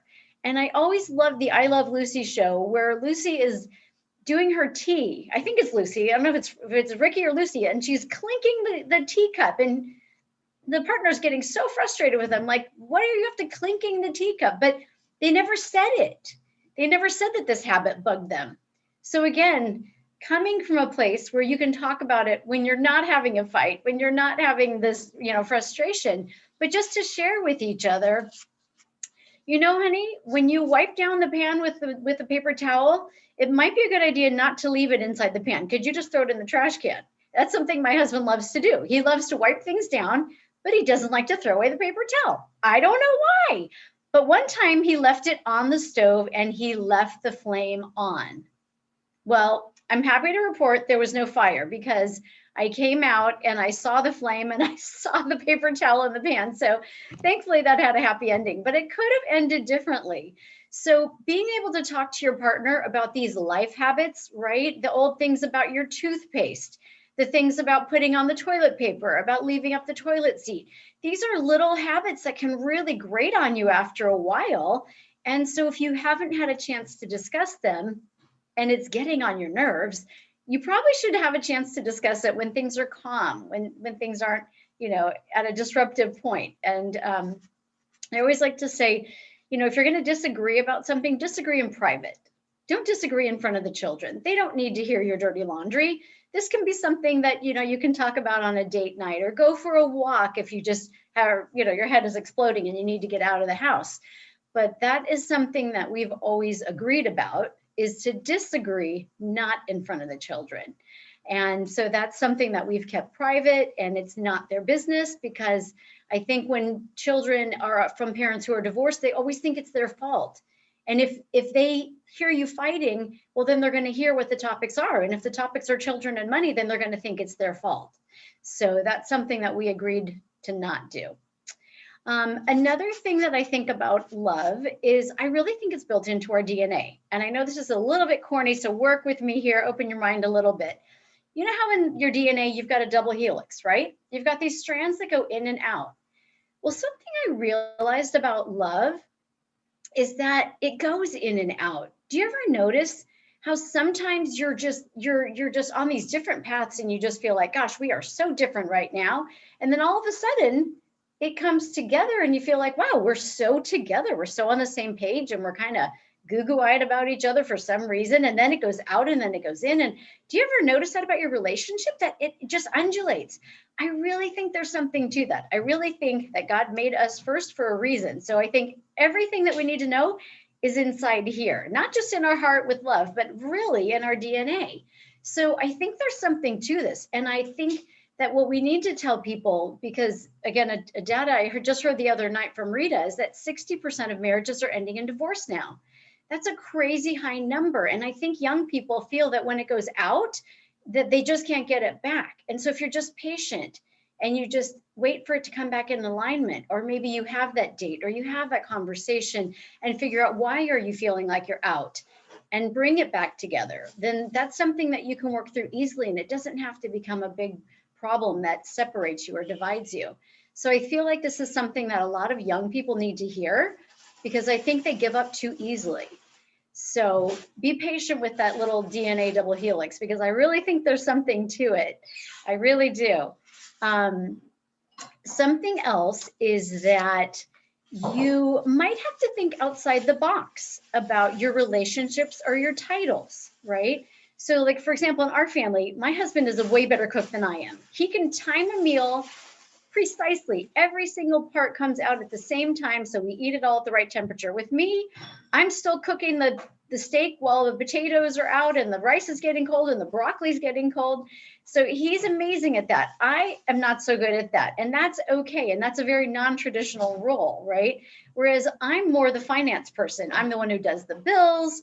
I kind of help the kids with the college essays and encourage them to be class president. So we kind of have these different roles that are not traditional. And some people are bothered by that, but maybe just figure out where your role is and are you okay with that? Is this a conversation you need to have with your partner? Because maybe it's something that bugs them.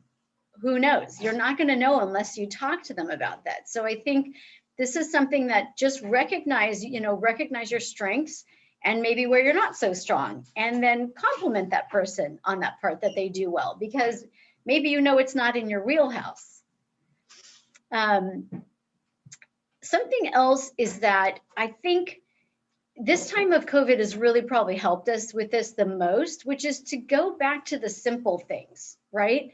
Think about when you first met. What are things that you did that you no longer do that might have been fun, like leaving a little note for them or surprising them at work with flowers? And it doesn't have to be just because it's your anniversary or birthday. Maybe it's just because you had a really nice weekend or a really nice evening and you just wanted to thank them for it.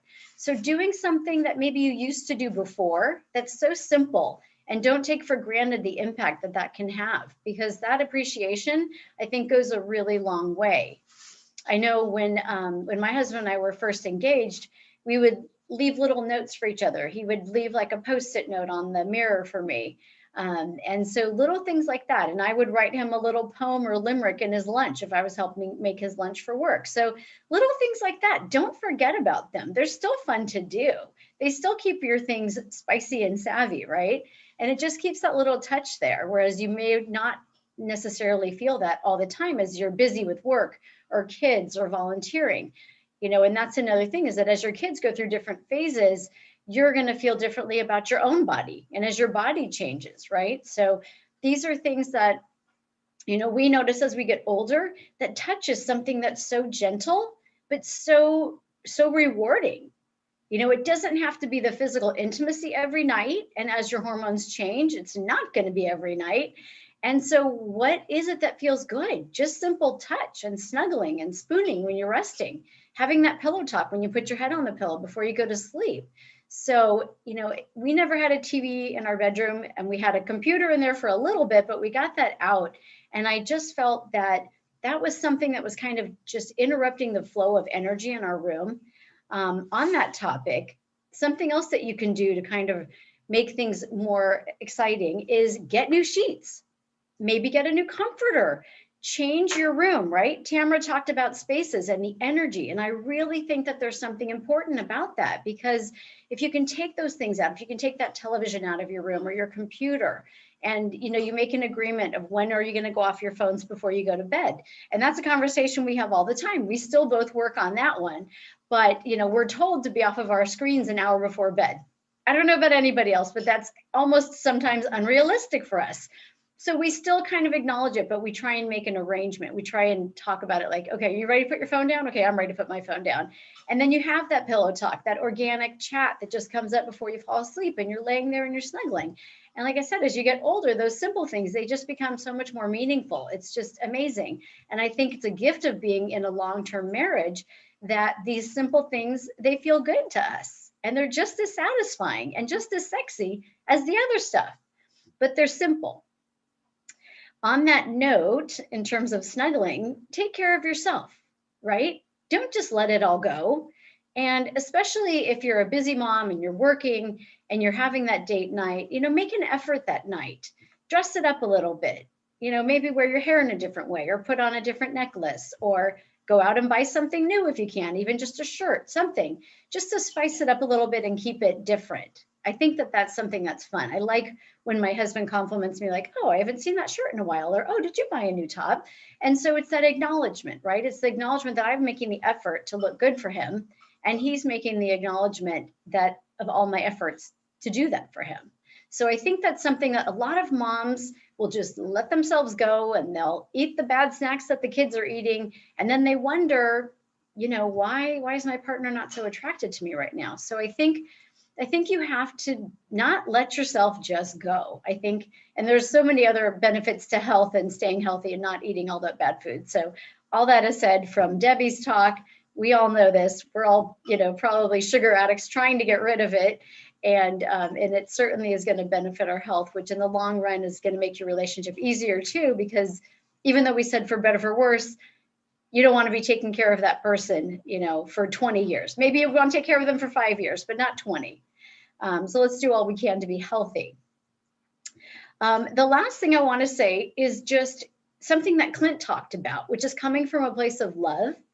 And I'm the serious person. I am always, maybe the Debbie Downer sometimes, because I'm always the serious one. I'm always fearful of things happening. But what I've learned in the past couple of years is to have joy and to have laughter and keep it fun. Because a lot of times when we're doing things, we'll just start laughing. We'll be in our room with the door shut and whatever we're doing, we just start laughing. And I just wonder what our youngest child thinks. And I just wonder if he thinks, wow, they're still having fun. They're still in there laughing. And they've been together 35 years and I still hear them laughing. And when the kids were little, they'd walk in the kitchen and we might be embraced in a hug and a kiss. And they'd walk in and say, oh, Mom, Dad, I don't want to see that. And we'd say, no, you know what? You do want to see this. Because far too many parents don't feel this way about each other. And we want you to know that we love each other. And this is what you do when you love each other. You do hug them, you hold them and you kiss them. And so, a lot of times when they'd come and like group hug us, or else they would just leave the room and say, I don't want to see that. I mean, we weren't doing anything that wasn't PG, but it's okay to let them know that you love each other. It's okay to share affection. And something that my husband and I do all the time, which we never talked about, but it was just an organic thing, is we always kiss each other when we're leaving and when we're arriving. And that's just something I don't know how it started, but it's something that we still do to this day. And I do think that just keeps you connected. It just keeps that little bit of spark there. And for example, when we walk, we still hold hands. It's not something we talked about, but it's just something that we do. And I think it's important to have, the ebbs and flows in your relationship that are going to happen, but not be so freaked out by them, right? When they're flowing, don't worry about it. It's going to come back in line. And so these are some of the tips and hints that we've done over the years. And I don't want to get too much into the kid zone. I know Preeti has children, so there's only a few of us in here. So if you want to unmute yourselves and maybe ask any questions, Either something you want me to go into further, or a specific parenting question or relationship question, or just anything at all. So to you, you unmuted first, so I'll call on you first. I do have a question, yes. I understand when, congratulations on the 35 years. We're coming up on 24. Wonderful. And this is my question. We've both been married before, and his wife passed away. Okay. And I had, so he was alone because our kids are all grown up. Our kids were, our kids are both all in their 40s. Okay. So they've all got their own families and their own kids. So it's just us. Mm-hmm. And we became grandparents together because my first grandson was born after we came together. Okay. And then the whole line of grandkids came. So, but they're scattered because of geographics. We don't have anyone here. Okay. And my question is, now that we're both 24 years older, how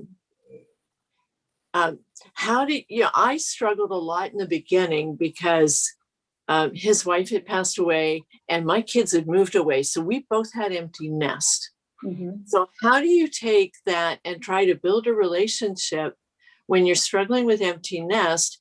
And now we're more into taking care of, I was spending a lot of time taking care of my aging parents, but now our parents are all gone. Mm-hmm. And our kids are grown up. So here we are. How do we enrich that? Because, we still have a life together.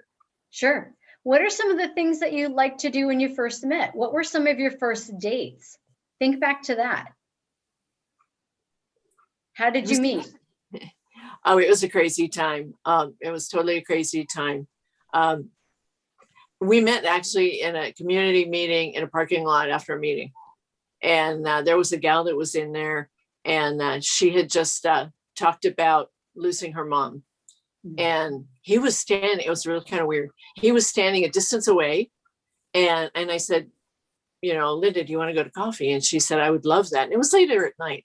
And it turned out that he was standing there all by himself. And I didn't really know him, but I'd seen him in the meeting. And I said, hey, you want to go with us?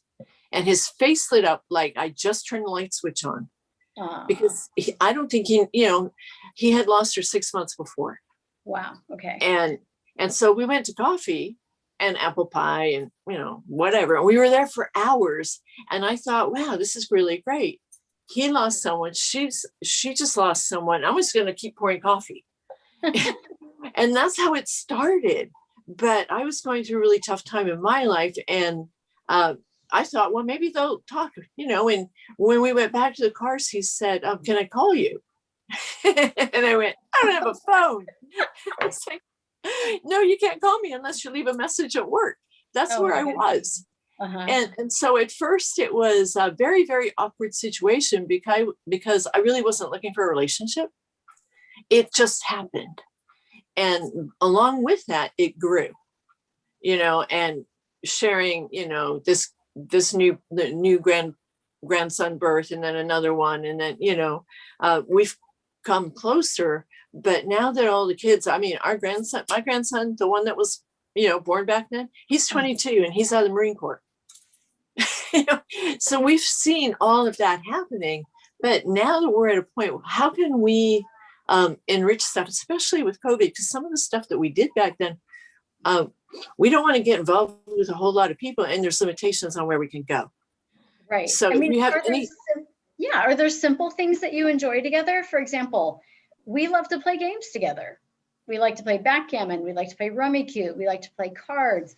We sometimes will just sit together on the couch and each read our own book with the fireplace on, creating the ambiance of the area that you are together, especially if you're not going to be doing the same thing. Like, we don't generally read the same book. We might read it, he might read the book first and I might follow, or vice versa, so that afterwards we can talk about the book. But are there some simple ways that you can do things together like that? Or even, more intimate? How about taking a bath together? How about giving him a massage? How about taking some lotion and rubbing his feet or hands? It doesn't have to be super sexual, but it can be sensual, right? And those are things that are just, touch is an amazing thing, and it doesn't have to be to this crazy level. It can be simple things. What about if you cook together or try a new recipe together or get with the kids? I've done that. I started getting, okay, we have a lot of little issues, okay? But I started baking, and he loves the stuff because I'm an Estonian kid. So I went and I found my Estonian cookbook that used to be my mother's. Okay. And I started baking things. I go, let's try this. So now I've started including him into, okay, you stir this, I've got to go do this part. You keep an eye on this, I'll do this. And then we bring it all together. And it's really kind of cool because now when we open up the oven door, we do it together. And that's something really new. And that's something, we like UFC. And we like football. So sometimes when, we'll do the pay-per-view major fight things, but we're not really, I'm writing a book. Right. He doesn't read a book. He reads car magazines. So we're still trying to find stuff like that. But I really appreciate your suggestions. Maybe a massage would be good for him. Little things like that. Vicky, did you want to ask a question? You were unmuted before. Yes. Sorry, I had to come take care of something on the stove. It is almost dinner time. So quick question, I think one thing that we all go through is that there are times in our careers when you're so busy, right? Both my husband and I, we are really busy with our startups and stuff. How do you find things? I mean, have you gone through a similar situation that where we're so super busy, and how do you still find time to do all these, things together? You have to make time, right? You have to schedule these things. Just like if you're going to exercise, you schedule it on your calendar, like an appointment with your boss that you're not going to skip. You schedule it. Schedule date night. If you feel like, I forgot how old your kids are now. 16. 16. They're twins, right? No, I only have one. Oh, okay. Sorry. I was getting confused with Doug and his twins. Okay. So the thing is, maybe do you feel okay leaving your 16-year-old alone and maybe you go for a walk after dinner? And you don't have to make it this formal thing. You could just say, I'm really full. Would you mind if we go for a walk? And then see if something like that can start a new tradition. Or how about in the morning on a weekend, if you're both around and you want this alone time, that, maybe if your daughter's going off and doing something, then you guys take that time and go do something, and it doesn't, again, these don't have to be expensive things. So it doesn't have to be going out to eat to a meal, but what about just taking a walk, pretend you live in Paris and go to a bakery and buy a baguette and just walk around eating a baguette. I mean, it's so romantic. It's so simple. It doesn't have to be expensive. It doesn't have to be, completely planned out like a big anniversary date or anything like that. So just really making the time and just making sure that you're connecting, right? Make sure that you're in tune with each other. And what are those things, right? In some of those examples that I shared, do you find yourselves at sometimes thinking about those topics about, oh my gosh, where's our helix right now? Are we like this or are we like this, right? Don't be afraid when it's out, but think, what can we do to bring it back together again? Because we have a really, I think one thing is that, we are sort of, it's like I wouldn't say we're opposite, but we have a lot of different characteristics. So we admire that about each other. And so that way I feel that we have a very good relationship. It's just that it gets so busy and it's just we can't now with COVID, we can't even go on a date night because we used to do like a comedy night every month. Or and then restaurant, and now we can't even do that. So it's like really getting crazy. Well, you can do it. You just have to morph it, right? So we have date night at home. Like when our son is out, because now the other 3 girls are not out in the house anymore. They're all older. And so when he goes out, it's a great opportunity for us to have date night. And so, we'll light a candle, and whether we eat by the fireplace or even just at the kitchen table, doing something special, bring a flower to the table, bring a candle, make the ambiance something special, pretend you're in a restaurant. watch the comedy on TV. There's lots of comedy, right? So you can say, okay, give him a ticket, create an event in your home. Honey, we're going on a date tonight. Here's your ticket, right? And so just create it, just pretend, just play with it. And he'll probably look at you and be like, what are you doing? And just say, play with it, just roll with it. Come on, just have fun. And just, bring that excitement back to it, right? Make it fun. I mean, if you were handed tickets and he said, here, come take a bath with me at the spa in our bedroom, you'd be like, what are we doing, right? Hopefully your daughter's not home. So the thing is, like, create it.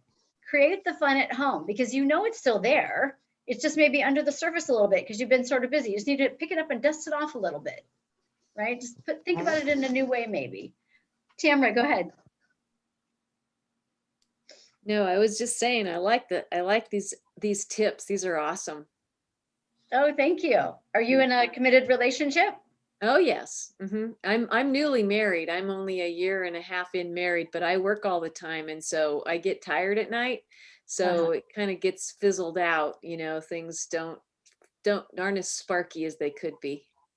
Right. I know. And sometimes that happens. Here's a question you don't have to answer out loud, but just for thought, when you're talking about things being sparky, what do you wear to sleep at night? Do you wear to sleep at night? Just an idea, right? Because if you're not wearing something to bed at night, well, then the spark might happen a little easier. There's two less impediments to that action, right?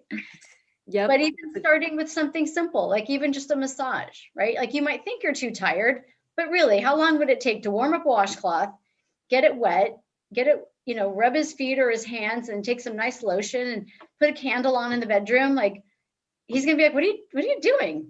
And you're like, you said you were tired. I am, but you know what? I want to do this. And then you realize it's really not that much effort, but what is the impact? How much does it change things, right? Those are little things. I cannot tell you how much both of us love it to, have a massage. And with COVID, we haven't been having massages. So it's like something that's really nice, right? And I'd like to welcome Annette to the room, our style fashionista. Annette, do you have anything you want to bring up? Any questions? Or I know you came in a little bit late and I went through about a dozen tips. So. Oh, no, I love what you're saying. I actually am going to be celebrating 40 years this summer. So, wow, congrats. It is I think it's those simple things, we've done like a lot of bike riding or going on walks, and finding great movies we both like to watch. It's for us, it's finding those things that you enjoy doing together, and it is simple, but it's still fun. Absolutely. Yeah. And even sometimes maybe watching the show that you wouldn't normally watch, like it's their show, but being the giver and like, we're going to sit here because we're going to be together and we're going to watch this show. And, like my daughters and I, we always had this trashy TV of Bachelorette and Bachelor. We love to watch it. And I liked them to see it because I wanted to talk to them about it. I felt like there were teaching moments there, and it wasn't something he ever did. And then, when our third daughter went to college, she was like, who's going to watch Bachelor with you? And my husband raised his hand. And now we watch it together, and we know it's silly trash TV, but it's just fun, right? It's keeping the fun in things. It doesn't always have to be serious and talk about budget or retirement or who's sick or who's this or who's that, right? Like, let's just have fun and watch something goofy together, unless you can find the old I Love Lucy reruns, because those are hilarious, right? How are we going to not laugh watching those? Those are so fun. But yeah, it is. I have one more question. Yes, go ahead, Preeti. So, I'm just curious, right? As the woman in the house, I've been the one who sort of takes the effort to plan date night or even a trip out, or even suggest something. Is that the case with every family? Like, how do we make the husbands or the other spouse, the one who actually is also excited? You know what I mean? It's a partnership, right? So I keep wondering about that. So one is have communication about it. And if you feel uncomfortable bringing it up, then this is something that we've done through different ways with our kids. And you could do it with your partner as well. We would give each other coupons. right? And so the coupon might be like, I'm going to wash your car, or, you know, but what about if you give him a coupon that says you get to plan the date night, or you get to pick the movie? So it doesn't have to be a bad thing. You can give them fun coupons, right? Like, it's your turn to do this or your turn to do that. Like, my husband and I feel like we have really good communication, and we call each other out on our stuff, and he'll say like, okay, I've gone to the market the last 5 times. It's your turn. I'm like, okay, you're right. Right. So it's like having that communication, and hopefully it doesn't get to that point where it's this, oh, this explosive thing, like, oh, it's driving me crazy. Right. And so if you can't talk about it comfortably, if you feel like it's going to become something that's going to become this, you know, disagreeable conversation, then maybe try it with the love notes, you know, give them some coupons, then the next holiday and the next, whatever it is, whether it's anniversary, birthday, I mean, Valentine's Day's passed, but, you know, or even just write them a note, just write them a love note, write them a card and say, I just want to say thank you, how much I appreciate you. And I want to give you these 2 love notes. And one is that I do something for you, and one is you do something for me. Start there. Maybe he'll enjoy planning it. Because now I'm the same way. I used to always plan all the family vacations and trips, but now my husband is the one who plans the anniversary trips, because now we go hiking and he loves hiking, and he's the one, I leave it all to him. So I still plan the family vacations, but you know, we get input from the kids and from the family where they want to go, but he plans the anniversary trips, and I'm just like, I'm along for the ride. Kind of like when we'd sit into a movie in college, I wouldn't know anything about the movie. I want to go in blind. He knows I don't like scary. So other than that, pretty much everything's okay. And so that's how I wanted it to be. And it's been really fun, because then when he takes the reins, then you feel appreciated, right? I think it comes back to that point of appreciation and sharing. Because eventually your 16-year-old, 2 more years, they're going to college, right? So you want to start building these bridges now while you have the time. So that way, when this house is empty and quiet, you're not looking at each other like, well, who are you? And what do you like to do? I mean, you want to know those things already, right? So take advantage of those times. I know it's COVID, but if there's ever an evening or an afternoon when they're out of the house, take advantage of it and do something fun. Present them a ticket and say, we're going to the spa, and go into the bathroom and have the candles lit and have some rose petals out, and maybe the bath is full. I mean, surprise them, right? That's the best thing of all, I think, is just the element of surprise. And I think if you can do little things along the way, and you can communicate and show your appreciation, I think that's going to make things go a lot further. I know we're kind of looking forward to being empty nesters, you know, because it's just feeling like it's so freeing. And hopefully the world will be open again, and we can start traveling and seeing our other kids too. You know, making new memories, right? That's the important thing. You kind of always have to make these new memories. And especially as your kids get older, you know, they want to talk about the past a lot, but then it's fun to make new memories. And it's funny how things come up. Like, we were at breakfast the other morning, and my daughter took some really fun pictures. So we were all posting on our Instagram, and she wrote "happy" instead of "happy." And so it became like this whole joke about "happy," you know? And so I know that's going to be an inside joke with the 3 of us. And the other kids are going to be like, what's "happy," you know, because we built a new memory just on something that was just completely incidental. So maybe just taking those little moments like that. I don't know if we're going to be out of here at 5:45, which is 3 minutes from now. In case we are, I do want to make sure and just offer everyone, I know if you're a part of the We Empower You membership, this is already included for you, but I do offer a 30-minute complimentary consultation. Anything from counseling for families or for relationships or fitness, because that's one of my big passions. And I think part of keeping yourself strong and healthy also helps you feel good. And when you're in a relationship, you know, if you feel good about yourself, then you're gonna see the positive in the other person, versus if you're not feeling so good about yourself, you might not be feeling that. So if anyone needs inspiration, my Instagram is at mindfully Mia Teps, TEPS, and I post my fitness workouts usually every day, just to try to give people some inspiration to get off the couch and try to show different workouts or different parts of the body. So I used to teach fitness when I was in college. That was actually one of my jobs. So if it might be something that I might start for the group, just a quick 15-minute workout in the mornings, just to get people moving. And maybe some days it's stretching, maybe some days it's foam rolling. But I've been meditating a lot during COVID, and it's really just very powerful to take that moment to do something different for yourself. That self-care is really important, so you can give to your family or give to your partner, right? Because if you come with a full plate, then it's much easier than if your plate is empty and you're feeling depleted and tired. So I see a lot of head nods, which is great. Preeti, if you can stay around a little bit, what are you showing us? I can't see it. Oh, how sweet. You got my picture. Yeah, That was a picture my daughter took of us. I was looking at your Insta feed too. You have like, wow, you have nice muscles, Mia. Thank you. I mean, I work hard on it, but it also makes me feel good. And neither my parents nor my husband's parents, neither of them exercised. And we've seen, as they've gotten older, just really how that muscle atrophy, and it really stops a lot of things. And we don't want to be like that. We want to be strong for our kids. We want to be agile grandparents when the time comes. To you, I'm sure you feel that way, that you want to be strong and healthy and not be tired when your grandchildren come over. And so we know we're a few years away from that, but whatever we can do now to keep ourselves healthy, we feel like, we met in a health club, so it's kind of not a surprise that we care about fitness. And I think that's one of those core values, that we understand, that maybe we even take for granted, that we both care about fitness and we like it. We used to joke around, when we were younger, before we had kids, oh my gosh, what if the kids don't like skiing or fitness? And, we didn't end up going the skiing route because we didn't have the money for it, but the fitness part was always something important to us. And every time that our kids got into something, outside of the sports, because sports is kind of an easy way to do fitness, you're just forced into it.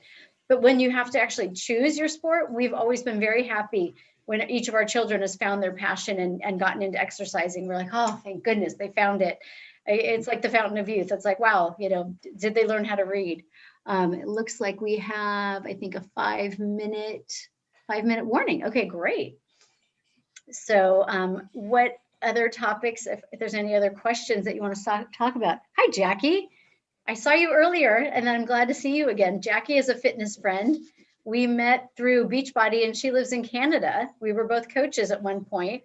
And Jackie, are you still able to keep up with your fitness, even though you have a farm and you're doing fitness every day in your job anyway? Yeah, I do fitness still. I still work out. We have a farm, we have cattle back, so our date nights are going to be checking cows here for the next month. What we will be doing. Well, that's a unique thing, but it obviously keeps the glue together, doesn't it? Yeah, it does. And I have two think granddaughters you have a now too. grandchild So too, right? Isn't your daughter? yeah, yes, and they farm as well. So yes, and so yeah, two little granddaughters. One is 2 and a bit, and one will be a year here in May. So yeah, 2 under the age of 2.5. That's great. So, yeah, they keep me busy, and that's why I got to stay fit. Yep. And you're so strong and fit. I always loved seeing your videos when you would post them, because it's inspirational, right? It's inspirational to see people that just, even though you do this every day for a living, your job is being fit and strong, but you still take time to do the specific exercises. And I was always so impressed with that. And it's just such a great example that, it's still taking time for yourself, because it's not just you're, doing whatever you need to do to get the job done for the farm. Yeah, and they always say what you're like before you're 60 is how you will be after you're 60. And I'm only 6 months away. So I'm going to be what I was before I was 60. I love that. I love that. That is great. I love that. Mm-hmm. And how do you feel like it parlays in your relationship with your husband and keeping things, savvy, sexy, and fun? Do you think it helps? Oh yeah, it does. Definitely, for sure. Mm-hmm. And I don't know if you have any questions. I wasn't sure if you were on earlier, and I went through about a dozen tips of things that we've done over the years to kind of keep that light alive. Yeah, I caught all of it. I was just making supper, so I just didn't have my camera on. So I just no problem at all. I caught all of it. Great. It was awesome. Yeah, I appreciate it. Oh, good. Yeah, I'm glad you enjoyed it. It's fun just because, you do realize that, and I think we realize it even more so as our kids get older and they go away and they leave the home and they go to college, and then they come back and they tell us what they're observing about the world or about relationships or how they grew up. That's when we start to appreciate, wow, okay, maybe that was something special. Maybe, maybe we could help other people by sharing some of these tips and some of these things that we've done, because I just think, I think divorce is hard and I think it's sad. And I think a lot of people give up without really knowing why they're giving up. Case in point, I had a friend from business school and he and his wife divorced. And a few years went by and I ran into him at a reunion and I said, he said the reason that they divorced when they both went to therapy and they figured it out was just that they couldn't communicate their needs to each other. And that was so sad to me because their son was so heartbroken by their divorce that if they had just communicated, it could have been avoided because they didn't not like each other. They weren't fighting, they just weren't communicating.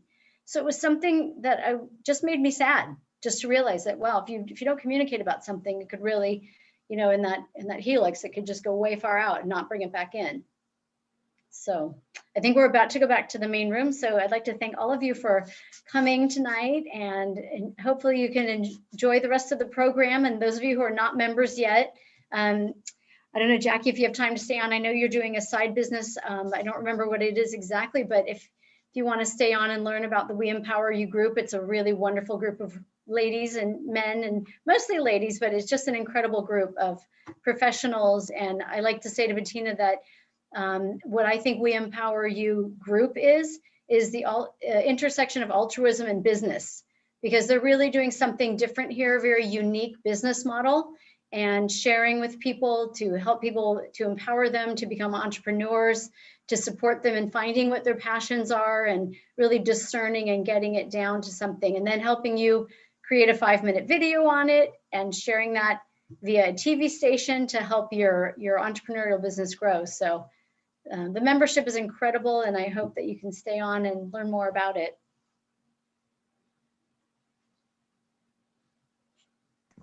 Yeah, I've kind of been following and checking the website and stuff, and I think it's really great how, and it's like the few of the summits that I've been on, there's been such great information. It's awesome. Yeah, it's absolutely incredible. And I know that Bettina will probably share that it was in the comments earlier, but she'll probably share it again, that there is something tomorrow that it's kind of a wrap up that we do after this wonderful 12-hour marathon summit of information and intersectionality and sharing of ideas and thoughts. And tomorrow is, I don't know if it's fair to say it's a wrap up, but a place to ask questions and kind of get a little bit more into it. So if you're at all interested, Bettina, I see you're on here now. So if you want to maybe talk a little bit about that, I don't know where it is in your timeline to talk about it, but I was just sharing with Jackie about, the We Empower You membership and tomorrow.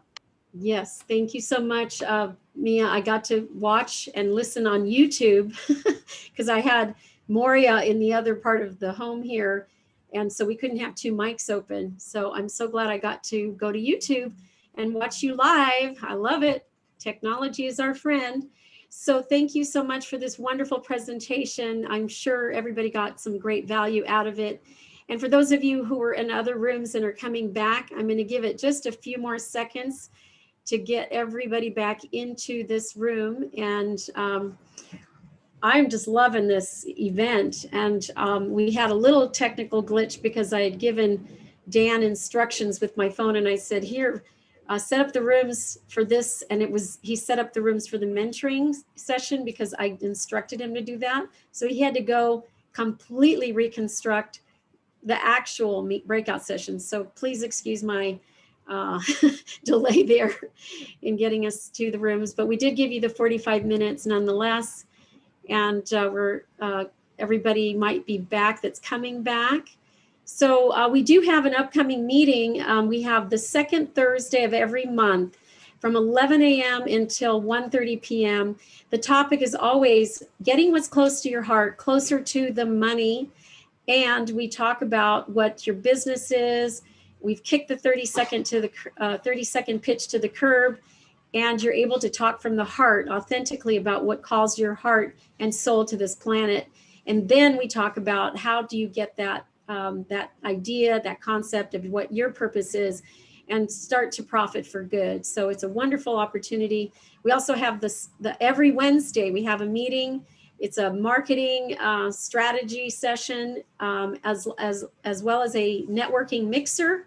And that's at 3 p.m. every Wednesday. And then on Saturdays at noon, we have a Saturday noon meeting. And that is basically a breakdown. It's a lunch and learn about what the We Empower You membership is all about. We encourage you to invite guests to come to these meetings. They're all free, and we expect to keep them that way. And I'm going to put in the chat in a few minutes the calendar so that you can go ahead and find those Zoom links, because that's where we keep them.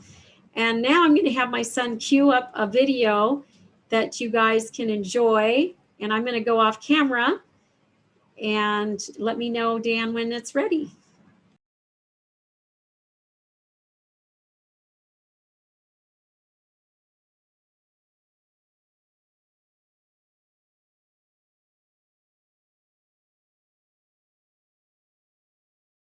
Hello world, Bettina Carey here, the founder of We Empower You. And today is our wonderful summit. It is March the 10th, it's a Wednesday, and I'm here to do a little bit of gratitude for all that made this happen. I cannot wait to bring all of you to the attention of some of our organizers, our friends and our family who've helped us to put this together. This is a wonderful opportunity that hopefully hundreds will see, because we are on YouTube Live, and we are going to be able to share this forevermore. I love that idea. So without further ado, let me thank some of the wonderful people in my life who've made this happen, including, I go back as far as my mom and my dad, of course. They raised me to be the person that I am and to have the heart and the spirit that I have. My dad, of course, who has since passed, is still really in my heart and in my mind always, every single day. My mom, of course, I haven't seen in more than a year, but she is with me as well. And my siblings. Oh my gosh, here we are. I'm 62. They're a year and a half apart, my sisters, and then my brother, who's about 8 or 9 years younger. And together we are a family of 6, without my dad, now 5. My son and his wife, and my daughter-in-law, Catherine, and my son Daniel, and Lily, my granddaughter, which I adore to pieces.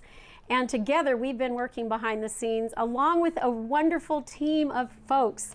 And that people on the team include Janet Francis and Art Johnson, Aggie Clark, Daniel Carey, Catherine Carey, Larry Domenico, Blake Messer, and David Weber, Ingrid Papsheldon, Aileen Yost, and so many more. And not to forget that we had Tammy on board with us for a while there as well. And I'd like to also take time to thank our friends, our fans, our members, our We Empower You members, as well as our attendees here today, watching both live on Zoom as well as on YouTube. And I want to take a time to just really call out Art Johnson. It was you who said to me, Bettina, 10 years ago, you should be doing virtual. And of course, I poo-pooed the idea, and only to come to the realization when COVID hit that this is all that we would have for some years to come. And then, of course, Janet Francis, she was here doing all of the project management in the back end. And boy, I actually slept like a baby last night because I knew she had the scripting handled and she had everything together. And boy, that really built on Tammy and Janet working together on the project management side. And then I had my son here till the wee hours of the night, making sure that every single attendee got their registration information, and as well printing handled by Catherine. Then we come to the program. Of course, I open up every single summit with our co-host and MC, Lauren Archer, who does a marvelous job at setting the stage and planting the seeds of possibilities for this particular summit was our theme. And followed by Romeric Nadiri out of West Africa and Cote d'Ivoire, Abidjan area, and he is a phenomenal friend now, and of course bringing up our West Africa opportunity there. And CL King, oh my gosh, what a great leader. He has empowered over 400,000 men and women, boys and girls, and he is a powerhouse. Next time he's coming back as a keynoter. And Meredith Liepelt, you really informed us on how to pitch the media, and we can't thank you enough. This is a session that's going to be watched again and again. Lee Romanoff, oh my gosh, I couldn't have done anything without you. You were behind the scenes. I think you were my last phone call last night, close to midnight, and probably one of my first this morning. and always you're there for me. And I am so in gratitude for what you've done for me, because you believed in me, you saw me, and then you put your magic and your brilliance to work with your income activator together with the opportunities that we have with the We Empower You membership. It brought it to life. And Shavon, oh my gosh, Shavon, you contributed this 5-minute TV spotlight that every single We Empower member gets with their membership. And that's another wonderful opportunity. And of course, you presented today on how to have your own TV show, which is possible. And you don't have to be a celebrity to be a star, is a quote that you quote often. Then we have Debbie Waldeck. Of course, anything about success is going to make sure that you have your health in order, right? Because without your health, you cannot have true wealth. And Debbie really smartened us up on her chapels. If you don't want to know what chapels are, then you're going to have to watch this session. Then we had Patrick Snow, who welcomed us with his shameless marketing for promoting your book and also how to write a book. He has the formula for success. He's been on my program since about 15 years ago as well. Brian Gregory came to us just last session, and he's brought to us a wonderful opportunity that's going to be a member benefit, and that's a free report from Admanity. Admanity has partnered up with us, and we are now going to be offering Admanity protocol to our members and beyond. As well, we have our breakout session presenters. We had Lori Sugawa-Whaley, T.U. Knapp, Doris Hughes, Green, that is, and Rita Bukutsi, and Sylvia Borovi, who came out of the Netherlands. And I'm so excited to have these very powerful, not only folks that are powerhouses unto themselves, but the fact that they are able to do these breakout sessions for us, it helps build their credibility, but it also helps build our credibility. And I can't thank you enough for being our breakout presenters for the earlier session. Janaki Severy, oh my gosh, from the moment we met, when you wrapped your 2 hands around mine to say a great big thank you, and also to meet me and to say you're a woman coming into her power for the first time in her life. That was February of 2004. We've been soul sisters and friends ever since. It's an amazing, amazing friendship, to say the least. Tamara Fleming coming up on the day, and she's going to be speaking all about space. And really, without Tamara, I'd have to say life for Bettina Carey would not even exist in so many ways, because she brought me not only the intentionality of my space clearing, but she also brought me the ability to see when something was not useful in my life, and to be able to rid myself of things and even individuals who were not serving me has brought me the life that I have and the life that I'm living now. Dr. Clint Rogers, introduced to me just this year by Ronnie Aiden. And Ronnie Aiden, a great big thank you to you too for the introduction, because Dr. Clint has the answers, the ancient secrets that Dr. Naram trained him on. He is now imparting to the world. He's going to be telling us more about Dr. Naram and these ancient secrets, but also a little bit about their orphanage that they have that they're supporting. And of course, later we have a breakout session for the evening, and that's going to include Deborah Ivanoff, Michaela Passeri, Mia Tepper, and Moria Vestin, and they're going to knock your socks off. I kid you not. I'm so excited to have them all here. And of course, they are some of the repeats, except for Deborah, who's brand new to us, and I think she's going to be very, very impressed. And last but not least, I want to thank those who stepped up to be mentors, because we have a mentoring program right now that we kicked off. And we have Lauren Archer as a mentor. We have Janaki Severy, Troy Thompson, Aggie Clark, Mina Martinez, and Mia Tepper, who are all going to be mentors in our final session before Annette Bond. And Annette Bond is another repeat. We can't do these programs without all of our speakers.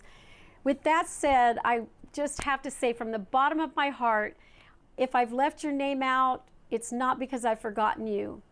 I have a long list of supporters, and I hope that list gets longer and longer and longer.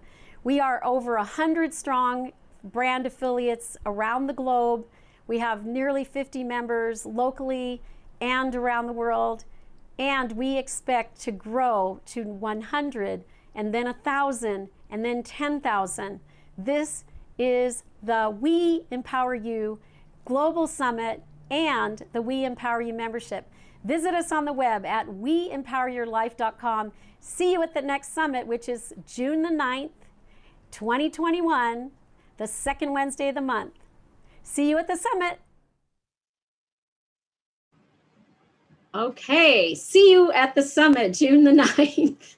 We do these, of course, the second Wednesday of every single quarter as the season changes. So with that said, Lee Romanoff and I are going to squeeze in 2 sessions for the same time that we would have had 1 session. So here we go. So 180 days ago, I stopped working so hard because Lee Romanoff whispered in my ear, Bettina, you have a disease. Stay away from me. I don't want it. It's called working too hard. And when she said that to me, it really resonated. And I thought to myself, she might have something for me. She might have an answer to a question that has really burned in my heart for a long time. And that allowed me to start and found this We Empower You membership to work for me. It was only when I had this realization that I could actually earn $1,000 a day. And by the way, I've had a $9,000 day also and a $10,000 week without doing the work that it gave me that aha moment. So that's a little bit about me for this session, which is learn how to make $1,000 per day from memberships.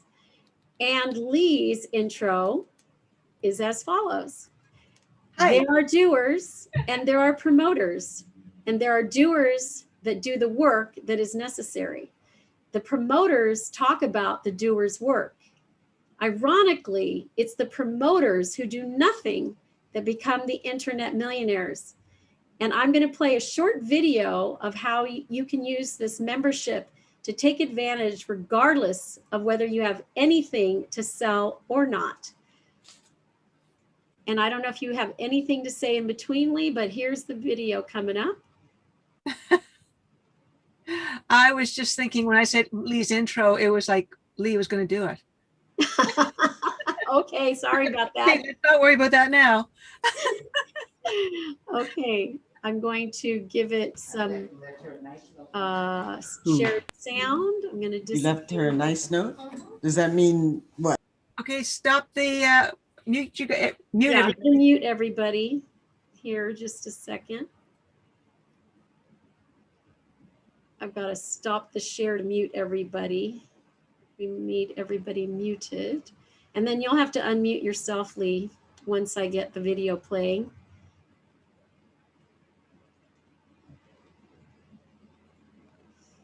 Okay, I had it all there and then now I disappeared it. Okay, here we go.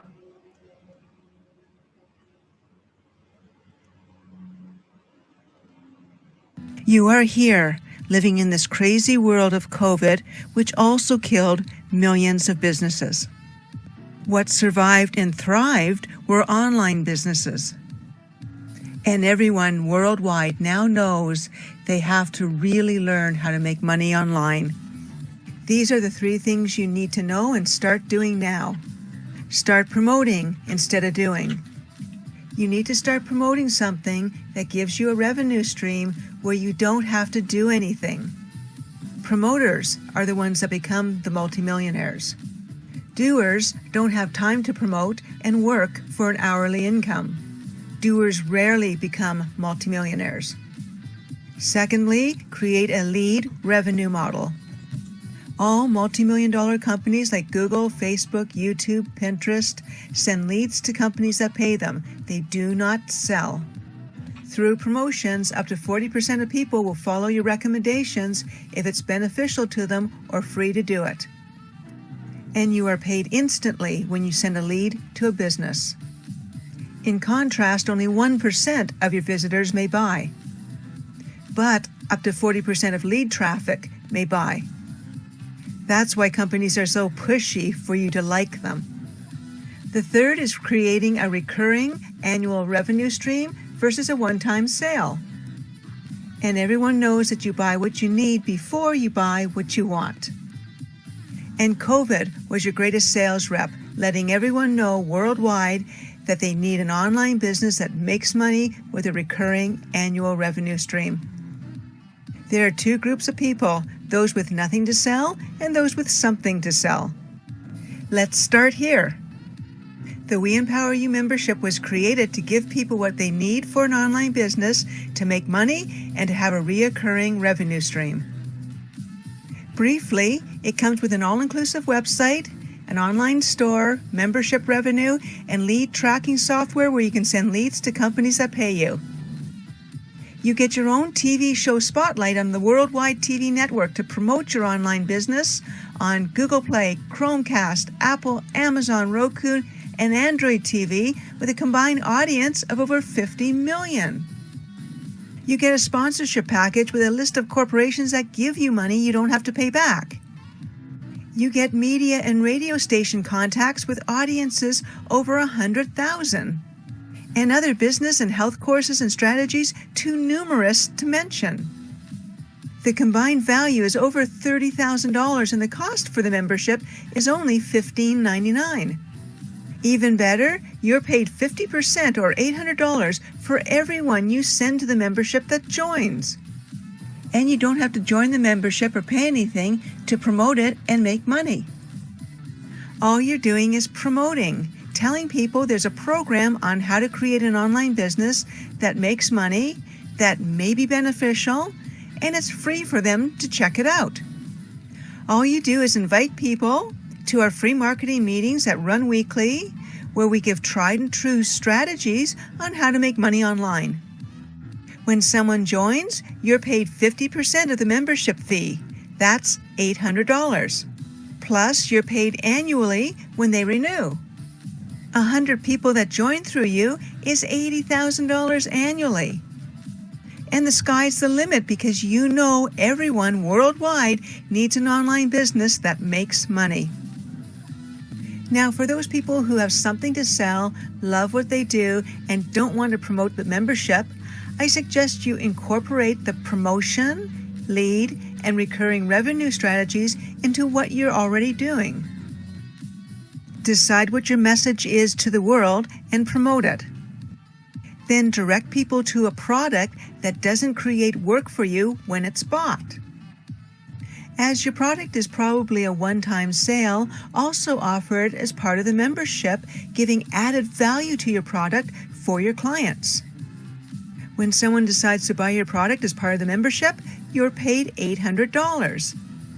If your product only costs $200, you just made $600. Plus, when the person renews, you continue to get paid annually. You can offer your product with the membership to just your clients or include it for everyone in the membership. This way, people around the world get to know what you do. And you don't have to join the membership or pay anything to add your product to the membership. You now can make money online using the We Empower You membership through promotions, leads, and recurring revenue. You can promote what people need, an online business that makes money, while you learn how to promote and make money online. And you can make more money when you promote what you love by attaching it to a product where you don't have to do anything once it's purchased. And by including your product in the We Empower You membership will create annual income for you. So come and join our meetings every Wednesday at 3 p.m. Pacific Standard Time. It's free to attend, to learn how the We Empower You membership can make you money and to network with the other entrepreneurs.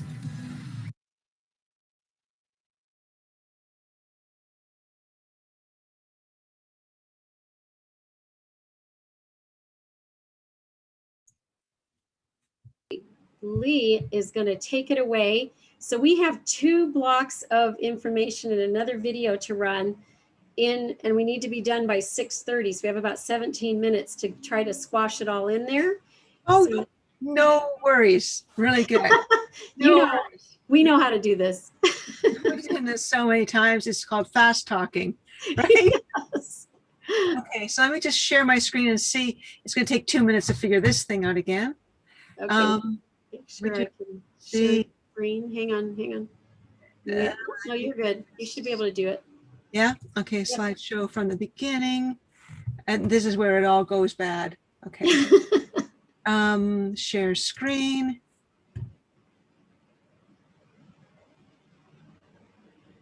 You got it. Not completely. I've still got that silly words down. Does it? Yeah, see, that was you. Okay. So let's see if we can go slideshow from the beginning. Does it give me an option to turn this thing off? No. Oh, this could be really irritating. Could somebody just like not look at the bottom screen? It's what we're recording though, so you might want to turn it off if you can. I'm trying. Slideshow from the beginning. Not doing it. Okay, stop the share. Try this again.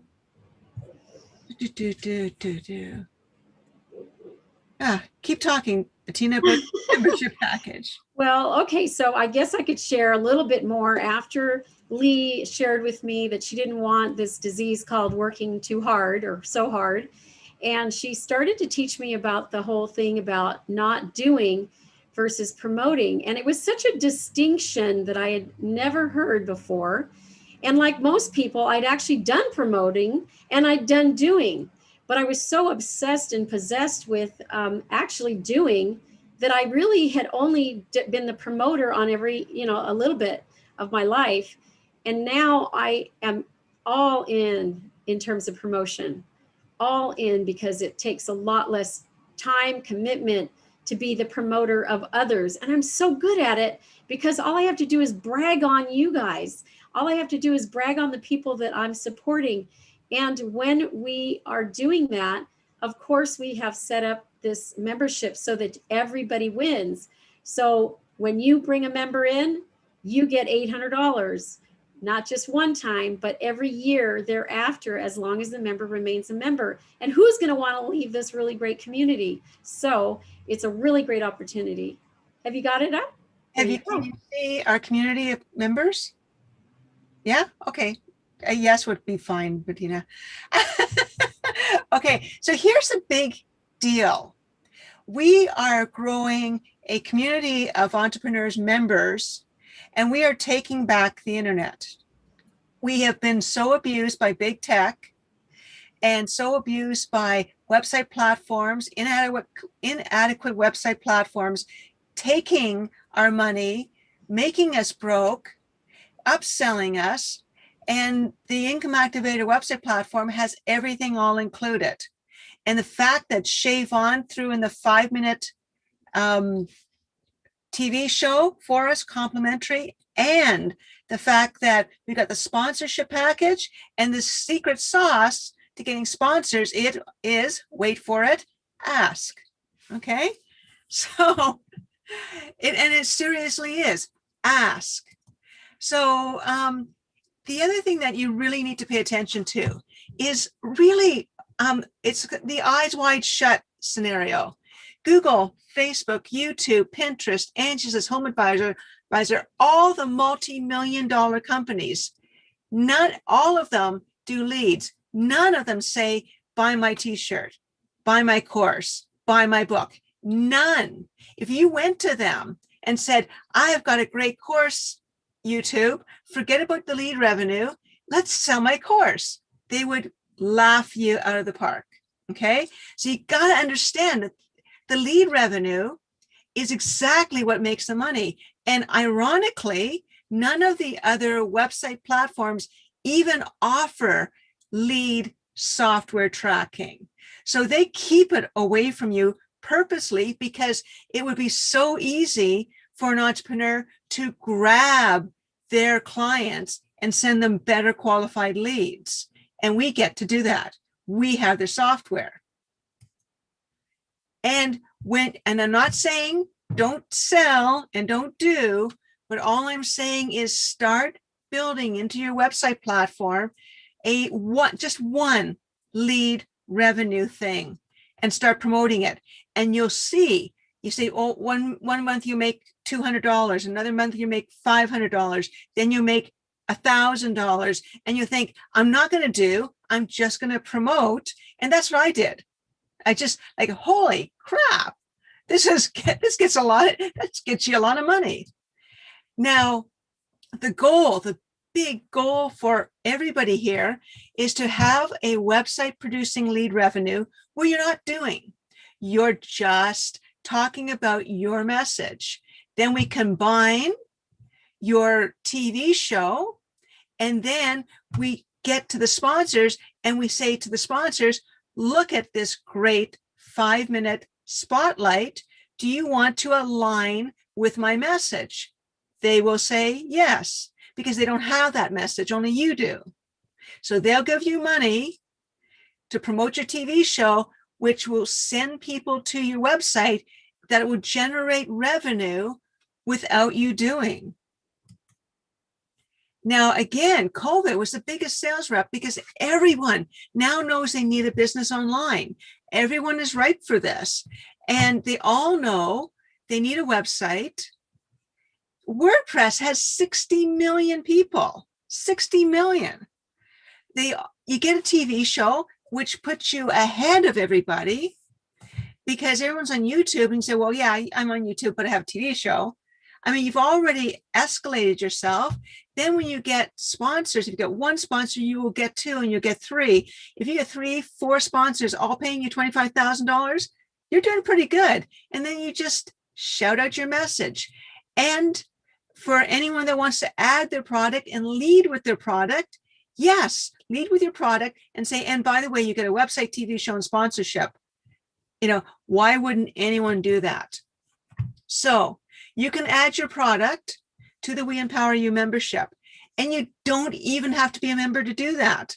How incredibly great is that? Because this is what we're doing. We're working for the entrepreneur.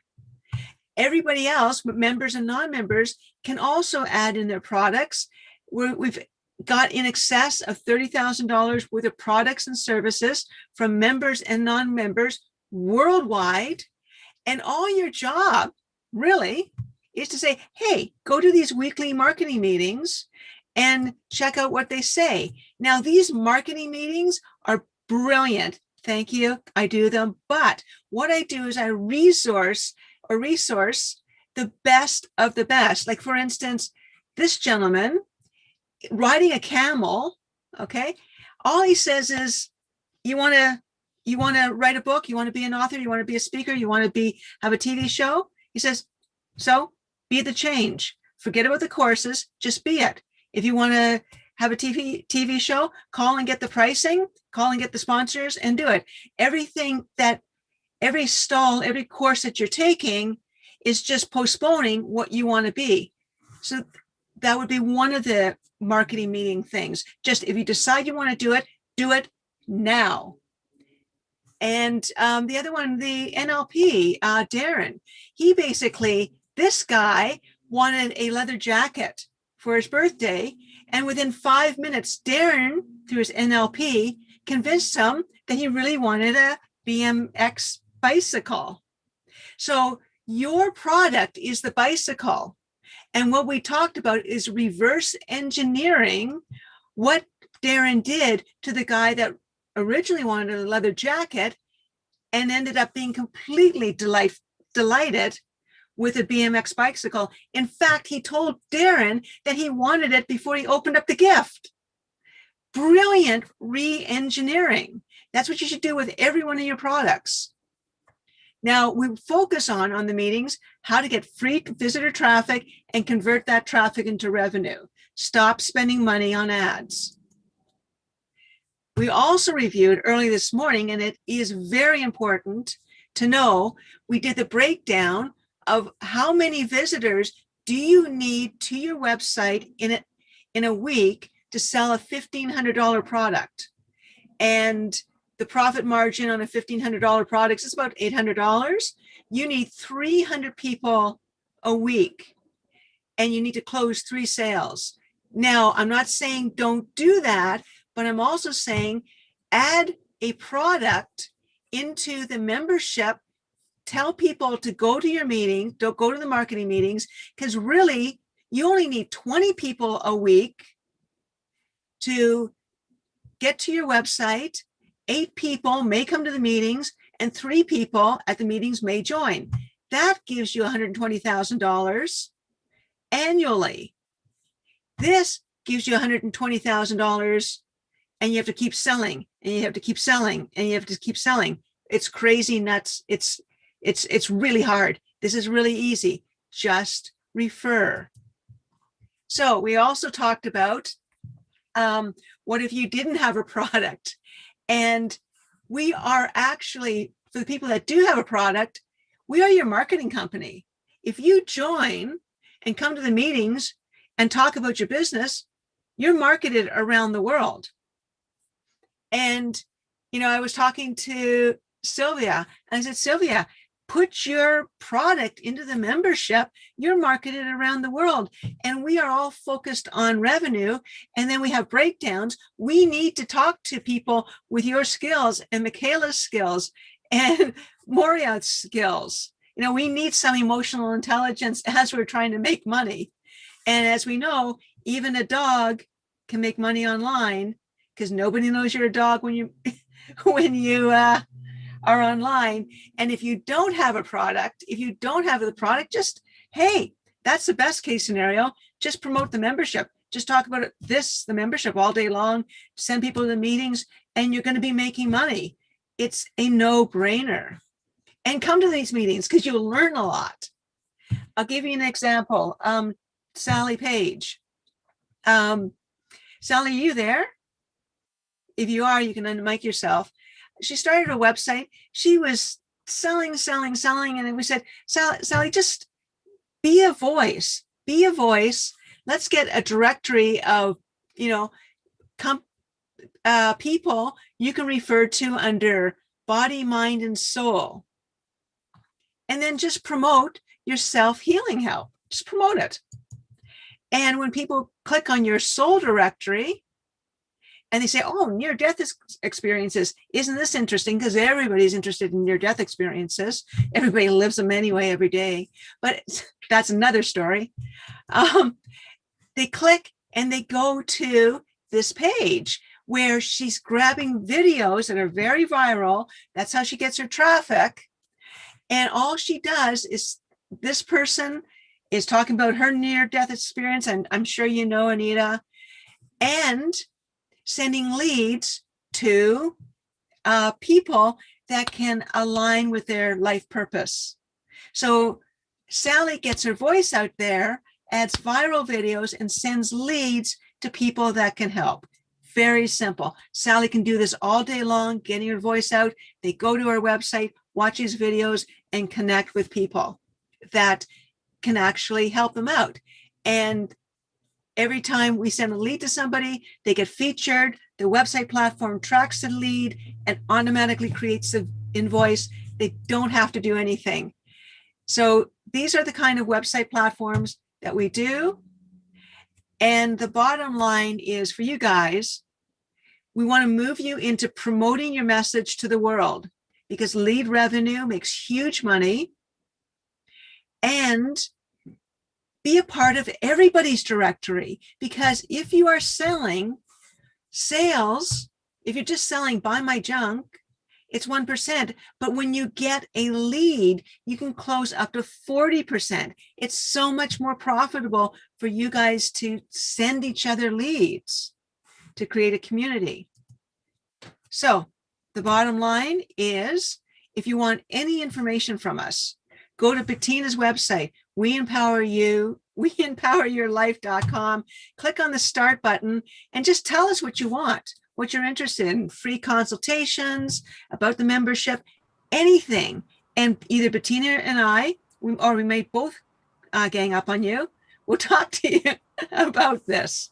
So I'm going to stop sharing. Bettina, go for it. Oh, wonderful, wonderful. I mean, you're just getting so refined in all of your presentations, and I just love how simple it is, step by step.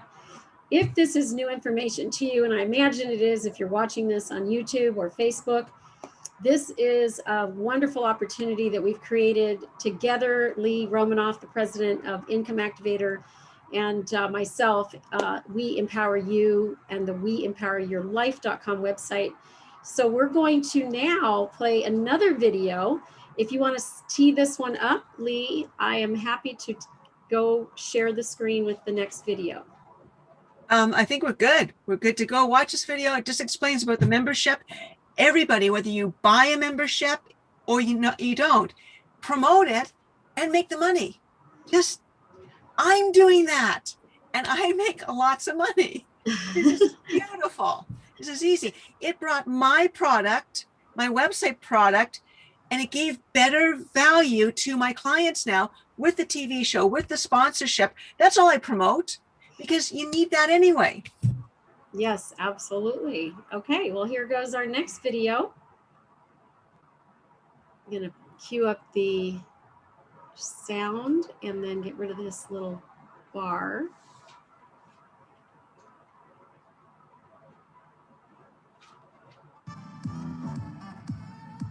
When you join the We Empower You membership, you get an all-inclusive business platform, which includes products and services essential to having a successful and profitable business. In addition, all members are invited to contribute their expertise to the membership package, increasing the value of the membership immensely. This means as new members join, the value of the membership builds exponentially. Presently, the cost of the membership is $15.99, while the value of the membership is approaching $30,000 in value. As a member, you can access everything for free. Plus, you can add your own expertise to the membership package. This opens up a whole new network of people learning about your business within the membership. Plus, your business is promoted for free throughout the promotion of the membership. You can also sell the membership package as your own, earning 50% of the sale, even if you have nothing else to sell. And if you've ever considered creating your own membership package, this is perfect for you, as you are not responsible for the building, running, or maintaining it, just profiting from it. If you have a product or service to sell, this allows you to expand your offer to potential clients by adding your own expertise to the membership. You can lead with your expertise while also providing the benefits that come with having an all-inclusive business platform to your client base. Plus, when your clients join the membership, they can also use the membership platform to promote and expand their business's profitability too. As there are many products and services included in the We Empower You membership, here are a few highlights. You get an all-inclusive website platform. It comes pre-built, saving you time and money. When you want to make money online, never have a webmaster that has never made money online build your website. Your website platform comes with hosting, unlimited pages, forms, autoresponders, and all the revenue software you need, such as a fully functional online store, membership, and lead tracking software, where you can create your own directory and send leads to businesses that pay you. All you need to do is enter in your content. When you have a website platform creating online revenue, all you need then is to promote it. To help promote your business and website, you get a TV show spotlight. This is a 5-minute spotlight promotion featured on the worldwide TV network, streaming on Apple TV, Amazon Fire TV, Chromecast, Google Play, Roku TV, and Android TV. Together, these stations boast of a viewership in excess of 50 million people. All you need to do is create and send us a YouTube or Zoom video. To further help expand your business, you get a sponsorship package designed to attract angel investors that give you money you don't have to pay back. You are given a sponsorship template with the information you need to give a sponsor when requesting sponsorship dollars anywhere from $1,000 to $100,000 annually. You also receive 500 corporate sponsor contacts interested in both tabletop entrepreneurs to well-established businesses.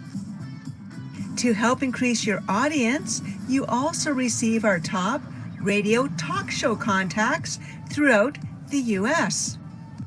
This is not a list of unknown podcast channels with self-proclaimed interviewers. These are real on-air stations with established audiences between 50,000 to 100,000 listeners. When you're interviewed on these stations, you will be delighted at the response.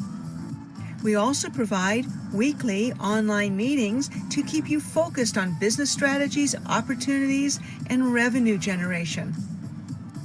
This is where you connect with successful marketers, sharing their strategies and answering your questions live. And where you can network with members to do your own joint promotions. This all-inclusive business platform also includes business and tax evaluations, business courses and boot camps, health resources and strategies, interviews, branding, and social media strategies, plus all-day passes to our quarterly educational online summits. And you can promote and sell these summits to your client base and receive 30% commission on registrations, open mic platforms, and exhibitor space. Plus, don't forget, services are being added constantly to the membership. Even better, on renewal, if the membership rate increases, your renewal rate stays the same as when you purchased the membership. Plus, you are continually paid 50% for every member you brought on that renews. This membership package is top level and cannot be duplicated. So, get your membership package today and I'll see you on the other side.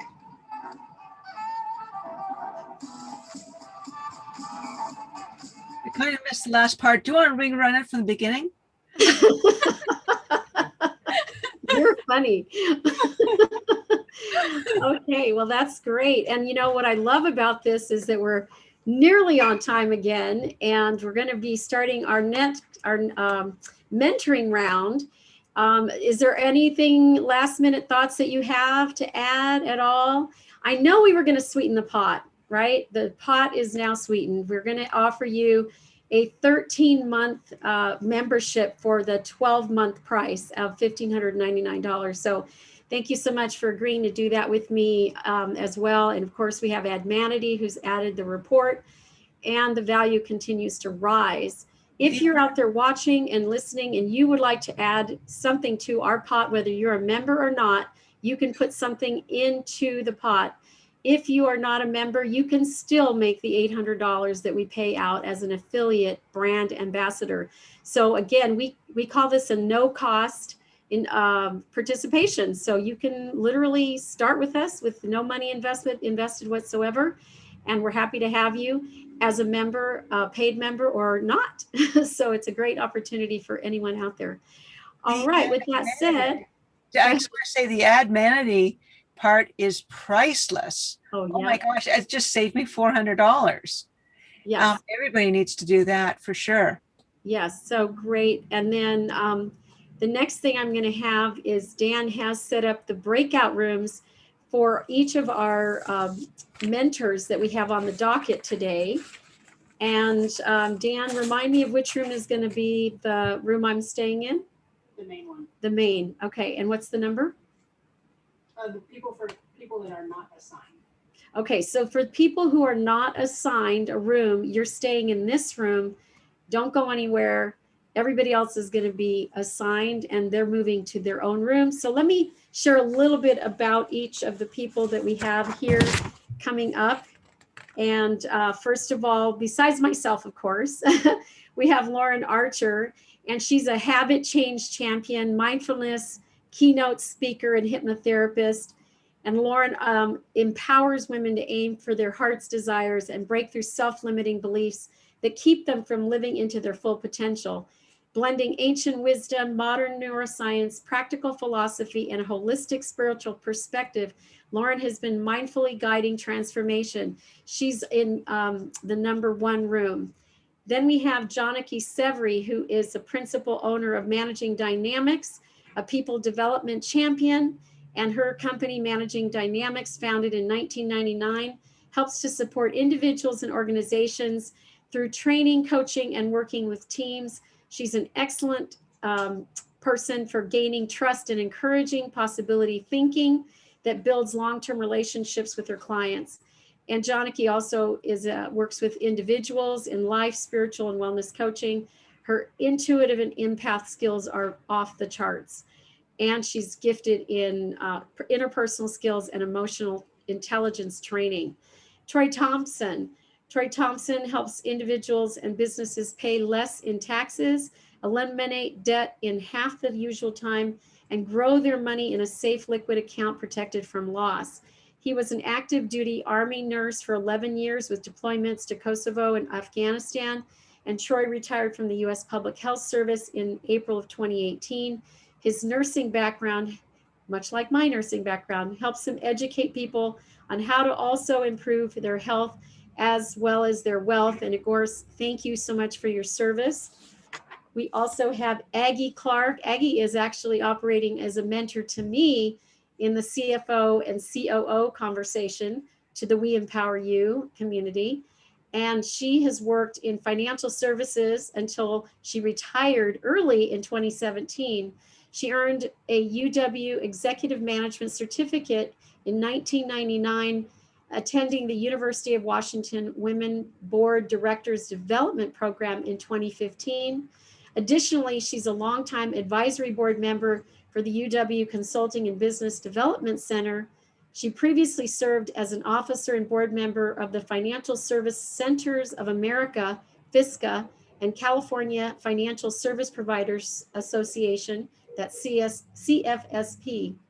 She was honored to receive the FISCA's 2007 Financial Service Provider of the Year Award.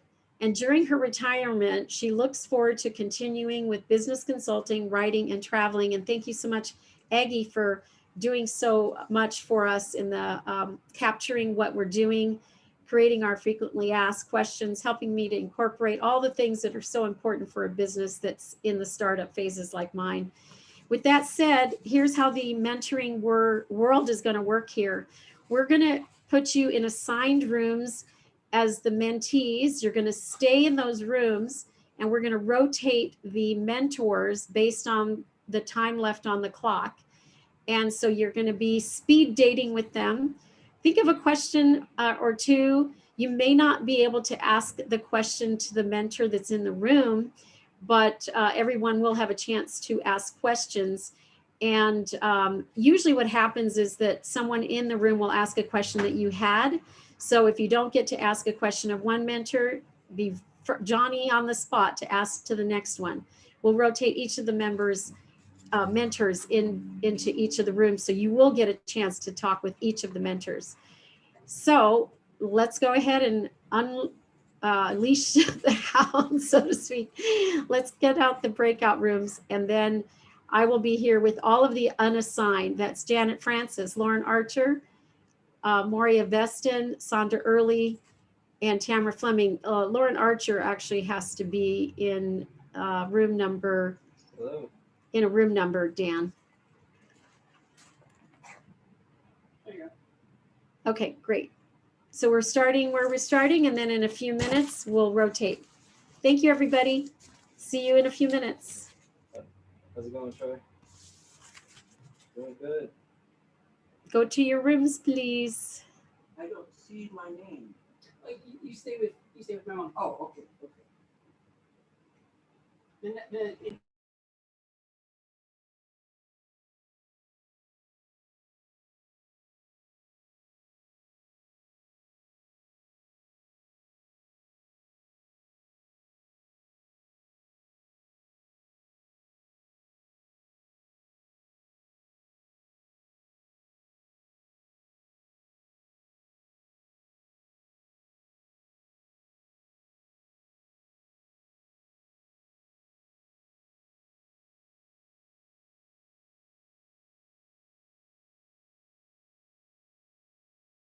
ready to ask a question.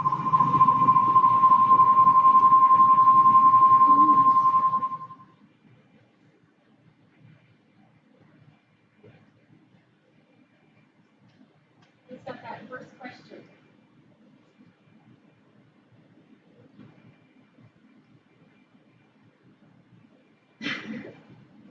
All right.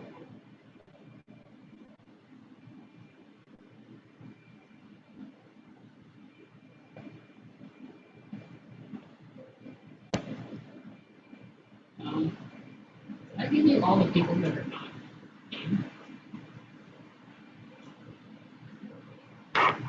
Yeah, I'm gonna have to shut up before I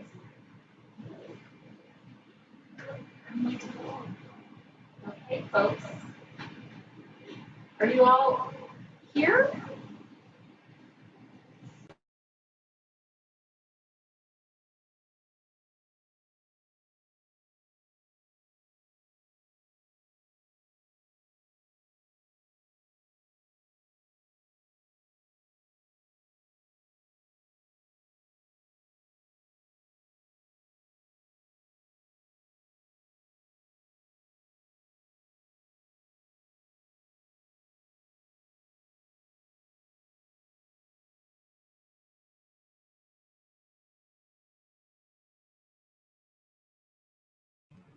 Okay, since nobody's actually asking any questions, and we're going to be rotating here in a few minutes, I do want to go ahead and get started maybe with some tips. So one of the things that I've learned in life is that it's very important to ask for more.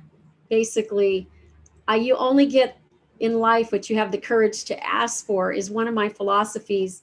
And I practice this almost on a daily basis, sometimes on an hourly basis, because if we are to achieve all that we came here to be, we do need to live into asking for more and not taking less. And that said, I think also it goes without saying somewhat to negotiate. You know, when you're in the middle of a journey where there's an opportunity to negotiate, oftentimes people will walk away without making that negotiation request. But, you know, I find that it's best to go ahead and ask for more. Ask for 10% more in an increase in a salary. Ask for a raise. Ask for stock options. Ask for what you're worth. I mean, these are some of the challenges that I know I've dealt with in my lifetime. And as a mentor, I help to guide young women in particular when they're rising up in their careers to ask for more every time. I also practice the philosophy I mentioned earlier, which is to, you know, be in life trying to create memories and not nightmares, right? So we can all get into arguments. We can all get positional. We can all want to control. We can all live, you know, from fear. But basically, if you're in life, you have the option of, in your mind, when you come up against a situation where you could fight, the best option is to remember, am I here to create dreams or am I here to create nightmares? And I say, choose the dreams. Another thing that I have as a saying is that you basically have lots of choices. So whenever you're in a conversation with someone, in relationship with people, negotiating in business, strategizing with others, the person who knows better always has to do better, right?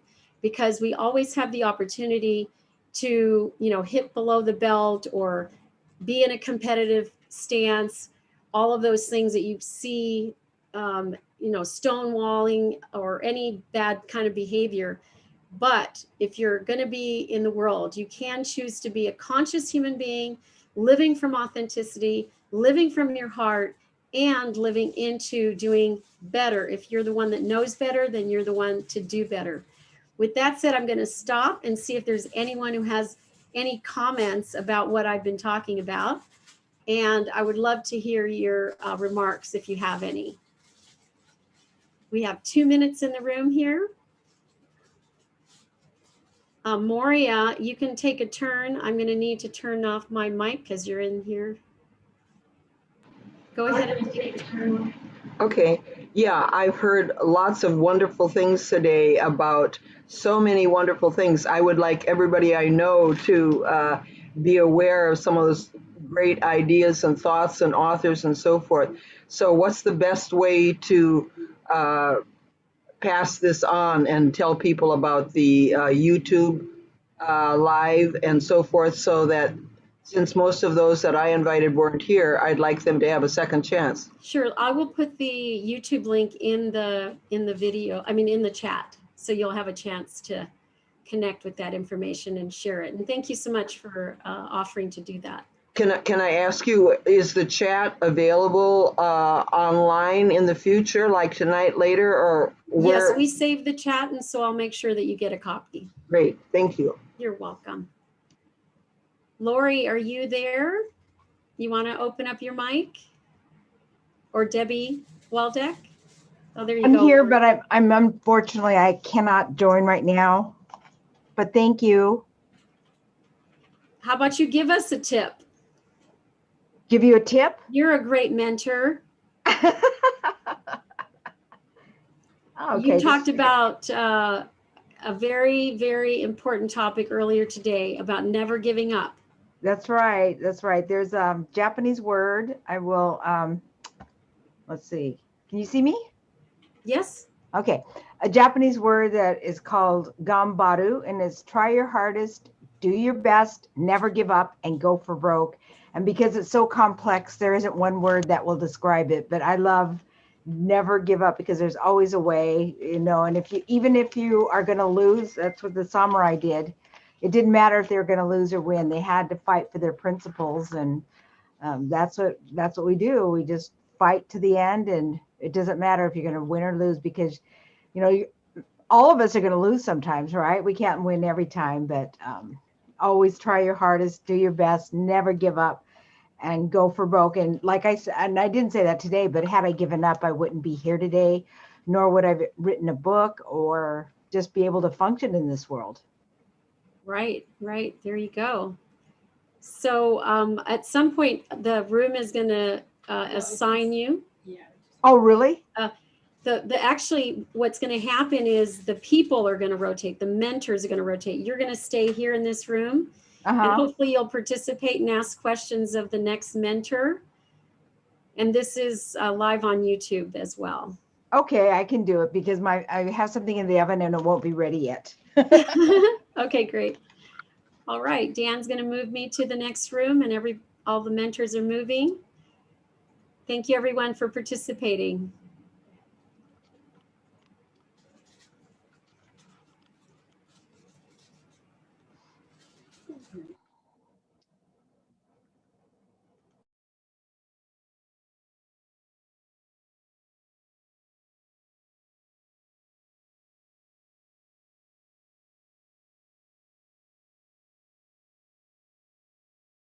Went back to mute. Hello, everyone. Are we having the same mentoring session in the main room? Yes, the same session is. Did you move from another room? Now you're in this room? Okay, perfect. I'm going to move out of this one and go. All right. Well, hello, everyone. It's nice to see you here. I will share with you the advice that I shared with the last group. It's my best advice for how you can generate revenue. My best advice for you is to know your numbers. I'm a numbers person, and I love embracing the numbers, and the numbers will tell you a story about your business. And you can maximize your revenue, maximize your time, maximize your impact, which I think is the most important part, if you know your numbers and you understand what story it is that they're telling you.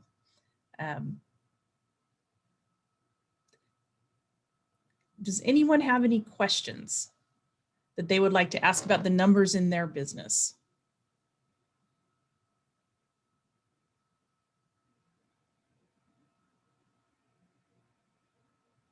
And if not, I'm going to take a moment to say hello to Janaki, because we have not been on a panel together for probably a decade, and it's wonderful to see you. You're on mute.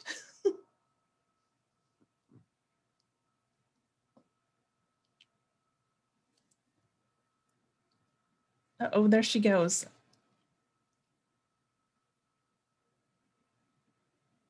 So in the last session, I also talked about a client that I've been working with for about 9 years. When I started working with him, all of his numbers were done on basically on a notebook.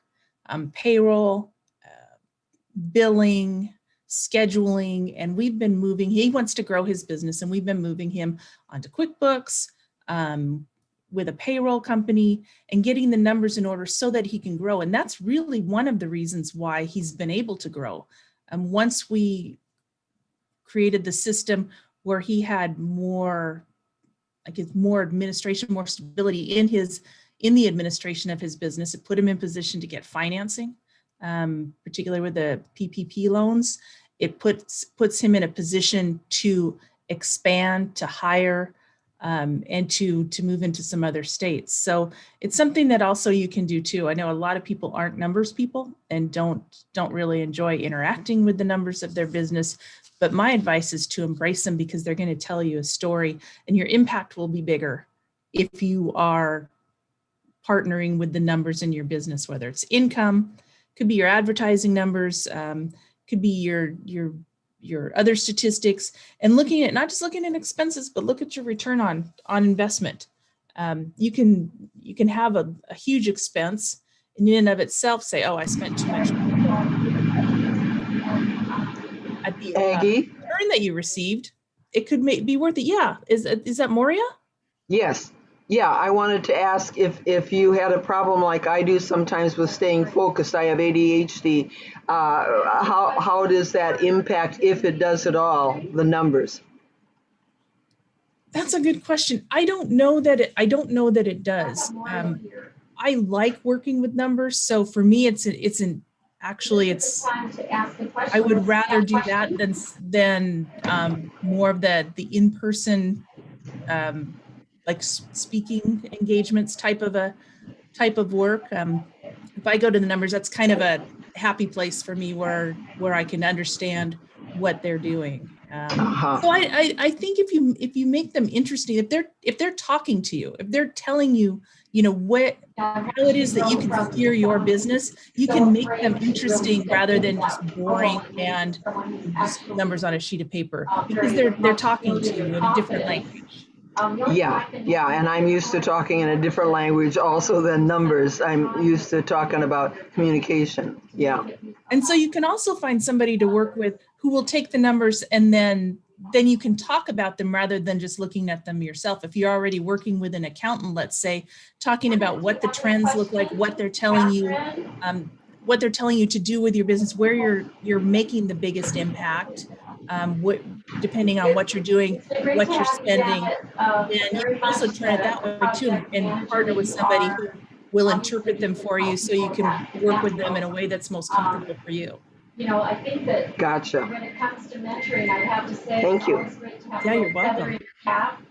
And Janet is definitely my feather in the cap. So I got a lot more sleep last night, and it was very peaceful. Where's that lovely sunset? That was about a week and a half ago off my deck. Whoa, lovely. Yeah, it was just the right moment. Oh, thank you so very much. I take a lot of pictures of sunsets from the 12th floor where I live in the retirement home. And yes, they just wonderful. Yeah, they can really, really be beautiful. Well, I think I'm being sent to room 1. So it was a pleasure to see you all here. Likewise. Sorry for the question, and we will see you back at the main session. She's both. Yeah.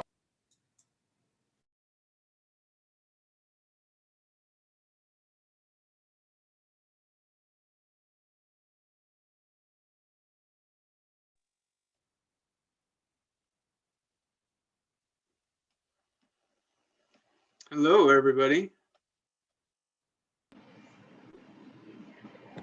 Which room? You too. I go to 2 now? Yeah. Are we in a couple of different rooms? I can hear Bettina. You're just going down the list. Can you guys hear Hi, Bettina? everybody. Good evening. So, Oh, I wonder if Vina, you're gonna go to the next room, right? I can barely hear you. Are you mentoring? yeah, it's probably because we're hearing Bettina too. Yeah. Is it any better now? Yeah, actually, that You know is. what, why don't you stay as Oh. mentor with me and you mentor and I'll I just. wonder why we're getting her feed as well. So That's ask a good me my question. questions. Maybe I'll go into the chat. I wonder if I can go into the chat in the other room and let her know. Try having trouble hearing? No, it'll only let me message people in here. I can send her a text. Can you give a quick overview again, Troy? Yeah, so about yeah. me? Yes. Okay. So currently I work in the financial services industry, and kind of the simple version, help people protect their most important asset, themselves, from death and disability. And then more advanced things, showing people how to reduce the taxes that they pay, have their money in an account that's liquid, protected from loss, but also can still get a good rate of return. Show people how to pay off their debt in a more effective, efficient manner in half the usual time, typically, without spending additional money. And then I shouldn't say what I've created, what Lee created is your detox directory. And so also I help in people improve their health. So improve the health and improve the wealth. They all work together because money can be very stressful. And if this populate, put my contact information there. So how much you guys? What can I do for you? What do you do? That sort of thing. What do I do about what? What can I do for you, and what are you guys up to? Well, I know I'm not very consistent about what I do financially and so forth. I go from one to the other to the other. I do have a 7% rate on my AIG life insurance, and that feels very, very good. And it's, I was going to ask you, do you know anything about cryptocurrency, and do you work with that at all? I don't. I know a little bit about it, but it's something that I wish I knew more. And, so for 2 cents, my opinion about it, I think it's something worth having. I wouldn't sell the farm and put everything you got in it, but it also seems like something that's here to stay. Which one that is hard to say, because many times it's not the original that sticks. It's someone that comes along, takes that original idea, and makes it better. So what I'm going with that is, Bitcoin considered the original. But who knows if Bitcoin will be the one that truly sticks and becomes more popular, or some other one. Yeah, it's definitely worth investigating, knowing a little bit about how it works, but it's not my area. Gotcha. But I think Bettina and or Lee knows someone. Oh no, Rita. Rita Bacuzzi, right? That's Rita it. Bacuzzi, Rita right? knows someone. Oh. So I would go to Rita and ask her about to get connected to someone. That was it. Thank you for laughing.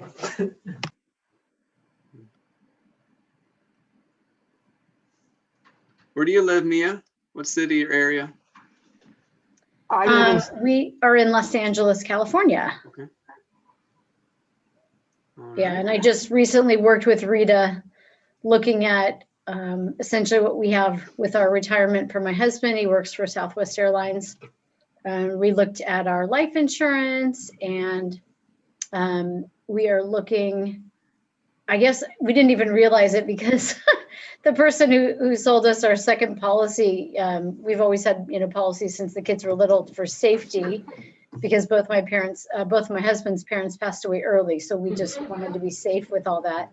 And so we got a second policy about 5 years ago, and we didn't even realize that it had the whole chronic and critical and, terminal parts to it, because I don't think he knew. He was a very new insurance guy.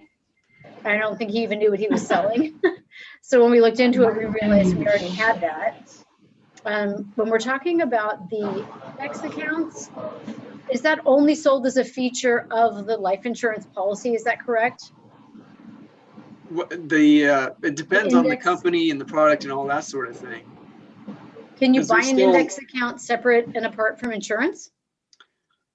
So it can be a certain type of insurance. So a universal life, an indexed universal life, you would set it up in a different way. That's kind of a long conversation. But I put something down here called the Laser Fund. If you go to laserfund.com, that will get you connected with a man called Doug Andrew. I don't know if you can see that.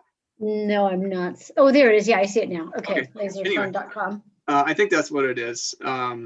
Anyway, he kind of, Doug Andrews, the man, and we'll kind of go into detail, or just give me a call or whatever. When we have more time, we can talk about it. I can answer questions. Yeah, I've been working with Rita on it. I was just trying to clarify in case anyone here wasn't familiar with how the indexed accounts work, because I believe that they are tied to the insurance part. Yes. Yep. I'm supposed to go to a different room, so I'll see All you right. later. Thanks. Bye-bye.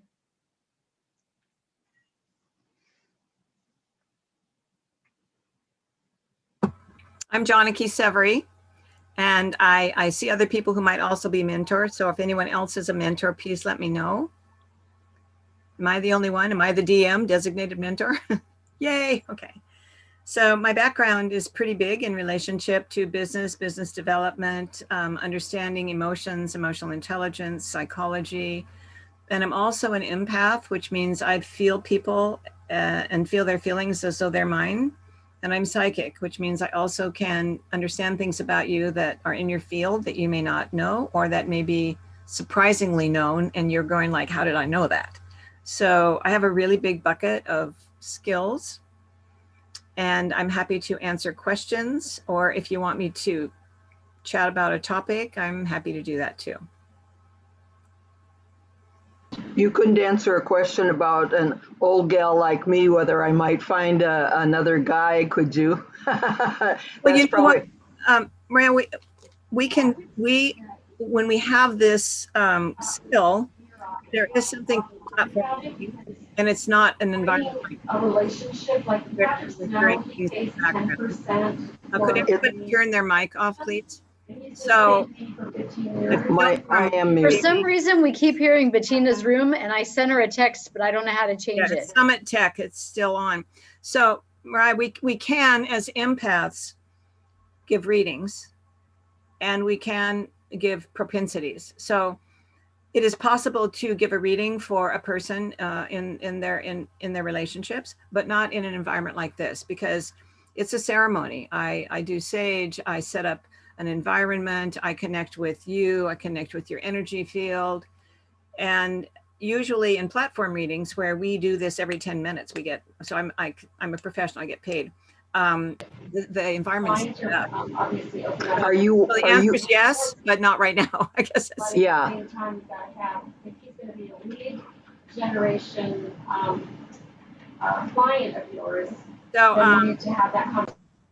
There you go. All right. Any other questions? I guess we need you to guide us so we don't ask too specific of questions. Well, you can ask anything you want. I'm really good at setting boundaries. I mean, quite literally. I mean, this is before I did this. You know, I've been doing this since I was 20 and I didn't know. Now I've been trained by professionals. So when I interviewed to be trained, they said, you're already advanced in empath, psychic, and I'm also medium. I facilitate communication from the other side. And I didn't know I was advanced because it would just happen. Yeah. So to your point, before being trained, I would be talking with Mia, and all of a sudden I'd be going, I think there's someone that has a message for you. Do you mind if I share? And out would come this message, and then Mia would burst out crying, and I would not know what anything was because I was really like a translator. So the difference in being trained by people is being able to create the environment to do it. This sounds pretty bad, but by appointment. Whereas before it was just, you know, free floating information. So in question, it's different. We do a reading. It's not a parlor trick. It's not where you come in, and I'm not implying you'd say that, but it's sometimes people think like, oh, you know, when will my dog have babies? It's not like that. You connect to the energy field of a person, and that field has layers of auras and other things which you can read. I do those things without a request. You pointed out, this is not the environment to do that. Right. So are you one of, is that something that you've got in your $30,000 list for us members? No, I haven't put anything in the package at this point because what I do is not, so the way the package works for me, I speak for other people, but is there's exist, you can join, there's protocol that you can join that so that the person offering that has already produced a product. I am 100% from start zero. So I don't have a class while I read 10 people that's set up. I'm a by appointment kind of person. So I haven't figured out a way yet to offer it in such a way that works with the system. Okay. Can I ask you a question before they move you? So I've been doing a lot of meditation and Reiki healing with a gal who's she's a little bit newer to it. So sometimes I'm like you, I get messages, I'm psychic, I know things beforehand, and you know, a lot of specific messages get to me. So it was interesting last night when my one of my daughters was on the meditation. She's just new to it, and she was having these out of body experiences. And I said, you know, it's time for you to connect your spirituality on another level. And this is not something we ever talked about before, blah, blah, blah. The interesting thing was, is as we were doing the meditation, she's in New York City, I'm in Los Angeles. I had a thought about her and her boyfriend. I know they've been through some difficulties lately. And as we were cutting cords, at the end of it, I felt this sharp, you know, being on my head, and nothing had actually fallen on my head. But the ironic thing is, then my daughter says, yeah, this picture just fell off the wall, and it was from Davis's side of the bed. And I very much think we are connected with that. And I was just curious, you know, how do I share that with her without freaking her out? To me afterwards, I'm being asked. Okay, when we go back into the big room, will you put your number in there or a way to contact you, Janaki? Great, thanks.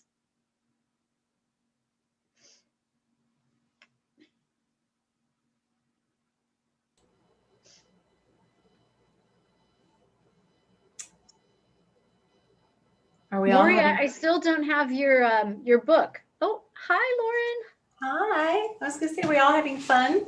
Oh, hi, Sorry. It's a little too fast. It's a little too speed work. We can't really get into anything. Right. I know, it's pretty quick. Yeah, but that's okay. I mean, it tells you if you want to connect further, I guess. Mm-hmm. Yeah. No, I just jumped on and I ended up in a room with Janaki, and now I get to see Lauren. And so I jumped on at a good time. Lovely. Yes, yeah. We're doing speed mentoring sessions. It's kind of fun. Okay. Yeah. It gives more of us an opportunity to see more people, which is great. Yeah, that is great. That's great for sure.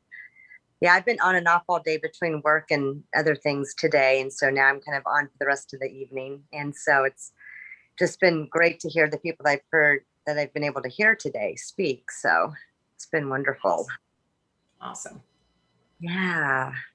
Yeah. Well, what are some of the big takeaways so far from folks that are here? Having fun? Yes. I liked most that there seemed so many options.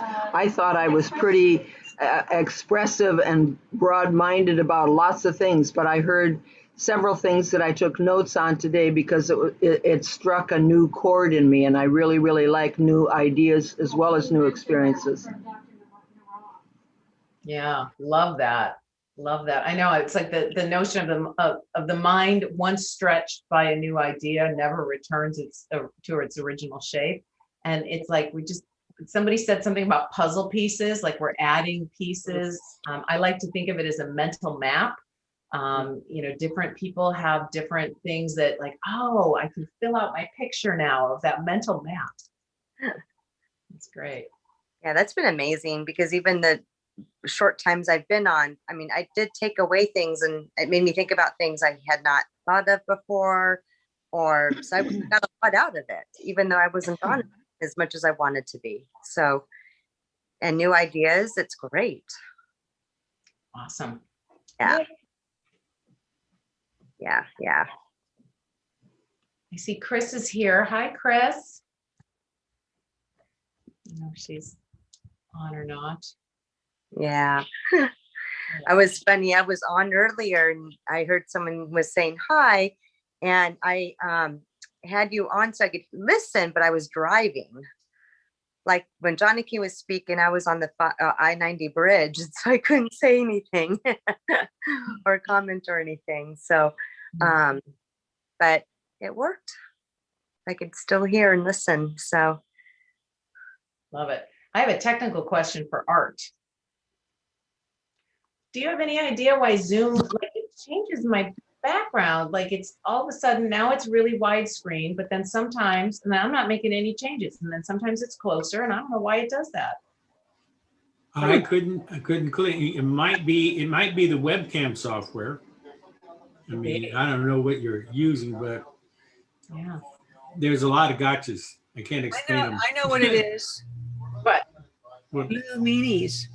Meanies, right? Yeah, it's the internet meanies. That's a good one. that's good. Oh man. So we used to call the gremlins. Yeah, exactly. So I was just talking to my niece. She's 22, just got laid off her job, is like broke as anything. And I said, this is such great news, because now she gets to do her artwork. She's uploading 7 pictures and she's going to be selling them for $20 a pop. I'm going to put up her website tomorrow. Lauren's already bought one. She doesn't know it yet. Bettina's and I'm going to put her on the Rick Young show in New York, the radio show. And she's going to finally launch her art career. Yay, COVID. Nice. How did you like the mentoring rounds? Do I get some claps? Some thumbs up? Yay. We wish we had a little bit more time, but that's okay. I think that went really, really well. And if we had done it like when we even had a bigger crowd, it would have gone, we would have had more mentors. So I'm so glad to experiment with you all and for it all to work out in the end. So we're going to start our next speaker. We're going to queue up her card, which is Annette Bond. Yay. And I'm going to go off camera for a second here and get her introduction.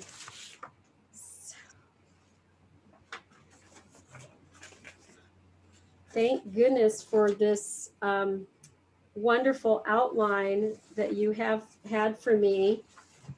And here we go.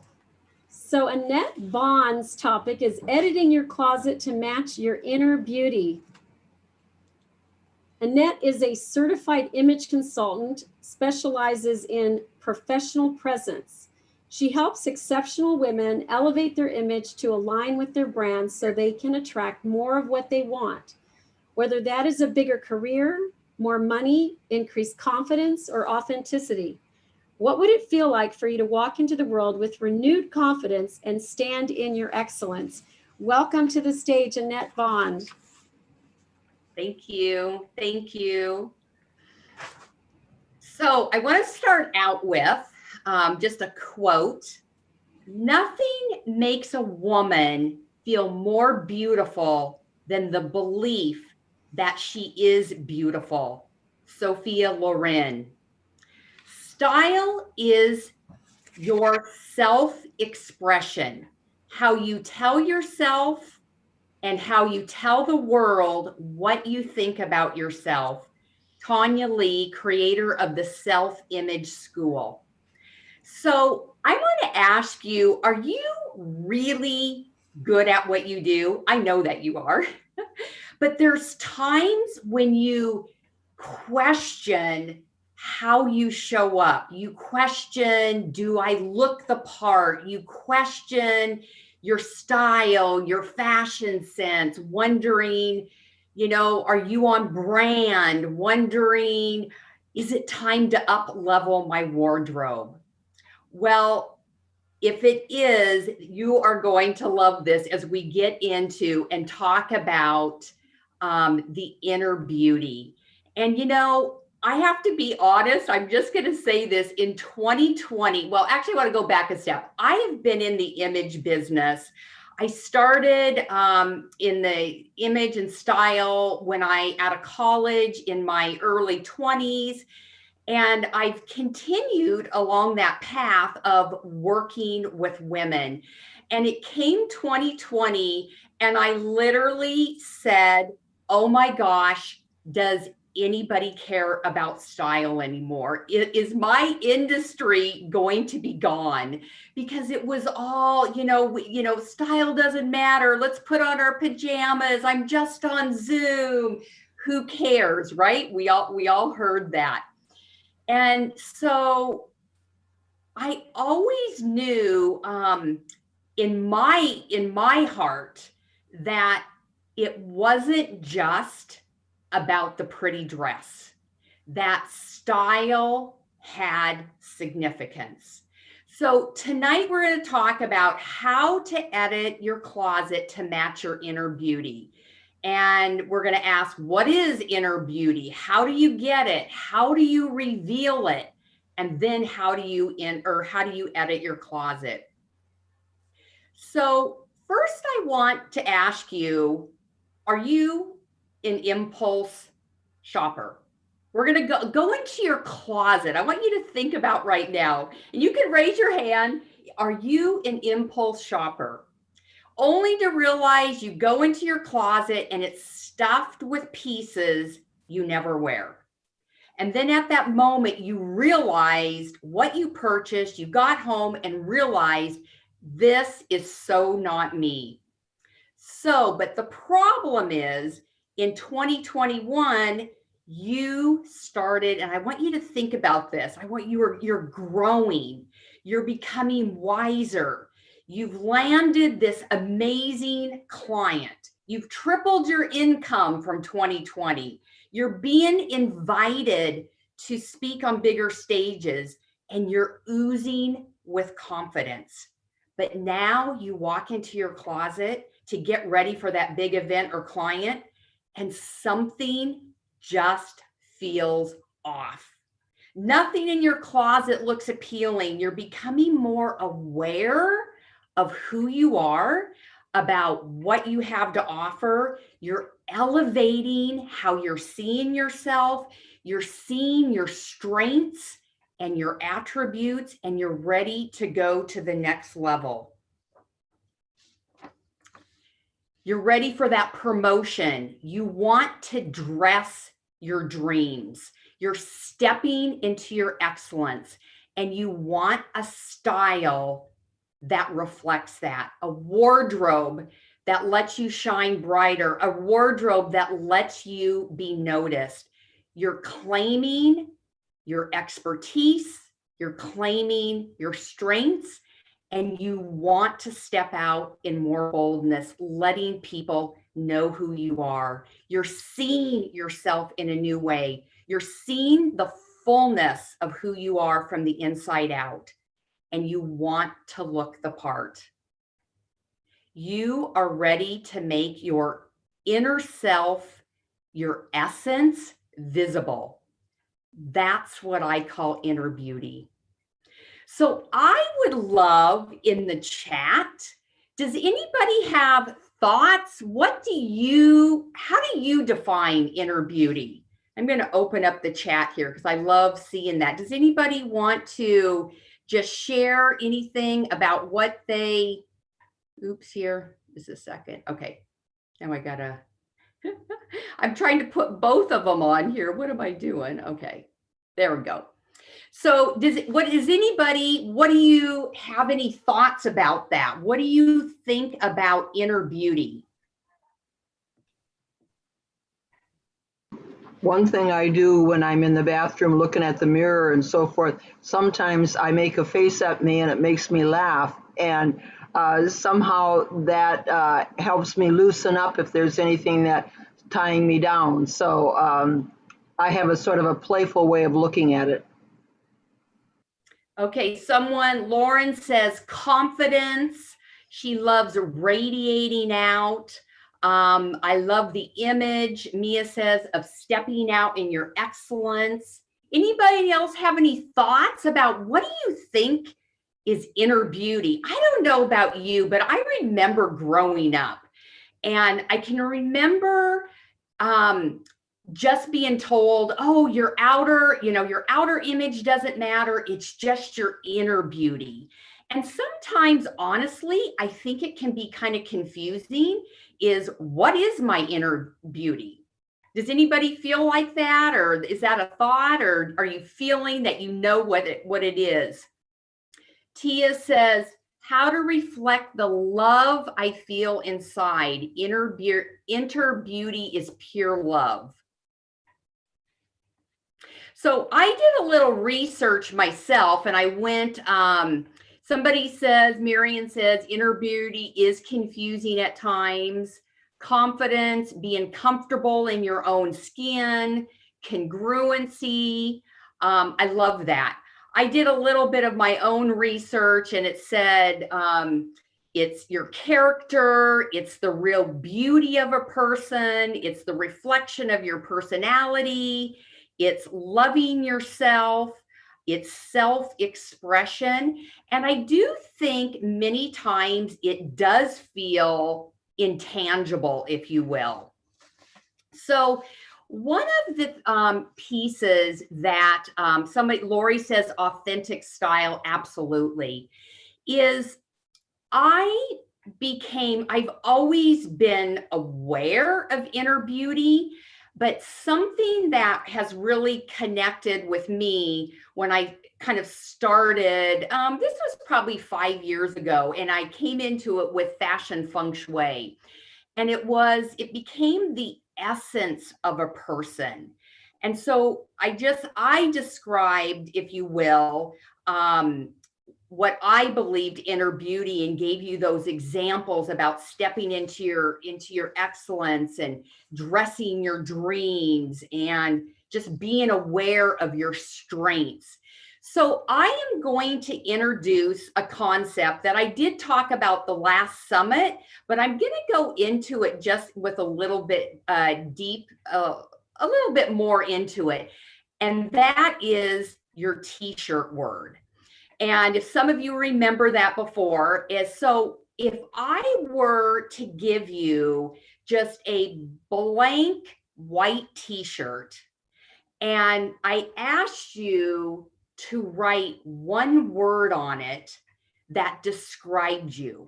It could be what you value. It could be what makes you happy. It could be something you stand for. It's just kind of a constant in your life. What might that be? So feel free to, Barb says adventuresome.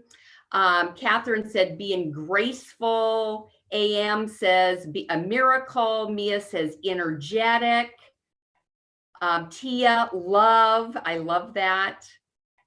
So that's really awesome. So I want to share, this is even just a deeper step that I've even taken myself, if you will, over time here.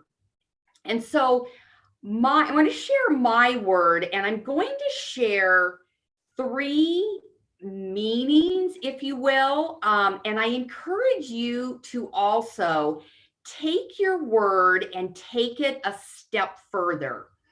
Moray says playful. Aggie says learning. So my word is significance.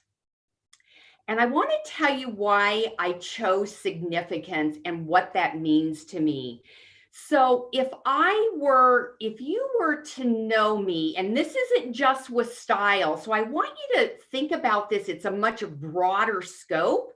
When I talked about values, it's a constant in your life, what you stand for, is one thing I know about myself is that I love meaning. I love knowing what something means. I don't like just random. I like things to have significance, if you will.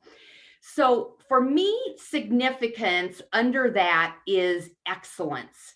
And it's how I do life. I believe in being the best version of myself, quality, And I use that, I infuse that same concept with my clients. I do that same thing. If I'm going to have a dinner party, there's going to be excellence that's infused in that. Even my meaningful relationships, there's quality. I want those deeper, meaningful relationships. Significance also means to me is passion, and it's how I experience life. So it's kind of a spirit of my inner spirit is I want to have fun. I don't want to do it if I don't have passion going on. Again, it has meaning. And then the last is radiance. And it's giving myself permission to shine brighter. And that's exactly what I do with my clients, is leading women, listening to women, listening to who they are and helping them to pull that out. And then again, what does that look like when you show up, when you show up truly from the inside out? And so I hope that you'll kind of, I want to give you that example of getting a little bit deeper on what that meant. So Mina says poised and professional. And Mina, I've only met you a few times through the summit, and I would so say that's so on par with you. Susan said smile. And as you're saying these words, I would bet that you see this in other parts of your life. So again, it's not just about style, but that is what we're talking about tonight. But I want you to really thinking it is about the essence, the core that is shining through. So I'm going to give, and thank you for all your examples. I'm going to give a couple examples to gals in the audience here that I know. So TU, I wrote down, and her and I have had several conversations. I put down warrior and love. And so, it's taking that and it's like, wow, okay, what does warrior look like? Tia told me, for example, she loves leather. That's so warrior. But then there's that softness that's coming in, like with her rose and part of her book cover. And so it's really acknowledging that. And what does that look like when you show up? Bettina, I put down for you empowering and uplifting. That is what you do for women. And she wears red. And when you think about empowering, so it could be color, it could be style, it could be a number of different things on what that looks like. Lauren, I saw a Facebook, I think it's your Facebook group that's called The Wise Heart. And you were just talking in the breakout room about love. And I'm like, that is so Lauren. And so you guys are, it is truly radiating out of you, whether you know it or not. And so it is giving yourself permission to show up and honor that. And when I was talking about you go to your closet and something feels like it's off, because what's going on is you are growing. You're being empowered by your just with your growth, and your confidence is growing. And you need to be thinking about your clothing, is that it is aligning with how you're feeling on the inside. So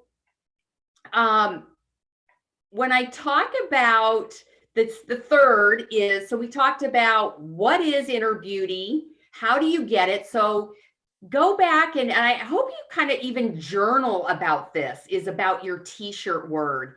I'm a huge journaler, and it's so interesting. I journaled so much in 2020. And I was going back and reading some of my what I had written, and it's so, it's like, oh my gosh, look what I wrote, 6 months ago. And it's so cool to go back and realize where you are, what you're thinking. And to me, it's like, it's God saying, you need to step into that. So number 3 is, how do you reveal it? So as I would always say, this dress, this pink dress, this is not just a pink dress. This pink dress helps me makes me feel excellent, that I'm stepping into my excellence. It's quality. I feel the best version of me when I wear this dress. I'm passionate about, a lot of it's the color. And I'm not assuming you need to go out and get a bright pink dress. I'm not saying that at all, but I love it. It feels good. There's energy, there's confidence when I wear this dress. And then last, it's the radiance. I'm giving myself, and this is actually kind of new, to wear more pink. I've actually added this to my branding colors. So, it's, so this dress has significance. And so this is something, this is what's interesting. It's not like it's new. It was all in my journal. I actually worked with a branding gal 4 or 5 years ago, and we talked about the importance of, in my business, that significance. It's not just a pink dress. It has significance. So you're going to see me talking a lot about style with significance. So when we say, you know what, your clothes, it doesn't matter, we're on Zoom. Yes, they do matter. It's what, it's what that you're exuding, what those clothes mean to you. And I realize not everybody's going to be on board with that, but those of you who are, that is truly what I stand for. And, there may be some of you in there thinking, what are others going to think? Am I being too bold? I mean, hey, I know that. I feel that. Sometimes you're like, am I too much for people? Am I showing up?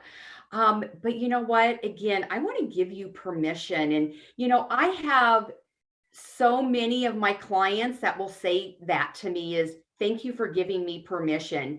And as women, many times we think we need to dim our light versus just really owning and claiming your strengths, your brilliance, your attributes. And that is what I call inner beauty, is everything that you guys are you're telling me on the chat here is, I want you to own that. So number 4 is, now it's time to edit your closet. So a very traditional way of editing your closet is organization. Let's put these colors together and let's put all our pants together. And I'm so not saying that you can't do that, but I want you to think about editing your closet with a different perspective. And it's editing your closet to match your inner beauty. So first, I want you, when you go to your closet, I want you to go back to your t-shirt word. And whether it's one word, whether you've expanded on that word, and to really step into that. What it's going to do, so first you're going to your t-shirt word, then second, what's going to happen is it's going to give you so much clarity on what to keep and what needs to go, is because you're going to start owning again that radiance of yours, the attributes, your strengths, and it is your authenticness. So definitely that is going to give you, I like to call it, it's kind of the temperature gauge. So you're looking at it from a new lens. You're looking at your clothing from an inner beauty lens. So what's going to happen is you may look at it, you may try it on, and you may say, oh my gosh, this is so me. This is so me. It feels so good. And sometimes we look at pieces and it's like, how does it look? I want you to kind of start thinking about how does it feel on you, because that's where our energy comes through, is how does something feel? So this is so me. Or you may look at a piece and you're going to go, oh my gosh, what was I thinking? Like, okay, I am done with this.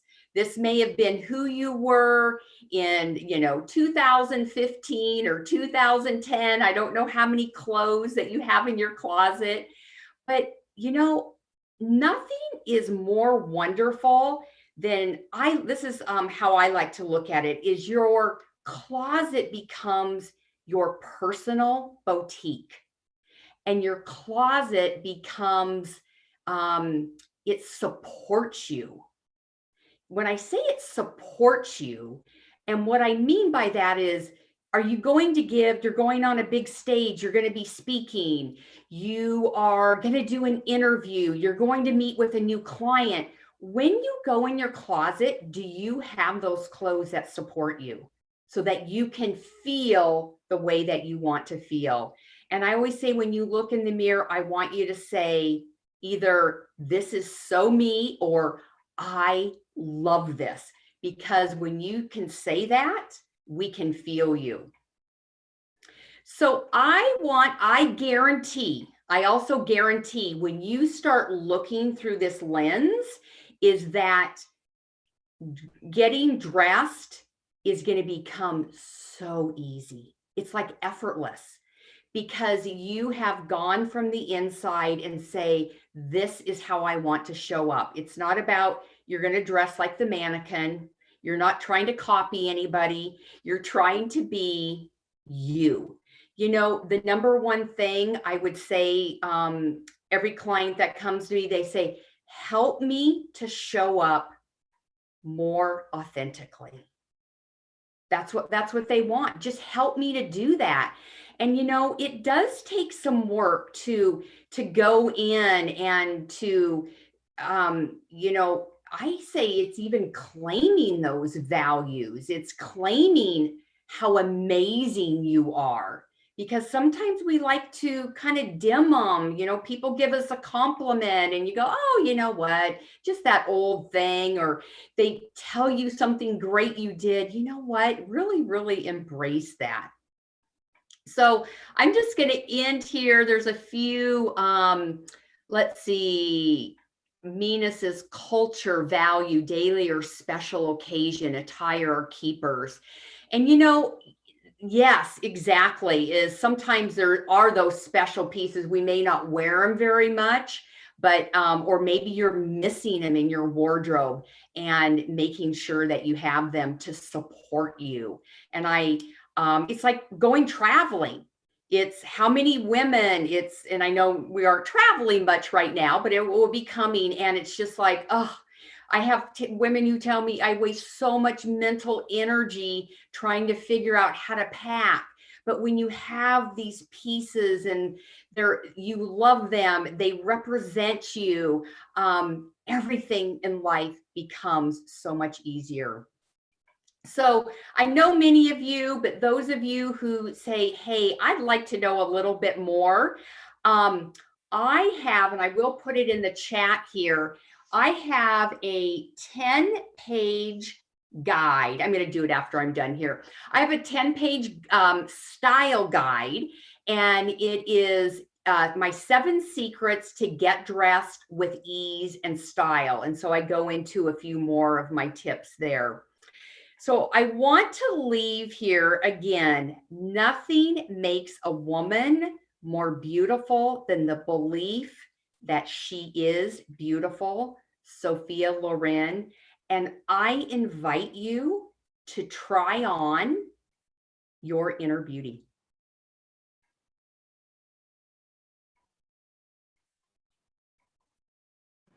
I loved it. I loved your presentation. Thank you so much for coming back again. This is your third time, right? And it is, yes. So thrilled to have you back each time because you bring it. And I love it. Thank your you. presentation style is also very much personable to us, but very poised. And you know, you walk the talk. You talk and walk at the same time, right? With the same message. I love it. So thank you so much, Annette. You are our final closing speaker. Oh, wow. Yes, you did it, and we did it, and we're at the final end here, and we're going to get up and dance now. We're going to get to celebrate, and then we're going to go to our celebration moment where we are going to have a message from our co-hosts, Janaki Severy, Lauren Archer, and myself, and Lee's going to wrap up with some closing bonuses here that we have, and that is going to be how we're going to end the next short bit. So Dan, cue up the music. We've got Michael Powers music. He created a group of songs that are his songs, and he is here to basically entertain us while we get up and dance. And Dan's going to spotlight people. So it's be getting that part up of the and day. dancing, It's, folks. Getting close to that happy hour time. I think it's time for a little bit of cocktail jazz. You know you're almost done with the day, so here's a little break for you. Some cocktail jazz piano for you. It's a piece I call Tiptoe. It's from my 20 Songs for 20 Years CD.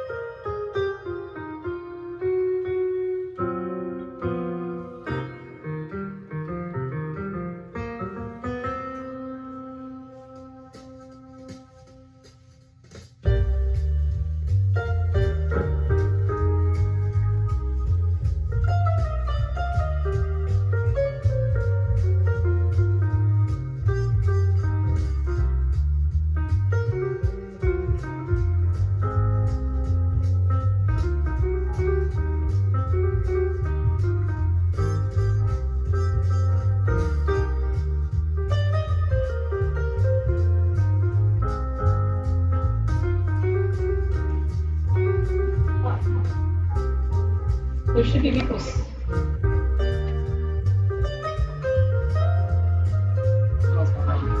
You can hear your voice.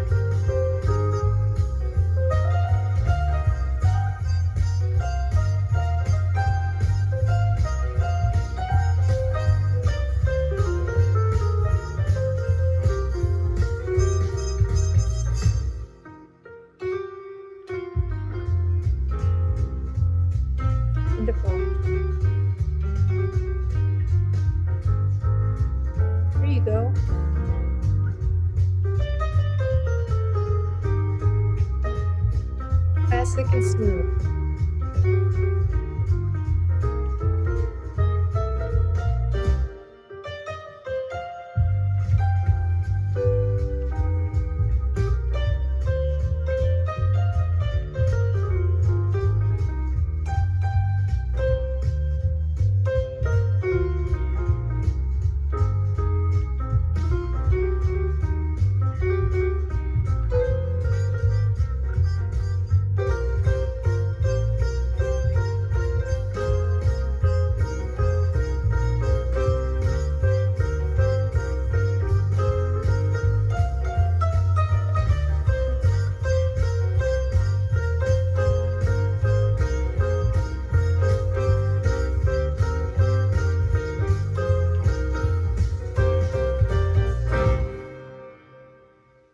Tiptoe, a little bit of cocktail jazz. Now we got our happy hour going here.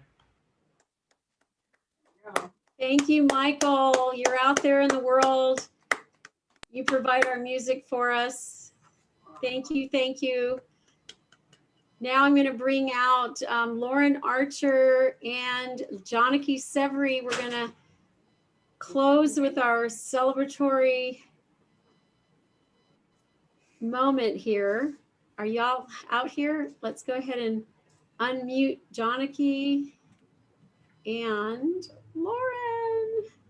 I'm just smiling at you, Bettina, because you're just, she's been going and going and holding it together. And I'm seeing like, okay, we're starting to fade a little bit, but we're having so much fun. This is awesome. There were some of you who weren't too much into dancing, but we were doing the dancing for you. I need a little dancing right about now. Oh, yeah. 5:30. It's now 7:50. We only have just a few minutes to go here. I know that what you and Janaki have in store for us is going to be just amazing. Lee, open up your mic. Tell us, I guess we're going to let people know about our last call for memberships, and we have a 13-month package for the 12-month price of $1,599. That is what it takes to be a We Empower You paying member. And again, we have the affiliate brand program as well. So Lee, any closing thoughts there? Well, if we bring someone on tonight, I will give them a personal consultation on how to generate revenue online. The consultation period is until you do it. That's very valuable. Good one. Oh, yes. Let's talk. Lee is a genius. Lee's genius, right? Yeah. Literally, when she told me what I said earlier, which is to stop doing basically and start promoting, I ended up investing $2,500 with Lee, and in 8 weeks, I made $25,000. So tap this woman's brain because it's priceless, totally priceless. Everybody here who's been a member and had conversations with Lee will tell you she's a genius. You know, and it's crazy. I don't understand how you guys and why you guys work so darn hard. I mean, I look at you and my head spins. I mean, if you just applied the simple strategy that I couldn't even run a weekend course because it's so simple. Get content from somebody, send them back leads, promote. Now, how am I going to extend that to a weekend seminar? I just couldn't. So, and I don't know, and I'm still here 8 months later saying, guys, you're still working so darn hard. I've given you everything and you're still working so darn hard. You know, my niece, my dog, are beating you guys. Yep, have it to a degree, and you've got me convinced. I'm following your path. I'm watching you also change your path somewhat, because you really also got it too, that coming together with a package, like we teamed up like this, you know, we're locked in together. It's so much better. It's such a brilliant opportunity. So that said, I definitely want to say thank you, everyone who's been here with us today live on the virtual stage, as well to the speakers who've contributed their time, to those folks that are watching on YouTube Live.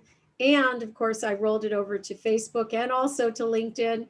So wherever you're watching this, I'm so happy that we made it through another 12-hour marathon day with the We Empower You community and the support of all who came, saw, got a taste of what we are all about, and hopefully we will go out and conquer the world, right? Well, Bettina, let me just say one thing. We are all starters of this. When it will at some point hit a tipping point, and we're 8 months ahead of everybody else in understanding and knowing, and everybody's going to be focused on our website platforms, and the world is going to come to our doorstep. That means that everyone here will be multimillionaires because you've already got the concept. Your website should be set up to send leads to the meetings. You guys, every one of you guys, when it hits a tipping point, and it's going to hit pretty soon with Bettina and my next phase. Yes. And we're all going to be toasting in Costa Rica or wherever. Yes, yes, yes. And I'm glad that you pointed out that our name is We Empower You. And it's like We Empower You for the very reason that this is a we organization. It is not about an individual. It is about the power of the people that have united worldwide. And together we can do so much more. That we are all in this together, as the saying goes, and we will hit a tipping point, and it's just a matter of time. Thank you so much for helping to shatter my revenue glass ceiling, Lee Romanoff. And I'm going to turn it on over to Janaki Severy and Lauren Archer. I'm not sure which order you're going in. I'm going to mute myself and Lee, and you guys take it away to close us out for the night. Well, in the past, Lauren, we've had me go first. Does that still work for you? Sure. Yeah. So what I want to talk about, which is actually exactly what Lee was pointing out, is that we all have levels of readiness. We all come here at different places in our lives, in our abilities to start business, in the excitement of doing something new. And when you have a really big restaurant with a lot of things on the menu, we have to kind of take a moment and step back and ask ourselves, where is the best place for me to start? And we have a lot of people in this group that are very willing to support that. And even to Lee's point, it's a concept that is not easy for people. So while you're continuing to attend meetings and be in the group and see and learn and do less doing and more referring, you'll begin to understand what your place is to start. And I think that's really important, because as a coach, it took me a long time to understand that just because I could see where someone could be, wasn't always there. They weren't ready. And if you've had children, you can't ask a child to move faster than they're able to, but you can be there with loving arms and support them. And I think that's what this organization does. So in joining, not only do you get all the amazing financial benefits, not only do you get Lee's brilliance and Bettina's and many, many people more, you get a place that is a safe place to grow in your exact right speed. And you have people along the way that can support you and help you and take you to that next step with some ease and some comfort, so that it doesn't feel quite so painful if you're out there by yourself and you make a poor choice.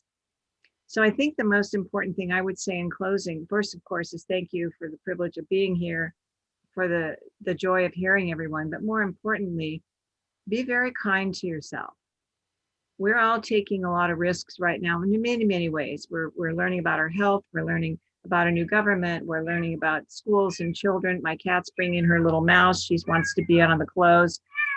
But the most important thing is to be gentle and kind, and ask people along the way, what would you say is a good next step for me? Ultimately, it would be to jump in and get your website.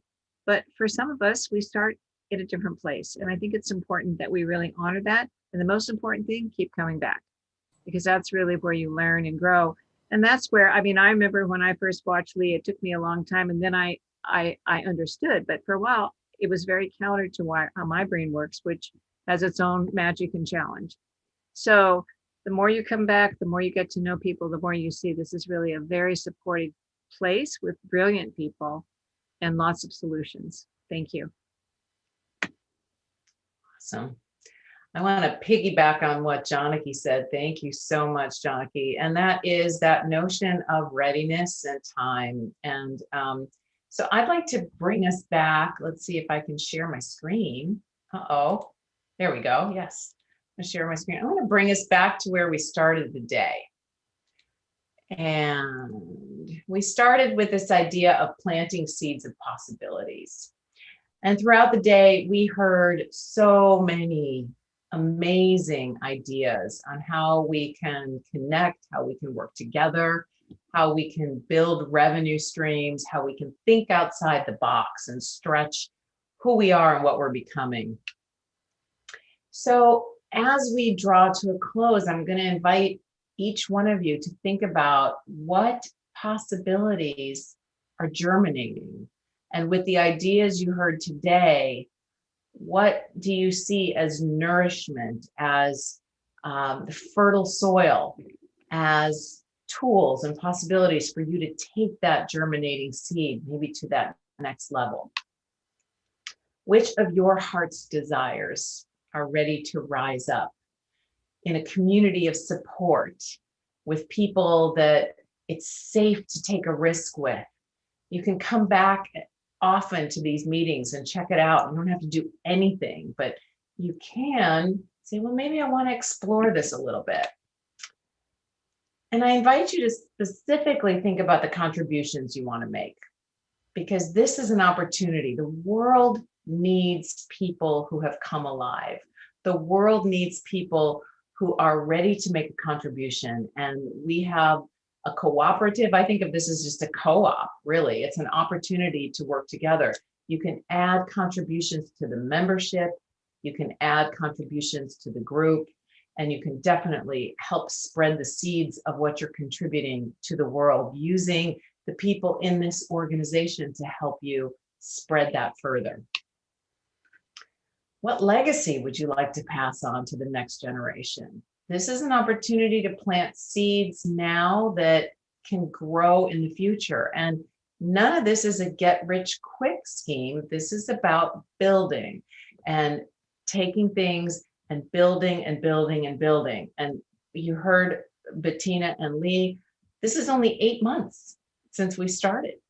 8 months. And we have built it to this part so far. So imagine where you can go and how your seeds can spread throughout the world.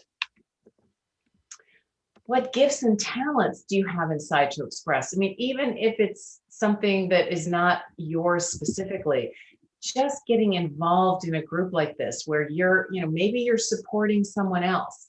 Maybe you have an idea of something. Maybe you are, really great at communicating and promoting. Maybe you're great at doing what you do and you just want to add to it. There's so many different ways that you can take your inherent, internal, natural gifts and talents and spread them out in the world through a cooperative platform like this. What paths of discovery awaits you, right? I mean, I've learned things through this. It's blown my mind in terms of what's possible. There are so many avenues, so many paths that I could take to add additional revenue streams. And I can't take them all at once. So I'll do it one at a time. And I'm having fun exploring. I'm having fun being with the unknown. I'm going to do what's in front of me to do to the best of my ability and have fun exploring along the way.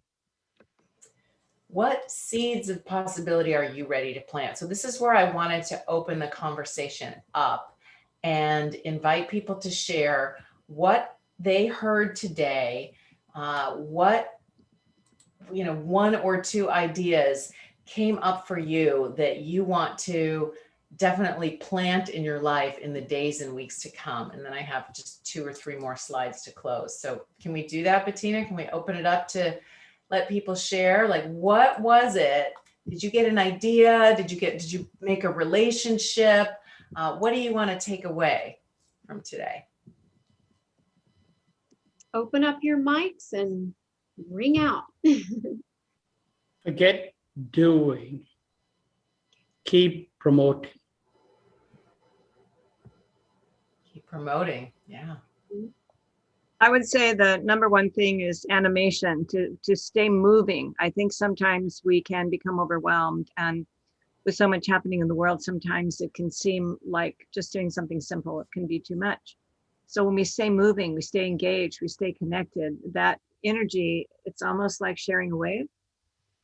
And with that movement and animation comes outcomes that are beautiful. So that's what I think is important. Tie my story to my business. I love it. Fabulous. I see so many valuable things in people. You know, the gifts that you bring to this group is amazing. It's like weaving in an incredible tapestry. You know, we are all evolving and growing.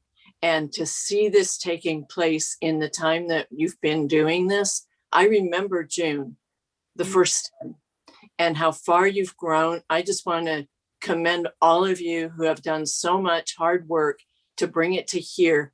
And the next time you do a summit, it's your 1 year. And to see how far you've helped me grow, I want to thank you for that, because there are so many nuggets that I gained today. And I'm so excited to see where the next 3 months go. It's beautiful. And you know, I get it now, Lee. I get it. I get the fact that promoting is a whole lot better than doing, but the book comes first, it's coming out, and then we're working on the website and the promoting. It's just such a beautiful platform. I'm so honored to be here. Thank you. Yes, and the sky is the limit. Yeah, for sure. And with regard to what you're up to, I can guarantee you that. Who else? Mina. I just want to say it's incredible how we, I personally learned about the alignment of ourselves, whether it's going to be spiritually or with your business or in your workspace. That was so important what Tamara said, I thought, because I could certainly relate to that. The space that we're confined to and how that's turned out to be, things piling on up because we don't have the space to go out and take care of it unless you go to a storage place. In my case, I need to refer to client files and I have to keep them here, stored in plastic containers so I can see what the heck I'm referring to and not make it paper. I'm done with the carton where you can't see through, you know? And it's true. A lot of that was really in alignment. And Annette with her, you know, the inner beauty and, you know, what is your essence? You know, what are you representing? Who are you? In anything that you do, just remember, people are watching. I just think it's really favorable what I saw today. Huge takeaways. Because I know you're one of the busiest ladies on the planet right now. Your business is really taking off. Too much going on. Virtual etiquette, and so it's so great to have you. I'd like to hear from a couple of the gentlemen in the room. We've got Troy Thompson, Larry Domenico, Art Johnson. Who else out there? David Krause. Hello. Yes, there you go. Well, Mina there said I had to have the best. I mean, I got to be careful what I show when I turn the video on, right? Because, so I just want to thank Lauren for inviting me. And glad you made it. Yeah, it's been like 12 hours. I was working, but working at the same time, and I really appreciate all of everything. And so to me, it feels like a tribe, right? It's like we're a tribe. We're supporting each other, and we're helping us find our own, the things we love, our passion stuff, it's something deep. And we're also working through all our personal issues, in our relationships, and all the obstacles. So I really appreciate Lauren's bringing me in, and just to let you know, I was doing research on you guys before we even came in here, like Lee. I saw your videos 5 years ago. And And so just feel appreciation. Thanks. Thank you so much for being here. You know, I don't know of any other space like this that you have all the specialized knowledge and wisdom and shared the way it was. You have 4 summits in a year. That's amazing in itself, because I know summits are annually. You cranked in 4.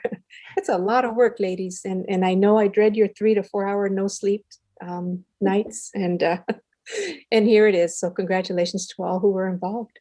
Thank you so much. Absolutely. Without the team, I have to say, years ago, I used to do my summits for a couple hundred live people. And I pretty much handled all of it myself. And I could never have done 4 a year, ever. This team behind the scenes is so incredible. All of it too. You know, it's like the speakers are part of the team, the graphic design people are part of the team, the photographer that shot photos of me years ago is part of the team. All of you are part of the team. All of the guests that were invited are part of the team. This is how this is going to grow. And literally, if I'm not mistaken, Dan, have we hit 500 people that have been to the summits in 8 months time? Yes. Yes, we hit over 500. We started off with 384 just last week that were in our summit app, which we didn't really talk much about, but that's where that's where your community is gonna live, where you're gonna make dates with one another and such. And we crested past the 500 mark as of this morning. And then now, of course, we also got registrations all through the day. And it's hard to see what's going on the back end because, you know, at no time are we at 200 people, but throughout the day, the audience changed, but there were 200 or so people that ended up registering for this event, which took all of you, each and every one of you inviting people, not just myself. So thank you everybody for participating. It was great. I'm on a cloud 9. What else do we got? Anybody? Any other seeds people are taking away from the day? What seeds? Like another comment that is such to be among all of you power ladies and bold men. And I've been here from the very beginning, even before the beginning, knowing Bettina as long as I have, and to see your incredible growth, okay, as you're feeling different things. And it's been a challenge because every new summit, you've taken on some new things to learn and master. And we keep on doing it. And it's such a beautiful thing to see, even though, and I'm not quite the background person. I showed up, I had to say something. I had to be there. I had to be present here in this to witness it for myself. You got me standing up. I have one of these adjustable desks. So I said, you know, I got to stand up now. I got to, you know, more than just sways. And Lauren, you spoke to me in such a different way and such a meaningful way in terms of the congruence of my heart and mind that was so good for me because it verified a lot of the things that I kind of felt internally, but didn't have the kind of verbiage and the expression and the practice that I still am working with and working on. So it's just been really great. Everybody here has contributed to in their own special, unique, individualized way that's so good for the entire group, the entire community. And it's so nice to see at the same time, you don't lose any of the empowerment of women, but you then add to that the empowerment of bold men. And to see just the thing that happened with Romerick and C.L. King and just the way they presented. And not everybody comes from the same social economic background. Not everyone comes from the same cultural background, but we've all been meeting at the very basic essence of our humanity. And that's a blessing. Thank you. Woohoo. And you know, if you could ever trace back to the very beginning of the virtual, idea, it definitely began 10 years ago with Art Johnson whispering in my ear saying, Bettina, you need to do a virtual event. Bettina, you need to do a virtual event. And he would tell me this every year, multiple times in the year. And finally, because of COVID, I relented, and look at how wonderful it's been. Too bad I wasn't doing virtual the last 10 years. So I'm so sorry I didn't quite hook up with the knowledge soon enough, Art, but now we're here, thanks to you. Lee. Okay, so I also see some other hands that want to raise. Go ahead. Yeah. So this is a really good thing because all of our promotions benefit everybody. I just got an urgent email from somebody saying, how many websites can I sign up for $10 a lead? Okay. So this benefits like everybody. And so I get these emails, Lauren will get these emails, everybody, you know, benefits from every portion, and then it contributes to the entire membership. Yep. I saw Robin's hand up. Did you want to contribute something? So at the beginning of the year, I was asked to choose a word and I chose synergy. And it really feels like today I got a lot of seeds to help me synergistically create what I'm creating, you know, and adding that our space makes a difference, and the clothes, the colors of that I want to be part of my brand, and everything is that I learned today really feels like it's adding to my ability to fulfill on synergy as a word that I'm really creating with this year. So it's really wonderful. Woo! Love it. Hey, who else hasn't shared that would like to speak into seeds that they got today? They're going to plant. I'll say something, Lauren. Okay. Hey, Mia. Hey, sorry, my computer lost out. I don't know. I ran out of juice, so I'm on my phone. I just think it's just so wonderful. Each summit just keeps getting better and better. And like Robin said, the synergy. I think I saw more opportunities today to try to network with more people and take our message further, because I feel like a lot of us are aligned along the same pathways. And so just looking forward to forging those relationships and seeing where it can go. Love that. I love it. Okay. Troy. Yeah, for me, you know, really each and every one of you are a miracle. Each and every one of you. And it multiplies. I don't know how Lee is able to do what she does. And I don't understand all the nuances, but I know he is a bottom line person and makes sure she delivers on a word, like each and every one of you. So, you know, just a few days ago, we celebrated, a couple of days ago, we celebrated the international, it's a public holiday. And I hope this country gets to have a woman president and it becomes a public holiday. And one of you are going to be that.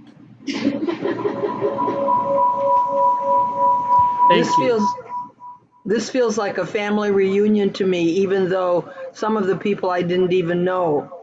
But it felt like, wow, I want to hang out with these people, you know, online and in person when that's possible.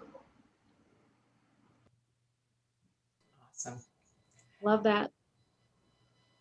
Okay. Any last comments? I've got just a couple more slides and then we'll open it up again, but I want to see if there's any other seeds you got today. You can also put your seeds that you're planting in the chat. In the chat. All right. So I'm going to go back to where I was. I think there we go. Okay. So I want to remind you guys that the best time to plant a tree is 20 years ago. And the next best time to plant a tree is now. So if you are feeling aligned with this group, I would encourage you to reach out and schedule an appointment to meet with Lee or Bettina, and or to come to the empowerment circles tomorrow at 11 a.m. Pacific, so wherever that is in your time zone, and join us. We are planting seeds, planting trees, planting gardens, and every flower is different. Every garden is going to be a little different. Some are going to work really well together. Some will complement each other from across the aisle, and it's all good. Remember, we may never know how far the seeds we plant will reach or how many lives will be touched by our intentions. But by taking action, by moving forward, even in uncertainty, by being willing to stretch and to step into all that you can be, this is your opportunity to leave a legacy, to plant seeds, to be a gift to the universe. And we're all here to support you. So we empower you with seeds of possibilities for your many gardens of health, wealth, career, love, and life. It's been an honor being part of this. I'm going to stop sharing now and pass the baton back to Bettina to close us out today. Thank you so much for inviting me to be part of this incredible movement. It's been fun.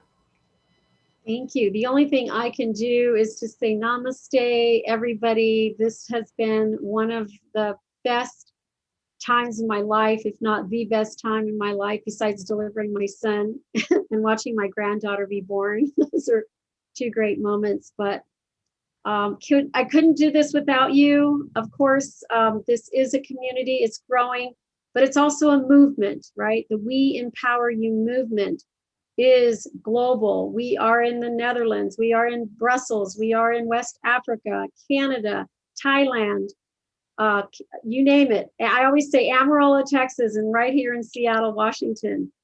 Go out and tell the world about the We Empower You community. Bring them to our Wednesday meetings, our Saturday meetings, and for sure show back up again at 11 o'clock tomorrow.